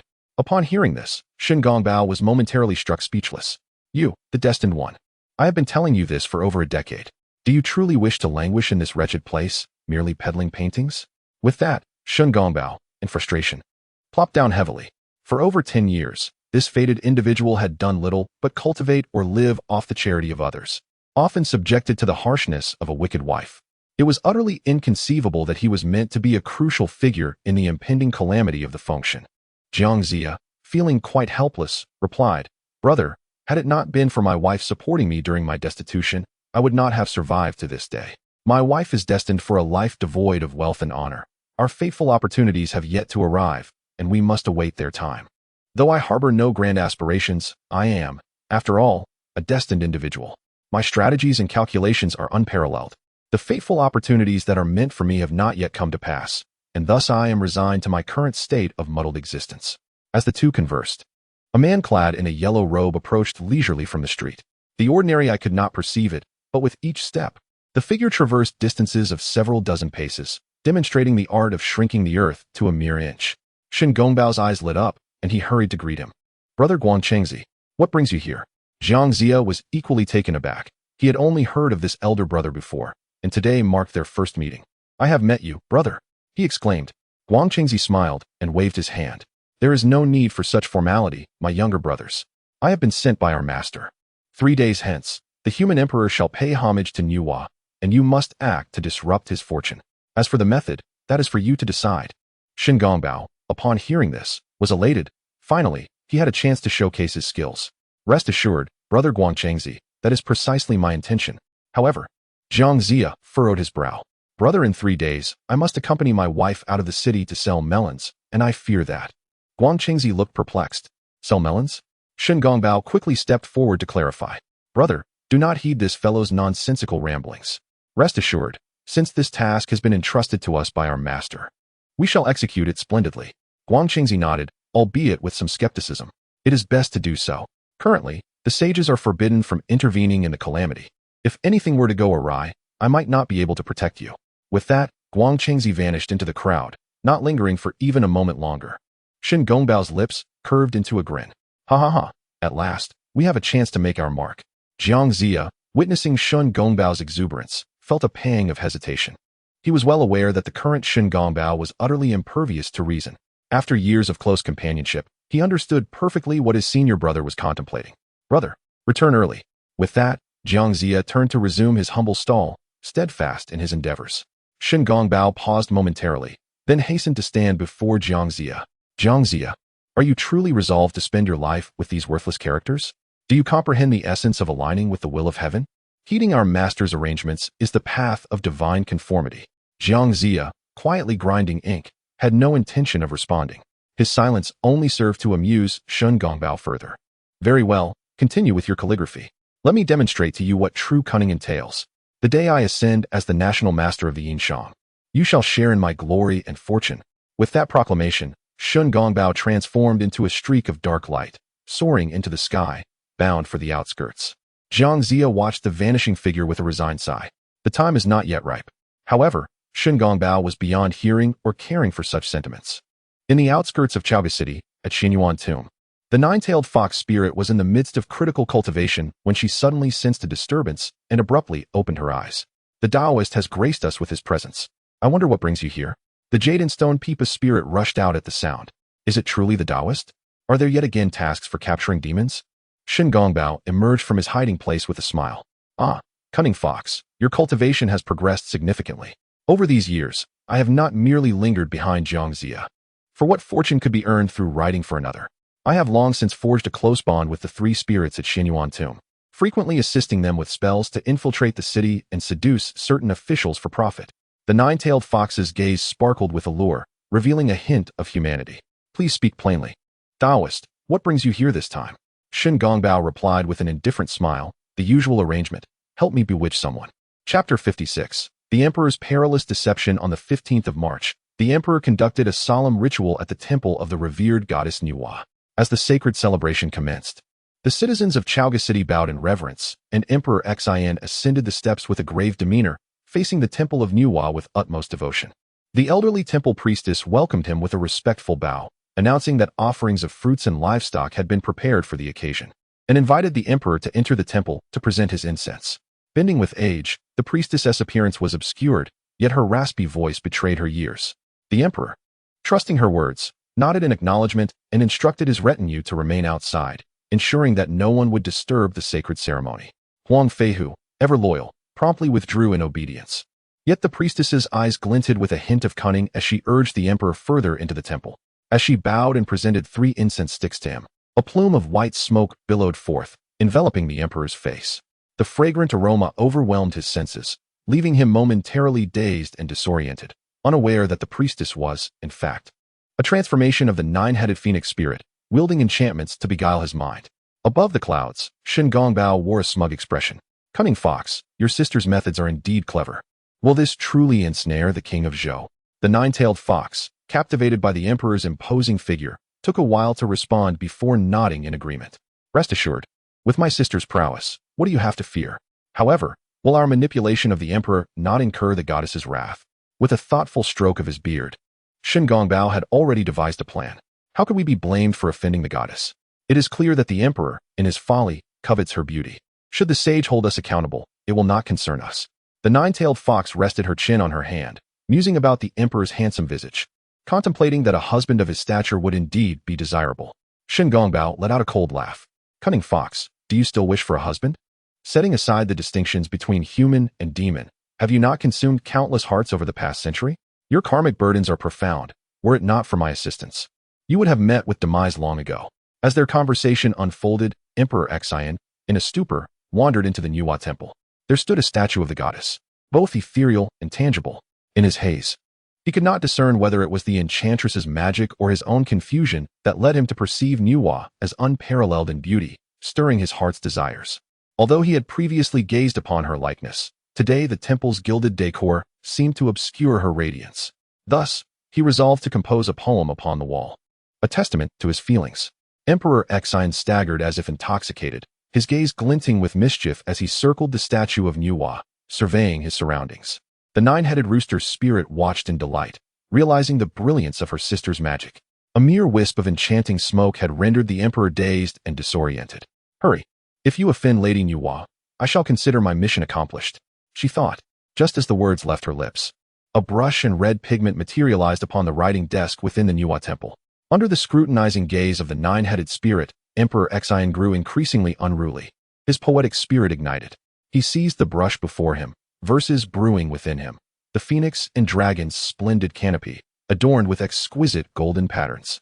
This line encapsulated the splendor of the Nuwa temple. Soon after, his eyes fixated on the alluring curves of the goddess Nuwa. At that moment, far away on Golden Tortoise Island, Tongtian felt a disturbance. Alas, the emperor is destined to encounter this tribulation, he thought, his brow furrowing. Sages must not interfere with fate. I can only dispatch my disciples to intervene. Ding. The host has triggered the divine path selection system. Option 1.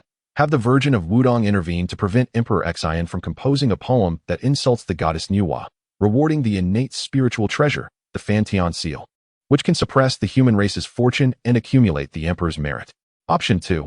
Allow the emperor to compose his poem, inciting the wrath of the goddess Nuwa, rewarding the innate spiritual treasure, the Lu and Ding, which can bolster the human race's power and cultivate the arts of slaughter. Without hesitation, Tongtian chose the first option. A streak of light swiftly emerged from his primordial spirit and landed firmly in his hand. Is this the Fantian seal? We must act swiftly, he declared, immediately sending a message to Chaoga. The Virgin of Wudong, still cultivating within the emperor's palace, had not yet sensed the emperor's enchantment by the spirits. Wudong, why did you not accompany the emperor to such a significant event at the Nuwa temple?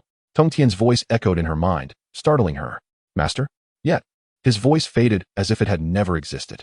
The Virgin of Wudong dared not delay. She hastily made her way to the Nuwa temple. Meanwhile, Emperor Xian had composed his second couplet, the distant mountains draped in emerald hues, graceful sleeves fluttering, reflecting rosy robes. A peculiar flush adorned his face, and his gaze shimmered with an alluring charm. Shingongbao, witnessing his plot nearing fruition, suddenly sensed an overwhelming pressure emanating from within Chaoga City. Not good. We must flee. Before the nine-tailed fox could react, Shingongbao enveloped her, transforming into a streak of light as they retreated towards Xianyuan tomb. The Virgin of Wudong arrived, but saw the fleeing dark figure from afar. What audacious spirit dares to act so boldly within the sacred temple of Lady Nuwa? With no time to pursue the entity, she turned her attention to Emperor Xian, whose brow was now shadowed by ominous clouds, evidently ensnared by the spirit's sorcery. The nine-headed rooster spirit, hidden in the temple, was caught red-handed by the Virgin of Wudong. Humph! How dare you, impudent little demon, lay a hand on the emperor? A chilling disdain descended from the heavens, and the nine-headed rooster spirit found herself in dire straits. With a thunderous crash, a surge of divine power enveloped the nine-headed rooster spirit, instantaneously sealing her six senses and forcing her to shed her aged form, revealing her true self, rendered immobile. The unfettered Holy Mother effortlessly dispelled the dark clouds hovering above Xian's brow. Awakening abruptly, Xian was confronted by the two verses he had inscribed upon the wall. Oh no! When did this solitary king compose poetry within the temple of the Saint Nuwa? I have not partaken of wine today. Before Xian could ponder this predicament, he was suddenly taken aback as the temple priestess, who had appeared as an old woman, transformed into a youthful beauty, gazing at him with a face full of beseeching sorrow. What is this? Xian, still a novice in his cultivation, was merely somewhat more formidable than the average person. While the emperor's fortune naturally safeguarded him against overt malevolent attacks, he was utterly defenseless against enchantments. Just as Xian was engulfed in confusion, the unfettered Holy Mother manifested her form within the temple, having only seen his revered master in dreams. Xian now found himself in the presence of her true visage, feeling a surge of trepidation. Master, truly it is you. Please allow your disciple to pay his respects. With that, Xian hurriedly bowed. The unfettered Holy Mother regarded the verses on the wall and found nothing amiss. Observing that her dashing disciple was unharmed, She breathed a sigh of relief. Xian, do you comprehend the peril you just faced? Had I not arrived in time, you would have surely committed a grave mistake. Xian glanced at the brush in his hand, then back at the poetry on the wall, and was instantly drenched in cold sweat. Thank you, esteemed master, for your profound grace. Chapter 57. The scheme fails. Yuanshi's fury Emperor Xian knelt before his revered master, then turned his gaze towards the now sealed, nine-headed rooster spirit. Master, who is this person? The unrestrained Holy Mother merely offered a dismissive glance. Such a rustic little demon was hardly worthy of her concern. Merely a nine-headed rooster spirit. A trivial creature devoid of knowledge or skill. By the time I arrived, she was but a minor character left behind. In this moment of peril, Emperor Xian felt a profound sense of dread. Master, in your wisdom, who could it be that has set their sights on me? Do they seek to usurp my kingdom of Xiang? Regarding the impending calamity of the deification, the human emperor remained oblivious. After all, to the current sovereign, the schemes in mind were merely the disobedient lords of an ununified realm. The matters of divine beings were beyond the concerns of mere mortals. The unrestrained Holy Mother let out a weary sigh, casting her gaze towards the horizon. To speak frankly, it matters not. You are now considered a disciple of my sect, and the ambitions of these rogues extend far beyond your kingdom. They covet the very fate of humanity. Emperor Xian was taken aback. The fate of humanity? But practitioners like you, Master, have transcended mortal lifespans and seized the essence of heaven and earth. Why would they covet the fate of mankind? In response to Emperor Xian's bewilderment, the unrestrained Holy Mother shook her head. Were it not for the repeated interventions of our saints, the rise and fall of the human realm would merely be a matter of flipping one's hand. Very well, let me enlighten you today. Seize this opportunity to understand the insidious dealings of the Chan sect and their wagers with the saints.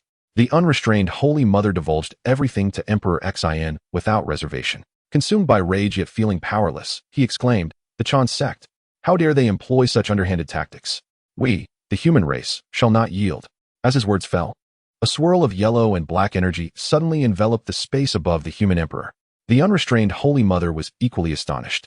Is this the luck of the human emperor? Indeed, even with my late-stage quasi-saint cultivation, I find myself unable to breach it. Yet, Emperor Xian remained unaware that he still possessed such formidable power. Do not be agitated, my disciple. With this rooster spirit in hand, we need not fear their future machinations. With that, the unrestrained Holy Mother waved her hand, instantly reverting the rooster spirit to its original form. A nine-headed rooster materialized in her grasp, resembling a mere pet. Emperor Xian narrowly escaped disaster.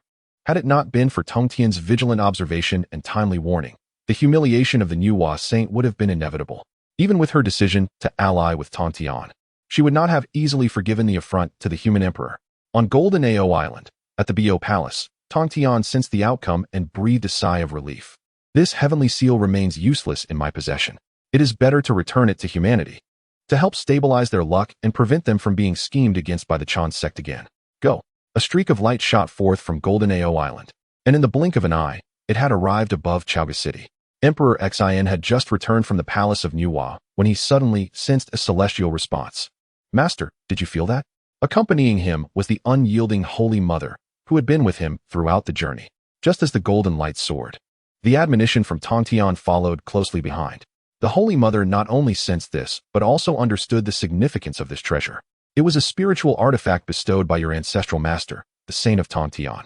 It was the fabled Fan Tian Yin, a long-lost treasure of the human race. Upon hearing this, Emperor Xian was overwhelmed with joy.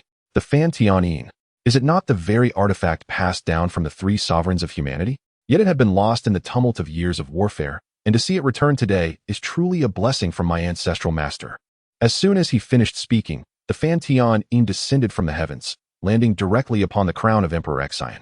The emperor radiated an aura of prosperity, and in an instant, golden light erupted forth. The Holy Mother cast her spells to refine the treasured artifact for Emperor Xian. As the Fan Tian Yin truly merged with the emperor, a faint dragon's roar echoed throughout the city of Chaogu, accompanied by magnificent celestial phenomena.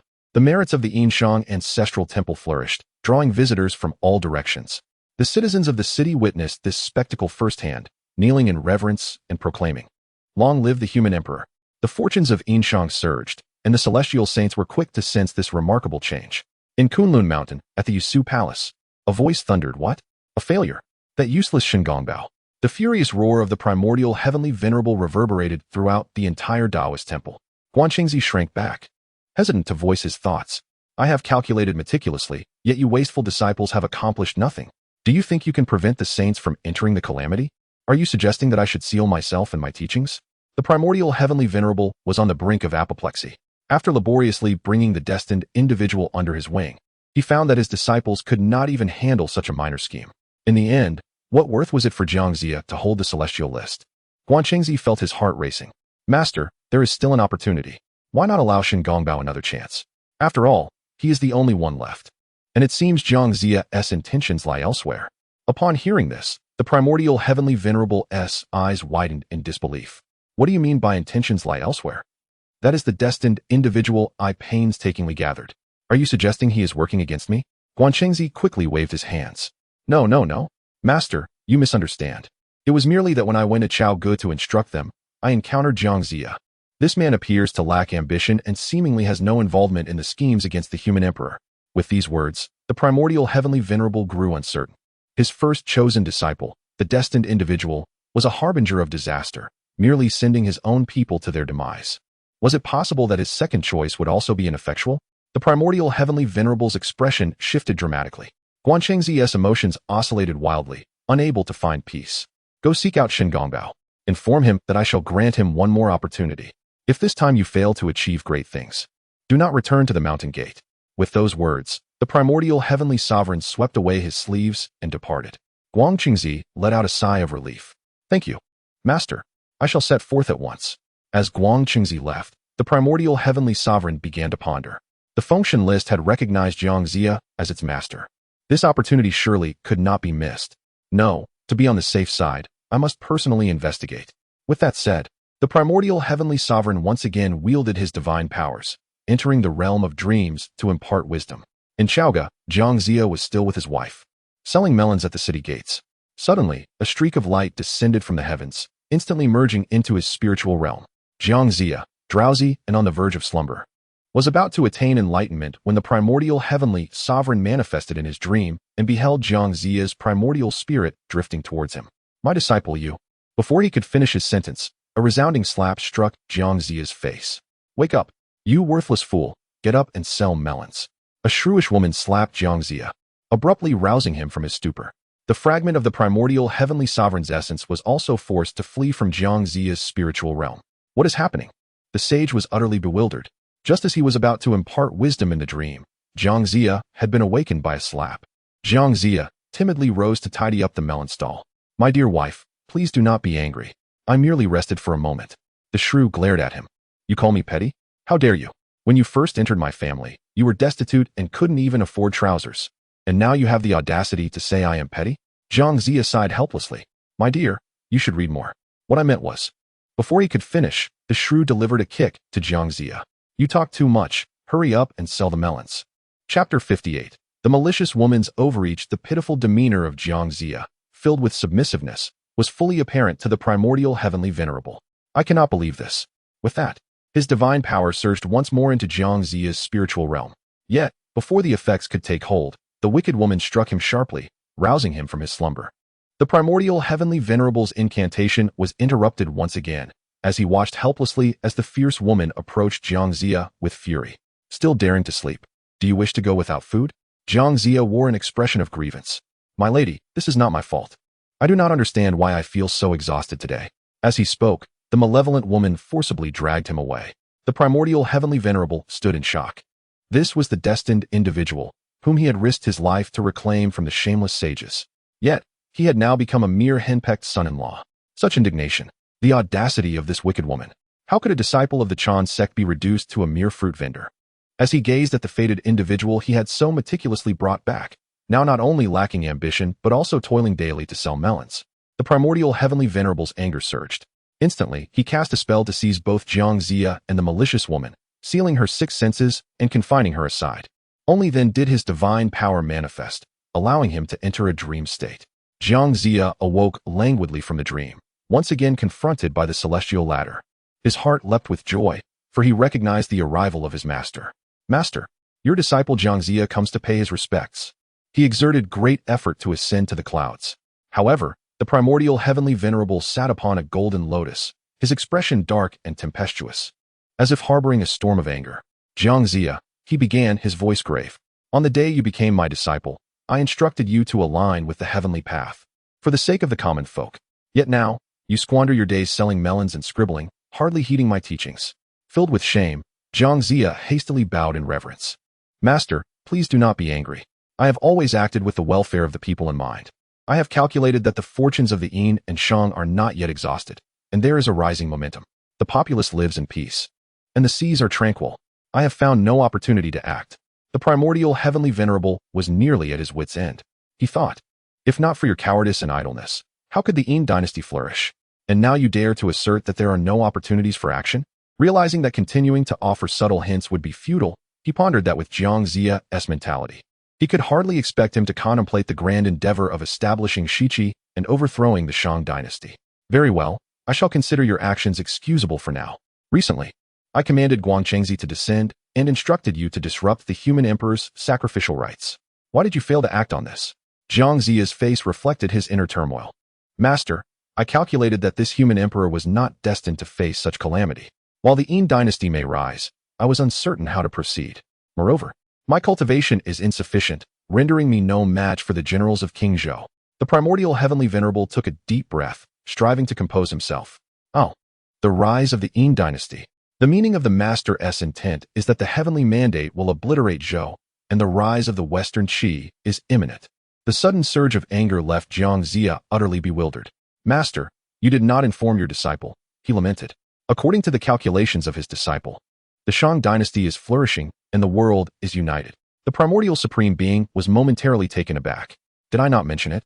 Xianxia, feeling wronged, shook his head. I am over 50 years old. How could I possibly deceive you, master? Moreover, I am in Chaoga. How can I assist in the rise of the Western Qi? The primordial supreme being realized he might have overestimated Xianxia's intellect.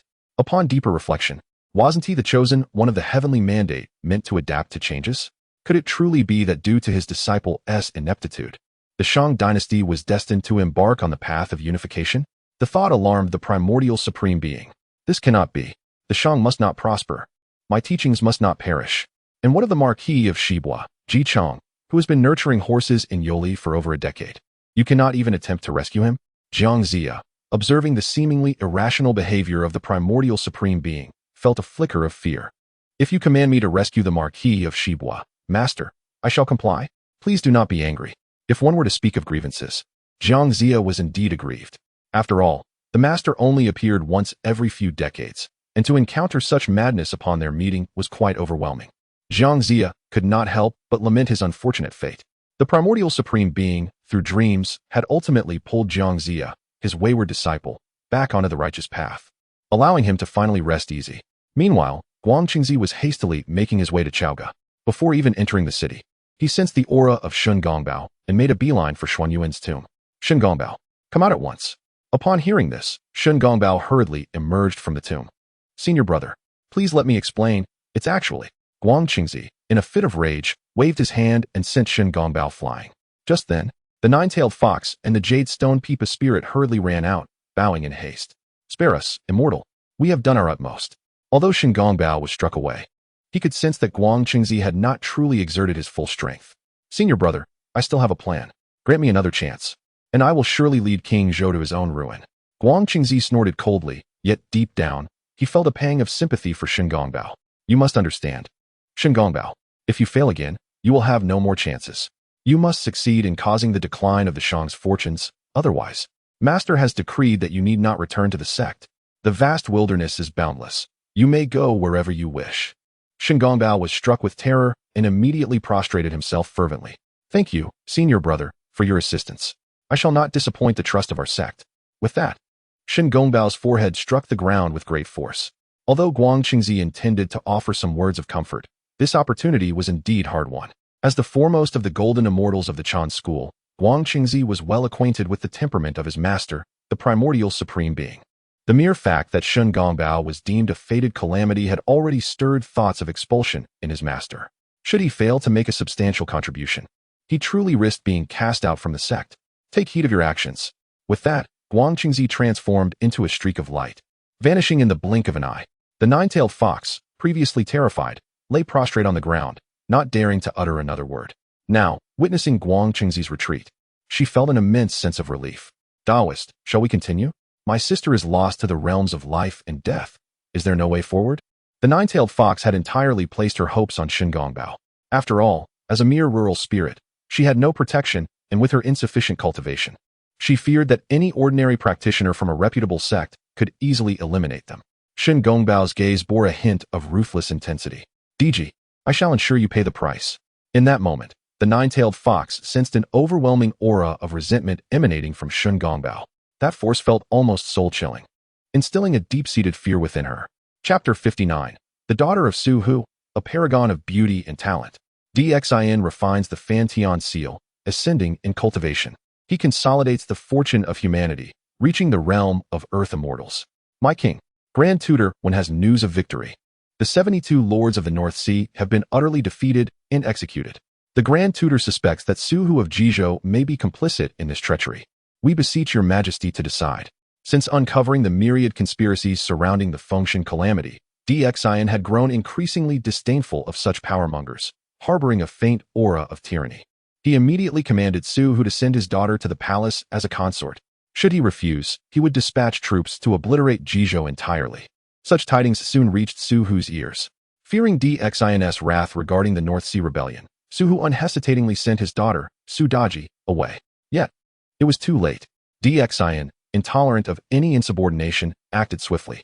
As Su Daji's convoy departed Jizhou, the armies of Yinshang surged into the region. Unaware of her peril, Su Daji remained focused on redeeming her father in Chaoga.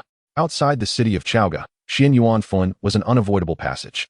Shingongbao had long awaited this moment, having heard of the unparalleled beauty and talent of Jizhou's lord's daughter. Today, she did not disappoint. Fox spirit, she is yours. The nine-tailed fox lingered by Shingongbao's side, closely followed by the exquisite Jade Pipa spirit. Taoist, I wish to accompany my sister. I desire the flesh of that maidservant. Shingongbao stroked his beard, pleased. Excellent. Do not ruin this for me. I can usher you into the palace, and I can just as easily eliminate you. The nine-tailed fox nodded respectfully. In an instant, the two demons transformed into streaks of light, vanishing into the carriage. Thus, Su Daji and her maidservant met their demise, their bodies seized by the two spirits of Xianyuanfun. Shingongbao watched them enter the city, a cold smile gracing his lips. I am eager to witness how much prowess this human emperor possesses. In the human emperor's palace, the news of Jizhou's complete annihilation reached Su Daji even before she had fully entered the palace. Dxin sat upon the throne, in high spirits. Ha! Such a splendid pacification of the realm. I shall see who dares to oppose my Yinshang. No need to deliberate over Su Hu's daughter. Execute her at once. At this, the hall erupted in clamorous discussion. Feizhong stepped forward with a fawning demeanor. My king, I have long heard that Su Hu's daughter, Daji, is a paragon of beauty and talent, a gem of Jiangnan. Why not bestow upon her a place in the palace, even as a maid? Yuhan echoed his sentiment. Indeed, my king, her father bears guilt. Let her serve your majesty in the palace, and it may serve as her atonement. Upon hearing this, Dxin frowned slightly. Is this acceptable? Feizhong and Yuhan exchanged knowing glances, their thoughts in sync. Your majesty, this is indeed a splendid opportunity. Su Hu of Jizhou has rebelled against the crown. In this present day, the great king, setting aside past grievances, takes heed of his daughter. Is he not to be lauded by all? The Emperor Xian is filled with delight. Ha! Indeed, my esteemed ministers have thought this through. Let us allow Su Daji to enter the palace, so I may closely observe her unparalleled beauty and talent. Though Su Daji has yet to step into the palace, she has already traversed the gates of the underworld. The Holy Mother, possessing divine insight, can naturally sense the presence of a spirit entering the palace. However, without a celestial decree, she will not recklessly interfere with the affairs of the human emperor. After all, the fate of the world rests with Emperor Xian. Should they intervene excessively, it may incite rebellious sentiments within the emperor, leading to a true loss that outweighs the gains. Tongtian, bearing memories of the future, is fully aware of the consequences of Su Daji entering the palace. Even phenomena such as the nine-tailed fox possessing a body cannot escape the discerning gaze of a sage. Ding! Congratulations, host, for triggering the Supreme Path Selection System. Option 1. Depart to explore the wilderness, allowing the human emperor to develop independently, with a reward of a fragment of the Great Tao, enabling the comprehension of new principles of the Tao. Option 2. Command disciples to interfere with Su Daji's entrance to the palace, rewarded with the innate spiritual root, flowing purple bamboo. Tongtian chuckles lightly. This matter does not require my interference. The destined individual is not so easily controlled. I choose option 1. Whoosh. A wave of purple energy surged into the primordial spirit. The fragment of the great Tao is a rare treasure. Ordinary individuals must rely on their own efforts to gradually explore the profound principles of the Tao, often taking countless years to align their cultivation with the Tao. Merely aligning with the Tao grants one the cultivation of a quasi-saint realm, let alone fully comprehending an entire great Tao. Although it is only a fragment, it suffices for Tongtian. In an instant, within the Bo Palace, 5-colored light converged. The 5 elements of gold, wood, water, fire, and earth coalesced, giving rise to a wondrous phenomenon. The disciples have marveled in awe. Their master has once again attained a new understanding of the great Tao. Perhaps a resonance of the Tao will emerge, signaling the arrival of our opportunity. The resonance born from a sage's enlightenment is a rare encounter. For an ordinary person to obtain, it is nothing short of a celestial ascent. After a considerable time, Tongtian finally comprehended and absorbed the intricate changes of the 5 elements Tao. 5 strands of seemingly sentient resonance spiraled about, a most delightful sight. Oh, it has indeed birthed spiritual resonance.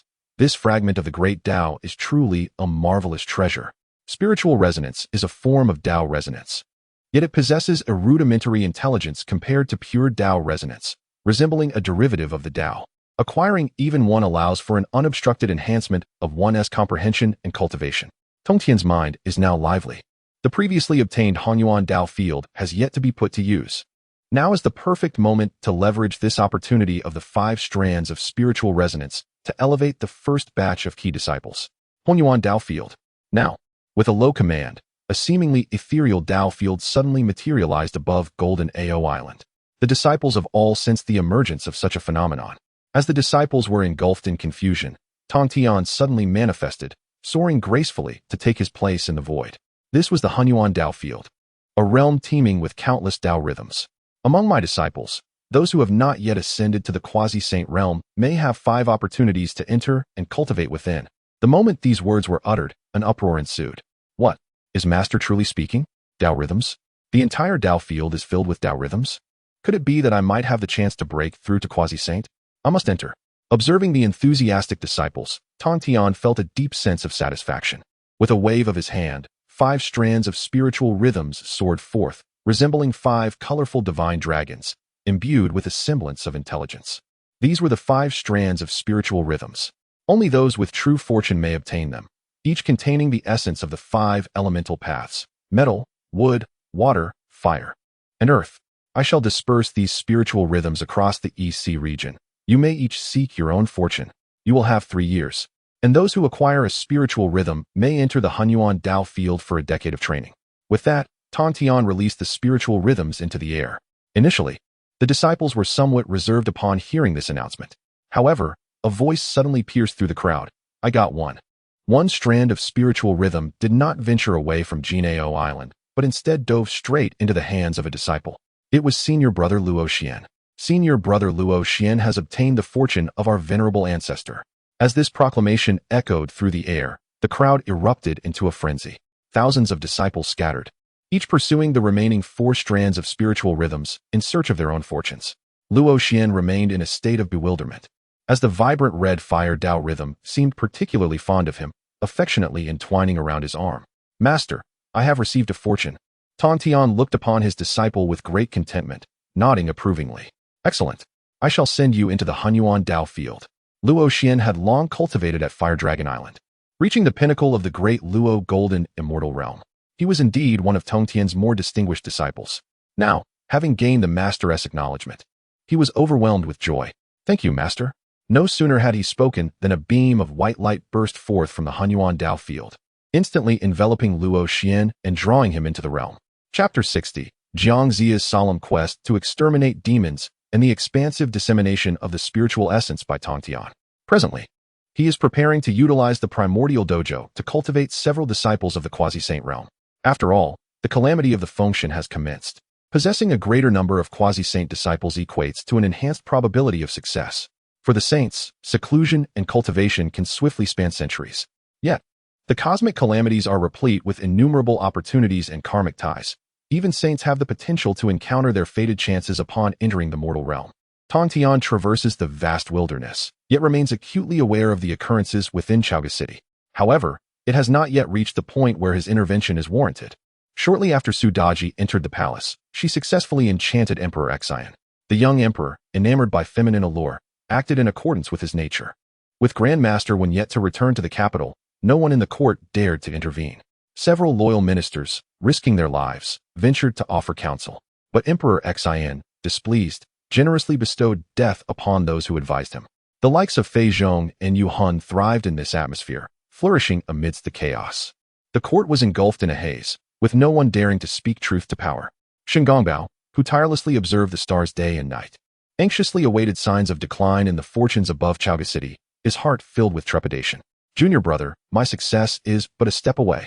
In the future, as the national master of the Yinshang, your share of glory and wealth shall be inevitable. Xianxia, clutching a peachwood sword, sat upon the threshold, his expression sorrowful and brow furrowed, seemingly contemplating a matter of great significance. Senior brother, I must step out for an errand tomorrow. Could you assist me in selling melons for a day? Shen Gongbao replied. Me, a dignified golden immortal of the Chan sect, assisting you in selling melons? Junior brother, it is not for me to criticize, but it is no wonder that our master looks down upon you. Xianxia rubbed his nose. Despite being a 50-year-old man, his spirit remained youthful. I undertake this for the greater good of our sect. However, I cannot disclose further details until the matter is accomplished. Shen Gongbao, dismissive, thought that if Xianxia could indeed achieve something significant, it would be through his assistance. Go on, go on. I am in a good mood lately, so I shall grant you this favor. Xianxia, upon hearing this, felt neither joy nor sorrow, but slowly rose to return indoors. Thank you, senior brother. Rest well. Although Shen Gongbao had always looked down on Xianxia and harbored various grievances towards this fated individual, years of shared meals and companionship had fostered an inexplicable bond of affection towards his unambitious junior. The following morning, as Shen Gongbao awoke from his meditation, Xianxia had already departed from home.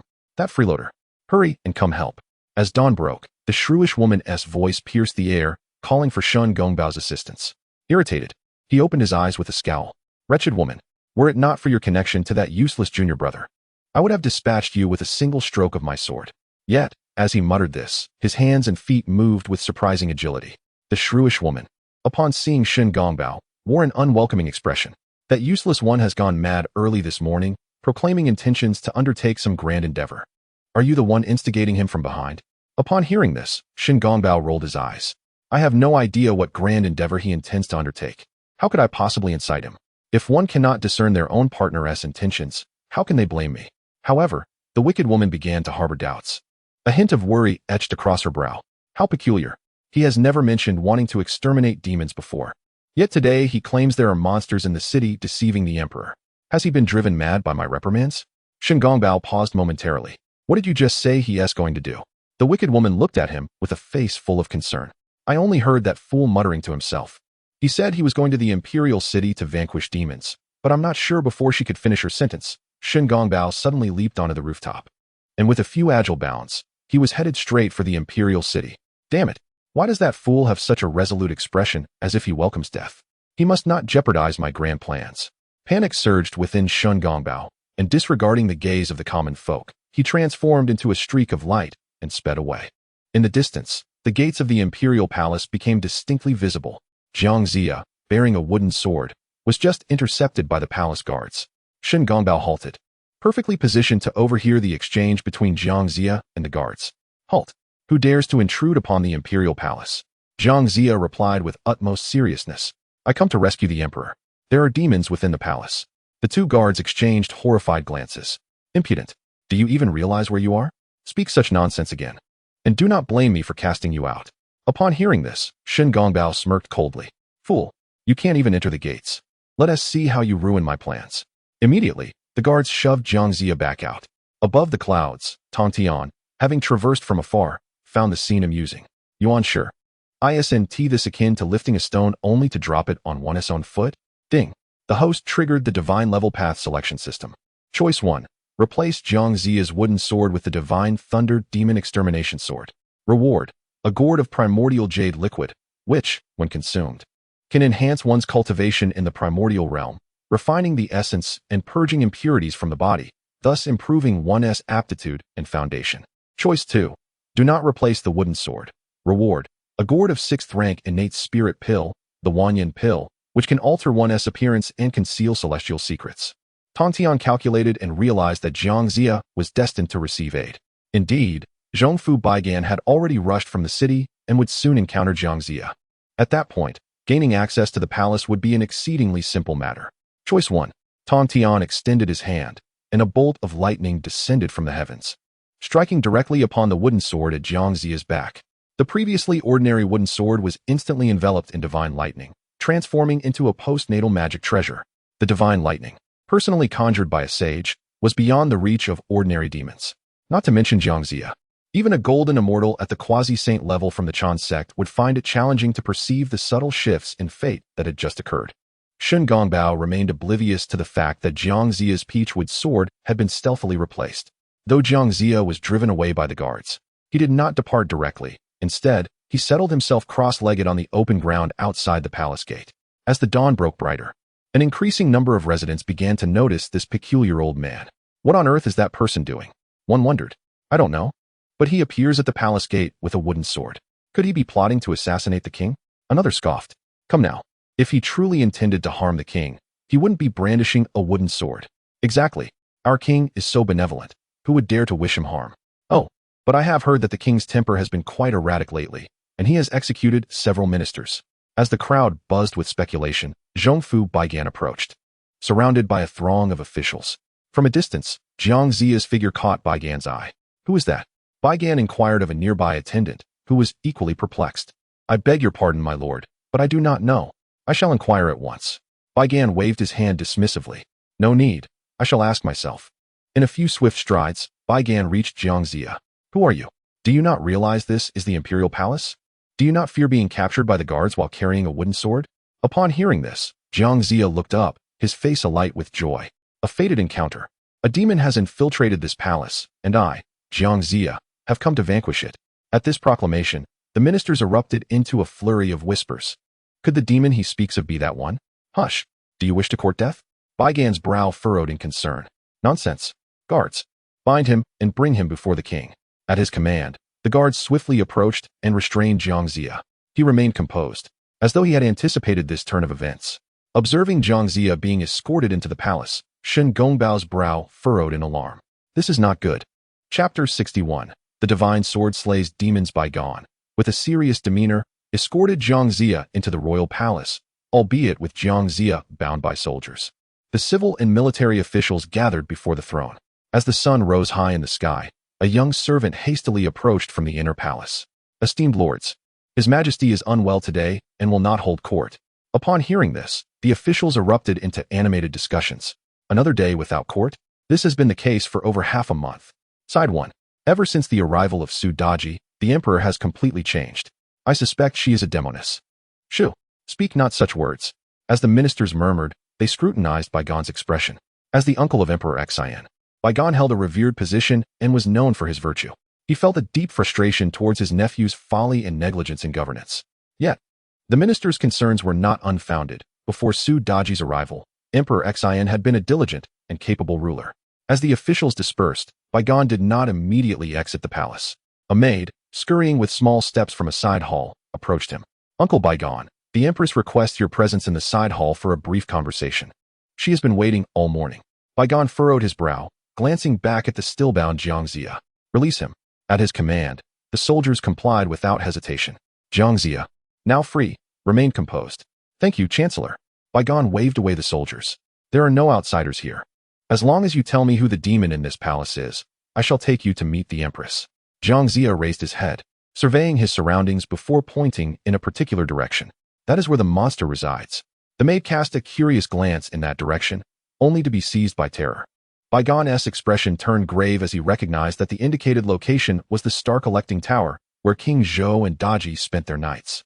Let us go, Baigan urged, following Jiangxia and the maid. Shortly, they arrived in the side hall where Empress Jiang awaited. She appeared dazed, but upon hearing their approach, her gaze snapped to them. Uncle, you have finally come.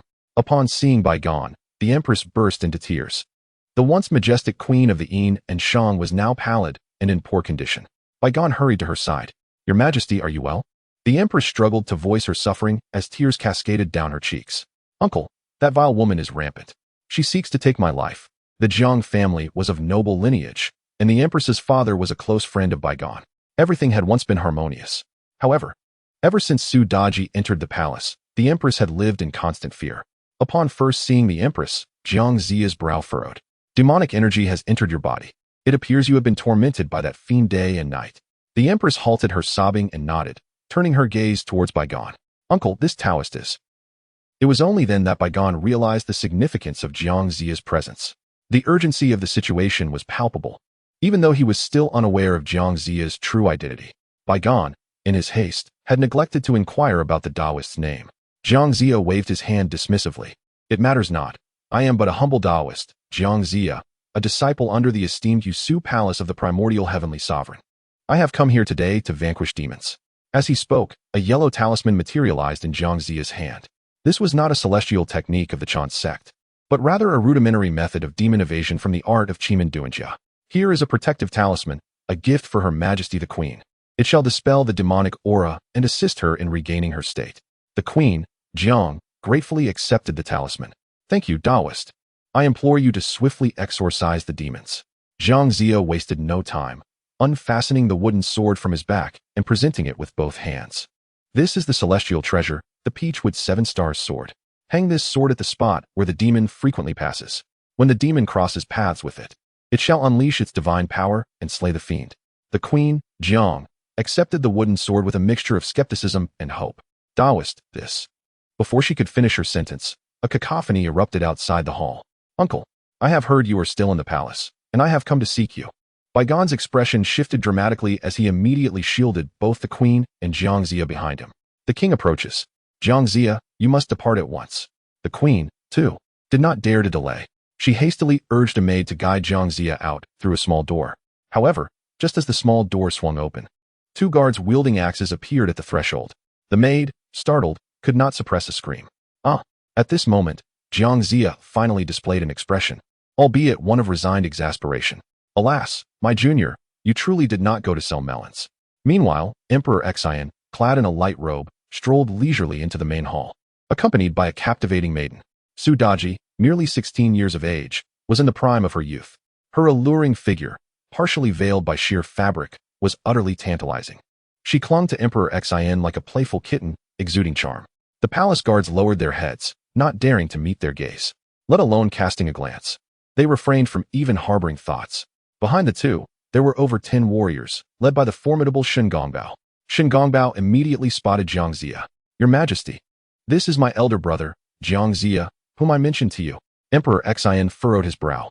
Is he truly a disciple of Yusu Palace? Xianxia approached with neither humility nor arrogance, bowing respectfully. I am Xianxia, humble Taoist, paying my respects to your Majesty. Bygone also bowed deeply. Your servant pays his respects to your Majesty. Emperor Xian, preoccupied, rushed forward to assist Bygone. Uncle, what troubles you? What have I done to provoke such dismay from you? Bygone sighed heavily, though his nephew was now criticized as foolish and tyrannical. At least he still treated him with courtesy. Your Majesty, the old minister dares not. It has been but a month since I last beheld you at the morning court, during which time several loyal and virtuous ministers who dared to speak their minds have met their demise at your behest. I, an old minister, truly do not dare to act rashly. This veiled satire left Emperor Xian quite unsettled. Uncle, how can you be akin to them? He retorted. I, the solitary king, have toiled for over a decade to govern this realm. The winds are gentle, the rains are plentiful, and all are content and thriving. Now that the empire is unified, can it be that I cannot even take a brief respite? Bygone furrowed his brow upon hearing these words. I believe. Emperor Xian waved his hand dismissively. There is no need for your counsel, uncle. Surely it will be yet another round of admonitions to spur me to diligence. I merely wish for a brief interlude. Pray, do enlighten me about your clandestine meeting with Empress Jiang today. Empress Jiang had already concealed the wooden sword behind her back. Upon hearing this, she hastily stepped forward. Your Majesty, I merely yearned for my father and wished for my uncle to convey a message as a means of solace. After listening to the Empress's explanation, Emperor Xian simply snorted in disdain. How can you neglect to properly accompany our 2 royal sons in their studies and martial training, spending your days on trifling matters? One wonders how you manage to fulfill your duties as Empress. Su Daji, with an innocent demeanor, nestled close to Emperor Xian, her gaze intently fixed upon the white-clad Xianxia. My king, this Taoist has yet to rise, she noted. Throughout their exchange, Xianxia remained in a bowing posture, refusing to stand. Emperor Xian, intent on asserting his authority, acknowledged, "Since my beloved has spoken, rise, Taoist. Pray, reveal your purpose for visiting the palace." Xianxia slowly rose, unabashedly meeting Su Daji's gaze. To vanquish demons. Chapter 62. The foolishness of the human emperor? Let us set that aside for now. The priority is to save the person. Xian slightly narrowed his eyes. Under the overwhelming presence of his celestial realm cultivation, all those present were filled with trepidation. However, Shen Gongbao, confident in his xianxia prowess, remained unfazed. Yet, Xianxia was astounded. The human emperor possessed such power? Did he not realize that Su Daji was a demon? A cascade of questions swirled in Xianxia's mind. He had painstakingly come to exterminate the demon, only to find himself in a fruitless endeavor. Xian gently released Su Daji's hand and approached Xianxia. The towering figure of the human emperor dwarfed the aged Xianxia, creating an oppressive atmosphere that left him momentarily disoriented. Exterminate the demon? Who exactly do you refer to as a demon? Xianxia found himself ensnared in confusion. However, the heavenly divination would not err. He must clarify matters for the human emperor. My lord, the demon I speak of is none other than your companion, Su Daji. Upon hearing this, Xian remained silent. The heavy atmosphere caused everyone present to hold their breath, as if anticipating a severed head to roll at any moment. Su Daji, with a gaze full of charm, felt a surge of caution. She resolved not to let this old man ruin her plans. My lord, pray tell, am I a demon? In an instant, Su Daji seemed to lose her composure, leaning against Xian. Shen Gongbao smirked triumphantly. Indeed, she was a nine-tailed fox. This delicate voice would render anyone weak in the knees. Even celestial beings could hardly resist. A glimmer of insight flashed in Xian's eyes, as if he were entranced, only to suddenly erupt in laughter. Ha ha, my beloved, fear not. It is I who shall determine whether you are a demon. However, this old fellow does possess some courage. Xian's peculiar behavior left the crowd bewildered. Shen Gongbao furrowed his brow, casting a puzzled glance at Su Daji and discreetly conveying his thoughts. You cunning fox. You seem to have gained some skills in my absence. What enchantment have you cast upon the human emperor? Su Daji shook her head, equally perplexed by the unfolding events. Master, I am wronged. I merely employed a charm, yet it appears the king has become too deeply entranced. Originally, Su Daji intended to playfully charm and eliminate the foul Taoist Xianxia, but she did not anticipate Xian's unexpected delight. It seemed he held Xianxia in high regard. Though perplexed, Xianxia sensed that the human emperor was not as foolish as the rumors suggested. My lord, bygone. Witnessing the exchange, hurriedly stepped forward to interject. My lord, the immortal merely speaks candidly. The beauty of Lady Daji is surely not that of a demon. I beseech you to show her some leniency. Xian waved his hand dismissively. Why are you so anxious, uncle? Let us take this old man out of the palace. Empress Jiang stood by, her heart filled with trepidation. Although Xianxia had already entrusted her with the means to vanquish the demons, the sight of him preparing to leave still made her uneasy. Since my uncle is departing the palace, I shall accompany him. However, Emperor Xian appeared visibly impatient upon noticing Empress Jiang. You are the queen of this kingdom. How can you so carelessly expose yourself? He commanded. Guards, escort the queen back to the palace. As soon as the words left his lips, soldiers swiftly stepped forward to shield Empress Jiang. She glanced at Bygone, hesitating to speak, yet the king's decree left her no choice but to comply. Bygone bowed deeply. Thank you, your majesty. With that, he firmly grasped Xianxia's hand and began to lead him away. Emperor Xian scrutinized Xianxia's figure, suddenly furrowing his brow. Uncle, wait a moment. Bygone's heart sank, instinctively tightening his grip on Xianxia's hand. It seemed that Emperor Xian recalled something, letting out a heavy sigh. Never mind, never mind. Just advise this Taoist not to spout nonsense. How could my favored concubine possibly be a demon? Go on. A tremendous weight lifted from Bygone's heart.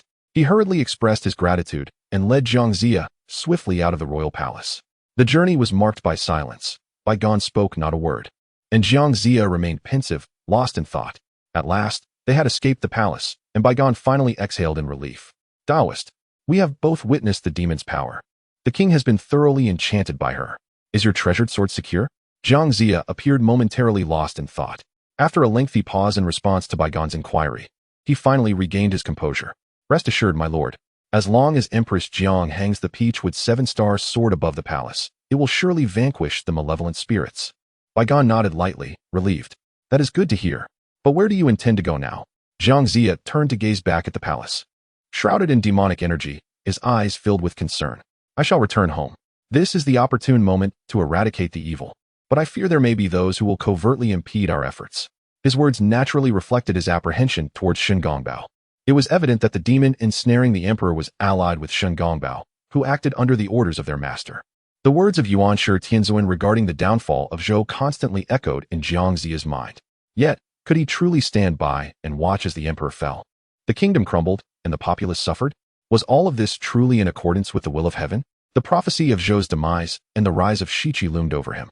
Unbeknownst to him, he recognized that he had done all he could. The fate of the Shang was entirely in the emperor's hands. Should the malevolent spirits triumph over heaven, he feared there would be nothing left for him to do. In that moment, xianxia recalled another individual mentioned by Yuanshi Tianzuan, Ji Chang. If the Shang truly faced despair among the many feudal lords, only Duke Ji Chang of Shibor was the one xianxia deemed worthy of being the sovereign of the world. My lord, Xia has one more request. Baigan has already witnessed xianxia's prowess and vision. Naturally, he would not refuse. Speak freely, esteemed Taoist. Xianxia let out a gentle sigh. I have heard that the Duke of Shibua, Ji Chang, remains imprisoned in Yoli. Might it be possible for you, my lord, to allow Xia to pay him a visit? Upon hearing this, Baigan furrowed his brow. This may not be advisable. What is the purpose of your desire to see Ji Chang? Though he had readily acquiesced moments earlier, Baigan now found himself plagued with doubts upon hearing xianxia's request. Were it a matter of lesser consequence, one that did not endanger the state, he would certainly agree. However, the Duke of Shibua, Ji Chang, poses a grave threat to the Shang dynasty. Should he escape, it would signify that Shiqi has severed its ties with Chaoga. This is no trivial matter. Xianxia, perceptive as he was, recognized Baigan's hesitation. Yet, he had no immediate intention of orchestrating a rescue. He sought to ascertain whether the Duke of Shibua was indeed a wise ruler worthy of salvation. The Duke, a man of virtue, is now advanced in years and surely harbors no rebellious intentions against the king. Xia merely yearns to pay his respects. Baigan, keen to continue leveraging xianxia's strength against the demons, refrained from outright refusal. If the esteemed Taoist is resolute in his desire to meet, it can be arranged. In 3 days, I shall personally escort the Taoist to Yoli. Is that acceptable? Xianxia nodded in agreement. Splendid. I have no carriage or horse, and was troubled about how to proceed. Thus, I shall personally visit your residence in 3 days. With that, Xianxia turned and departed, heading straight home. Baigan watched him leave, then glanced back at the royal palace. The weight of the entire Shang dynasty's fortunes seemed to rest heavily upon his shoulders. One misstep could lead to an unfathomable abyss. Chapter 63. The divine sword of the royal palace cuts down the demons on this night. Within the imperial palace, there lay a crucial passage leading to the star-picking tower. Clad in simple garments and veiled, Empress Jiang ascended the divided palace with the company of her maidservants. Your Highness, we have already informed General Huang Feihu to meet us here. The maid cautiously confirmed that the surroundings were devoid of any onlookers. The guards on duty had been discreetly bribed to allow passage. Empress Jiang stood atop the city tower, her eyes straining in anticipation. Soon, a contingent of soldiers approached from outside the palace. It was indeed Huang Feihu, a scion of a military family and a youthful friend of the empress. Huang Feihu was called upon for his exceptional martial prowess to assist in the eradication of the demons. Upon his arrival at the divided palace, he surveyed the area cautiously. Clear the surroundings and ensure the palace gates are secured. No one is to breach the premises. These soldiers were his loyal comrades, those who had fought alongside him through thick and thin. At last, Empress Jiang had awaited Huang Feihu's presence. Upon meeting, she promptly handed him a wooden sword. General Feihu, the fate of the realm and the rescue of His Majesty now rests upon your shoulders. Not long ago, Huang Feihu had witnessed, with his own eyes, Emperor Xian grant death to 2 loyal ministers who had dared to counsel him. Initially, he was perplexed. Could there be some malevolent force at play? Yet, he did not suspect Su Daji, for he had personally escorted her into the capital, perceiving her as a sweet and innocent girl. However, the emperor had not attended court for over half a month, showing indifference to affairs of state while remaining ensnared in the star-picking tower. The ministers were abuzz with speculation, and with the empress herself attesting to the ominous circumstances, Huang Feihu could no longer dismiss the notion. Did this wooden sword truly possess such divine power? Empress Jiang nodded affirmatively. It is a gift from the Taoist summoned by my uncle. If hung above the divided palace, it shall unleash its might when the demon passes by tomorrow, thereby vanquishing her and saving the king from peril.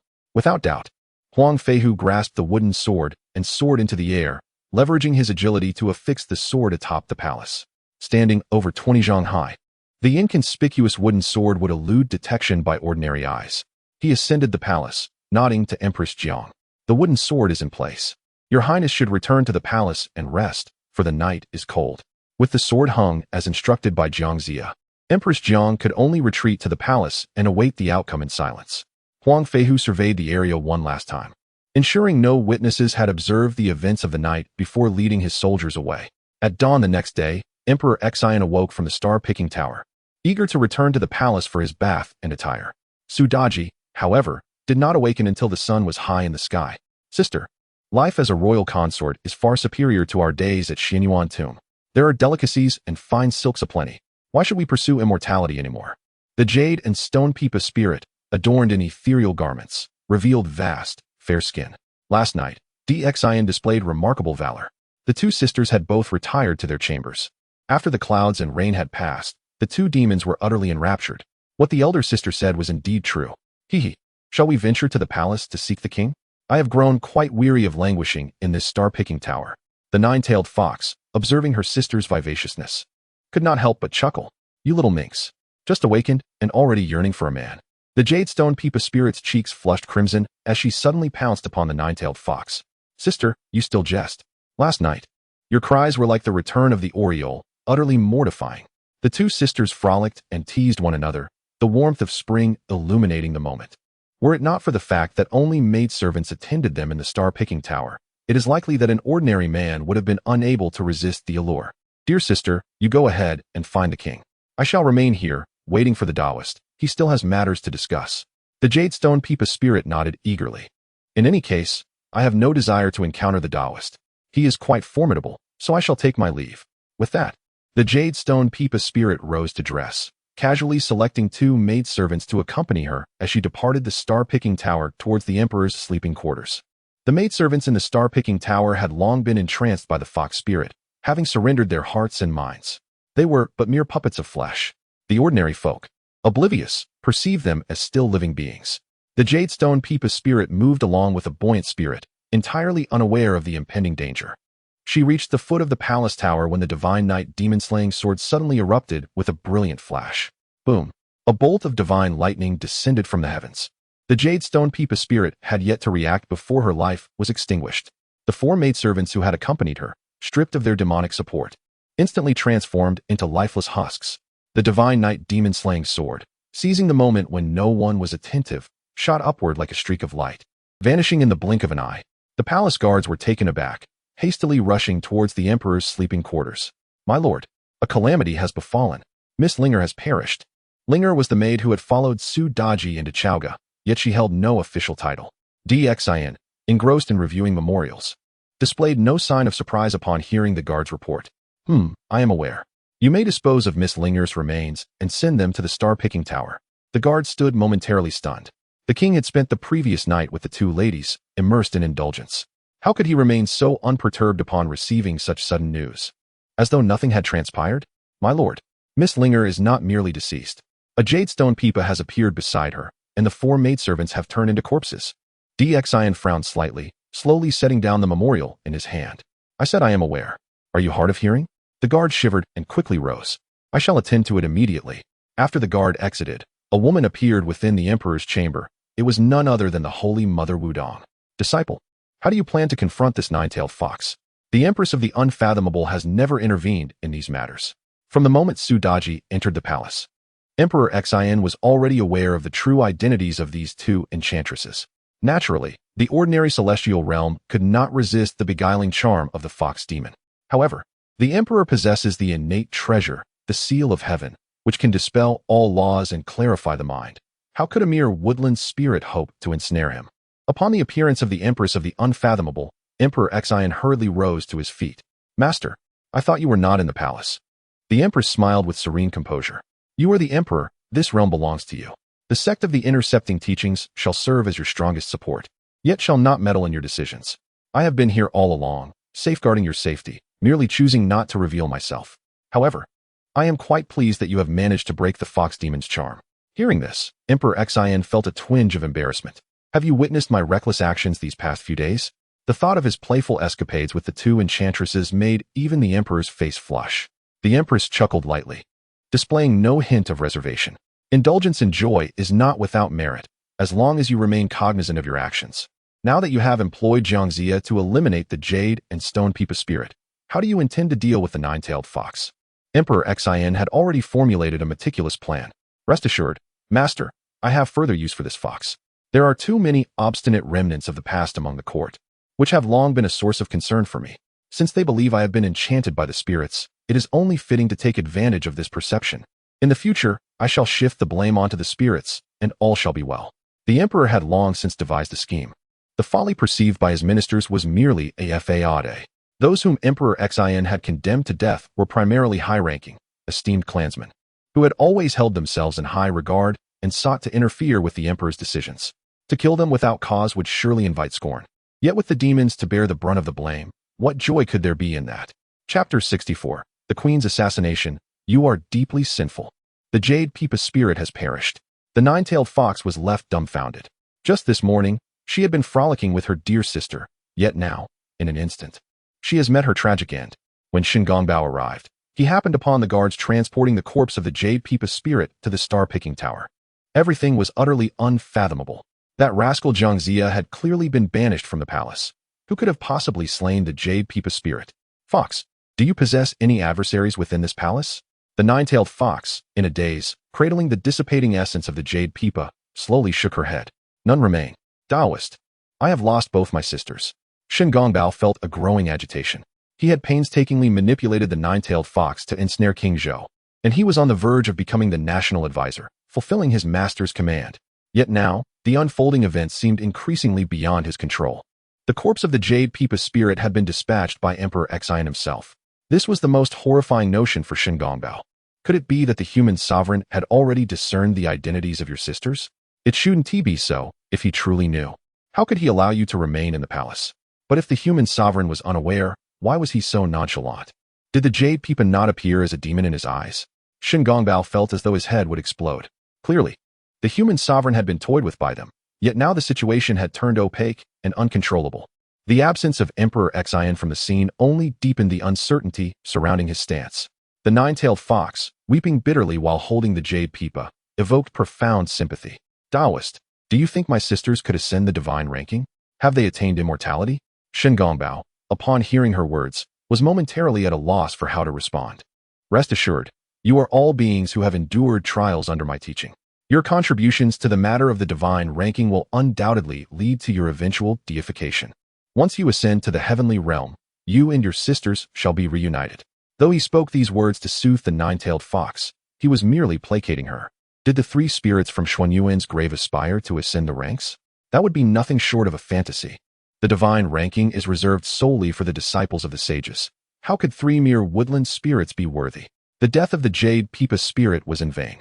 Her demise and disintegration left her essence scattered, not even worthy of reincarnation. Yet the nine-tailed fox was unaware of such secrets. Upon hearing his words, she found a glimmer of solace. As she emerged from her sorrow, an idea suddenly struck her. The Queen Jiang. Surely that vile woman is the one who has slain my sister. She is the only one in this palace who has always viewed me with disdain. It was she who summoned xianxia yesterday. She must have secretly conspired to take my sister's life. Shen Gongbao, upon hearing this, suddenly came to a realization. No wonder. I thought xianxia's departure from the palace was too calm. He must have had ulterior motives. My dear junior brother, you truly intend to oppose me. Queen Jiang? Humph.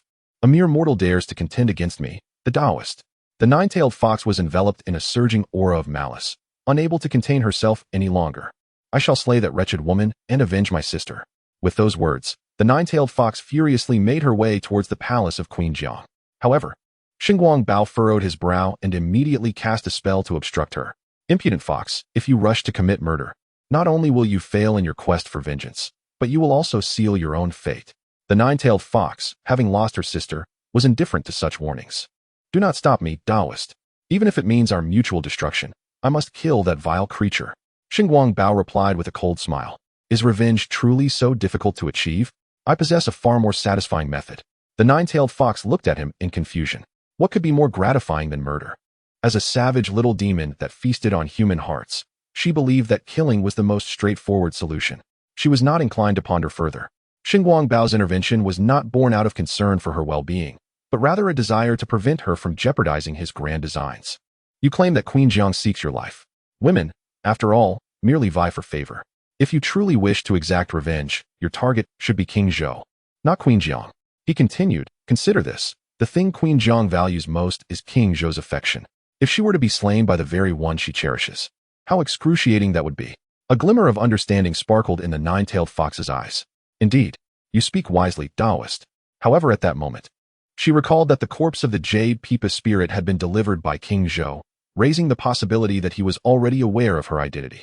Wouldn't seeking him out be akin to walking into a trap? Xinguang Bao, aware of her trepidation, intended for the fox to test the waters with the human emperor.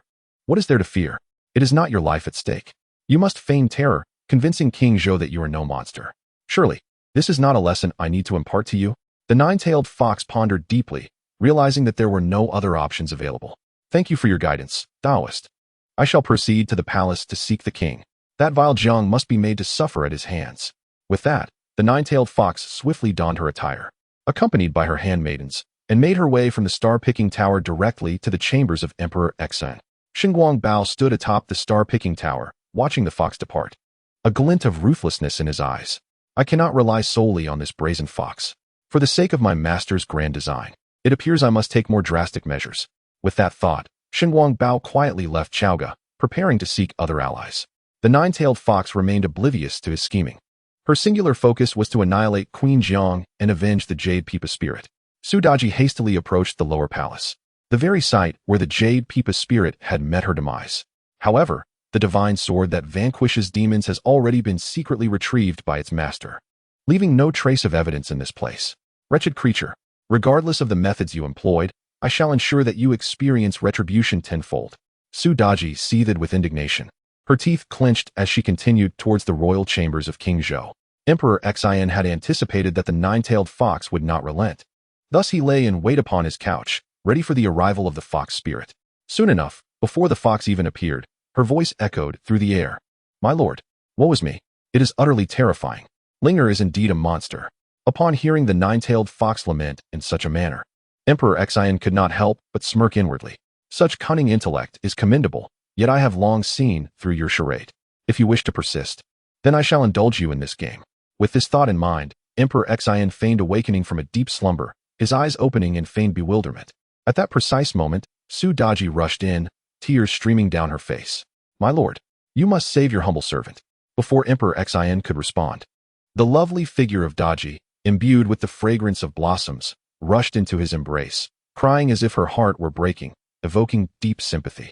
My beloved, what troubles you so? What has transpired? In the face of Emperor Xian's pretense, Su Daji wept even more fervently. My lord, it is Queen Jiang. She must have sought the monster to end my life. My lord, please stand up for me. Chapter 65, The Tyrant's Folly. Slaying his wife and child. Xian feigned an expression of wrath. What? Are you suggesting that there truly exists a monster within the palace? Su Daji paused momentarily, pondering whether this emperor genuinely remained oblivious to the fact that the Jade and Stone Pipa spirit was indeed a creature of the supernatural. Could it be true that the corpse was delivered by someone sent by Queen Jiang? Regardless of the particulars, the nine-tailed fox, with tears in her eyes, nodded fervently. My lord, that Queen Jiang must be a monster. She undoubtedly murdered Linger. You must seek justice for your humble servant. Xian, however, could not suppress a cold laugh within. This enchantress was quite adept at inverting right and wrong, yet possessing his own schemes. He had no intention of exposing this fox spirit. Crash! He overturned the table before him with a sweep of his hand, shattering cups and dishes across the floor. The nine-tailed fox was so startled that she momentarily forgot her pretense of sorrow. Xian, in a fit of rage, rose to his feet, unable to conceal his fury. This opportunity was one he had awaited for many years. The Jiang clan wielded immense power, monopolizing the court. Previously, the esteemed Taisher had been able to assist the king in navigating the political landscape of Chaoga. Now, with the Taisher away on campaign, the Jiang clan conspired with a few other remnants to undermine the emperor. Xian had long sought a pretext to act against them, and this fox had inadvertently rendered him a tremendous service. The guards stationed outside the chambers, having heard the commotion, rushed in. Your Majesty, is there danger? However, they were met with the sight of disarray and Xian's face, twisted with rage. Summon the guards. Immediately apprehend the queen and bring her to me. The soldiers were taken aback. The king wishes to seize the queen? But Queen Jiang is the sole daughter of the Jiang family, a clan of great influence. Even without her royal title, she is not someone that ordinary folk dare to offend. Yet, with xian's command issued, who would dare to defy? The captain of the guards, steeling himself, stepped forward. Your Majesty, shall we go to invite Her Majesty the Queen? Xian, in a fit of fury, drew forth the captain's sword from his waist with a swift motion. In a flash, the blade gleamed, and the captain's head fell to the ground. The remaining soldiers recoiled in terror, stumbling back 3 paces. Xian stood, sword in hand, blood dripping from the blade, painting the scene in a grotesque tableau. I command you, immediately bind Queen Jiang, gouge out her eyes, and await further orders. The soldiers, now thoroughly terrified, had no choice but to comply. Yes, they marched in a formidable procession toward the queen's chambers. Xian lingered within the royal quarters, exhaling a heavy sigh. Fox spirit, I have long been aware of your true identity. I am a disciple of the 4th generation of the Jade, under the revered Wu Dang Holy Mother. The 9-tailed fox, as if struck by lightning, sat motionless upon the ground, her gaze vacant. Master, Xian smirked coldly, turning to face her. I shall not hold you accountable for your prior transgressions of seduction. However, from this day forth, should you dare to overstep even the slightest boundary, I shall not show mercy. The sword flew from his grasp, embedding itself firmly into the ground before Sudaji, its blade buried more than 3 feet into the azure stone. The 9-tailed fox shuddered, hastily falling to her knees in reverence. The sheer fabric offered no concealment of her allure, yet she remained blissfully unaware. Thank you, my king, for your mercy. I am utterly devoted to you, obedient to your every command. Xian nodded in satisfaction, stepping forward to assist Sudaji to her feet. This is indeed my beloved consort. The traitorous Xinguang Bao, a disciple of the Chan sect, would meet his demise upon his return to Chaoga. Let us proceed. I still require your enchantments to eliminate Queen Jiang. Ha. Sudaji pressed closer to King Zhou, filled with profound admiration. This was the majestic figure she had once glimpsed in the emperor. Yes, my king. Xian's scheme was to leverage the fairy's influence to eradicate his foes in her name. With his objective achieved, there was no longer a need for pretense. Queen Jiang, weeping and wailing, was forcibly dragged from her chambers, her eyes cruelly gouged out. My king, spare me. Do not be bewitched by the fairy. Remember your 2 sons. Fairy, I shall haunt you as a vengeful spirit. Within the palace, towering walls stood resolute. No matter how desperately she cried out, no one dared to come to her aid. Soldiers lined the path, axes in hand. Even seasoned warriors felt a chill at the sight of Queen Jiang, her face streaked with blood and tears, barely clinging to life as she cried out in despair. Xian stood before the imperial hall, his arm wrapped around Sudaji's waist, embodying the essence of a tyrant. Observing the queen's lamentations, he felt a twinge of compassion. His 2 sons, Yin Hong and Yin Jiao, had long been dispatched to hunt. Now was the opportune moment to act. You vile woman, how dare you harm my beloved consort? I shall grant you death today. Guards, execute her. No sooner had he spoken than 2 soldiers advanced with axes in hand. Clang. The axes fell, one on either side, framing Queen Jiang's neck, transforming it into a guillotine. Kill her. Queen Jiang trembled in fear, her cries having rendered her voice hoarse, now only producing faint whispers akin to the buzzing of flies. At that moment, 2 voices suddenly echoed from afar, drawing near within the palace. Mother, release my mother. How dare you enchant our father, you monster? Father, command them to free her. Xian furrowed his brow. Oh no, my sons have returned. Although Queen Jiang had overstepped her bounds, encroaching upon imperial authority, she had to be punished. However, these 2 princes were his own flesh and blood. Xian could not allow them to witness their mother's demise. At that moment, Queen Jiang seemed to sense a glimmer of hope, struggling with all her might. My king, my sons. In this moment of indecision, Xian steeled his resolve. If the Jiang family were not eradicated, remnants would threaten his reign. Kill. With a single command, Xian's voice rang out, and the axes fell heavily. The 2 princes beheld the queen's severed head and heart with their own eyes, their vision clouded with rage. Xian, I demand your life in retribution. In a fit of fury, Yin Hong unsheathed his sword and charged into the palace, intent on slaying his own father. The younger Yin Jiao, frail and overwhelmed, could only weep as he rushed towards their mother's lifeless form. The guards attempted to intervene and halt Yin Hong, but Xian raised his hand, commanding them to desist. Ignoring all consequences, Yin Hong pressed forward, exclaiming, You tyrant! I do not recognize you as my father. The gleaming sword swung down upon him, yet in a flash, a surge of dark yellow energy manifested, shattering the sword in Yin Hong's grasp. The untrained prince was sent hurtling backward. Xian furrowed his brow. For the sake of the Shang dynasty, he had chosen his own path, seizing both princes and placing them under house arrest within the palace. No sooner had he spoken than a 5-colored divine ox burst through the palace gates, unimpeded. A maid, risking her life, had ventured outside to seek aid for Queen Zhang's salvation. Upon receiving this news, Huang Feihu stormed in. Xian, you madman, utterly devoid of reason. A sorceress has bewitched your mind, leading you to slay even the queen. Huang Feihu, once a loyal minister to the emperor and a stalwart general defending Chaogou, now found himself irrevocably at odds with the emperor due to the queen's tragic demise. Chapter 66. The primordial heavenly sovereign was overjoyed and immediately took action. Huang Feihu stormed into the royal city, rescuing Yin Jiao and Yin Hong. This news rapidly spread throughout the city. The Jiang clan was engulfed in panic. This time, Emperor Xian did not hold back, swiftly dispatching individuals to eliminate all remnants of the Jiang clan's influence within the court. In an instant, both the court and the populace were in a state of disarray. The rumors of the emperor being bewitched by a demon were widely known. At Kunlun Mountain, within the Jade Void Palace, the primordial heavenly sovereign calculated the celestial mechanisms, foreseeing the self-destruction of the emperor's fortune and the decline of the Shang dynasty. The way of heaven is truly impartial. The emperor has lost the hearts of the people. Chaos will soon engulf the realm. I wonder how long the Shang dynasty can endure. Guanxingzi, come to see me at once. Upon receiving the heavenly sovereign's command, Guanxingzi promptly made his way to the Jade Void Palace. I pay my respects to my master. The primordial heavenly sovereign was in high spirits. The 2 princes of the Shang have narrowly escaped death. Go and bring them back. I wish for you to take them as disciples, and in the future, personally slay the emperor. Strengthen the prestige of our teachings. Guanxingzi was equally thrilled. Yes, master. Your disciple shall obey. What of my junior brother, Shun Gongbao? Even at such a critical moment, Guanxingzi remained concerned for Shun Gongbao. After all, it was he who had subdued the 3 demons of Xuanyuan's tomb, beguiled the emperor, and disrupted the court.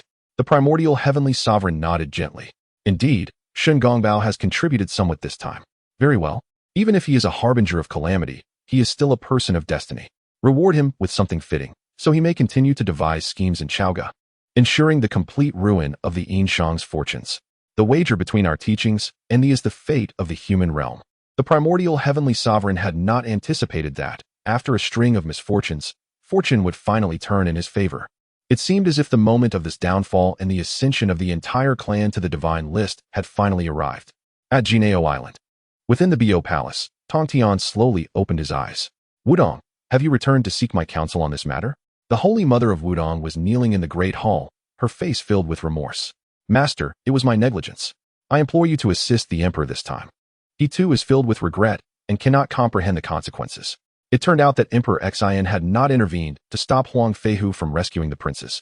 He had even ordered that no one pursue or obstruct them, allowing Huang Feihu to escape Chaogou with the 2 princes. This scheme was solely aimed at eradicating the remnants of the Jiang clan's influence within the court. The assassination of the Jiang empress was merely a pretext. The Jiang clan had been so audacious largely because their legitimate daughter was the empress of Shang. The Jiang empress had to perish. Yet, Emperor Xian now regretted it. He lamented having executed their mother in the presence of his 2 sons.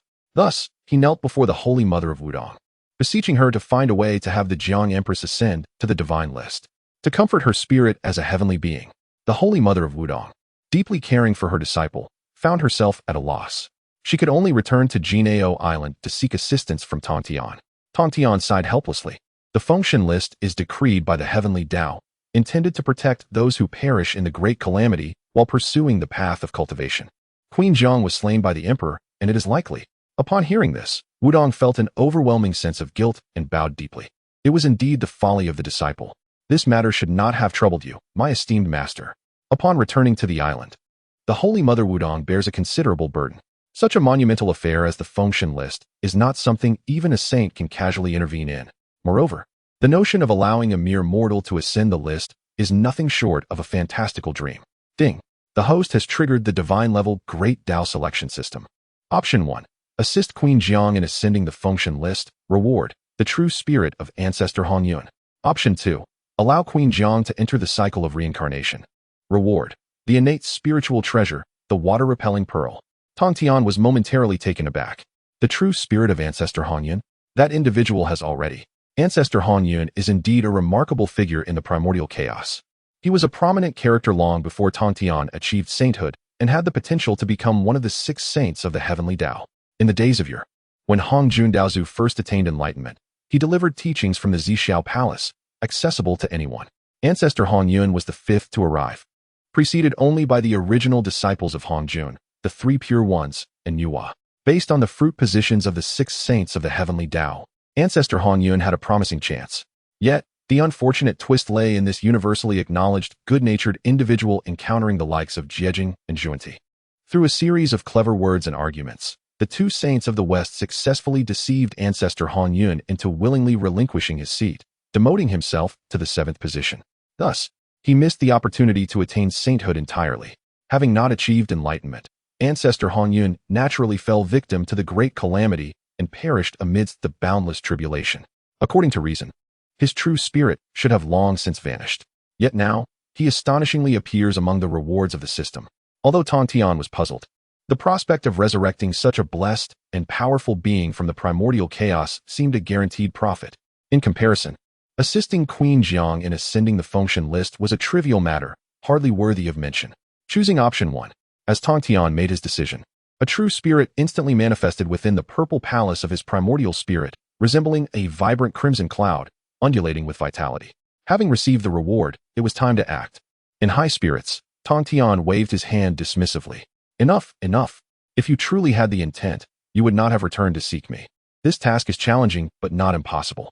The Holy Mother Wudong was overjoyed upon hearing this. Thank you, esteemed master, for your great kindness. Truly, you possess immense powers. Tongtian smiled wryly. Do not be too hasty in your gratitude. This matter can be accomplished, but you have sought the wrong person. The one who can assist Queen Jiang in ascending the function list resides within Chaoga City. However, should you wish to rescue Queen Jiang, it will inevitably entangle you in karmic ties. There may be trials to face. Are you prepared? The Holy Mother Wudong felt a sudden tightening in her heart.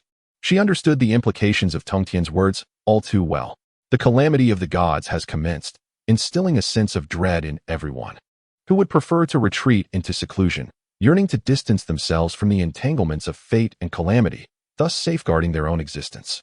Yet now, to rescue an utterly unrelated individual would necessitate the undaunted Holy Mother risking her own cultivation and life.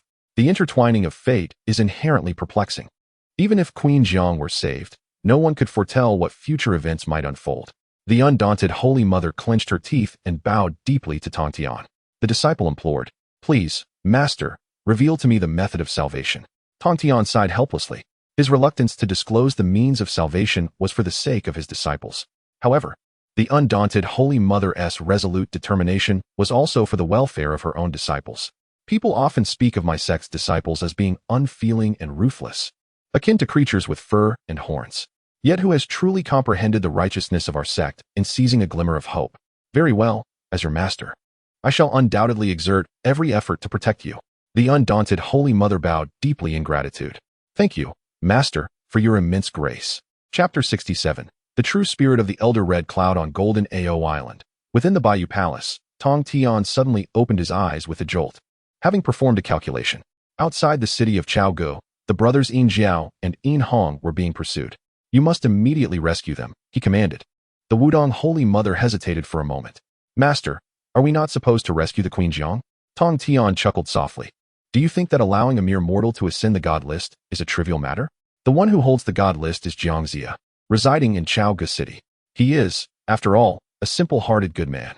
If we deliver the 2 princes, who carry deep-seated enmity, to him, do you think he would refuse to save them? Go now. If you tarry, they may be rescued by another. Upon hearing this, the Wudong Holy Mother swiftly complied and departed. A beam of golden light shot from Golden Ao Island, heading straight for Chaogu. Tongtian observed from a distance, his eyes glimmering with brilliance. He felt a renewed affection for his devoted disciples, who valued loyalty and righteousness.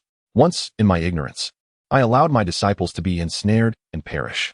This time, possessing the heavenly secrets, I shall ensure that these faithful souls encounter no such misfortune. Having said this, he turned his gaze to the Hongyuan Dao field atop the Bayou Palace. Presently, 3 of the 5 spiritual essences had been reclaimed. Aside from Luoxian, The second-generation disciple Lu and the third-generation disciple Holy Mother of Fire Spirit had each acquired the spiritual essences of water and wood. The richness of the Tao aura within the Honyuan Tao field was sufficient to cultivate 16 disciples at the threshold of quasi-sainthood. Tongtian felt no urgency, for the calamity of the god list had only just begun. Everything was still poised on the brink of unfolding.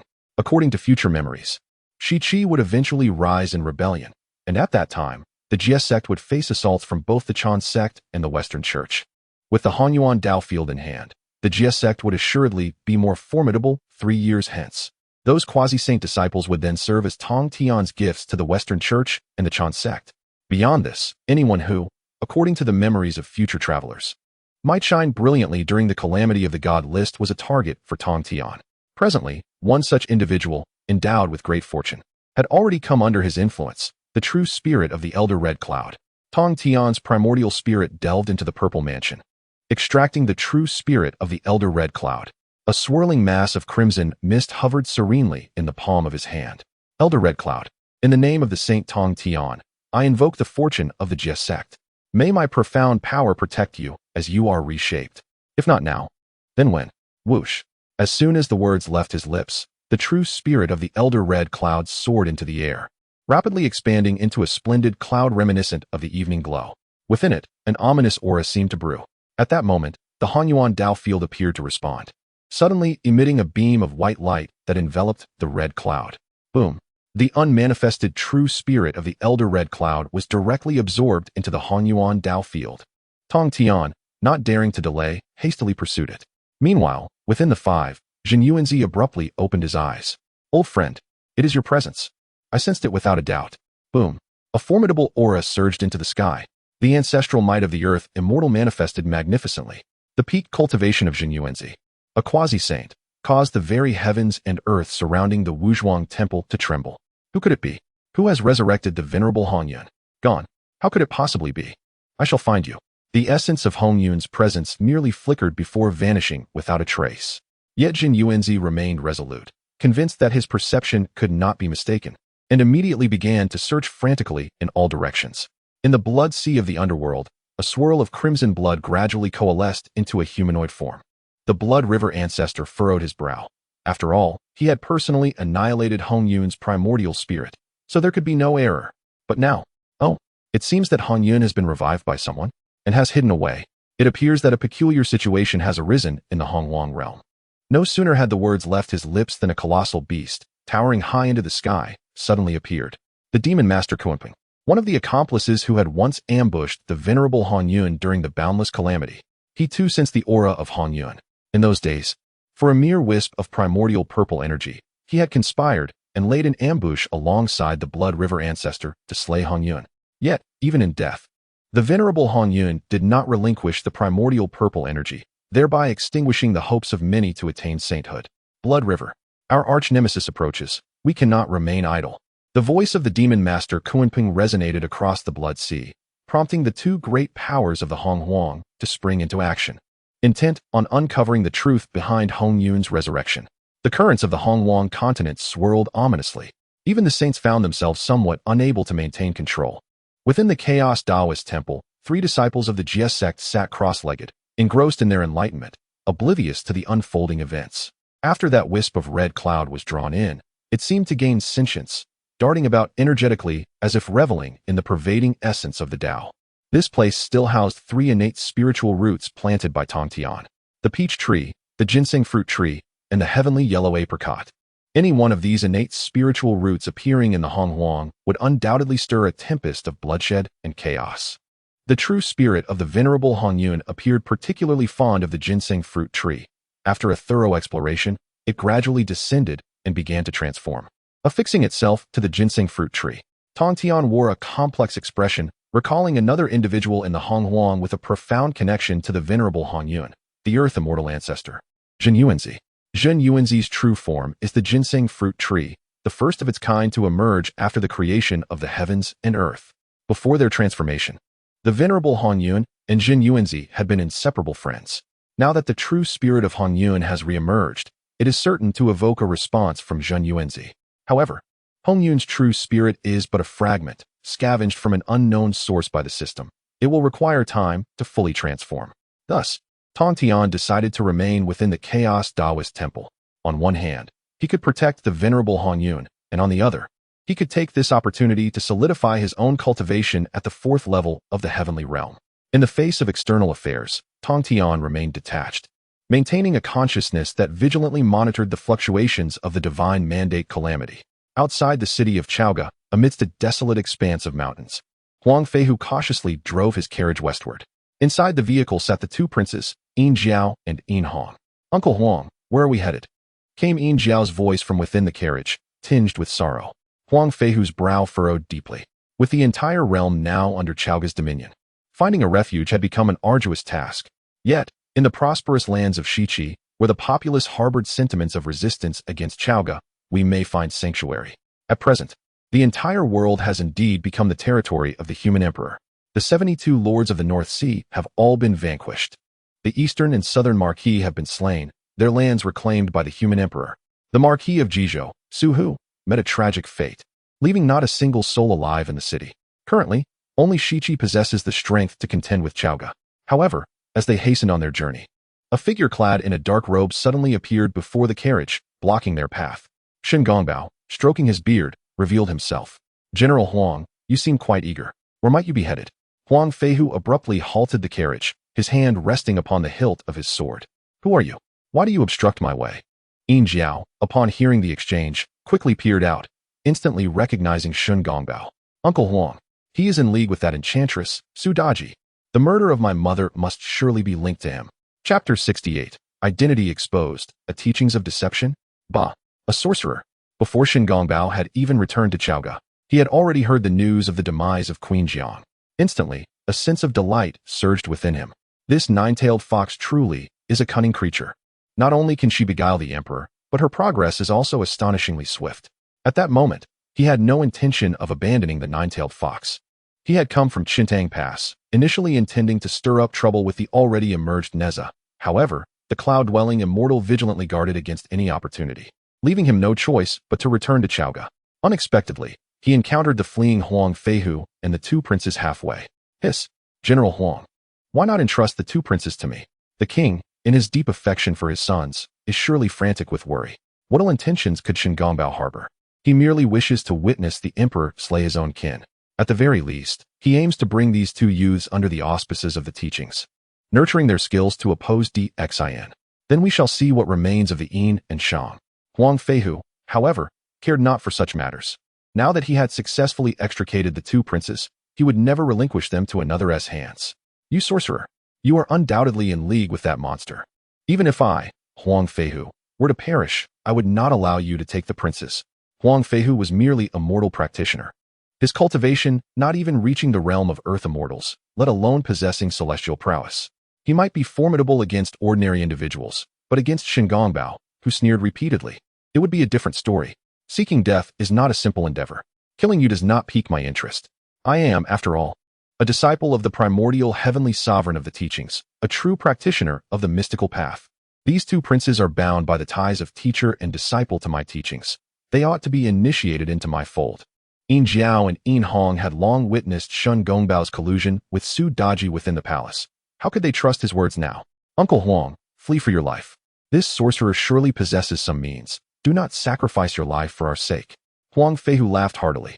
"Ha ha, the sorcerer seeks to enchant the king, aspiring to seize our Shang dynasty, even leading the 2 princes to suffer such misfortune. If I must die today, I shall accompany the 2 princes." With that, Huang Feihu mounted his chariot and soared into the air, charging directly at Shen Gongbao. The bronze sword gleamed with a chilling radiance. Even in battle, he was a general unmatched by thousands.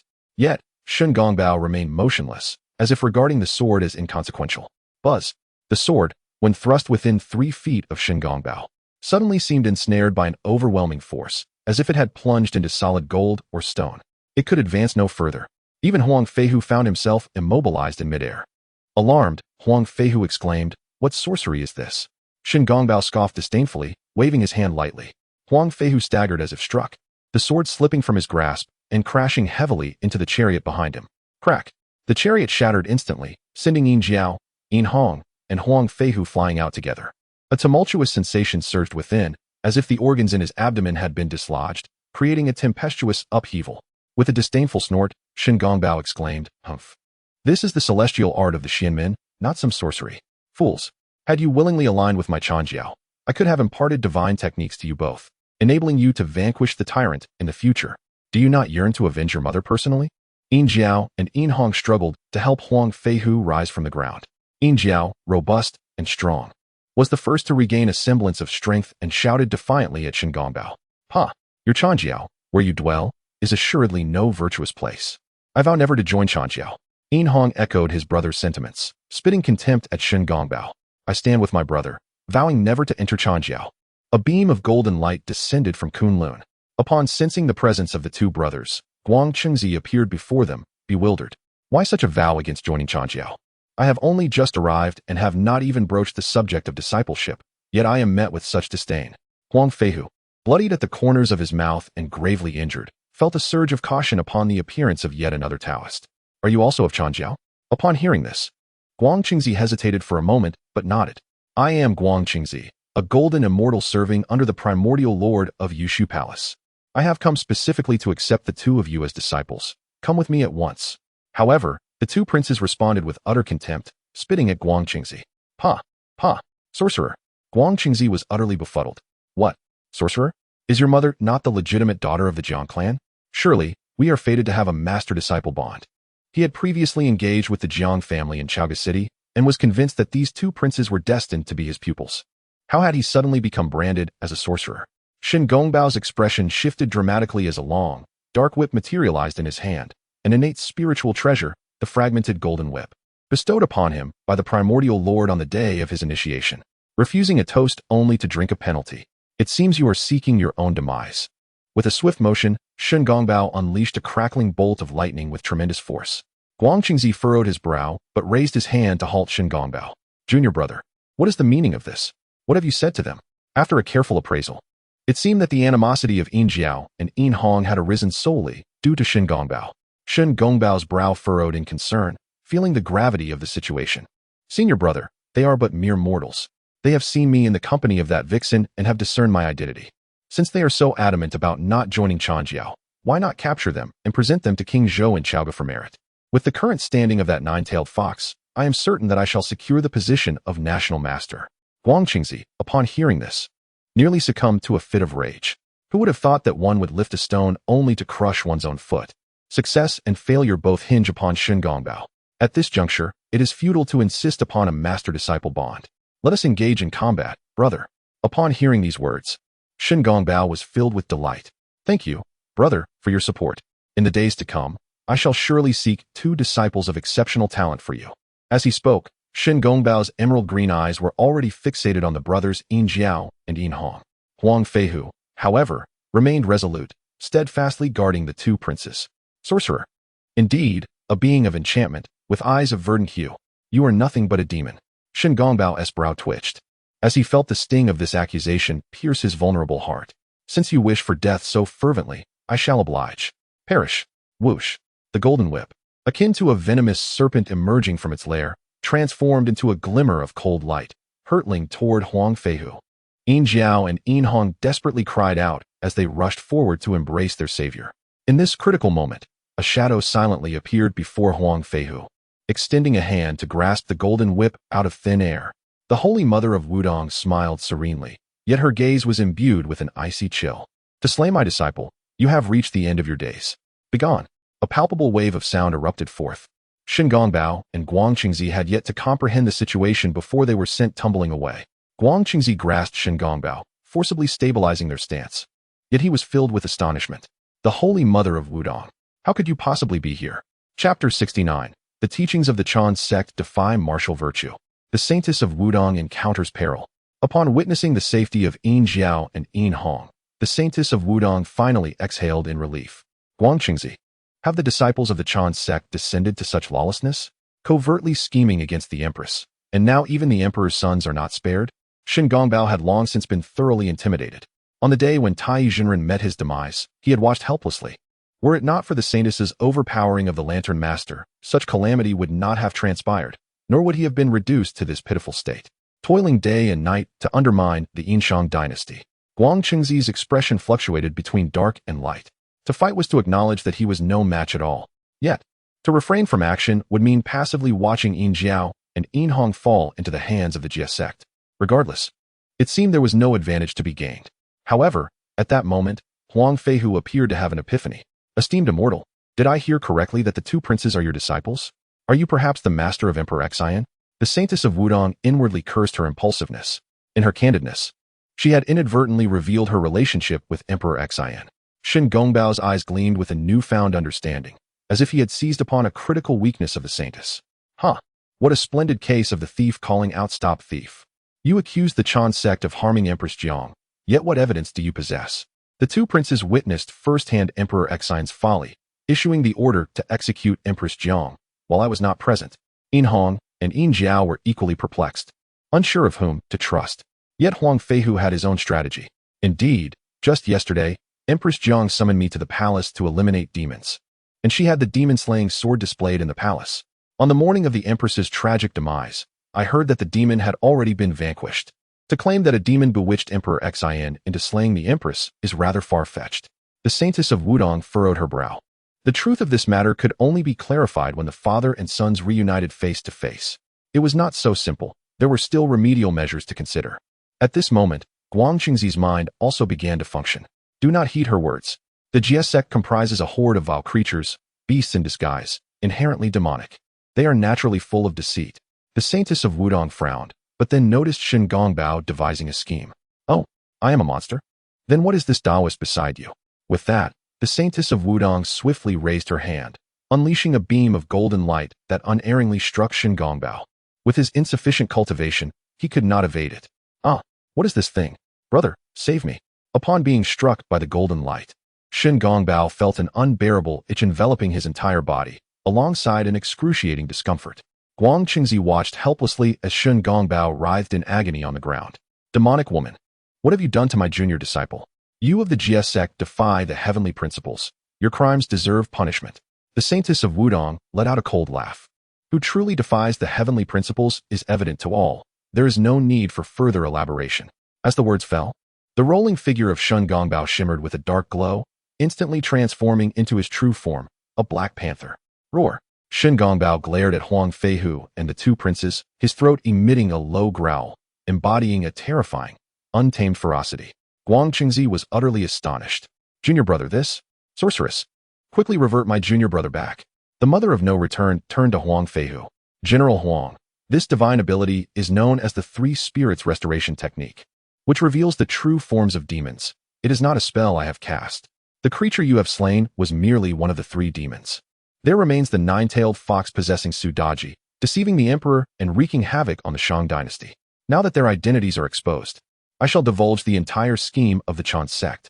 Guang Qingzi found himself in a passive predicament, facing the transformed Shen Gongbao.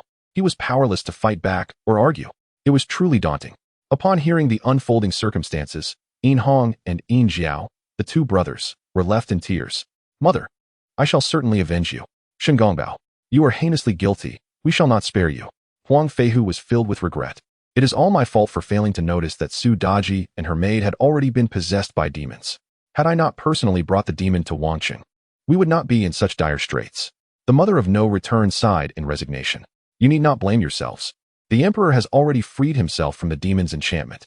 His heart is heavy with guilt, and he has specifically asked for my assistance to save Queen Zhang's life. Upon hearing this, Yin Jiao immediately ceased his sobbing. Is what you say true, immortal? Is there indeed a way to save my mother? The mother of no return, having gained the trust of the two princes, nodded eagerly. Rest assured, princes, this matter can only be resolved upon our return to Wangqing. Currently, in order to preserve Queen Zhang's essence and restore her as soon as possible, I implore you both to hasten back with me. Just then, three formidable presences descended from the heavens. Mother of no return, since you have arrived, do not leave. Indeed, if you leave the emperor's sons behind, we may spare your life. Ha ha ha, no need for further words, just slay this sorceress. Guang Qingzi looked in astonishment at the three radiant figures soaring through the air. Deputy Master Randeng, Qi Jingzi, Taoist Huang Long, have you come in response to our master's call for aid? Randeng, surrounded by 108 glistening prayer beads, emanated a powerful aura, his gaze towards the mother of no return filled with ruthlessness. Exactly.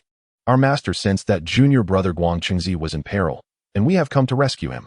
Qi Jingzi, clad in the 8 trigrams purple-robed celestial garment, held the yin-yang mirror. Humph, the mother of no return has harmed my junior brother, Tai Yizhenren. She shall not escape today. Though this Chan sect golden immortal possessed only late-stage de Luo Jin Xian cultivation, the innate spiritual treasure of his 8 trigrams garment could withstand a full-force strike from a quasi-saint without yielding. The yin-yang mirror in his hand could divide yin and yang, its transformations unpredictable, allowing him to contend even with quasi-saint level opponents. And finally, there was Taoist Huang Long. Though rarely making an appearance, she is indeed one of the 12 golden immortals of the Chan sect. The Holy Mother of No End turned to glance at Huang Feihu and the 2 princes. I must trouble you 3 to take refuge in my sleeves for a while. The nefarious villains of the Chan sect disregard martial ethics, and I can only allow them to learn a lesson. With that, the Holy Mother of No End waved her robe, enveloping the 3 of them along with the carriage. Upon witnessing this, Shen Gongbao desperately howled at the Holy Mother. A woo! Roar! The burning lamp Taoist furrowed his brow. Guangqingzi, must you still bring your pet into battle? Guangqingzi felt a wave of embarrassment wash over him. Burning lamp. This is my junior brother Shen Gongbao. The Holy Mother of No End has employed some unknown method to revert him to his original form. Chapter 70. The Arrival of the Cloudy Immortal, a Decisive Strike. The Lantern Master coughed, attempting to mask his embarrassment. He temporarily stored away his disciple, Shen Gongbao, lest he inadvertently harmed him. It was only his own fault for failing to recognize Shen Gongbao's true identity. Yet, despite the awkwardness, the urgent matter at hand was to deal with the mother of no principles. Guangqingzi raised his hand and summoned the soul-collecting bell. With a sweep of radiant light, Shen Gongbao, who had reverted to his original form, was instantly captured. The mother of no principles let out a cold laugh. You insignificant beings dare to obstruct me? What a dream. Limitless heavenly script. Boom. A multitude of profound scriptures soared into the sky as an ancient, hefty bamboo scroll materialized behind the mother of no principles. Divine obliteration. With a soft command, countless characters surged toward the Lantern Master. His brow furrowed. What strange magic was this? Everyone, be cautious. As soon as he spoke, 108 prayer beads coalesced into a circular shield, instantly blocking the oncoming scriptures. Qi Jingzi rushed forward. Yin-yang sky split. Whoosh. A pair of black and white energies shot forth from a mirror, descending upon him. The mother of no principles scoffed disdainfully.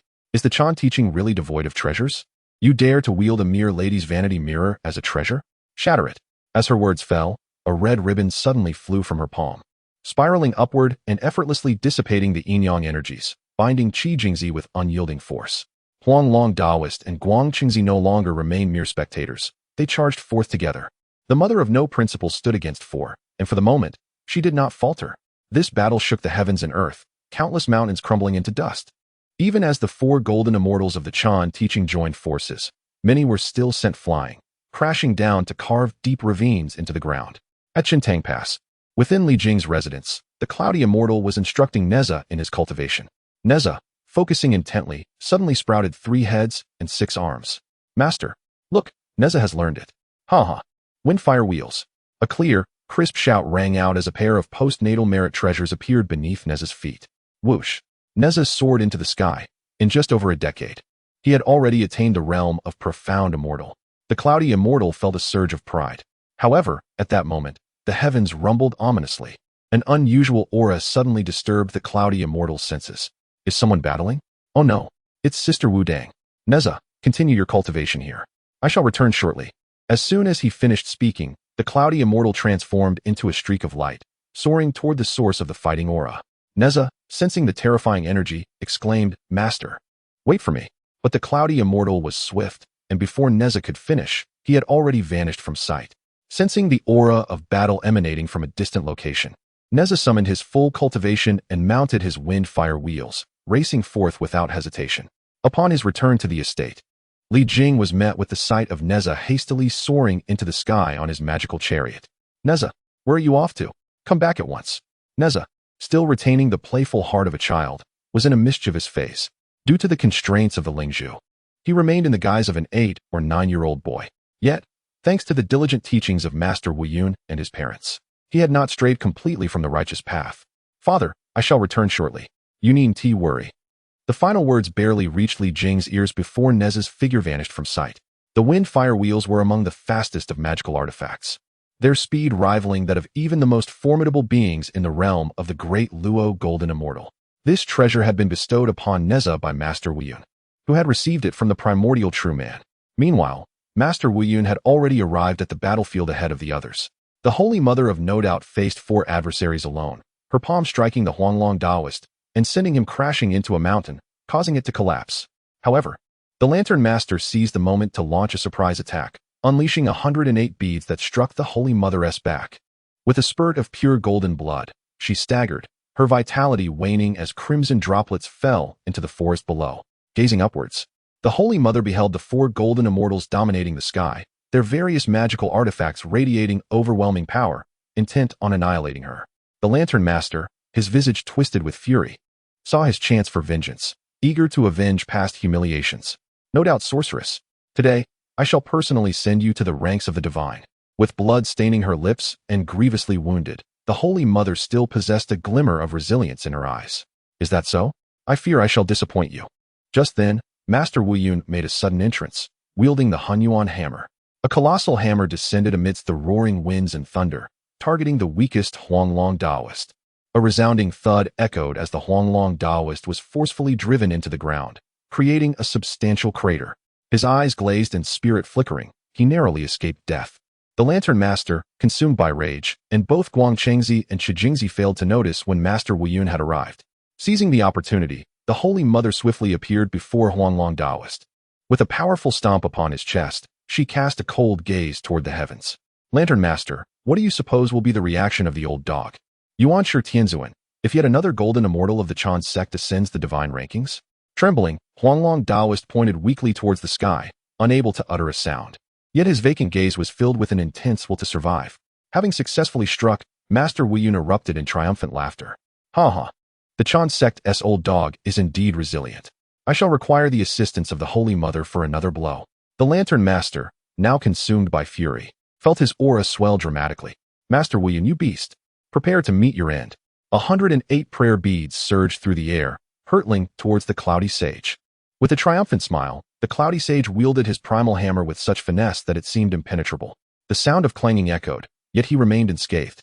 Guangchengzi and Shijingzi could not stand idly by as Taoist Huang Long faced mortal peril. They unleashed their celestial powers in a desperate attempt to besiege the Saintess of no boundaries. The Saintess, capable of extinguishing Huang Long's final flicker of life with a single step, ultimately faltered at a critical moment, her compassion prevailing. After all, they were all disciples of the same mystical school, and annihilation was not her intent. This fleeting moment of softness allowed her, despite her grievous wounds, to be relentlessly pushed back by Guangchengzi and Shijingzi, who had joined forces, leaving her with no means to counterattack, only to defend. The Cloudy Sage, expending every ounce of his strength, found himself retreating under the wrathful onslaught of the enlightened lamp. The severely injured Taoist Huang Long, on the brink of death, unexpectedly found a moment to breathe, as the hammer strike from the Cloudy Sage had nearly obliterated his mortal form. He now required but a brief respite to stabilize his injuries. Just then, a child clad in a red belly band, carrying a leopard skin bag, suddenly appeared before the true man Huang Long, none other than the hastily arriving Neza. Chapter 71. A Good Disciple, the first contributor to the canonization of gods. In a state of near demise, the Yellow Dragon Taoist suddenly beheld the appearance of a young spiritual being. Instantly mistaking him for the celestial child sent by his revered master, the primordial heavenly sovereign, to rescue him. Thank you, master. Neza gazed with wide, innocent eyes at the frail Yellow Dragon Taoist, recently struck down by his master. Are you a golden immortal of the Chan sect? You seem quite formidable. The Yellow Dragon Taoist, perplexed, pondered how he, barely clinging to life, could be subjected to such insolence from this young boy. Indeed, Neza's eyes sparkled with delight upon hearing this, as he eagerly rummaged through his leopard skin bag for something. Soon, he triumphantly produced a massive golden brick. Elevating it in his hand, the Yellow Dragon Taoist felt a tremor in his heart. Before he could finish his sentence, the golden brick came crashing down, striking him squarely on the forehead. Neza grinned widely. My master said that no golden immortal of the Chan sect is virtuous. Since my master struck you, I shall strike you too. The Yellow Dragon Taoist's head spun, his already grievous injuries exacerbated. I am of the Chan sect. Bang! Before he could utter another word, another brick fell. Neza furrowed his small brows, perplexed as to why the yellow dragon Taoist had not yet perished. You have quite the resilience. With that, Neza concentrated all his nascent power, the golden brick radiating brilliance. The yellow dragon Taoist opened his mouth to call for aid. Yet his frail state rendered him utterly voiceless. Bang! The heavenly merit's spiritual treasure struck with full force, extinguishing the last vestige of the yellow dragon Taoist's true essence. Meanwhile, the lamp-lighting Taoist, firmly in the lead and intent on slaying the cloudy immortal, suddenly sensed a revelation from the heavens. The canonization list had opened. Wait, the cloudy immortal is not dead yet. Could it be the Holy Mother Wudong? In a state of confusion, the lamp-lighting Taoist had yet to comprehend the unfolding events. The Holy Mother Wudong, exerting herself to fend off Guangqingzi and Qijingzi, was equally baffled. What has transpired? The cloudy immortal, also in disarray, soon caught sight of the crimson figure beside the yellow dragon Taoist. Neza? At that moment, the true spirit of the yellow dragon Taoist burst forth, racing toward the canonization list. Whoosh! The yellow dragon Taoist was inscribed. The lamp-lighting Taoist was utterly dumbfounded. Who is it? This was no longer merely a matter of the canonization calamity. The lamp-lighting Taoist felt as though this was a direct affront to him. Twice he had struck, and twice a golden immortal of the Chan sect had been inscribed. Was this canonization calamity designed specifically for him? The Holy Mother Wudong, initially puzzled, then saw Neza and could not help but smile wryly. So it is Neza. My third-generation disciple of the Jia sect has grown so formidable. The cloudy immortal burst into hearty laughter. Ha ha. Well done, Neza. My excellent disciple, you have performed splendidly. Hearing his master's praise from afar, Neza beamed with joy. Master. The lamp-lighting Taoist had completely lost his wits. Another celestial master of the teachings has ascended to the divine list right under his very eyes. Will he not be flayed by the primordial supreme, one upon his return? Today, I shall drag someone down with me, even if it costs my life. The teachings are far too arrogant. They have already slain 2 of my disciples. Come and meet your doom. The cosmic ruler. With that, a more ferocious assault descended upon the cloudy immortal like a torrential downpour.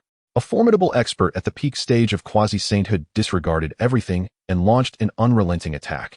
And the cloudy immortal found himself at a disadvantage in an instant. Boom! A radiant divine ruler descended, forcefully smashing the cloudy immortal into the earth. Struggling to rise, the cloudy immortal propped himself up with the primordial hammer and grinned maliciously as he looked up. Ha ha ha, trading 1 for 2, what a bargain. Neza remembered. Eradicate the celestial masters and avenge my master. Neza had just slain the yellow dragon Taoist and was reveling in his triumph when he suddenly saw his master grievously wounded by the lamp-lighting Taoist. And upon hearing his master's instructions, he became frantic. The lamp-lighting Taoist gritted his teeth, concentrating all his power, fixating his gaze on the cloudy immortal, who had already fallen into his grasp. I will kill you, then your disciple, no one shall escape. Perish. The cosmic ruler cleaved the very fabric of space in 2, crashing down upon the cloudy immortal. The mother of no regrets, witnessing this scene, cried out in heart-wrenching anguish. Cloudy immortal, lamp-lighting old dog, you are audacious. The overwhelming power of a peak quasi-saint erupted, yet Guangqingzi and Qijingzi were resolute in their determination to obstruct the mother of no regrets. In that moment, she had no opportunity to lend assistance. Whoosh! At the critical juncture, a beam of golden light pierced through the air. It was Neza, wielding the cosmic ring, charging forth fearlessly. Do not harm my master. The cloudy immortal's eyes widened in shock. Neza. Suddenly, the cloudy immortal, who had been suppressed by the cosmic ruler, unleashed his hidden potential, manifesting his colossal golden-whiskered prawn form and shielding Neza beneath him. 2 intertwined golden whiskers surged forth against the cosmic ruler. Boom! The 2 collided with a thunderous crash. A dazzling brilliance erupted, causing Guangqingzi and the others to retreat in haste. The mother of no regrets, suppressing her injuries, instead lunged towards the cloudy immortal. Cloudy immortal, my junior brother. However, she had already been ambushed and grievously wounded by the lamp-lighting Taoist, rendering her incapable of resisting the formidable might of their clash, and she was sent flying. Suddenly, a lithe figure floated gracefully into view, securely catching the flung mother of no regrets. Master sister. Upon hearing the voice, the mother of no regrets realized it was none other than the Bixiao fairy. Bixiao, how is it you? The Bixiao fairy smiled brightly. Our master knew you were besieged by the celestial masters and specially sent us to rescue you. The mother of no regrets felt a surge of joy within her. You all? The Bixiao fairy nodded, along with the elder sisters and brother Gongming. They went to rescue the cloudy immortal and Neza. Master sister, your injuries are severe. Quickly consume this 3 light divine water bestowed by our master. Hearing this, The Mother of No Regrets was too anxious to concern herself with the three light divine water and hastily looked towards the location of the cloudy immortal. The lantern bearer was swiftly intercepted by the timely arrival of Zhao Gongming, and the two engaged in a lively exchange of blows. Zhao Gongming wielded a golden mace, his cultivation at the mid-stage of quasi-saint, matching the prowess of the lantern bearer. You deceitful cur, relying on numbers to overpower the few. How dare you? Zhao proclaimed, eager to play along. The lantern bearer, his teeth nearly ground to dust from frustration, was thwarted mid-attack by Zhao Gongming's unexpected intervention. Meanwhile, Yunxiao and xianxia took decisive action, swiftly incapacitating xianxia and Neza. He is too arrogant. Even with your arrival today, you shall meet your demise. Yet, the lantern bearer failed to notice that the current scene favored the in numbers. Even with Shun Gongbao included, they still fell short of being able to contend with the opposition. On the other side, xianxia, having narrowly escaped death, hurriedly checked on Neza's well-being. My dear disciple, are you injured? That was a full-force strike from a quasi-saint. How could you dare to charge in?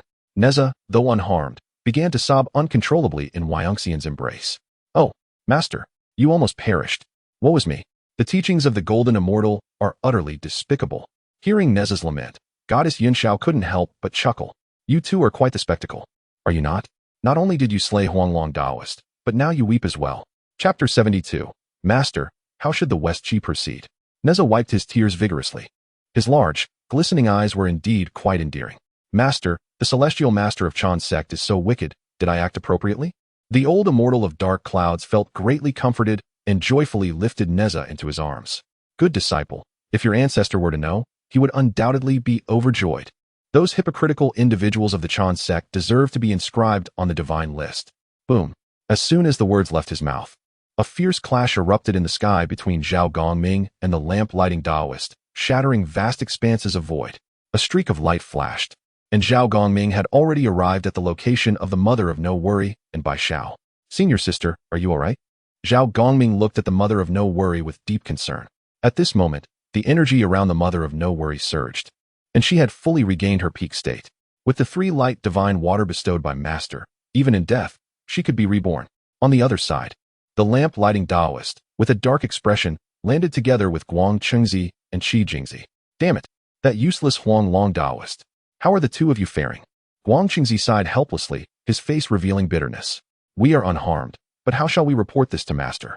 Qi Jingzi also looked vexed. He had hoped to achieve fame through battle and make a name for himself, but instead, he found himself embarrassed. The lamp-lighting Taoist gazed intensely at the disciples of the Jie sect. With their numbers, staying would only lead to greater losses. I do not wish to see you both inscribed on the list. Saying this, the three golden immortals of the Chan sect transformed into streaks of light and hastily retreated towards Kunlun Mountain. Seeing the Chan sect disciples depart, Zhao Gongming and the three Shao sisters breathed a sigh of relief. Senior sister, we too have come at Master's behest to lend assistance. It is time for us to return to the mountain and report. The Mother of No Worry nodded, watching Zhao Gongming and the three Shao leave.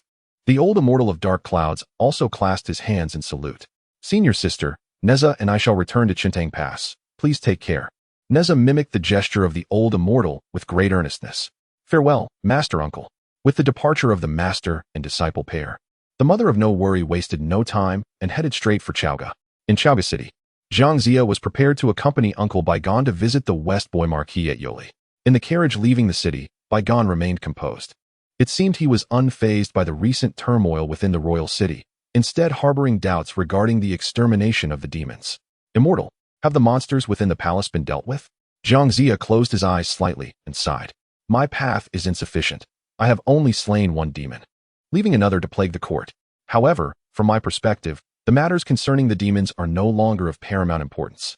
It is evident that the king has already made his decision, and I nearly became embroiled in the struggle for power. Baigan naturally understood the implications of Xianxia's words. Initially, Baigan believed that it was the demons who had bewitched Xian, leading to such absurd events. However, upon witnessing the formidable Emperor Xian decisively eliminate Queen Jiang and eradicate the remnants of the Jiang clan's influence, while consolidating all power within his grasp, even the most dim-witted could discern that Emperor Xian was far from foolish. Rather, he exhibited a shrewdness that was rather unsettling. As the king's uncle, Baigan found himself torn between elation and concern, for this was his own kin, yet also the sovereign of the Yinshang dynasty. Such prowess and cunning naturally brought him a sense of pride, albeit tinged with unease due to the sheer brutality of the actions taken. Yet, such is the nature of royal authority. To preserve the integrity of the Yinxiang realm, iron-fisted measures are the most efficacious.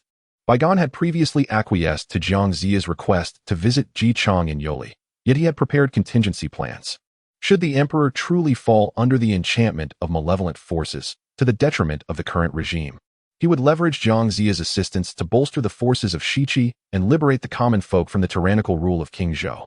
However, if Emperor Xian harbored ulterior motives and was not as inept as perceived, he would certainly not allow Xianxia to succeed in rescuing the Marquis of Shibua, and indeed, he could not permit Xianxia to remain at large. On the very day of Queen Zhang's demise, Baigan entered the palace for an extensive discussion with Emperor Xian, only to discover that his nephew displayed no signs of being ensnared by delusions. Instead, he laid bare his strategic intentions to eradicate the remnants of the old aristocracy and centralize power. He even candidly revealed that the nine-tailed fox had been subdued, which alleviated Baigan's lingering anxieties. Seated beside Xianxia, who emanated an ethereal aura and maintained a serene demeanor, Baigan felt compelled to probe further. Master, what is your perspective on the future of Shiqi? Baigan had discreetly arranged for a cadre of formidable warriors and astute assassins to lie in wait around the carriage. Should Xianxia indeed harbor treasonous intentions, his journey to Yoli would likely be cut short. Xianxia, upon hearing this, smiled calmly and slowly opened his eyes. Shiqi, as a vassal of the king, must dutifully adhere to its responsibilities and respond to the summons. The Marquis of Shibua, residing in Yoli, is enjoying a peaceful retirement, which is quite a favorable arrangement. Baigan, taken aback by this response, noted the clarity of insight displayed by the sage. I have made all necessary arrangements for this journey to Yoli. With that, Baigan abruptly lifted the curtain of the carriage and patted the shoulder of the driver outside. Driver, hasten your pace. We must not delay our journey. The driver nodded vigorously without turning back, proclaiming loudly to the other carriage ahead. The Chancellor has commanded an expedited pace. The hidden assassins concealed within the surrounding woods received the signal and swiftly vanished into the thicket, all departing in unison. Upon re-entering the carriage, Baigan suddenly sensed something amiss. The interior was devoid of any presence. The space, once occupied by Xianxia, was now empty. Xianxia had vanished. In mere moments, this living being had seemingly evaporated into thin air. Where is he? Someone. Has anyone seen where Xianxia has gone? Baigan was utterly bewildered. He had merely lifted the curtain to convey a discreet signal to the driver. And now the occupant of the carriage had disappeared without a trace. He searched both inside and outside the carriage, yet this individual had seemingly vanished without a remnant. The entourage was left in a state of bewilderment. There were more than 30 of them, yet none could discern how Xianxia had vanished. Suddenly, Baigan's heart sank, as if a realization struck him. Quickly, hasten to Yoli. With the command given, the accompanying carriage hastened its pace, rushing toward Yoli. In truth, the covert message spoken to the coachman was a signal for the assassin to proceed to Yoli ahead of time, with the intent to eliminate the Western Duke Jichang before Xianxia could arrive. While Xianxia's response appeared impeccable, it had, in fact, ignited a murderous intent within Baigan. It was merely a desire to eliminate Jichang, for this man could not be spared. Moreover, Jichang's demise could serve as a means to test whether Xianxia was genuinely loyal to the Yinxiang. With Xianxia's inexplicable disappearance, Baigan surmised that he must have employed some celestial technique to journey alone to Yoli. Chapter 73. Rescuing Lord Ho in Yoli. Is it too late to flee? Xianxia emerged from the depths of the forest. The mystical arts of Qimenduanjia, along with the principles of the 5 elements and yin-yang, were merely rudimentary techniques of evasion. In truth, while on the carriage, Xianxia had already divined the impending calamity that would befall the Western Beaumarchais today. Coupled with Baigan's peculiar words, it was evident that Baigan intended to eliminate the Western Beaumarchais. The assassins, who had been lying in ambush around the carriage, had suddenly withdrawn. They must have been heading in this direction. Upon speaking, Xianxia immediately focused his mind and cautiously employed his mystical arts to explore the surrounding mountains. As his spiritual awareness expanded, he indeed detected the hurried figures of those assassins approaching from 10 miles away. Xianxia frowned. This location was but 3 miles from Yoli. It seemed urgent to take action. Baigan's carriage would probably arrive in half a day's time. Thus he still had a window of opportunity. This endeavor was not merely for self-preservation. Xianxia had already discerned the true nature of the human sovereign and was prepared to align himself with the heavenly mandate, to rescue Jichang and safeguard Shiqi. His prior intrusion into the palace to exorcise demons was his last flicker of trust and attempt at salvation towards the xianxia. But now that he understood the demons were merely a pretext for the human sovereign, he felt no lingering attachments to the xianxia. Illusions of wood arise. Xianxia chanted incantations, his fingers forming seals. A beam of spiritual light surged forth, and the forest before him suddenly stirred without a breeze, transforming into layers of intricate illusions in no time. Such a tactic was sufficient to impede those assassins. Yet the priority was to hasten to Yoli and rescue the Western Beau Marquis Jichang. Xianxia moved swiftly, for he possessed the cultivation of a terrestrial immortal. Traversing the rugged terrain of the mountains was as effortless as walking on level ground. In a desolate hollow, a few thatched cottages lay hidden. From a distance, Xianxia spotted the handful of imperial soldiers guarding the area, no more than 30. The surrounding mountains and forests made the terrain exceedingly complex, rendering it nearly impossible for ordinary folk to find, let alone dispatch troops for a rescue. Xianxia had obtained precise information regarding Ji Chang's confinement from bygone, enabling him to arrive here with such alacrity. Halt! Who goes there? Xianxia, emerging from the forest, was immediately noticed by the soldiers stationed at this location. Each bore axes and halberds, watching him warily. Xianxia smiled calmly and raised a finger. Sleep. A haze of ethereal light enveloped the area, and in an instant, the ordinary soldiers fell into a stupor, collapsing to the ground. With over 30 soldiers incapacitated, there was no one left to obstruct Xianxia's advance. Between 3 thatched cottages, the foremost served as a stable, the middle housed fodder, and the rear was a dwelling. Xianxia passed through the corridor and arrived at the backyard, where he spotted an elderly man clad in simple garments. It was none other than the Western Beau Marquis Jichang. Jichang sat cross-legged on the ground, a small fire burning nearby in a stove, brewing herbal tea. Before him, he appeared to be studying divination symbols, not resembling a tortured prisoner at all. Upon noticing Xianxia's arrival, Jichang did not rise. You must be sent by the king to take my life, am I correct? It seems I am destined to face this calamity. Well then, the time has come. As he spoke, Jichang's expression was serene, and he raised his teacup to take a sip, causing his snow-white beard to quiver. Xianxia stepped forward and bowed in reverence. I am Xianxia, a disciple of the primordial heavenly sovereign of the Jade Void Palace on Kunlun Mountain. I have come today to rescue you, my lord. I implore you to depart from Chaoga with me at once. Jichang was taken aback, his face soon reflecting confusion. Is it truly possible that you have come to save me? The divination indicates that I am destined for catastrophe today. It cannot be wrong. Xianxia glanced at the divination on the ground. With yarrow stalks forming the hexagram, the number evolves into 8. Indeed, my lord, you possess remarkable insight into the art of divination, but this is a postnatal hexagram and cannot be applied to one of my innate nature. As he spoke, Xianxia suddenly spread his hands over the yarrow stalk hexagram and gently stirred one of the sticks. The hexagram transformed dramatically. Jichang's eyes widened in disbelief as he beheld the new divination. The door to life has opened, a thread of hope revealed. This has shattered the inevitable doom. Faced with this unforeseen turn of events, Jichang found himself momentarily at a loss. Xianxia's spiritual awareness suddenly detected that the carriage of bygone was now less than 2 li away. If they did not depart soon, they might find themselves unable to escape. The heavens have decreed, my lord, your fate is not yet sealed. There is no time to linger. I beseech you to leave this place with me immediately. Upon hearing this, Jichang wore a bitter smile. Celestial Master, although there appears to be a glimmer of hope, I cannot abandon my post in Yoli. With that, he rose and walked toward the courtyard to tend to the horses, seemingly intent on feeding them. Xianxia furrowed his brow and hurried after him. My lord, if you do not leave now, the glimmer of hope will turn into certain death. The Western Prince continued to feed the horses, ignoring Xianxia's urgent plea. I cannot solely consider my own life and death. King Zhou has imprisoned me in Yoli. Yet this also protects the greater good of Shiqi. If I were to flee with you, I would be endangering the people of Shiqi. I would rather face death. Hearing these words, Xianxia sighed helplessly. Do you think that your demise alone will save Shiqi? Emperor Xian desires not just your life, but the entirety of Shiqi. If your 2 sons learn of your death, they will undoubtedly raise an army in rebellion.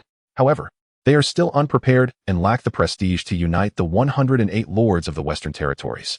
If that were to happen, the death toll would be far greater. Upon hearing this, Jichang's hand trembled slightly as he fed the horses. He had contemplated the implications of this situation for over a decade, yet had not grasped the full picture. However, upon hearing Xianxia's words, it was as if a sudden illumination had struck him. He finally perceived the schemes of King Zhou.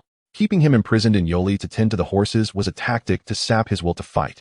It also served to undermine his standing in Shiqi. though his two sons possessed both literary and martial prowess. They could not match his renown and would struggle to rally the people's hearts. In time, they would surely prove no match for Xiaoge. Celestial Master, save me. Having come to this realization, Jichang hastily bowed to xianxia, pleading for assistance. Seeing this, xianxia sighed in relief and promptly stepped forward to support Jichang. My lord, there is no need for excessive courtesy. Let us hasten our departure from this place. Baigan and his troops are less than a mile away. We must move swiftly.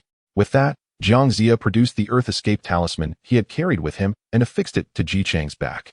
With the power of the 5 elements, the Earth Gate shall open. Whoosh! A flash of ethereal light surged forth. Yet, xianxia and Jichang remained utterly motionless in place. Had the spell failed? What was amiss? This was the first time xianxia had experienced such a failure in casting a spell, and he hurriedly channeled his energy, attempting several more times.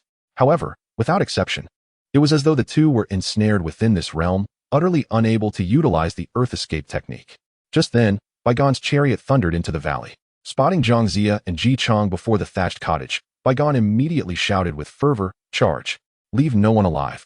Chapter 74. The Throne of the Son of Heaven. My lord must contemplate wisely. Before xianxia, whose cultivation had reached the level of a terrestrial immortal, mere dozens of ordinary soldiers posed no threat whatsoever. With a mere gesture, xianxia summoned the wooden sword from behind him, which swiftly flew forth. In the blink of an eye, more than 30 advancing soldiers lay incapacitated on the ground, rendered unconscious by a heavy blow to the back of their heads, yet their lives remained unscathed. Baigan, observing this, furrowed his brow in concern. The remaining soldiers, now filled with trepidation, instinctively shielded Baigan. Xianxia, are you aware of the dire consequences that will befall Shi-Chi for your audacious abduction of Jichang? Jichang, our bond is profound. Would I ever bring you harm? If you willingly surrender now, perhaps the king might show mercy towards Shi-Chi. At these words, Jichang was engulfed in unbridled indignation. Baigan, you have always been the individual I respected most in the court. Yet now, you have resorted to grandiose falsehoods. I am old and my death bears little consequence. But will the king truly spare Shi-Chi if you take my life? Both Jichang and xianxia held Baigan's integrity in high regard. Otherwise, xianxia would not have refrained from inflicting mortal harm upon the soldiers. Xianxia then raised his voice, "My esteemed chancellor, the individuals you have brought are no match for me. I harbor no desire to harm the innocent. So I beseech you to withdraw swiftly." Upon hearing this, Baigan cast a wary glance towards the nearby forest. Curse it, where have those assassins and soldiers gone? Why do they not arrive? Seemingly perceiving Baigan's thoughts, xianxia spoke again. Chancellor, you need not wait any longer. The assassins lurking in the forest have been thwarted by my enchantments and shall not appear here again. In truth, xianxia need not have expended such effort in persuasion. He remained unaware of the reason his wondrous art had inexplicably faltered. Unable to escape at this moment, he could only hope to convince Baigan to withdraw, for only then could he ensure Jichang's safe departure. With a heavy sigh, Baigan patted the shoulder of a soldier before declaring, "Stand aside. If he wishes to harm me, you shall not be able to intervene." The soldiers, upon hearing this, slowly parted to create a narrow passage. Baigan stepped forward, unguarded, and approached the two men, bowing respectfully to Jichang. "My lord, I humbly apologize for any offense. However, if you are resolute in your desire to depart from Yuli today, you will only betray the hopes of the people of Shi-Chi. The king has already consented to Bo Yicao's request to enter Xiaoge. As long as you resign yourself to your fate, Bo Yicao can be appointed to Xiaoge, and Shi-Chi may enjoy a long period of peace, allowing the populace to live in comfort." Upon hearing these words, Jichang's rebellious spirit was once again quelled.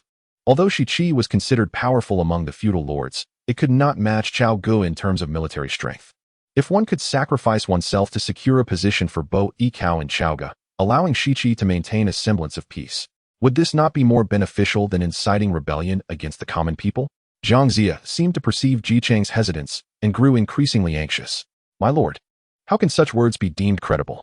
Is Bo Yicao entering Xiaoge to serve in an official capacity, or merely to substitute for you in nurturing horses at Yuli? The tyrant Zhou Wang intends to gradually extinguish any spirit of rebellion in Shi-Chi, rendering the populace wholly subservient. If he were a virtuous ruler, it might be tolerable. Yet now, Zhou Wang has executed Queen Jiang and eradicated loyal ministers, imposing a regime of cruelty and tyranny. This realm must not be left solely in the hands of Zhou Wang." Jichang gasped in shock, raising his gaze to xianxia. "Is it truly so?" However, before xianxia could respond, Jichang abruptly seized the arm of Baigan. Bygone, tell me, is the current Zhou Wang indeed as you say? Bygone's eyes darted, unable to meet Ji Chang's direct gaze. The king has indeed executed Queen Jiang and has purged the Jiang clan's elder ministers from the court. Yet, this serves to strengthen the Xianxia dynasty. A unified royal authority is the prevailing trend, and you would likely act similarly. Ji Chang, deeply shaken, stumbled back 3 steps, nearly collapsing to the ground, saved only by the swift support of Bygone and xianxia. The king's heart has changed. While consolidating power is not inherently wrong, such brutality is unwarranted. Bygone, you are only emboldening him. Ji Chang trembled with rage. The Jiang clan's elders were his equals, esteemed leaders of the Xianxia. The vast territory of the Xianxia dynasty was built upon their sacrifices, equal to that of life and death. Yet now, the human king seeks their utter annihilation. Bygone sighed helplessly. My lord, with xianxia present, should you choose to flee, I cannot prevent your departure. However, I urge you to reconsider. The Xianxia of today is no longer the feudal Xianxia. It is the king's Xianxia. Each word struck hard, reverberating painfully in the heart of the Duke of Shibua. Royal authority allows for no private interests, leaving Shichi with but 2 paths, either to submit and gradually be assimilated into the Xianxia, or to resolutely resist and overthrow the tyrant's rule. Xianxia's mindset also began to shift. The words of the primordial supreme being echoed in his mind, aligning with the heavenly will and assisting Shichi in combating Zhou Wang was no mere folly. There lay a deeper purpose. If all under heaven were to be subjugated by the human emperor, what then was the purpose of the myriad deities? Xianxia murmured to himself, a celestial radiance blooming above his head. While ordinary people could not perceive such phenomena, in that fleeting moment, both Bygone and Ji Chang sensed an ethereal aura emanating from Xianxia, signaling his ascendance to the realm of celestial beings. With this sudden enlightenment, Xianxia comprehended even more profound truths. In this instance, the heavenly decree does not merely seek the demise of King Zhou, but rather aims to obliterate the entirety of the human race's power. The celestial order cannot tolerate any insurrection, should the human emperor rise in prominence.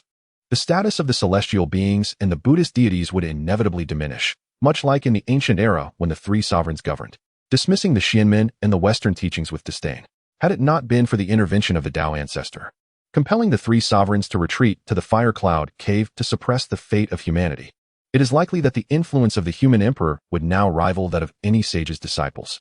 Although it has waned in recent times, the Yin and Shang dynasties still exclusively welcomed those who pursued the Tao, eschewing religious doctrines. With the arrival of Emperor Xian, the last wielder of the human emperor's great fortune, a resurgence of human destiny is on the horizon. The heavenly decree intends to utilize the hands of Shichi to thoroughly quell this momentum. In Xianxia's eyes, a flicker of divine insight shimmered, and an aura emanated from him that instilled terror in the hearts of ordinary men. Bygone, taken aback by such overwhelming presence, stumbled backward in fright. Yet, at that moment, Xianxia turned his gaze towards the equally astonished Ji Chang. My lord, Shichi is presented with an unparalleled opportunity. The Chan teaching supports Shichi, establishing you as the son of heaven, aiding you in seizing the throne. Chapter 75, Xianxia's enlightenment. The celestial being strikes. The son of heaven? Ji Chang felt a tremor in his heart as he cast a puzzled glance at Xianxia. What could the immortal mean by this? What does it truly signify to be the son of heaven? Now awakened, Xianxia comprehended the will of heaven. The fabled chosen one was not merely one who held the divine list of gods. It was destined that he would ultimately alter the cosmic fortunes. The so-called son of heaven forsakes the throne to bow before the heavens, venerating the myriad deities, receiving the mandate to govern the mortal realm. Yearly tributes and annual sacrifices are necessary to gain the protection of the divine, ensuring the continuation of his lineage. This is the essence of being the son of heaven. Upon hearing this, Bygone and Ji Chang both gasped in shock. The emperor of humanity had never bowed to anyone. The multitude of deities was but a jest. What talk of reverence was there? They were mere denizens of the primordial world, striving for survival, and now expected to submit? Bygone trembled with rage, pointing an accusatory finger at Xianxia, cursing vehemently. Are you suggesting he become a lackey of the celestial court? In the past, even the demonic court was formidable, and our human race harbored no fear of them. Now, our emperor stands equal to the sages, and you wish to make Ji Chang a son of heaven, betraying humanity? Though Bygone was merely an ordinary mortal, the Shang dynasty was no longer the powerful human race of yesteryear.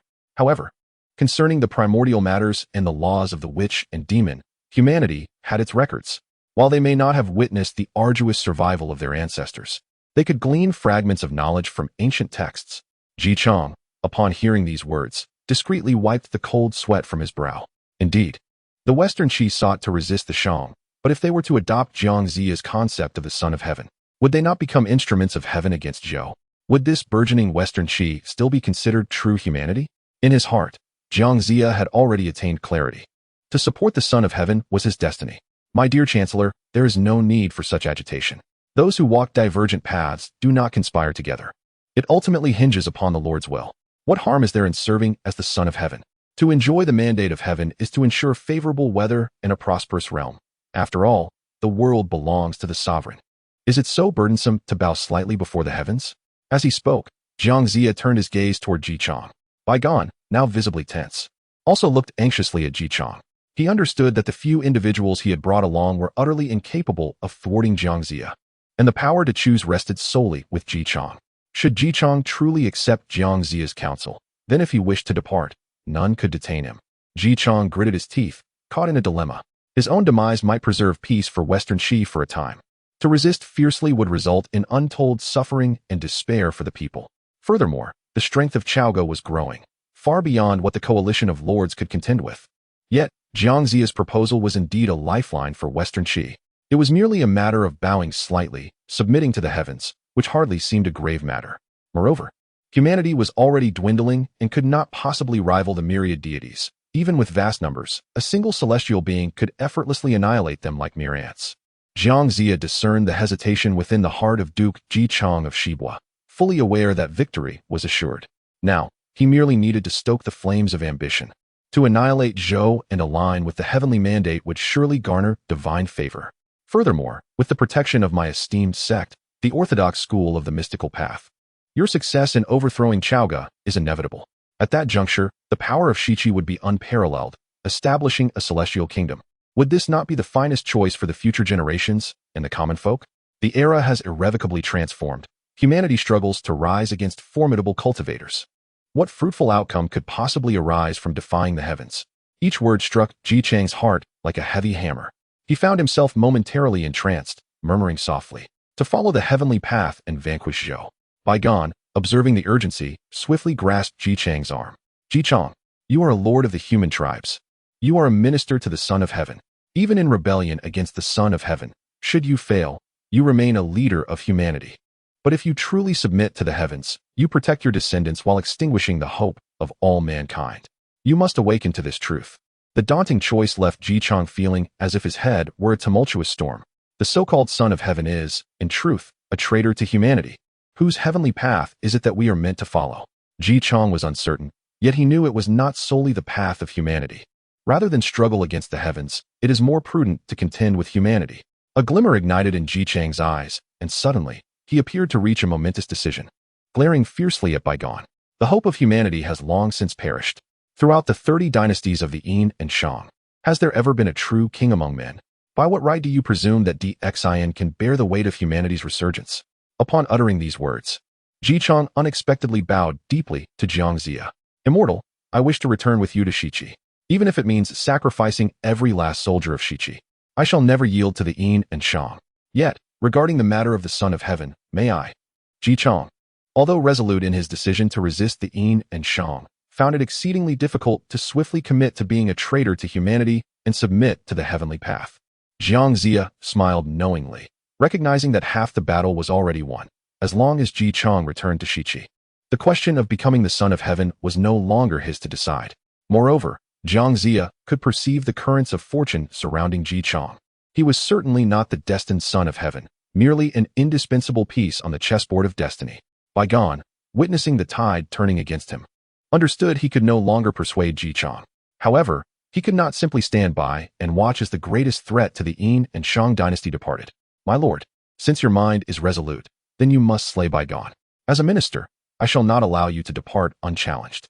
With that, Bai Gan suddenly turned to address his accompanying soldiers. Brave soldiers, do not concern yourselves with my life or death. At once, set forth to Chaoga to meet the king. Prepare for the uprising of Shiqi. The soldiers, having absorbed every word, stood ready to act.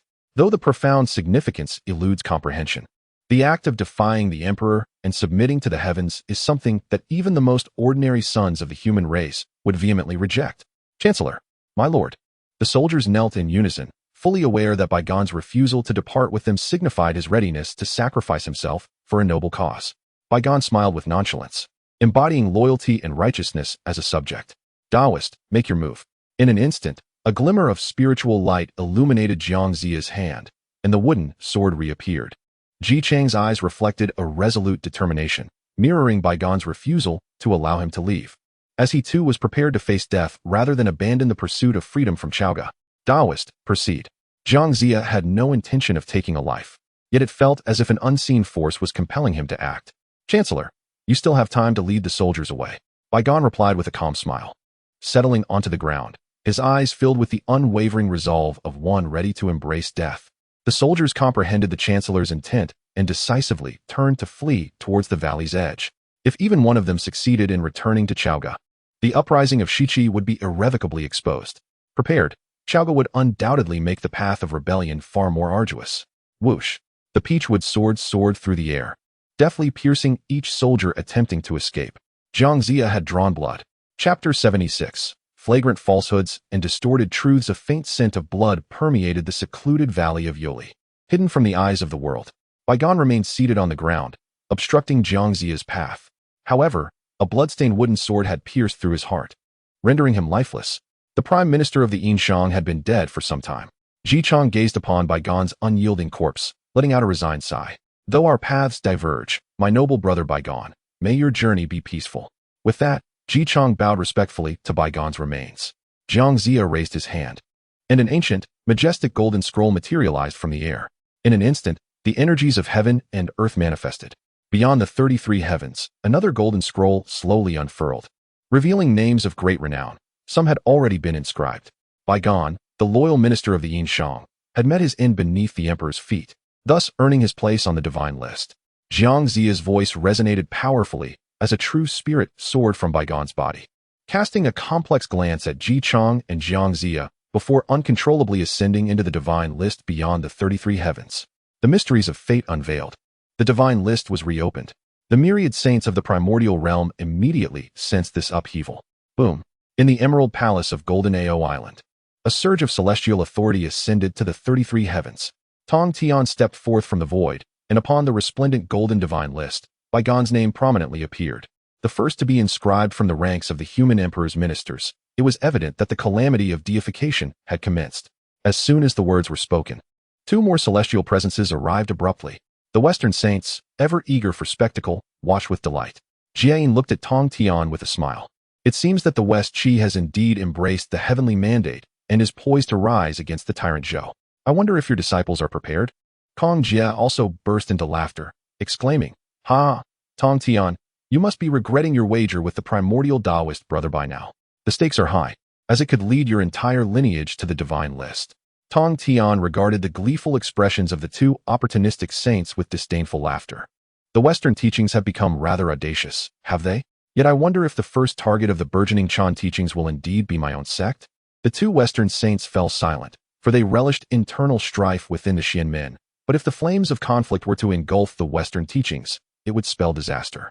At that moment, the Primordial Supreme and the Grand Supreme also made their appearances. Upon seeing Tongtian, the Primordial Supreme's expression darkened significantly. Tongtian, you could never have anticipated such a turn of events, could you? Look at your North Polar purple microstar. It has dimmed beyond recognition. The rise of West Qi is an inevitable trend of the heavenly order." Tongtian, seemingly unfazed, glanced towards the imperial star while feigning an ostentatious demeanor. "Oh, this imperial star shines so brilliantly that it has indeed hurt my eyes. Truly, the fortunes of DXIN are unparalleled at this moment." Seeing Tongtian's demeanor, the Primordial Supreme's irritation intensified. "Tongtian, do not become too arrogant." Tongtian scoffed disdainfully. What of their arrogance? Unlike certain individuals, whose two disciples have made the list, they seem unashamed and brazen enough to wander about. The disciples of the saints have never been so disgraceful. The Western saints, upon hearing this, exchanged knowing smiles.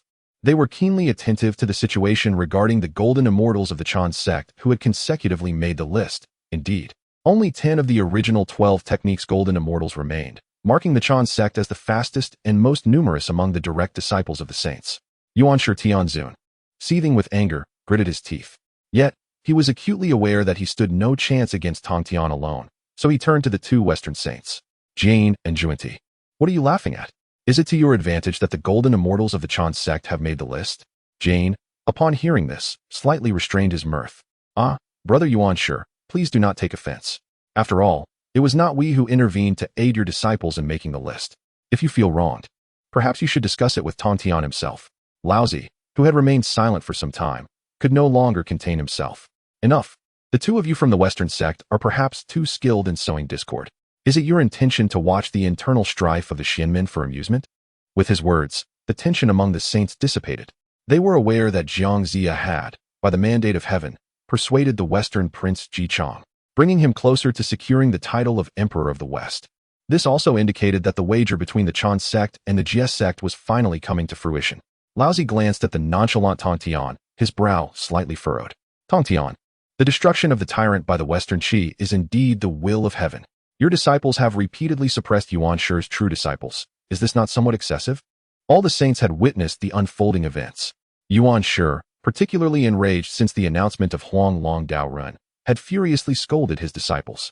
Yet, what good was it to berate his own followers? The manifestation of celestial mechanisms was evident. And xianxia Tianzun had accompanied Laozi because the two saints had long been in discussion. Xianxia lamented to Laozi that if Tongtian was not restrained, it seemed likely that all his golden immortal disciples would be slaughtered by Tongtian's followers. Xianxia was convinced that as the elder brother, Laozi would not stand idly by and watch the Xianmin engage in internal conflict. He would surely intervene to curtail Tongtian's disciples' actions. Even if he would not directly involve himself in the strife between the Chan and Jie sects, he would impose strict discipline upon Tongtian. The three pure ones were brothers, and Tongtian surely would not dare disregard his elder brother's words. When Tongtian noticed Laozi suddenly directing his ire at him, he responded defiantly. Elder brother, you only see the disciples of xianxia making the list, but have you taken note of how his followers have provoked us first? Often relying on their numbers to besiege my disciples? I can refrain from instigating trouble, yet I am not afraid of it. If xianxia's disciples dare to provoke again, I shall not show mercy, for the Fengshen Bang is no mere ornament. If it were left empty, it would surely be difficult to explain to the heavenly court. Upon hearing these words, xianxia Tianzun's face flushed crimson, though it remained unclear whether this was due to anger or indignation. Tongtian, you speak with reckless abandon, slandering my disciples, he exclaimed. My disciples of the Chan sect are blessed with profound fortunes and possess great wisdom. How could they possibly provoke the vile creatures beneath your banner? The expression of Taishang Laozi darkened with concern. Enough. Xianxia Tianzun, filled with righteous indignation, remained oblivious to the mounting aura of murderous intent emanating from Tongtian. Brother, you can no longer show favoritism towards the disciples of Jiejiao. It is imperative that we clarify matters today. They have seized the opportunities of my sect, abducted my disciples, and even annihilated 2 of my golden immortal disciples. Such actions are the very deeds of those vile creatures of Jiejiao.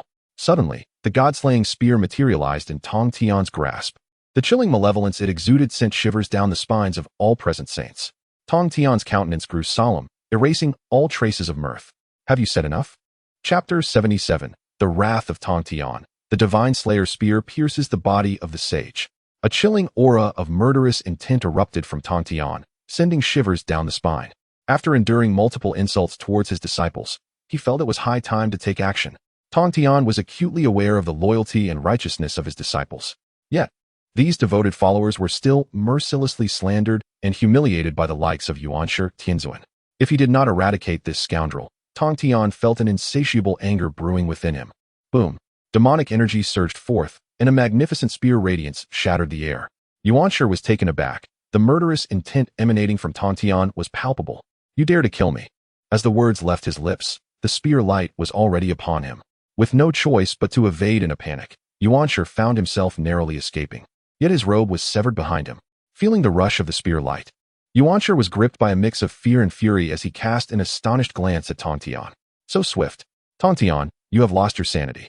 However, Tongtian merely responded with a cold smile. Insane? I am quite lucid. My intent is to eliminate you.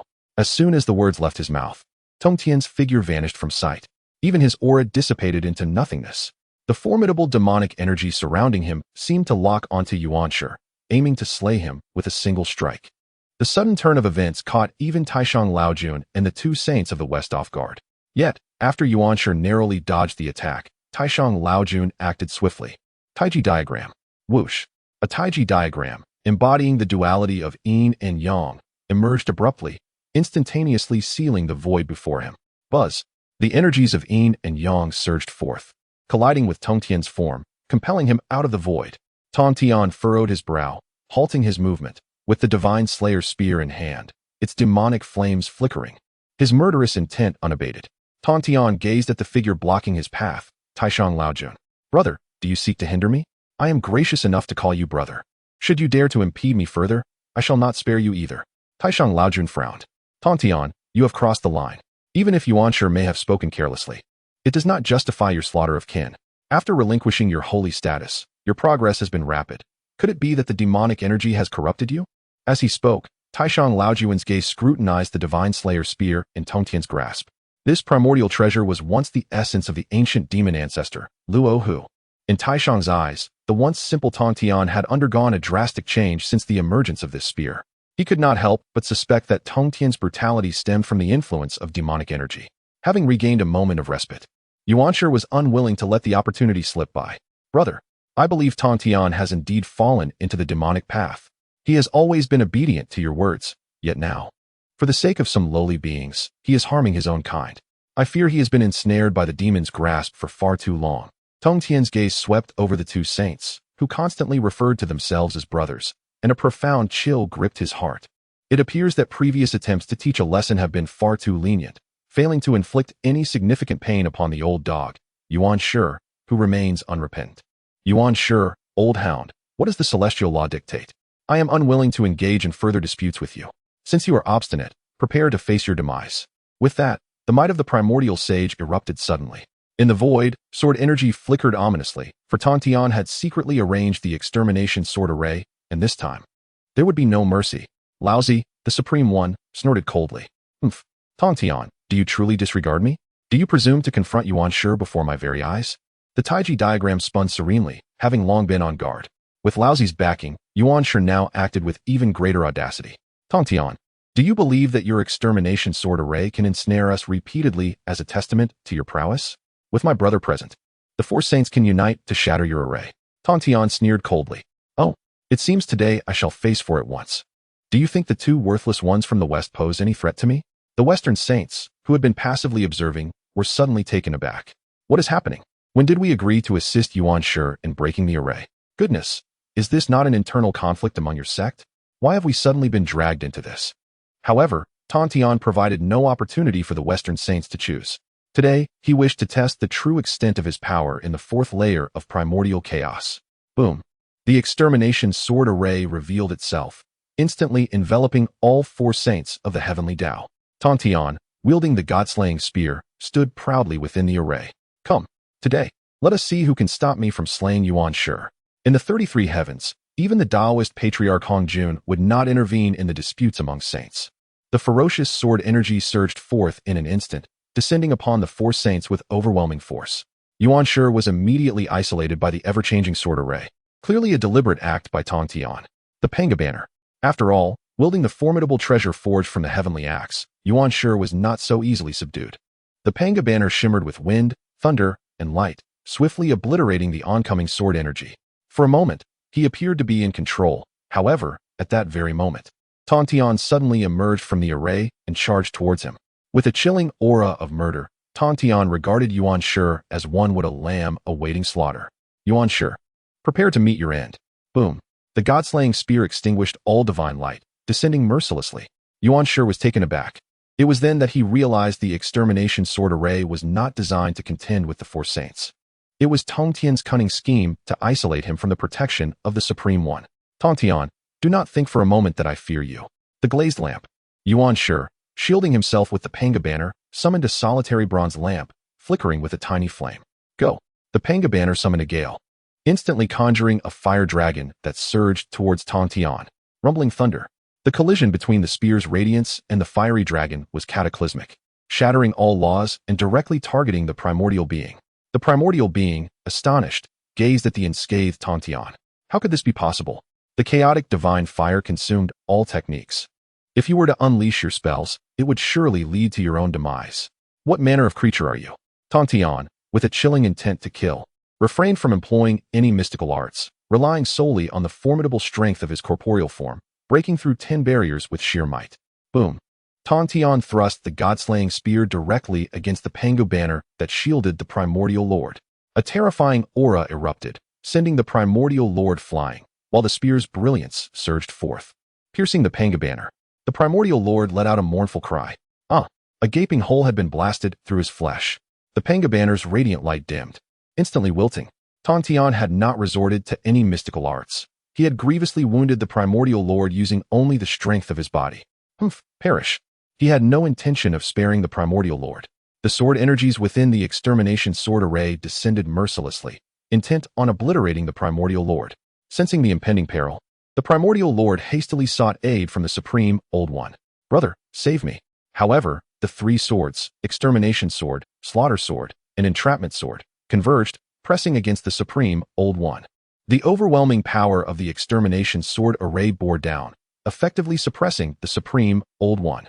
Though the supreme Old One was protected by the Li D flame light banner and defended by the Taiji diagram, with the Qian diagram stabilizing the world, bursts of yin and yang energies occasionally erupted, shattering the murderous aura shifting within the array.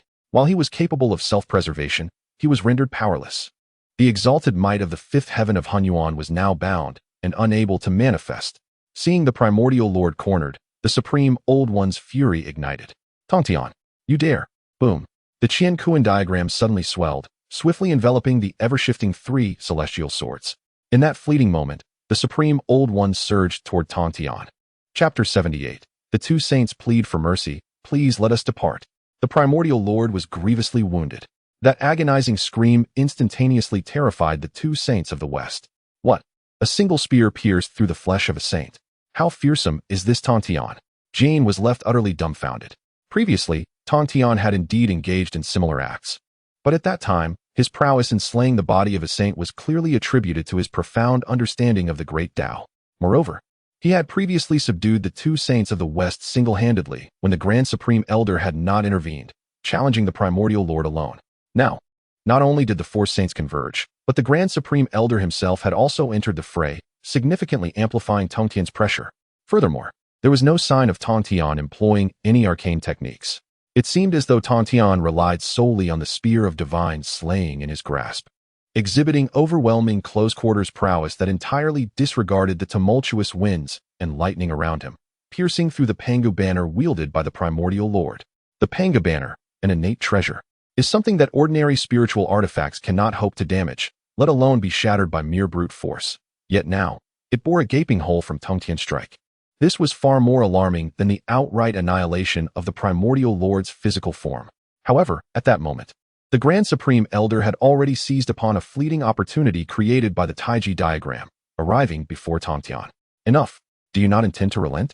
The dual energies of yin and yang surged forth, indeed capable of assimilating all primordial forces encountered, instantaneously neutralizing Tongtian's lethal strike. Upon witnessing the Grand Supreme Elder's intervention, Tongtian's fighting spirit surged even higher. Now, only a master of the primordial realm at the 5th tier could ignite in him the desire for a decisive confrontation.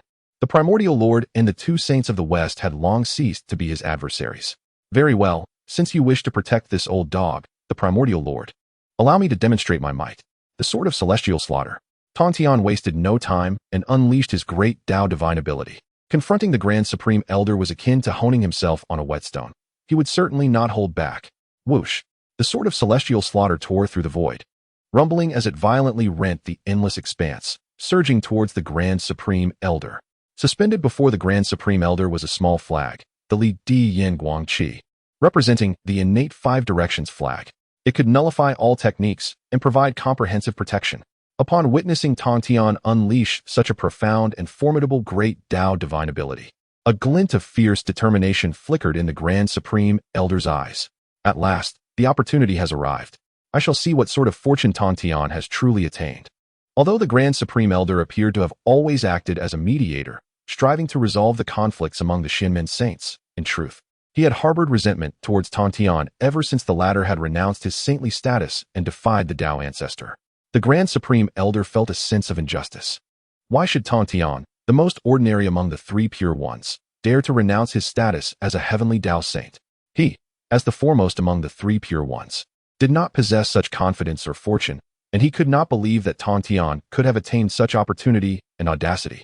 The energies of yin and yang entwined like twin divine dragons, instantaneously binding the sword energy of the sword of celestial slaughter. Crack!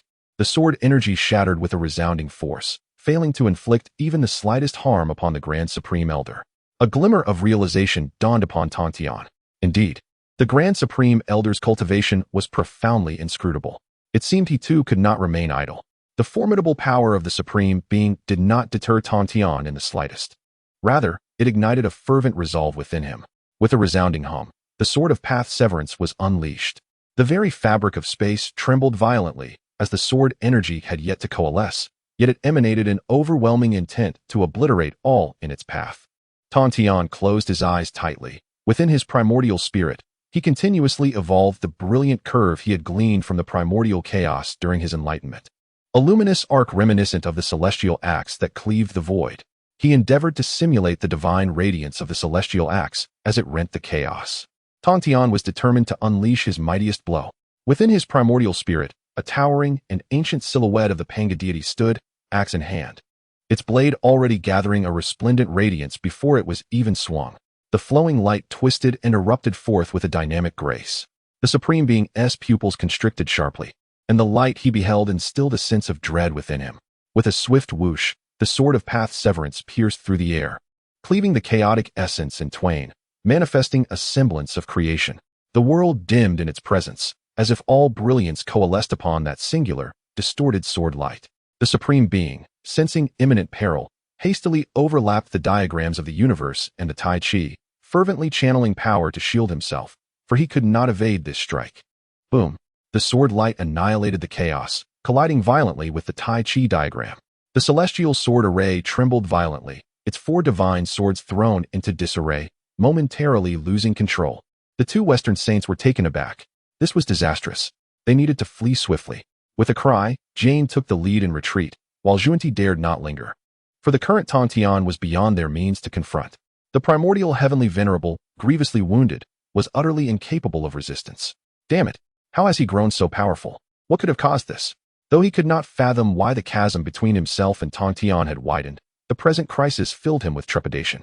Freed from the constraints of the sword array, he immediately fled into the depths of chaos without a moment's hesitation. The overwhelming, annihilating aura of the sword light instilled within them a profound sense of impending doom. It was utterly terrifying. Tongtian appeared as a primordial demonic deity, unstoppable by any. The Supreme Being bellowed, exerting all his strength to contest Tongtian's might. Slowly, Tongtian opened his eyes, and the realm of the 33 heavens fell into an absolute silence. Break! Boom! The sword light shattered, the chaotic essence surged, cleaving heaven and earth. The Supreme Being, along with the Tai Chi diagram, was instantaneously engulfed by this overwhelming force. The residual might surged forth, extending deep into the chaos. In that moment, no one stood in its way. The thunderous roar of continuous explosions resonated from the chaos. It was unclear how long this tumult persisted, but eventually, the chaos of the outer heavens began to settle. Those saints summoned by the divine list were now left with only Tongtian, unscathed, standing firm in place. The Supreme Being knelt half-submerged in the void, his robe tattered and torn, blood staining his lips, his face ashen like parchment.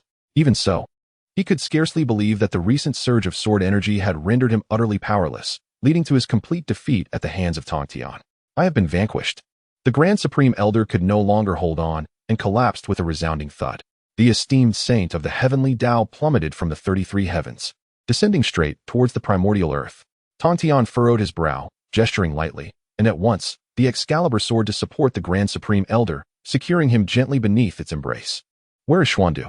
The voice of the saint echoed to the Eight Scenes Palace, prompting the Grand Master Xuandu to hastily set forth. Xuandu had long sensed the battle aura emanating from beyond the heavens, and while he felt powerless to intervene in the conflict among the saints, he had been discreetly observing the unfolding events. Countless formidable beings from the primordial realm shared his hidden vigilance. Although Xuandu had been filled with unwavering confidence in his revered master, he was utterly taken aback by the Grand Supreme Elder's defeat. Upon receiving Tongtian's decree, Xuandu hurried to the side of his master. Master, this. As he shielded his master, Xuandu was engulfed by a profound sense of dread. momentarily at a loss for what to do. Tongtian regarded the situation with indifference. The Grand Supreme Saint requires time to recuperate. You should escort him back to the Eight Scenes Palace. I will instruct Duo Bao to deliver the Three Lights divine water to the palace, so there is no need for you to worry. Chapter 79. The way of thee is reasoned in this instance, having triumphed over the Supreme One. Tongtian exhaled a sigh of relief. Below the Tao ancestor Hongjun, no one remained a match for him. Even the combined forces of the four saints posed no threat to a situation most desirable to Tongtian. As for the Saint Nuwa, she had long been drawn into his camp. Moreover, Tongtian still had a destiny yet to be fulfilled, at which point not only would Nuwa willingly join but the entire demon clan would also gladly be incorporated into its dominion. At present, the had evidently established itself as the sovereign of the primordial world, with no disciple of any saint possessing the audacity or capability to contest against it. Tongtian was in high spirits. The absurd tale of this disciple's being exterminated was now utterly implausible. Without any obstruction, Tongtian allowed Xuandu to rescue the Supreme One, for no one dared oppose him any longer. The existence of the heavenly Tao Saint no longer posed a threat to Tongtian or Nonetheless, Tongtian wished to avoid any unforeseen variables in the ongoing struggle for the fortune of the human race. He still had an unresolved bet with the Yuanshi of the Chan teaching. Yuanshi Tianzuan and the two Western saints. How long do you intend to hide? Tongtian was keenly aware of the three timid turtles lurking within the depths of chaos. The Supreme One had sustained grave injuries solely to protect Yuanshi Tianzuan, but unexpectedly, at a crucial moment, Yuanshi Tianzuan had managed to escape with remarkable swiftness. As soon as the words left his lips, the three saints appeared before Tongtian with complex expressions. The two Western saints approached with forced smiles. This time, Jane had finally recognized Tongtian's prowess. Even the widely acknowledged strongest, the Supreme Laozi, was no match for him, and it was wiser to remain humble. Tongtian Saint, indeed we have misunderstood, Jane ventured. From the very beginning, we Western saints had no intention of confronting you. We were merely drawn here by the revelations of the Fengshen Bang. Upon hearing this, Zhuanti also received enlightenment and promptly stepped forward to concede. Precisely. I observe that xianxia is merely a fade. Surely, the destined one cannot possibly contend against the yin and shang. The conflict between Shiqi and Chaoga had no bearing on our Western teachings. Faced with such an imposing Tongtian, the two Western saints dared not utter another word. After all, this calamity of the Fengshen merely served as a wedding garment for the heavenly court. They had initially sought to gain some advantage, but now it seemed prudent merely to break even. Tongtian's eyes were filled with disdain. You two dare to call yourselves heavenly Tao saints? How utterly embarrassing. Jane, who had always harbored lofty ambitions, had faced repeated setbacks since Tongtian refused to sign the Fengshen Bang, leading to a significant change in temperament within the Western teachings. Now, upon hearing Tongtian's words, his countenance shifted multiple times, yet he lacked the courage to retort. Zhuanti felt equally humiliated, but found himself powerless to change the situation. After all, even the Supreme Laozi had been defeated by Tongtian, and even if they united their strength, today would likely only result in adding two more graves to the outer heavens. Reflecting on his incompetent disciples eagerly awaiting sustenance, the two saints of the West felt an even deeper chill in their hearts. After much hesitation, Jane maintained a cordial expression and bowed gracefully to Tongtian. In that case, we shall return to Mount Xiumi, as our presence here is of no consequence. After all, this back-and-forth journey proved to be rather time-consuming. With that, the two saints of the West prepared to make their swift exit. However, at that very moment, the elusive swords of Zhu Xian and Luxian manifested behind them, their chilling sword aura instilling dread in the hearts of the two saints. They were not afraid of confronting Tongtian, even if it meant facing death. After all, they would return to their rightful place as saints of the heavenly Tao. Yet, the reformation of their golden bodies required considerable resources, and the Western teachings were in dire straits. When poverty constrains ambition, the two saints of the West had no choice but to comply. Tongtian's gaze was laced with mockery. Do not be in such a hurry to depart. With Yuanshi present, I would like to discuss the rules of the Fengshen with you. It would save me the trouble of having to engage in battle with you repeatedly, which is quite exhausting. Upon hearing this, Yuanshi's countenance turned ashen. Yet he lacked the strength to retort, having sustained severe injuries. Even so, Yuanshi subtly signaled to the two saints of the West, hoping these two ineffectual beings might muster some semblance of resistance. Should the three of them unite, they could at least possess the strength to fight back. Alas, the two saints of the West were utterly cowardly, seemingly oblivious to Yuanshi's silent plea. Do not fret, Tongtian reassured them. After all, this is for the sake of the beings of Hongwang. Our Western teachings have no ulterior motives. Xianxia rolled his eyes in frustration, feeling exasperated by their lack of resolve. The proud and haughty Xianxia was unwilling to let Tongtian manipulate him without a fight. Even if he could not prevail, he would still strive to salvage some semblance of dignity, and thus, he weakly countered, incompetence. What are you afraid of? I refuse to believe he would dare to annihilate a saint. And how dare he speak of the rules of the function? Is the heavenly Tao under your jurisdiction? Tongtian, do not feign innocence. I shall not tolerate such humiliation. Even in this dire situation, Xianxia remained defiant. The two saints of the West trembled in fear, casting terrified glances at Xianxia. What is he trying to prove at this juncture? If he is to die, he should do so alone. Does he not recognize the gravity of the moment? Their thoughts, filled with disdain, remained undetected by others. Tongtian was somewhat taken aback, realizing that his elder brother was indeed quite obstinate. It seemed that even if he were to subdue him, this individual would show no remorse. Tongtian was well aware of Xianxia's notorious temper and was prepared to gradually lead him to witness his own defeat. Well, I do prefer your rebellious demeanor. My sect values reason. The function wager still stands between us. Should the Western Qi truly triumph over Yinxiang, not only would I willingly include my disciples on the function list, but I myself would gladly join as well. Upon hearing this, Xianxia furrowed his brow. Is that truly the case? Tongtian nonchalantly nodded in affirmation. It is only natural. Although xianxia seized the initiative, it does not imply that my disciples of the lack their own means. Upon uttering these words, Xianxia felt an immediate sense of foreboding. What trickery are you attempting? The two saints of the West were equally perplexed, unsure of why Tongtian exuded such confidence. It was evident to all that the fortunes of the Yinxiang dynasty were waning, and the auspicious signs of the Western Qi Emperor had already manifested. It would not be long before the Western Qi would certainly rise up to annihilate Zhou. Although the Yinxiang possessed formidable military strength, the heavenly mandate was clearly in favor of Western Qi. Each sage could distinctly sense the underlying currents of destiny, which could not be altered merely by the deaths of a few individuals. The downfall of the Yinxiang was an inevitable trend of the heavenly order, and Tongtian's steadfast demeanor was indeed puzzling. Tongtian was acutely aware of the thoughts harbored by these three individuals, yet he did not believe that the Yinxiang would meet its demise. For Jichang could never possibly return alive to Western Qi. Even a person destined by heaven would find it arduous to produce results without the necessary resources, wouldn't they?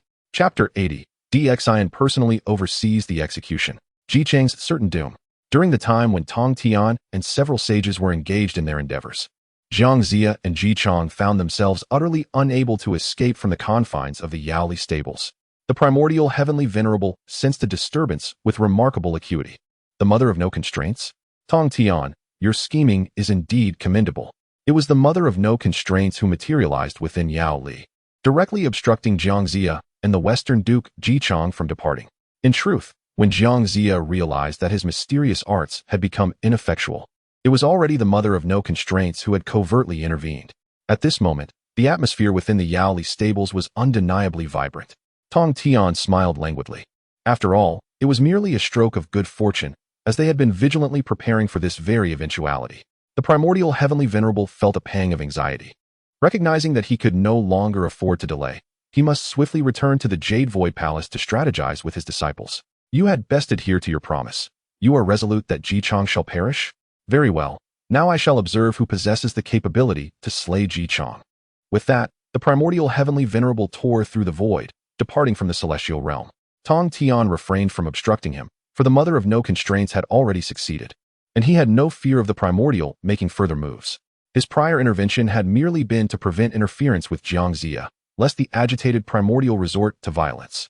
It was not yet the time for an irrevocable rupture with the other sages. Witnessing the primordial's departure, the two saints from the West exchanged glances. They had been left in limbo for quite some time, yet it seemed that the strife between Yinxiang and Western Qi bore no relevance to the Western teachings. With a sense of trepidation, Jiayin cautiously addressed Tongtian. Tongtian sage, it appears that our Western teachings have not intervened in your wager. May we take our leave? Tongtian regarded the two saints from the West, harboring ulterior motives. While it is true that your Western teachings currently bear little connection to the calamity of the gods, I have retained you for a singular purpose. You must refrain from entangling yourselves in the affairs of the demon clan. Otherwise, even as sages, you will find no means to ensure your own safety. With this, I hope you both exercise prudence. The two saints from the West were left utterly bewildered. Tongtian had retained them solely for this matter? After the calamity of the witch demon, what connection remained to the demon clan? The once mighty demon court had long since fragmented. And although the Western teachings had forcibly converted numerous great demons, the temptations of the demon clan's affairs had long since dissipated in the vast wilderness. Moreover, Tongtian's words bore considerable weight. To suggest that even the heavenly sages could not safeguard themselves necessitated an extraordinarily potent web of karmic retribution. Though Jia and Zhuan were shrouded in confusion, they were reluctant to linger any longer.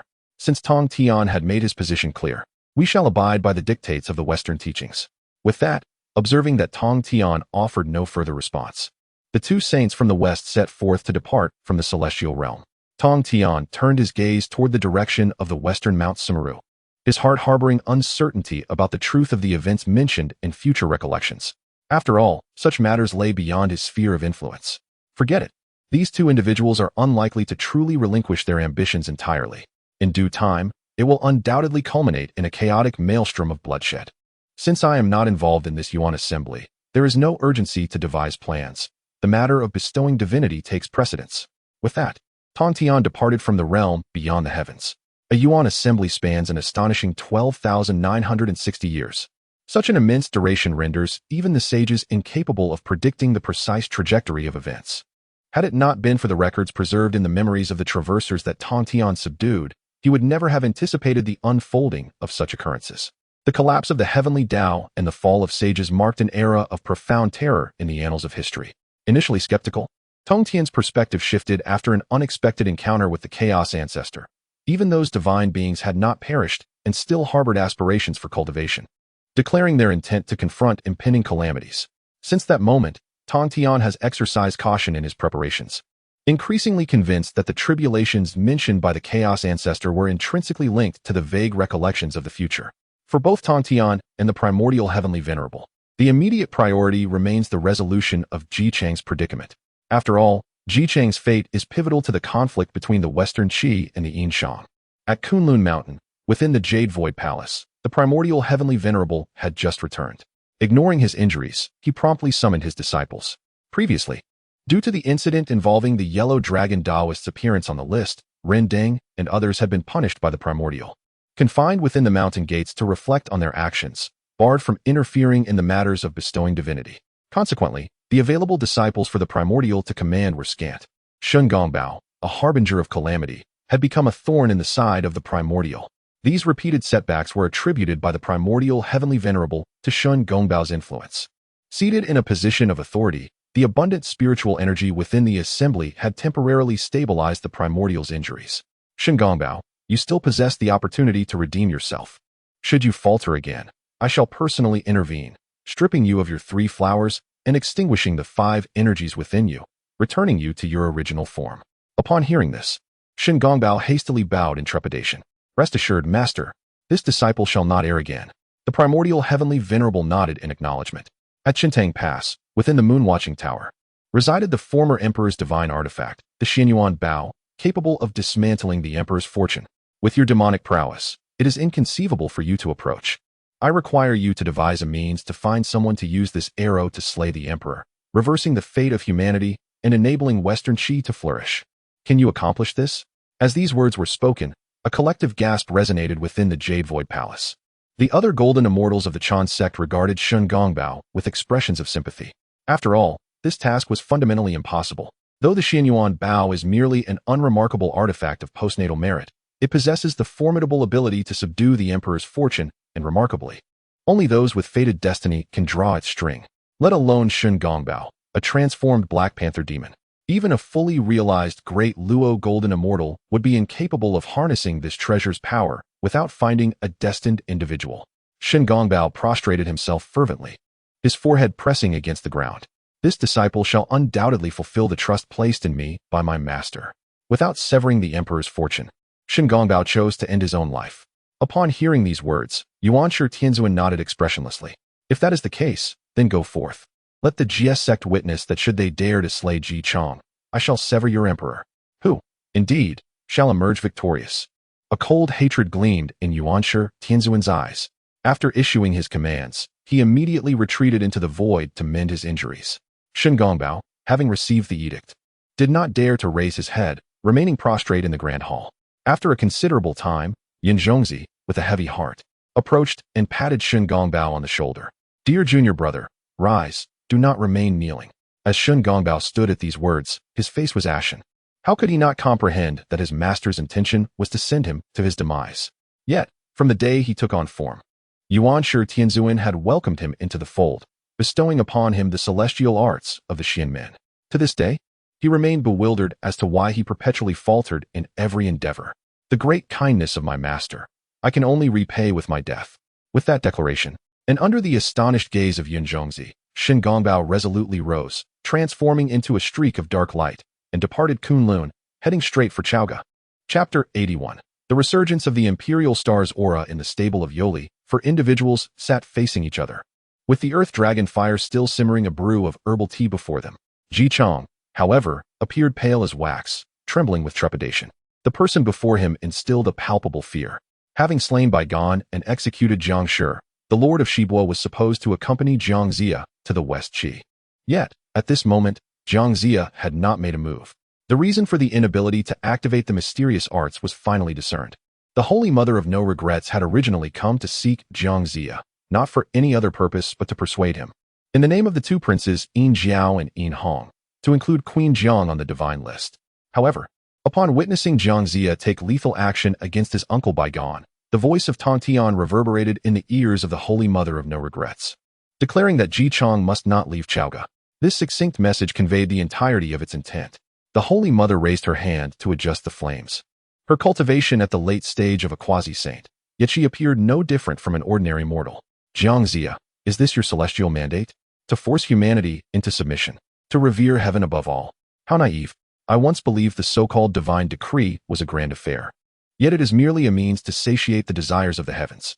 As a cultivator of the human race, the Holy Mother, though distinct from ordinary mortals, had witnessed firsthand the hardships endured by humanity during its nascent stages, recollecting the reign of the first human emperor.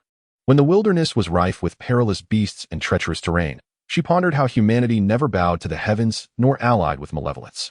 Had it not been for the catastrophic floods of the Celestial River, which nearly obliterated humankind, the three saints of the mysterious gate would not have emerged to guide humanity, teaching the doctrines of humanity, expounding the faith, and safeguarding the people. Through their merits, the three pure ones attained sainthood, thus granting many cultivators the opportunity to achieve their present mastery. Once entering the sacred realm, one must forget the mundane world. However, the integrity of humanity was never forsaken. Even in venerating the saints and adhering to the heavenly will, one must never forget the dignity of the human race, which is to never bow to anyone. How then could one speak of becoming an emperor? Yet, it now seemed this fate was to be sealed by Xianxia's hand.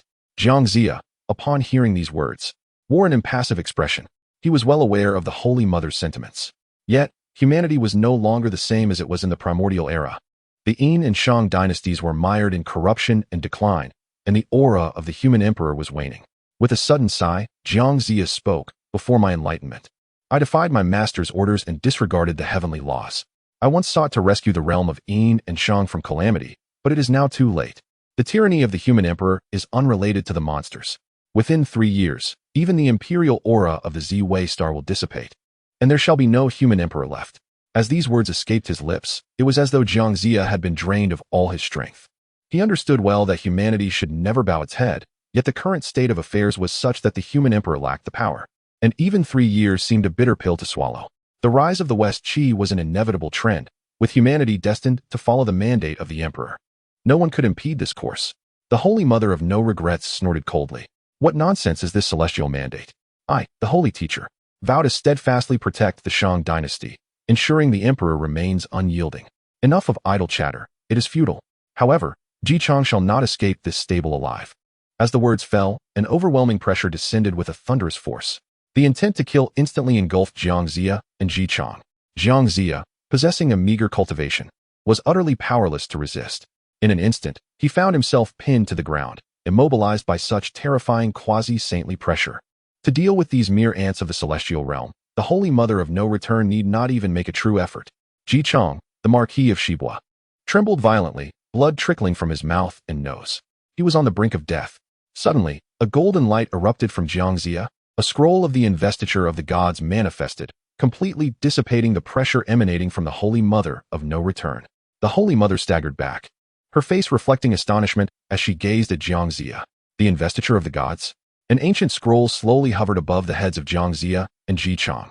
The golden light cascaded down, enveloping them as if they were protected by a sacred bell. Within moments, Jiangxia's injuries had healed completely, leaving no trace behind. Jichang, too, snatched back a sliver of life from the jaws of death, looking at Jiangxia with joy. Taoist. Jichang, though aged, now radiated vitality in the presence of the golden light. A wisp of purple energy circled around him, continuously nurturing his body. Jiangxia, noticing the purple energy surrounding Jichang, was also taken aback. The true chi of Ziwei? No, it shouldn't be so feeble. The Holy Mother of No Return furrowed her brows, but soon let out a cold snort. Is this what they call the Son of Heaven? It truly draws down the energy of the Southern Dipper Emperor Star for protection. It seems the fate of the Southern and Northern Emperor Stars is now sealed. Although there is the protection of the Emperor Star's energy, it pales in comparison to the Northern Dipper's Ziwei true chi of the human Emperor. Xian too benefits from the protection of the Heavenly Tao and the embodiment of the Heavenly Tao, able to dispel evil forces. This is due to the strength of the human race. Monopolizing the fortune of heaven and earth, as the human emperor, he can naturally gather this fortune for protection, making even saints hesitant to act against him. Yet now, Jichang possesses the protection of the Emperor Star's energy. The Holy Mother of No Return's brows knitted tightly. If Jichang continues to develop like this, it is likely that the human fortune under my disciple Xian will be divided and stripped away. Such a thing cannot be allowed to happen. The Holy Mother concentrated her cultivation, several ethereal bamboo slips materializing behind her, revealing her unique divine ability. The infinite heavenly canon. She prepared to forcibly extinguish the newly risen Southern Dipper Emperor Star. Whoosh! The scriptures tore through the air, intent on claiming Jichang's life. The overwhelming cultivation instantly shattered the entire stable. Had Huang Feihu not stood behind the Holy Mother, even a fraction of the residual force would have reduced him to ashes. Jiangxia was taken aback, hastily raising the wooden sword in his hand. The demon-slaying sword, having just broken through to the celestial realm. This was Jiangxia's first encounter with a duel of magical prowess. However, what they faced was the formidable Wudong Saint Mother in the late stages of quasi-sainthood, rendering their chances of victory utterly non-existent. Indeed, had it not been for the protective radiance of the investiture of the gods, Wudong could have effortlessly crushed both of them without lifting a finger. The wooden sword, having been refined by the celestial thunder of the purple clouds, emanated a fierce aura of destruction even when wielded by a mere minor celestial being. With a thunderous roar, the wooden sword collided violently with the boundless scriptures, only to be sent hurtling backward. Even with the enhancement of the celestial thunder, it was no match for Wudong's singular might. Boom! The scriptures mercilessly struck Jiangxia and Jichang, sending them both flying in an instant. The air was soon filled with an overwhelming tide of scriptures, enveloping the entire valley in the blink of an eye. When a quasi-saint intervenes, even the simplest of actions can transform rivers and mountains, altering the very colors of heaven and earth. The Wudong Saint Mother grasped Huang Feihu and soared out of the valley, standing atop the clouds, looking down from an elevated position. Yet, as the divine powers dissipated, she gazed in disbelief at the valley, now in utter ruin. How could this be possible? Chapter 82. The Wrath of the Emperor in the Valley. Devastation lay in every direction. The surrounding mountains had been reduced to mere plains, a testament to the annihilation of countless lives. Yet, amidst this ruin, two radiant orbs, one golden and the other violet, stood undisturbed at the heart of the valley, revealing the unscathed figures of Jiangxia and the Western Duke Jichang. Jiangxia, adorned with the sacred list of deities, brimmed with confidence. As the chosen one, he was shielded by the divine artifact, rendering even the quasi-saints incapable of inflicting harm upon him. Jichang, on the other hand, reveled in fortune. Appointed by the chosen one as the Son of Heaven, he embodied the celestial energies and was further empowered by the fortitude of humanity. Although the aura of the Southern Dipper Star was not overwhelmingly potent, it sufficed to serve as a protective barrier. Indeed, the Duke is the esteemed Son of Heaven. The rise of the West Qi and the fall of the Yin and Shang dynasties are the tides of destiny. Yet, Jichang could scarcely believe his ears. He gazed up at the ruins of the Yuzhur stables, struck by a sudden realization. Am I still alive? Have I gained the capacity to resist the assaults of immortals? Jichang was not entirely aware of the transformations occurring within him. Yet, he could sense an unceasing surge of vital energy fortifying his body, banishing old ailments that had long plagued him. Even more astonishing was his newfound ability to confront the celestial beings with composure. The Mother of No Return, witnessing the duo's safety, harbored doubts in her heart. This cannot be. Even if Ji Chang were truly designated as the son of heaven by xianxia, he could not possess such formidable protective energies. There must be some hidden truth. With this thought, she quickly began to calculate. Before long, an omen appeared. A crimson aura shot forth from the western skies, soaring upward. Instantly, it encircled the North Polar Purple microstar. Such an extraordinary celestial phenomenon caught the Mother of No Return's attention. Revealing a harbinger of rebellion, an omen of great upheaval was at hand. Indeed, within the West Qi, there resided a solitary star of insurrection. Ji Chang's fortuitous rise was undoubtedly linked to this individual. The divination suggested that it was Ji Chang's son. With this revelation, the Mother of No Return gained clarity. Seeing that both men were unharmed, xianxia felt emboldened, dispelling his fears of the mother. Since you cannot harm us, why not allow us to depart? The path to the flourishing West Qi is now unstoppable.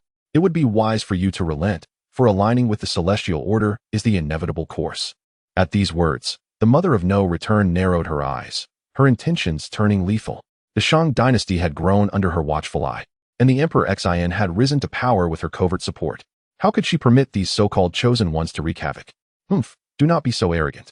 While my identity as a member of the mystical sect prevents me from eradicating you, the Emperor, imbued with the essence of the purple microstar, will surely be able to vanquish you. Come, return with me to the Chaoga. Upon hearing this, Ji Chang was struck with horror, swiftly turning to xianxia. Taoist. Is what she says true? Could it be that Emperor Xian truly possesses the means to vanquish us? Although xianxia remained uncertain of the veracity of the words spoken by the Holy Mother of No Doubt, it was undeniable that Emperor Xian had long been infused with the genuine energy of the northern polar purple star, and that the Shang dynasty monopolized a significant portion of the human race's fortune. Should Emperor Xian himself take action to slay Ji Chang, it is quite possible that he could accomplish it with ease. We must flee. Without hesitation, xianxia chose to escape with Ji Chang from Yoli. However, he overlooked the fact that his peculiar art of Qi Min Dun Jia held no efficacy in the presence of the Holy Mother of No Doubt.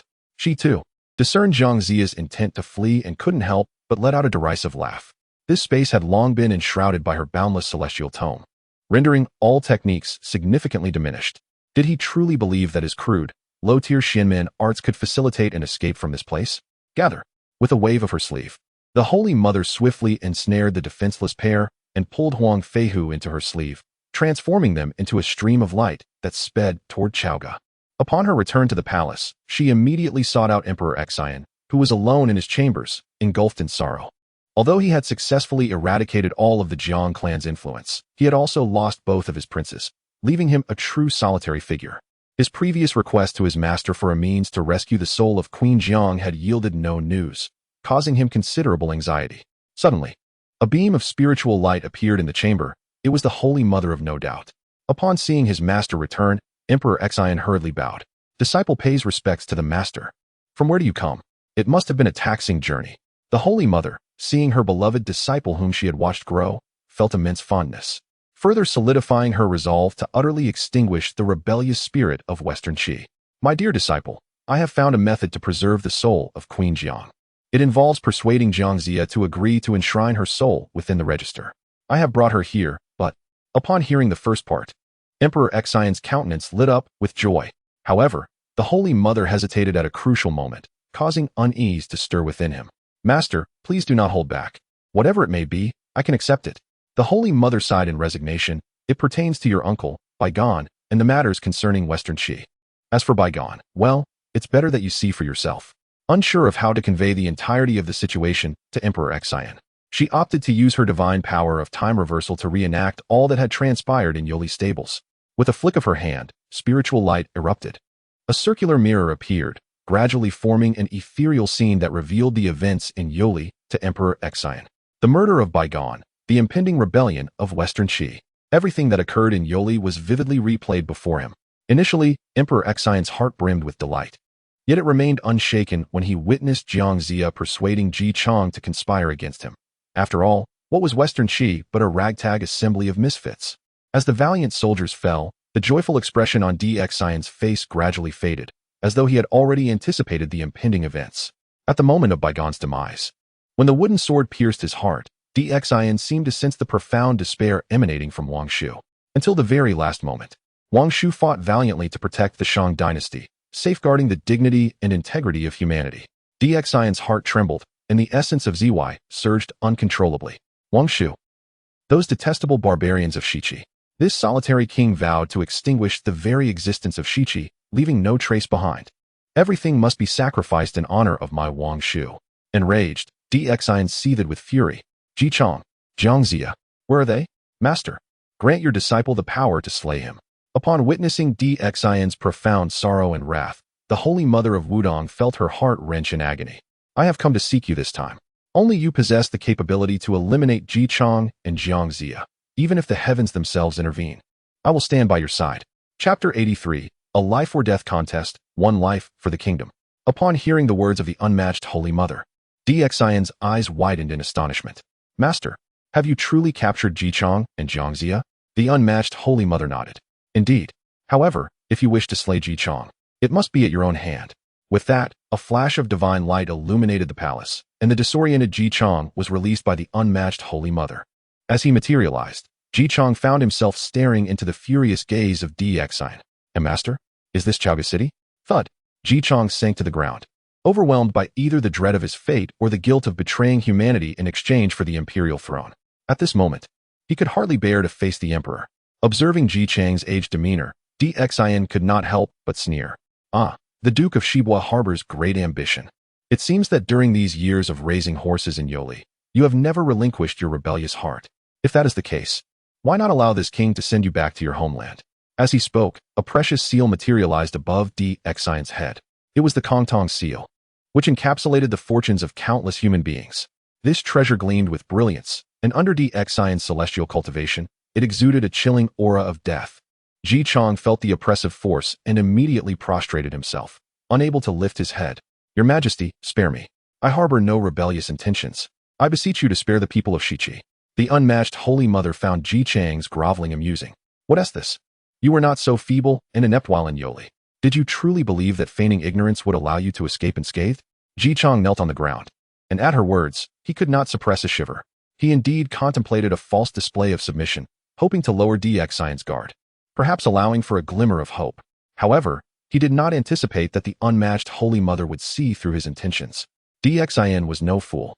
He understood that Jichong was not one to cower in fear of death. Jichong, you are quite the schemer. I have some good news for you. Your eldest son, Bo Yikao, is still unaware that you have escaped from Yoli. Within 3 days, his chariot will arrive in Chaoga. I wonder if you will still be alive by then. Jichong suddenly raised his head, tears still glistening on his cheeks. Xian, you tyrant of folly. You promised me that you would not harm the people of Shiqi. Why then do you wish for Bo Yikao to enter Chaoga? Witnessing Jichang's furious expression, Xian laughed heartily, clapping his hands. Ha ha ha, splendid. This is the Jichong of Shibua. Only with such spirit do you possess the courage to slay my uncle. Realizing that feigning cowardice bore no fruit, Jichong now faced death without fear. The death of Baigon also grieves me. But it was not I who caused his demise, it was you.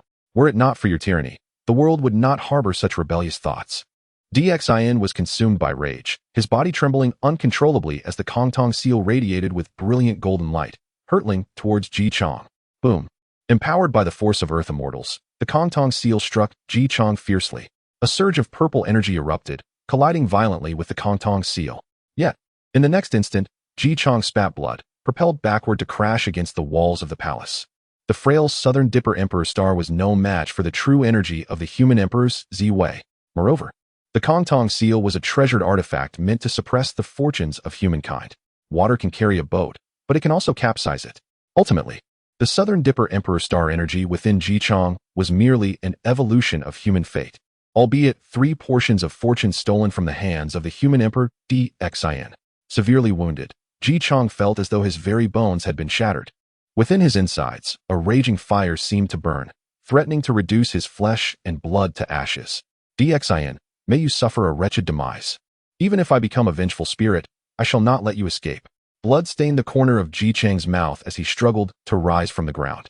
The thin aura of the Southern Dipper Emperor star swirled around him, gradually mending his injuries.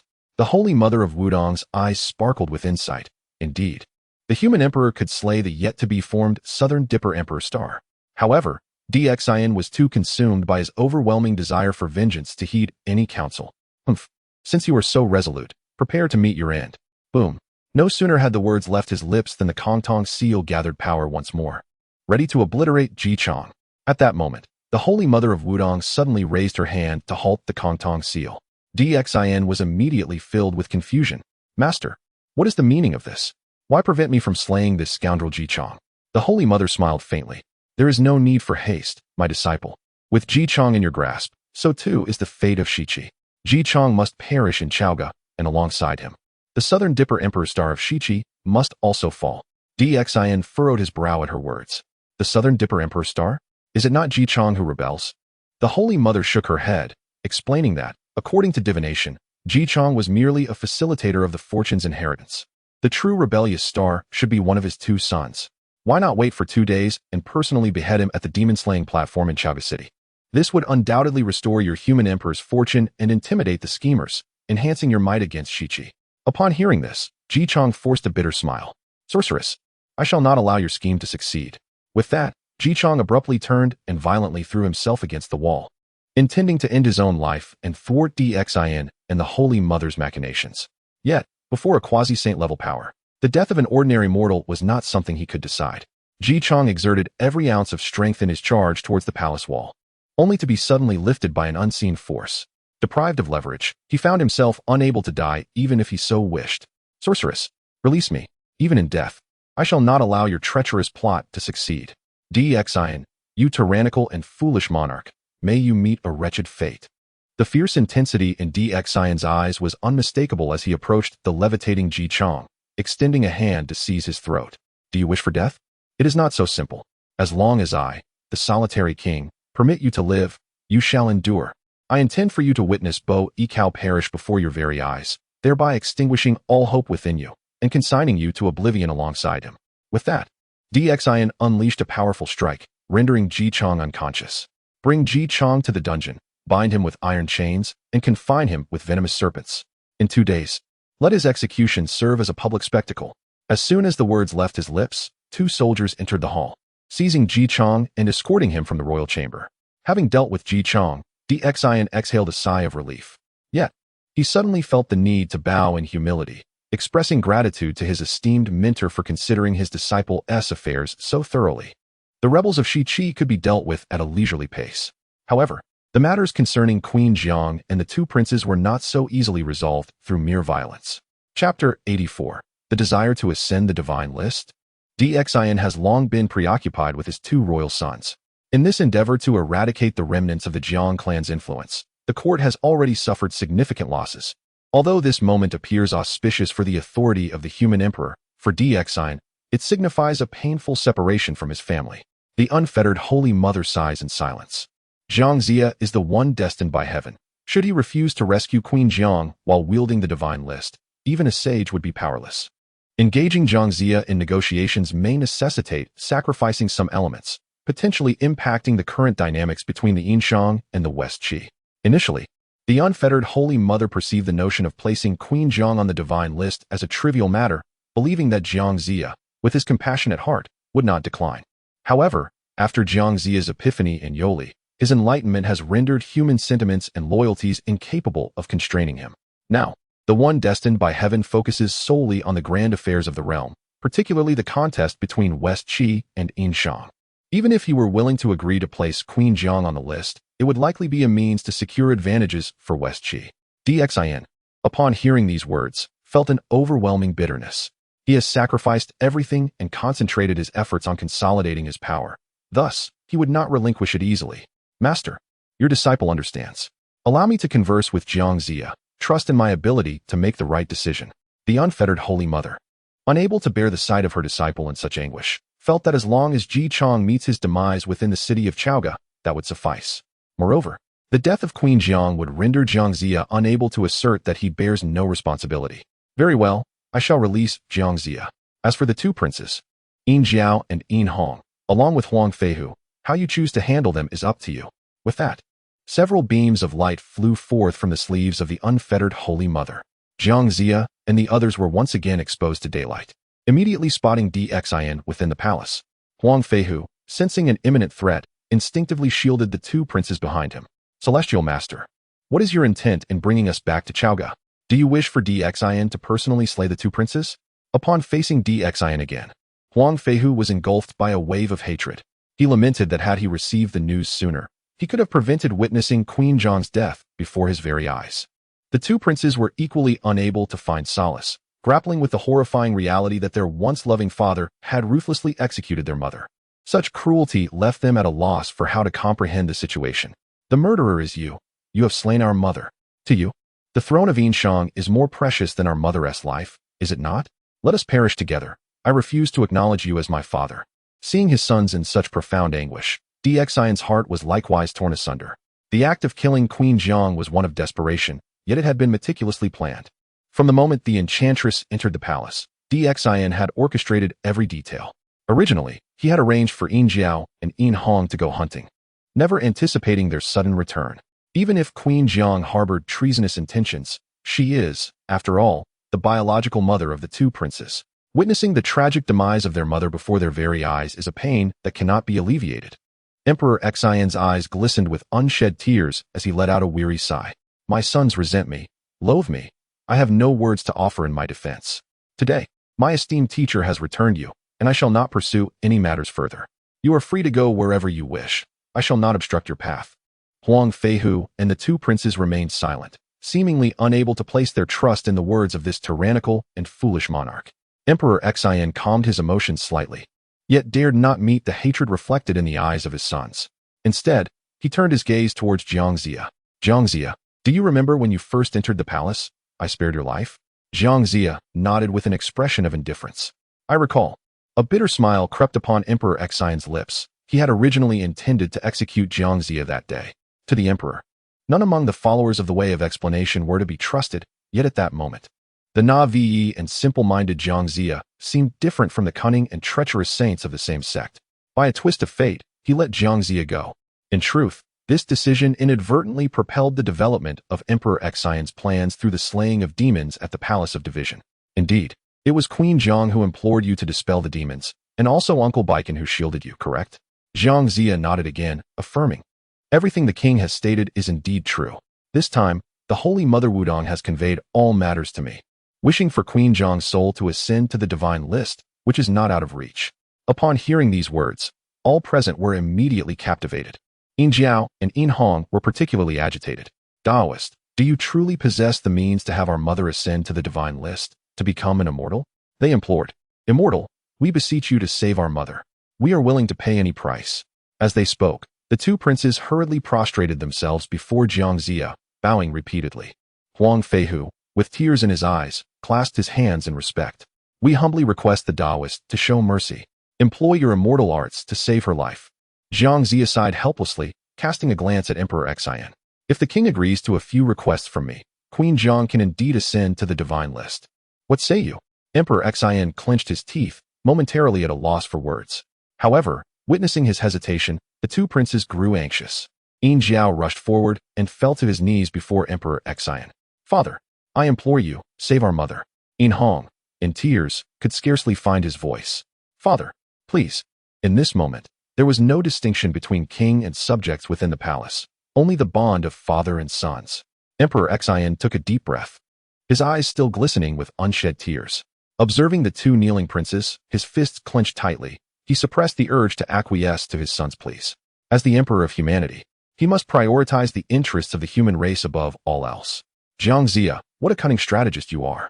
The demise of Queen Zhang is not without your complicity. Could it be that you intend to exploit such matters for negotiation?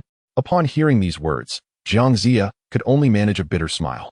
Resorting to this desperate tactic of leveraging paternal affection to coerce Dxian, he realized that even the mandate of heaven could not absolve him of his transgressions. Yet, in accordance with the heavenly order and to aid the Western Qi in their campaign against Zhou, he deemed this course of action necessary. Did not the king himself, for the sake of the Shang realm, also endure the sight of his two sons in relentless supplication without relenting? We are but kindred spirits, both striving for the supremacy of the heavenly path. This matter transcends the realm of subjects and their sovereign. It hinges solely on whether the king shall concede.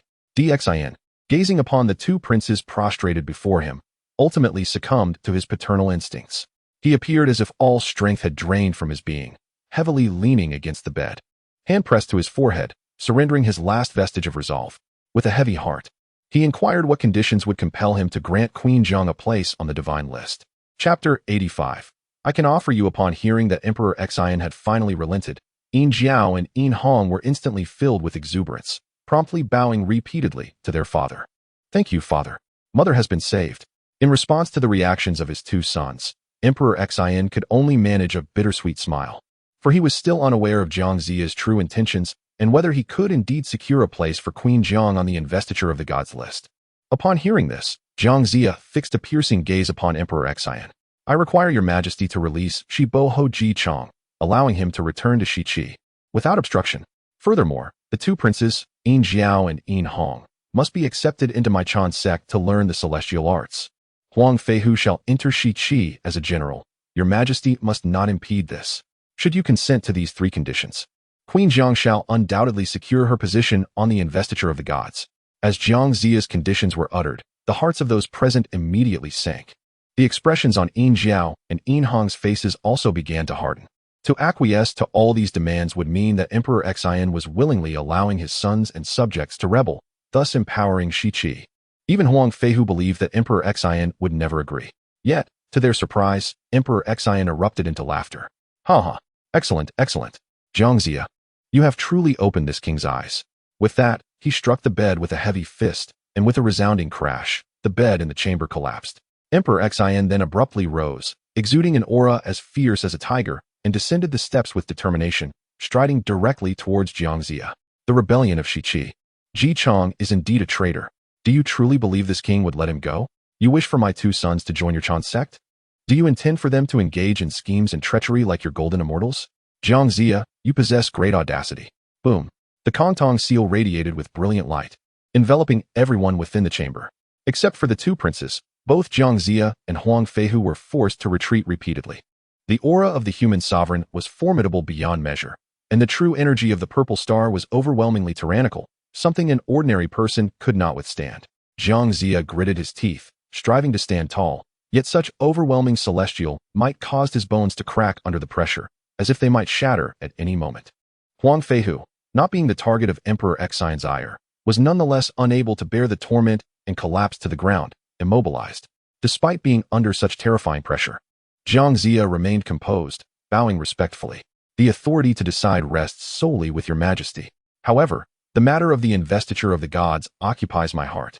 If your majesty refuses to comply, I can only witness Queen Zhang's soul enter the cycle of reincarnation, lost to this world. Before Emperor Xian could respond, Yin Jiao and Yin Hong once again rushed to their father's side.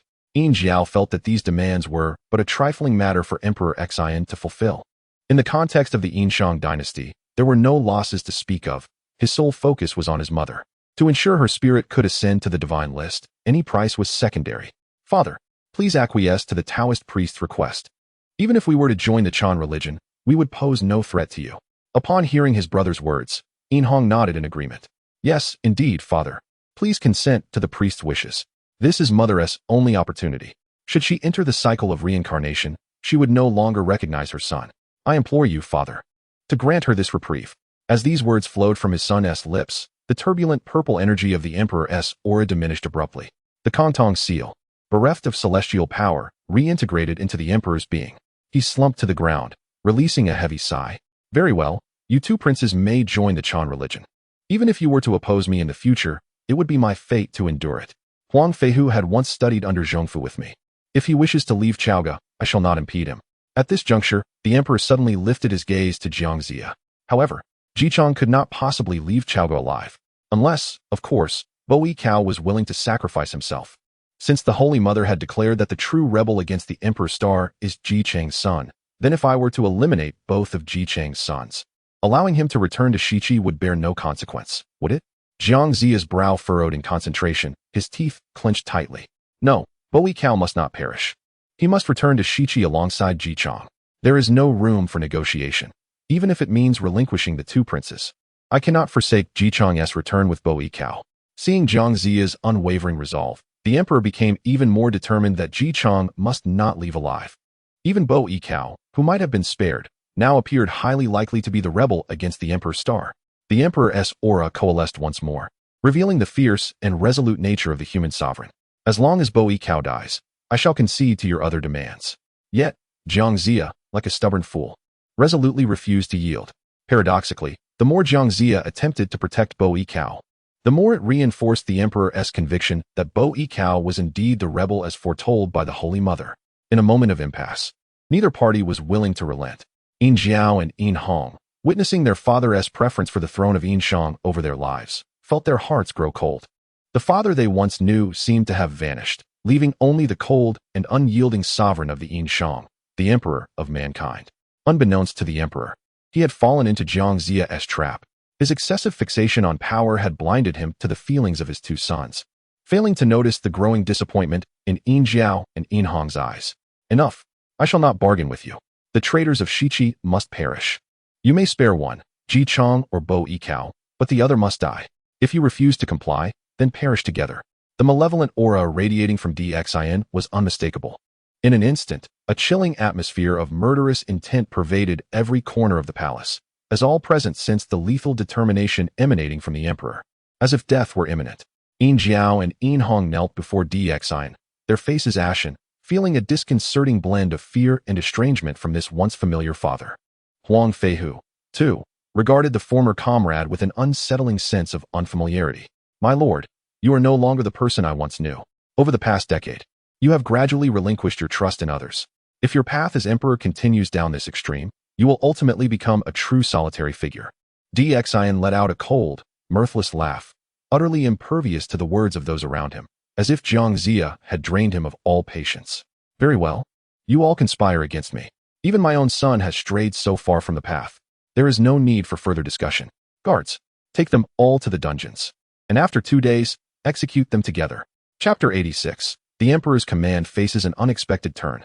On Jinao Island, in the Biao Palace, Tongtian was diligently refining his spiritual roots, and his cultivation of the 4th level of the primordial spirit, along with his physical realm, had gradually stabilized.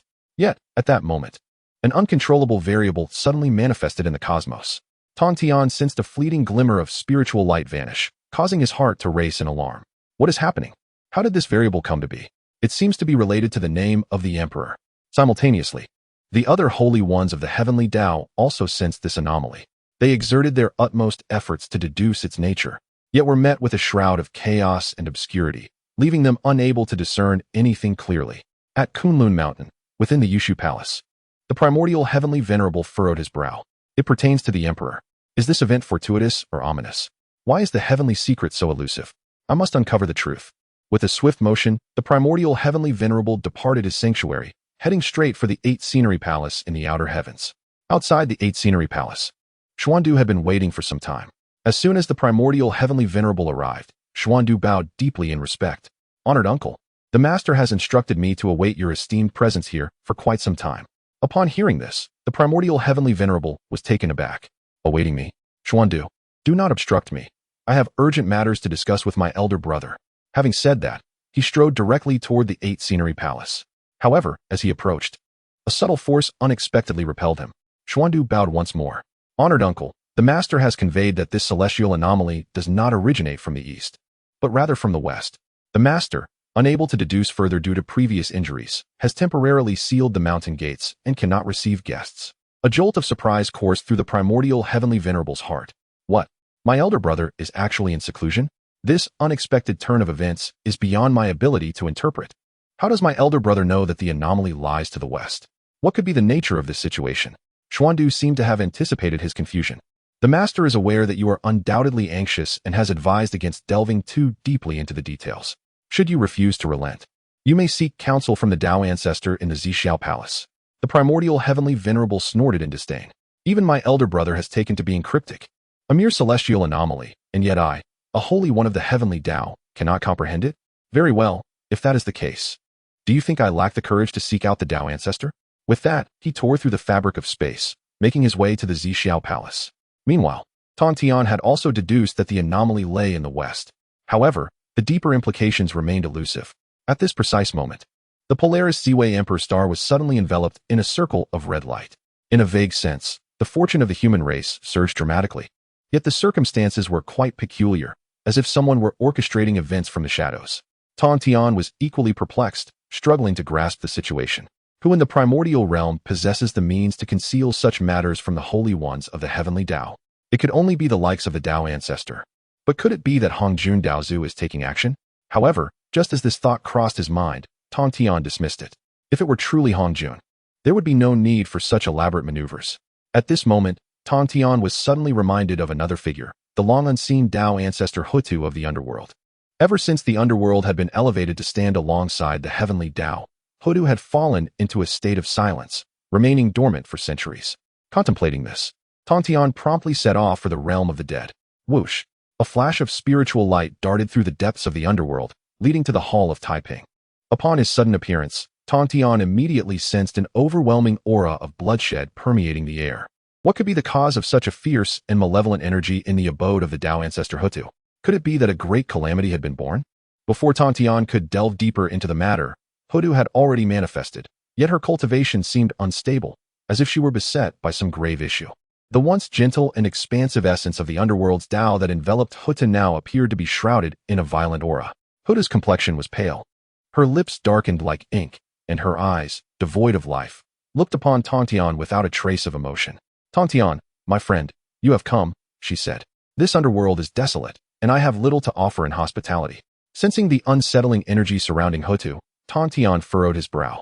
Tao ancestor Hutu, what is the matter?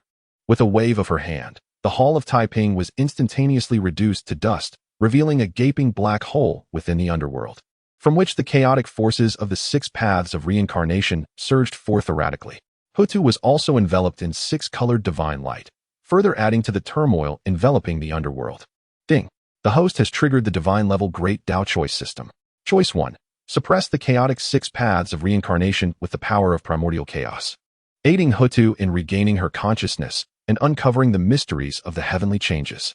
Reward: the underworld's treasured reincarnation disc. Choice 2.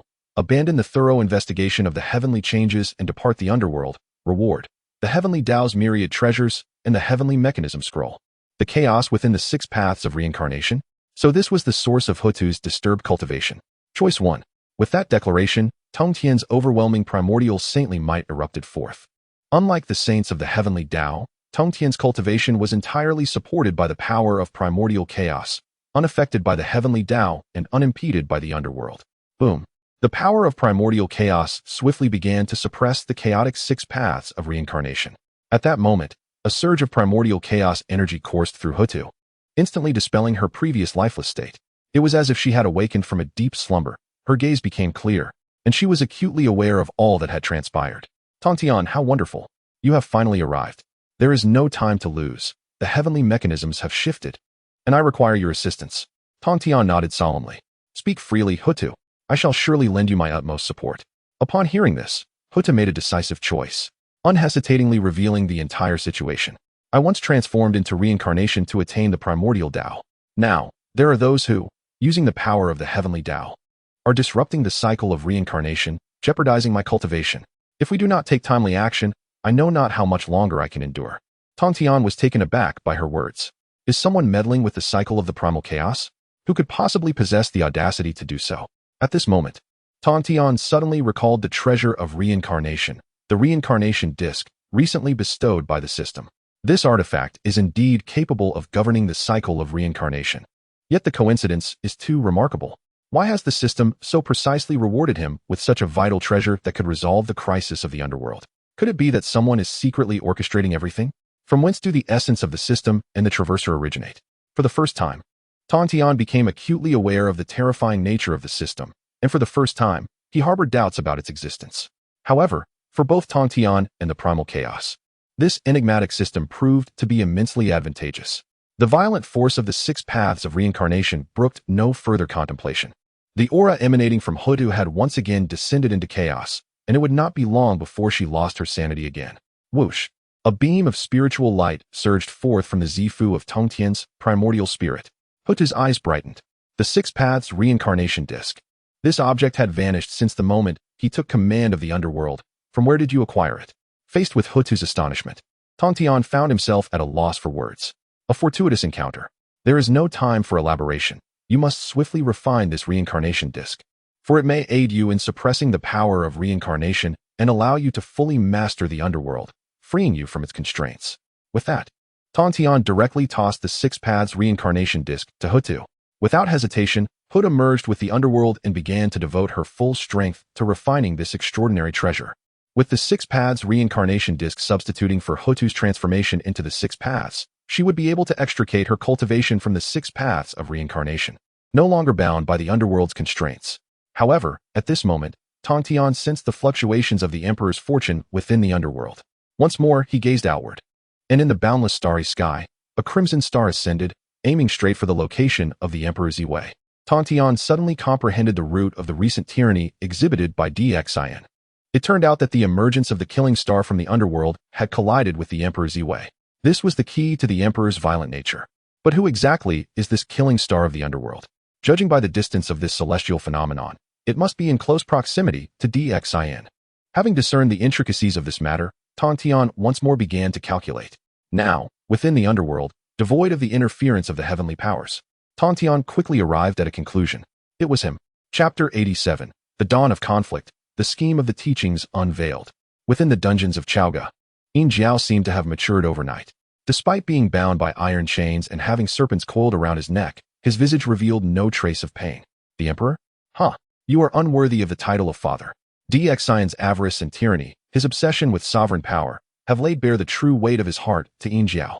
With their mother tragically slain, the brothers now find themselves as prisoners. Ha ha ha, xianxia, you truly are the finest emperor under heaven. Deep within the dungeon, Jiao's laughter echoed, both desolate and mournful. In stark contrast, Hong, also a prince, was reduced to a pitiful state, weeping incessantly, displaying utmost weakness. Clad in robes, xianxia sat alone outside the dungeon throughout the night. Each of Jiao's accusations resonated deeply in his ears, and by dawn, a strand of white hair had appeared at his brow, his countenance bearing the marks of time. Sudaji, draped in delicate gauze, approached gracefully and tenderly nestled against xianxia. My king, you ought to return and rest, she said, her gaze filled with concern for her sovereign. Once a towering figure, the king now appeared somewhat diminished in spirit. xianxia slowly opened his eyes, a large hand gently reaching into the folds of her gauzy attire. Ah, my king. The cold touch of his hand sent a shiver through Daji, deepening her empathy for him. She tenderly brushed aside the disheveled white strands from his forehead, her eyes brimming with tears. My king, why must you torment yourself so? The world belongs to you. Slay whomever you wish. Eliminate those who dare to rebel. You are my sovereign, the ruler of the Yin and Shang. How can you inflict such suffering upon yourself? xianxia's gaze was filled with indifference, a faint smile gracing his lips. Such flattering words. Can a lonely king be so easily swayed? You merely covet my power. Where in this world can one find true sincerity? Daji pouted in discontent, tightening her embrace around his broad form. My king, if you do not believe me, know that from the very first moment I laid eyes upon you in the Nuwa Palace, I fell in love with you. Even though Shingongbao led me into the palace to enchant you, I have never wished harm upon you. Even as a temptress, my loyalty lies only with you. xianxia laughed heartily. Ha ha, I am not alone. With my beloved consort by my side, what does it matter if I am deemed a foolish ruler? With that, xianxia rose, lifting Su Daji into his arms, his robes billowing elegantly in the breeze. Bring Jichong forth from the dungeon and bind him to the stone pillar. I shall expose him to the elements for a day and a night. With the emperor's command issued, Jichong was swiftly extracted from the dungeon by the soldiers of Chaoga. Having endured a day of confinement without sustenance and weakened by xianxia's previous assault, Jichong emerged barely clinging to life, clearly devoid of vigor. xianxia, cradling Daji, sat atop a high platform, attended by maidservants bearing fruits and delicacies, while a feather fan shielded them from the sun's rays, which posed no threat to the emperor. Come forth and strip this old wretch of his garments. Let the sun shine upon his dark heart. How has the solitary king treated the people of Shichi? How has he regarded the realm? How dare he defy the solitary king, claiming he is not malevolent? Who could possibly believe such a notion? The civil and military officials stand with utmost reverence in the grand hall, trembling as they witness the Duke of Shibwa, Jichong, stripped bare and bound to the stone pillar. The aged duke, feeble and tormented, may not endure such suffering for long. The king governs with wisdom, previously employing a thunderous hand to eradicate the remnants of the past. In my view, only thus can the nefarious be deterred. The king, possessing both literary and martial prowess, is indeed unmatched. We, the officials, have witnessed this firsthand. Yet, it seems the king has grown somewhat tyrannical, fearing the discontent of the feudal lords. Emperor Xian hears the murmurs of his ministers, yet feigns indifference. He is a force of the present, destined for greatness. The solitary king intends to demonstrate how the legacy of the Yin and Shang dynasty shall endure for centuries, millennia, and beyond. Su Daji presses against Emperor Xian's chest, comforted by the strength of his heartbeat. I shall accompany the king for centuries, millennia, and beyond. May the king attain eternal life. The saintly mother observes all of Emperor Xian's actions. If he were truly a foolish and tyrannical ruler, even with the fortunes of the at hand, the saintly mother would not exert herself so fervently in support. It is precisely because Emperor Xian is not as foolish and tyrannical as the lords of Shiqi claim that the saintly mother willingly remains in Chaoga for such an extended period. Our disciples, though of varied origins and diverse powers, must remember to cultivate virtue and refrain from malevolence. On the day the saintly mother accepted disciples in her dreams, she instructed Emperor Xian to heed the teachings of the sect. Though the fortunes of the Yin and Shang have diminished due to the rebellion led by the Duke of Shibua, the emperor's fate has never been more formidable. Emperor Xian may be perceived as brutal towards the remnants of the nobility, quick to execute. However, he has reduced taxes and eased burdens on the populace. He has enacted stringent laws without straying from the righteous path. The hearts of the people align with him, and the world is united. In a mere decade, he has accomplished feats that eluded the 29 previous emperors of the Yin and Shang. The royal power, once dispersed among various lords, is gradually consolidating under Emperor Xian's command. The rebellion of Shiqi can be deemed a blatant disregard for the king's past kindness, a neglect of the common folk. The 108 feudal lords, including those from the west and Shiqi, are remnants of the nobility, unwilling to relinquish their lands and power, covertly inciting the populace to rise against the Yin and Shang. The presence of the has long been active in this turmoil. To assist Shiqi in overthrowing Zhou, the Yuan Shi Tianzun would not limit his agents to merely xianxia and Xingongbao and Chaoga. The real man of Yuding, the southern pole immortal, and the compassionate voyage Taoist among the 12 golden immortals have been spreading teachings and gathering disciples in Shiqi. The true instigator of the rebellion, the Star of Defiance, has long been known to the, it is not the eldest son, Bo Yikao, but rather the younger son, GFA, who has been biding his time in obscurity for over a decade. The primordial supreme being had long devised his schemes, placing the entire focus of the Chan school's power within the confines of the Western Qi at the moment the wager was established. Despite enduring multiple defeats against in the city of Chaoga, resulting in the loss of 2 golden immortals of the Chan school, he nonetheless maintained a discreet cultivation of strength, never revealing the true might of the Western Qi. The 800,000 strong army of Western Qi had secretly allied with 108 lords, forming a formidable force of 1 million, tirelessly training day and night. They awaited the return of Ji Chang to launch their eastern campaign against the tyrant Zhou. Yet, none were privy to this grand design. Even the citizens of Western Qi remained unaware of the purpose behind the impending expedition against Zhou. To the common folk, the matter of vanquishing Zhou was a matter for the nobility. All of this was orchestrated by the Chan school in the shadows, determined to secure victory in the wager, disregarding the plight of the common people in pursuit of the revered list of deities for the. Chapter 88. The Emergence of the Hidden Hand. Do you truly not fear for your life? Tongtian has discerned the escalating malevolence of the human emperor. It appears that Yin Jiao is none other than the reincarnation of the killing star from the underworld, and someone has surreptitiously altered the cycle of reincarnation, forcibly sending the killing star into Chaoga. Who could possibly orchestrate such a scheme and evade my gaze? It must undoubtedly be a saint of the heavenly Tao. Yet, even with this understanding, I find myself unable to ascertain who the perpetrator might be. Hudu has received the precious treasure, the reincarnation disc, bestowed by Tongtian, and after refining it, she intends to sever her physical form from the 6 paths of power. Once, Hutu, as an ancestral shaman, embodied reincarnation, and although she attained the mixed Yuan Dao, she remained bound to the cycle of reincarnation, never seeing the light of day. Now, she plans to leverage this opportunity and the precious treasure to solidify the reincarnation with the 6 paths reincarnation disc, thereby enabling her to achieve a state of freedom. In the future, she will no longer have to fear that anyone might covertly undermine the reincarnation and jeopardize her foundation of the Tao. I implore you, Tongtian, to safeguard my path. I am concerned that the one who strikes from the shadows will not easily relent and will seize the opportunity to attack when I am refining the 6 paths reincarnation disc at its most vulnerable. Tongtian, seated in the underground passage, received Hutu's voice echoing from the 6 paths. He nodded in response, cloaking the secrets of the heavens with the power of mixed Yuan, thus shielding the underground passage. Fear not, my friend Hutu, for since we have allied, this matter is also my duty. As long as I, Tongtian, remain, No one shall inflict harm upon you or the six paths reincarnation. Once you have detached from the six paths, you should be able to discern the identity of the hidden assailant through the revelations of the heavenly secrets. At that time, regardless of their identity, Tongtian shall not show them mercy. The divine light of the six paths radiated brilliantly as Hutu prepared to replace the six paths reincarnation disc. Rest assured, Tongtian, this process shall not be prolonged. Once liberated from the constraints of the six paths, I shall hold dominion over the entire underground realm. And no matter how deeply that person hides, they will certainly not evade my scrutiny. I shall see what manner of villain this is. With that, Hutu's voice fell into silence, and the six paths reincarnation dimmed, its divine light retracting. Tongtian gazed skyward, where the underground realm was enveloped in a unique, desolate hue of yellow and gray.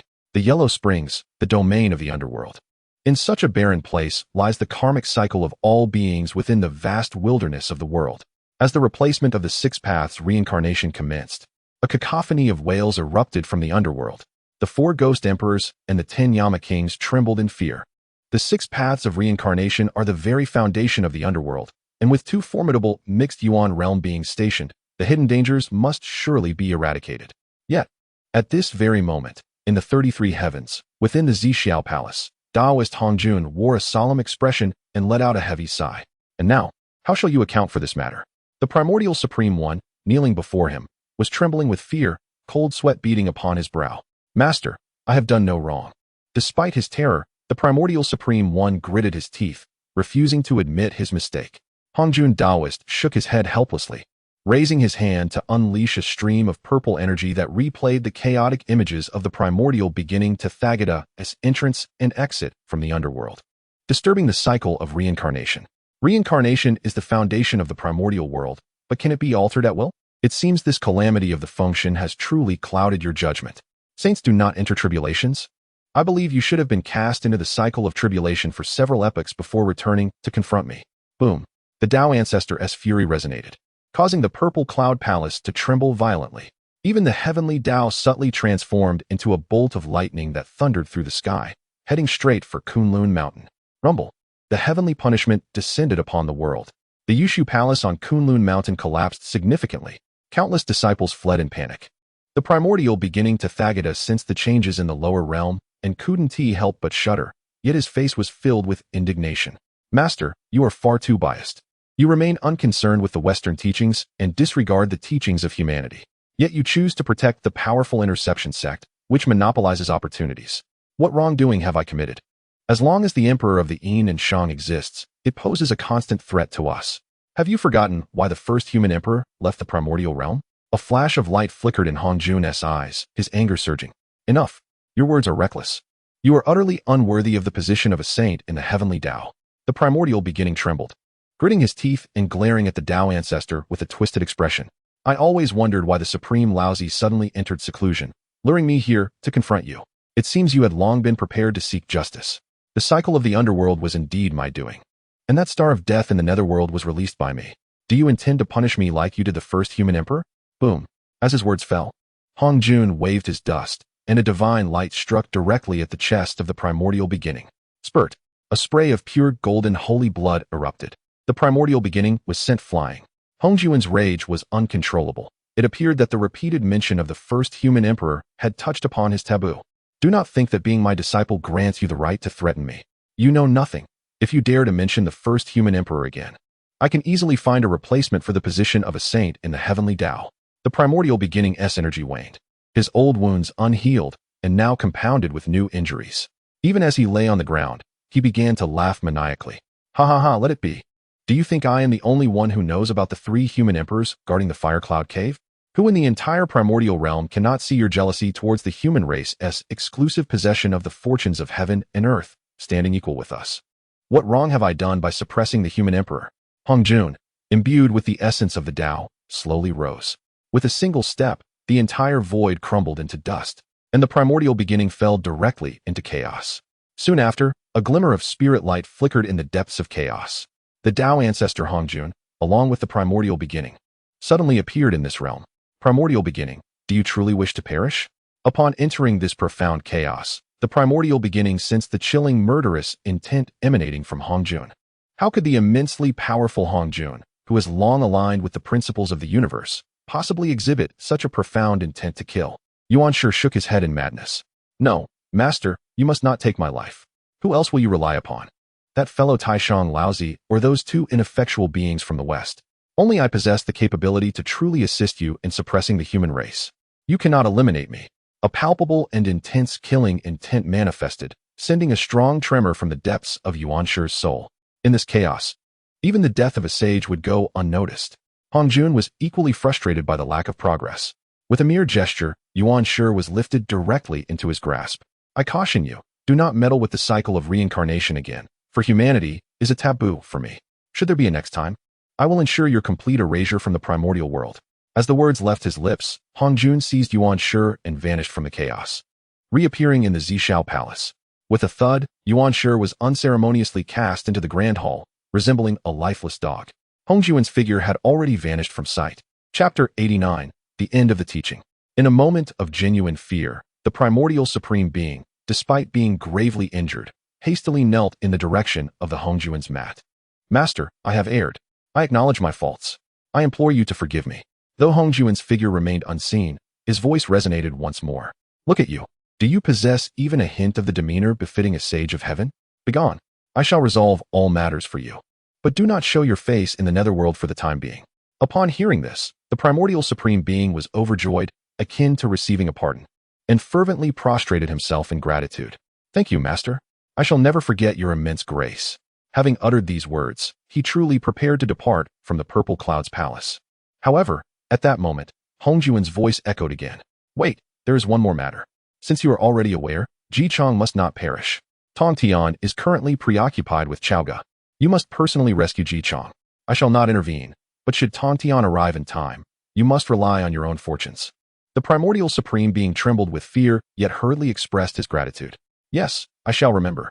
Once the Purple Cloud's palace fell into complete silence, devoid of any sound, he gradually raised his head, his expression increasingly sinister. Chaoga, the human emperor. I shall see who dares to obstruct me at this moment. With a swift motion, the primordial supreme being transformed into a streak of light and departed the Purple Cloud's palace.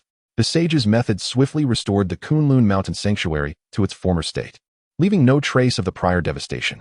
Upon returning to the Jade Void Palace, he found that his injuries had largely healed. In truth, while in the Purple Cloud's palace, Hongjun had seemingly harmed him, yet in reality, he had aided in mending his wounds, leaving him nearly fully recovered. Now back in his sanctuary, he bore no semblance of the earlier disheveled figure. Instead, he was enveloped in divine radiance, appearing as a completely different being from the one who had resembled a defeated dog moments before in the Purple Cloud's palace. Randalamp, Yuding, Sihong, come to see me at once. As soon as he finished speaking, 3 beams of light swiftly descended into Kunlun Mountain, and all bowed in respect. Disciple pays homage to master. The primordial supreme being regarded Randalamp and his 2 disciples, already formulating a plan in his mind. Jichang's life hangs in the balance. You 3 must hasten to Chaoga. Do not reveal your identities prematurely, but ensure Jichang's safety. If necessary, I shall come to your aid. Upon hearing these words, Randalamp immediately felt exhilarated. With the sage's promise of assistance, the situation could surely be turned in their favor. We shall obey your command, master. Yuding and Sihong also dared not defy the sage's orders. Yes, master. The primordial supreme being nodded in satisfaction. Very well, go. With that, the 3 golden immortals of the Chan sect transformed into beams of golden light, soaring towards Chaoga. The primordial supreme being chuckled coldly, knowing for certain that he and the Tao ancestor were now aligned. Tongtian, O Tongtian, are you not formidable? I eagerly await to see how you will contend with me. Though you may be arrogant and favored by the Tao ancestor, I, of the Chan sect, shall ensure that all those scheming within the city of Chaoga find themselves ensnared in a fatal trap. With this thought in mind, Xianxia once again calculated with his fingers. Guang Qingzi, Yin Zhongzi, and the Southern Polar Immortal hastened to meet me. As another decree was issued, 3 golden immortals of the Chan sect swiftly returned to the mountain. We greet our master. Observing the 3 disciples at his side, Xianxia took a deep breath. You 3 shall receive my command, and I bestow upon you the Panga banner, the 3 treasures Jade Rui, and the 9 dragons Agarwood chariot. Conceal your auras and infiltrate the city of Chaoga.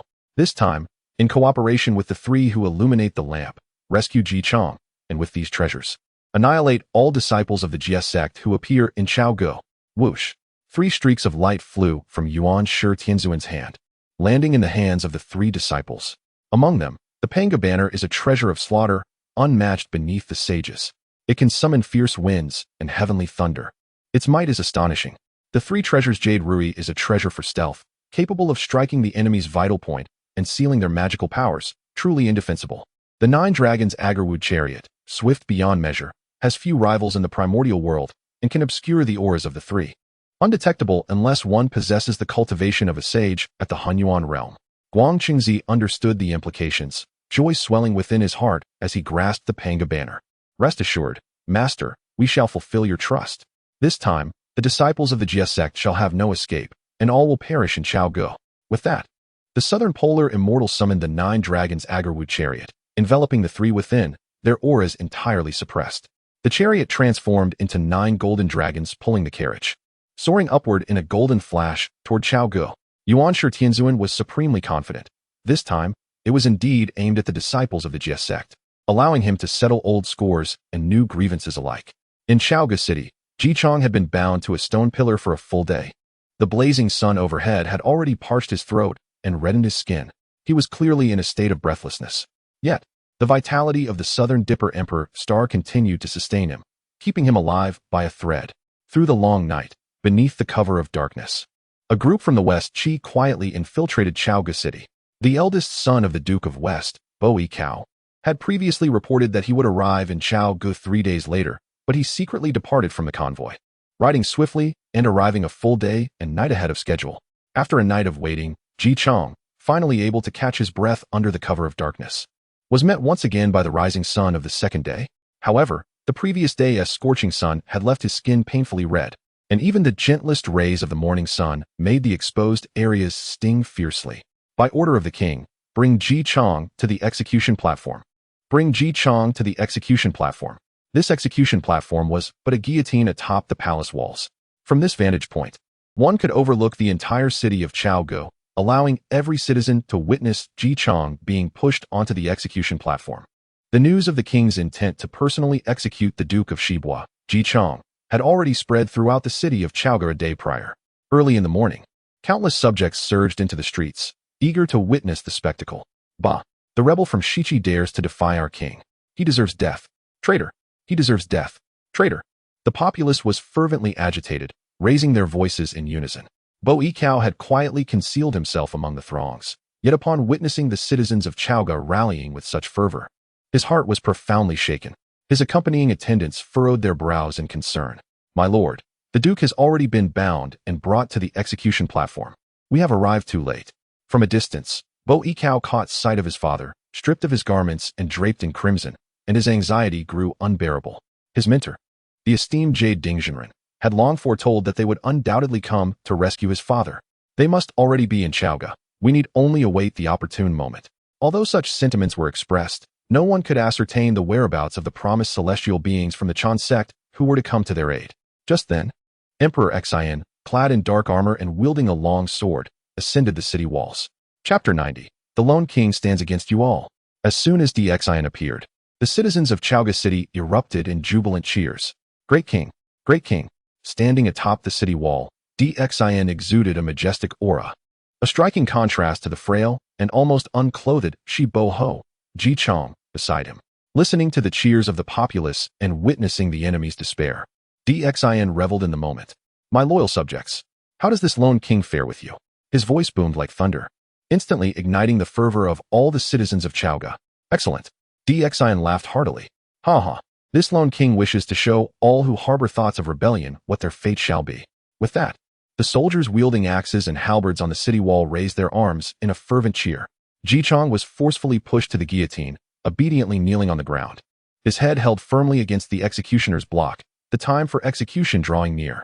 With a resounding clang, the sword in Xian's hand was unsheathed, its blade glimmering with a menacing aura. Today, the Lone King shall personally execute the traitor Ji Chong, for all the realm to witness. The long sword vibrated ominously, echoing like a dragon's roar as it swung down with tremendous might. Just then, a beam of golden light pierced through the air. Clang! The golden light collided forcefully with Xian's sword, the overwhelming force causing the sword to fly from his grasp. Xian staggered back, crashing into the guards behind him. Who dares? Xian furrowed his brow, angrily looking up. The figures of Yuding Zhenrun and Hang Zhenren appeared in the sky, their gazes laced with disdain. Xian is tyrannical and unjust. The Shang dynasty must be eradicated. We, the golden immortals of the Chan sect, heed the will of heaven and shall rescue Ji Chang today. Among the crowd, Bo Kao sighed in relief upon seeing this. It is my master. The golden immortals of the Chan sect have come to save my father. Heaven bless our West Chi. However, the appearance of the golden immortals incited fury among the citizens of Chaoga, who began to curse vehemently. What nonsense! Golden immortals of the Chan sect, begone from Chaoga. You dare harm our great king. Such a crime deserves death. Get out of Chaoga. Yuding Zhenren frowned upon hearing this. He had not anticipated that their intervention would provoke such intense protests from the people of Chaoga. Humph. A bunch of mundane fools who do not understand the greater scheme. We of the Chan sect act in accordance with the will of heaven, seeking to save you from your tribulations. Hang Dao Ren's expression was equally grim. Brother Yuding, there is no need to waste words on mortals. Let us quickly rescue Ji Chang, for that is our priority. With that, the two golden immortals dashed toward Ji Chang. Xian let out a cold snort, unleashing his Ji Wei true energy, which erupted with a tremendous force, causing the Kong Tong seal to manifest above his head, enveloping him in boundless human fortune. Boom. The spells of the Chan sect's golden immortals instantly lost their efficacy, unable to approach the emperor's vicinity. Yuding Zhenrun and Hang Dao Run retreated in disarray, soaring back into the sky, astonished as they gazed at the imposing Xian atop the city wall. What? Why is Xian's Ji Wei true energy so formidable? This cannot be. In the present day, the power of Shiqi has grown formidable, leaving the fortunes of the Yinshang human race dwindling to a mere fraction. Emperor Xian clutched Ji Chang's neck tightly, effortlessly lifting the frail and emaciated elder off the ground. Those of the Chan sect, heed my words. I am the emperor of humanity, and all matters concerning our race lie within my dominion. What right do you possess to meddle here? Depart at once. As soon as the words left his lips, Emperor Xian exerted his grip. Ji Chang's eyes widened in terror as he struggled, yet his efforts were futile, his body twisting helplessly without any means to escape Emperor Xian's grasp. Suddenly, a tremendous pressure descended from the heavens. The late-stage sage, the lantern-bearer, finally made his appearance, instantly suppressing the purple tenuity energy surrounding Emperor Xian. Impudence. Release the Duke of Shibua at once. Boom. Despite the protective aura of the purple tenuity energy, Emperor Xian remained unfazed by this so-called true immortal of the Chan sect. However, Ji Chang could not withstand the strain. He remained firmly held by Emperor Xian, the lantern-bearer's oppressive might causing him immense suffering, even as it failed to harm Emperor Xian. Stop, please. Ji Chang's feeble voice struggled to escape his parched throat. The lantern-bearer furrowed his brow but promptly withdrew his power. Emperor Xian, release the Duke of Shibua at once. Should Ji Chang suffer any harm, I shall raise your Chaoga city to the ground. With that, the lantern-bearer unleashed a palm strike towards a random direction within the city. Instantly, the earth split apart, and countless houses collapsed. Many citizens of Chaoga, unaware of the calamity unfolding, were reduced to ashes. Emperor Xian, witnessing the devastation, was filled with rage. Demonic sect, you dare harm my subjects. I am sworn to oppose your Chan sect. Both Master Yuding and Master Zihong felt that such actions defied the natural order, leading them to hesitate. Deputy Master, we have come to rescue Ji Chang. This slaughter of Chaoga's populace seems ill-advised. A mere human emperor is no match for us now. The age of the primordial is past, and the purple tenuity energy cannot endure much longer. The lantern-bearer snorted in disdain. Fools, have you been so dulled by the teachings of Shiqi? The emperor's fate is not yet sealed. He possesses the precious Kong Tong seal for protection. Even if all three of us were to join forces, we could not overcome him, let alone the presence of our master. If we do not act swiftly, Ji Chang may breathe his last. With that, the lantern-bearer struck the city wall once more. Boom. In an instant, the palace wall crumbled, sending wooden debris flying and resulting in the deaths of countless soldiers within the city. Emperor Xian, frantic, raised Ji Chang high. Chan sect golden immortals. If you dare take action again, I will slay Ji Chang without hesitation. The lantern-bearer found himself in a precarious position. Emperor Xian, your fortune has reached its limit. If you release Ji Chang and xianxia today, we might let it pass. But if you remain obstinate, no one will be able to save you. The terror of the golden immortal is truly formidable. While the emperor of humanity remains unfazed by such threats, the citizens of Chaoga City are not so fortunate. Mortal beings, Even those of golden immortal status can be obliterated as easily as one crushes a swarm of ants, capable of erasing vast swathes of existence at will. Xian seethes with boundless hatred, gritting his teeth. Very well, let it be a fight to the death. If your golden immortal of the Chan school dares to take another life, I vow that Ji Chang shall undoubtedly meet his demise. Not only will I slay him, but I shall also flay his flesh and strip his bones, extinguishing his primordial spirit. I shall see what you can do to thwart me. As he spoke, the Kongtong seal radiated a dazzling light, enveloping Ji Chang entirely, with divine illumination binding his soul. With a mere thought, Xian could reduce him to ashes in an instant. The light emitted from the lamp in the hands of the burning lamp was erratic, uncertain whether Xian would dare to make a move. However, this frightened both the real man of Jade Cauldron and the compassionate navigator, who rushed forward to halt the burning lamp. Vice leader of the burning lamp, stand down. Our master insists that we must rescue Ji Chang. If you truly act, Xian will undoubtedly and unhesitatingly annihilate Ji Chang. How shall we return to the mountain to explain? The burning lamp furrowed his brow. If you are so cowardly, how do you propose we save Ji Chang? At that moment, a voice suddenly rang out from within the city. Bowie Cow is here. Master, please cease your actions. I, Bowie Cow, am willing to exchange my life for my father's safety.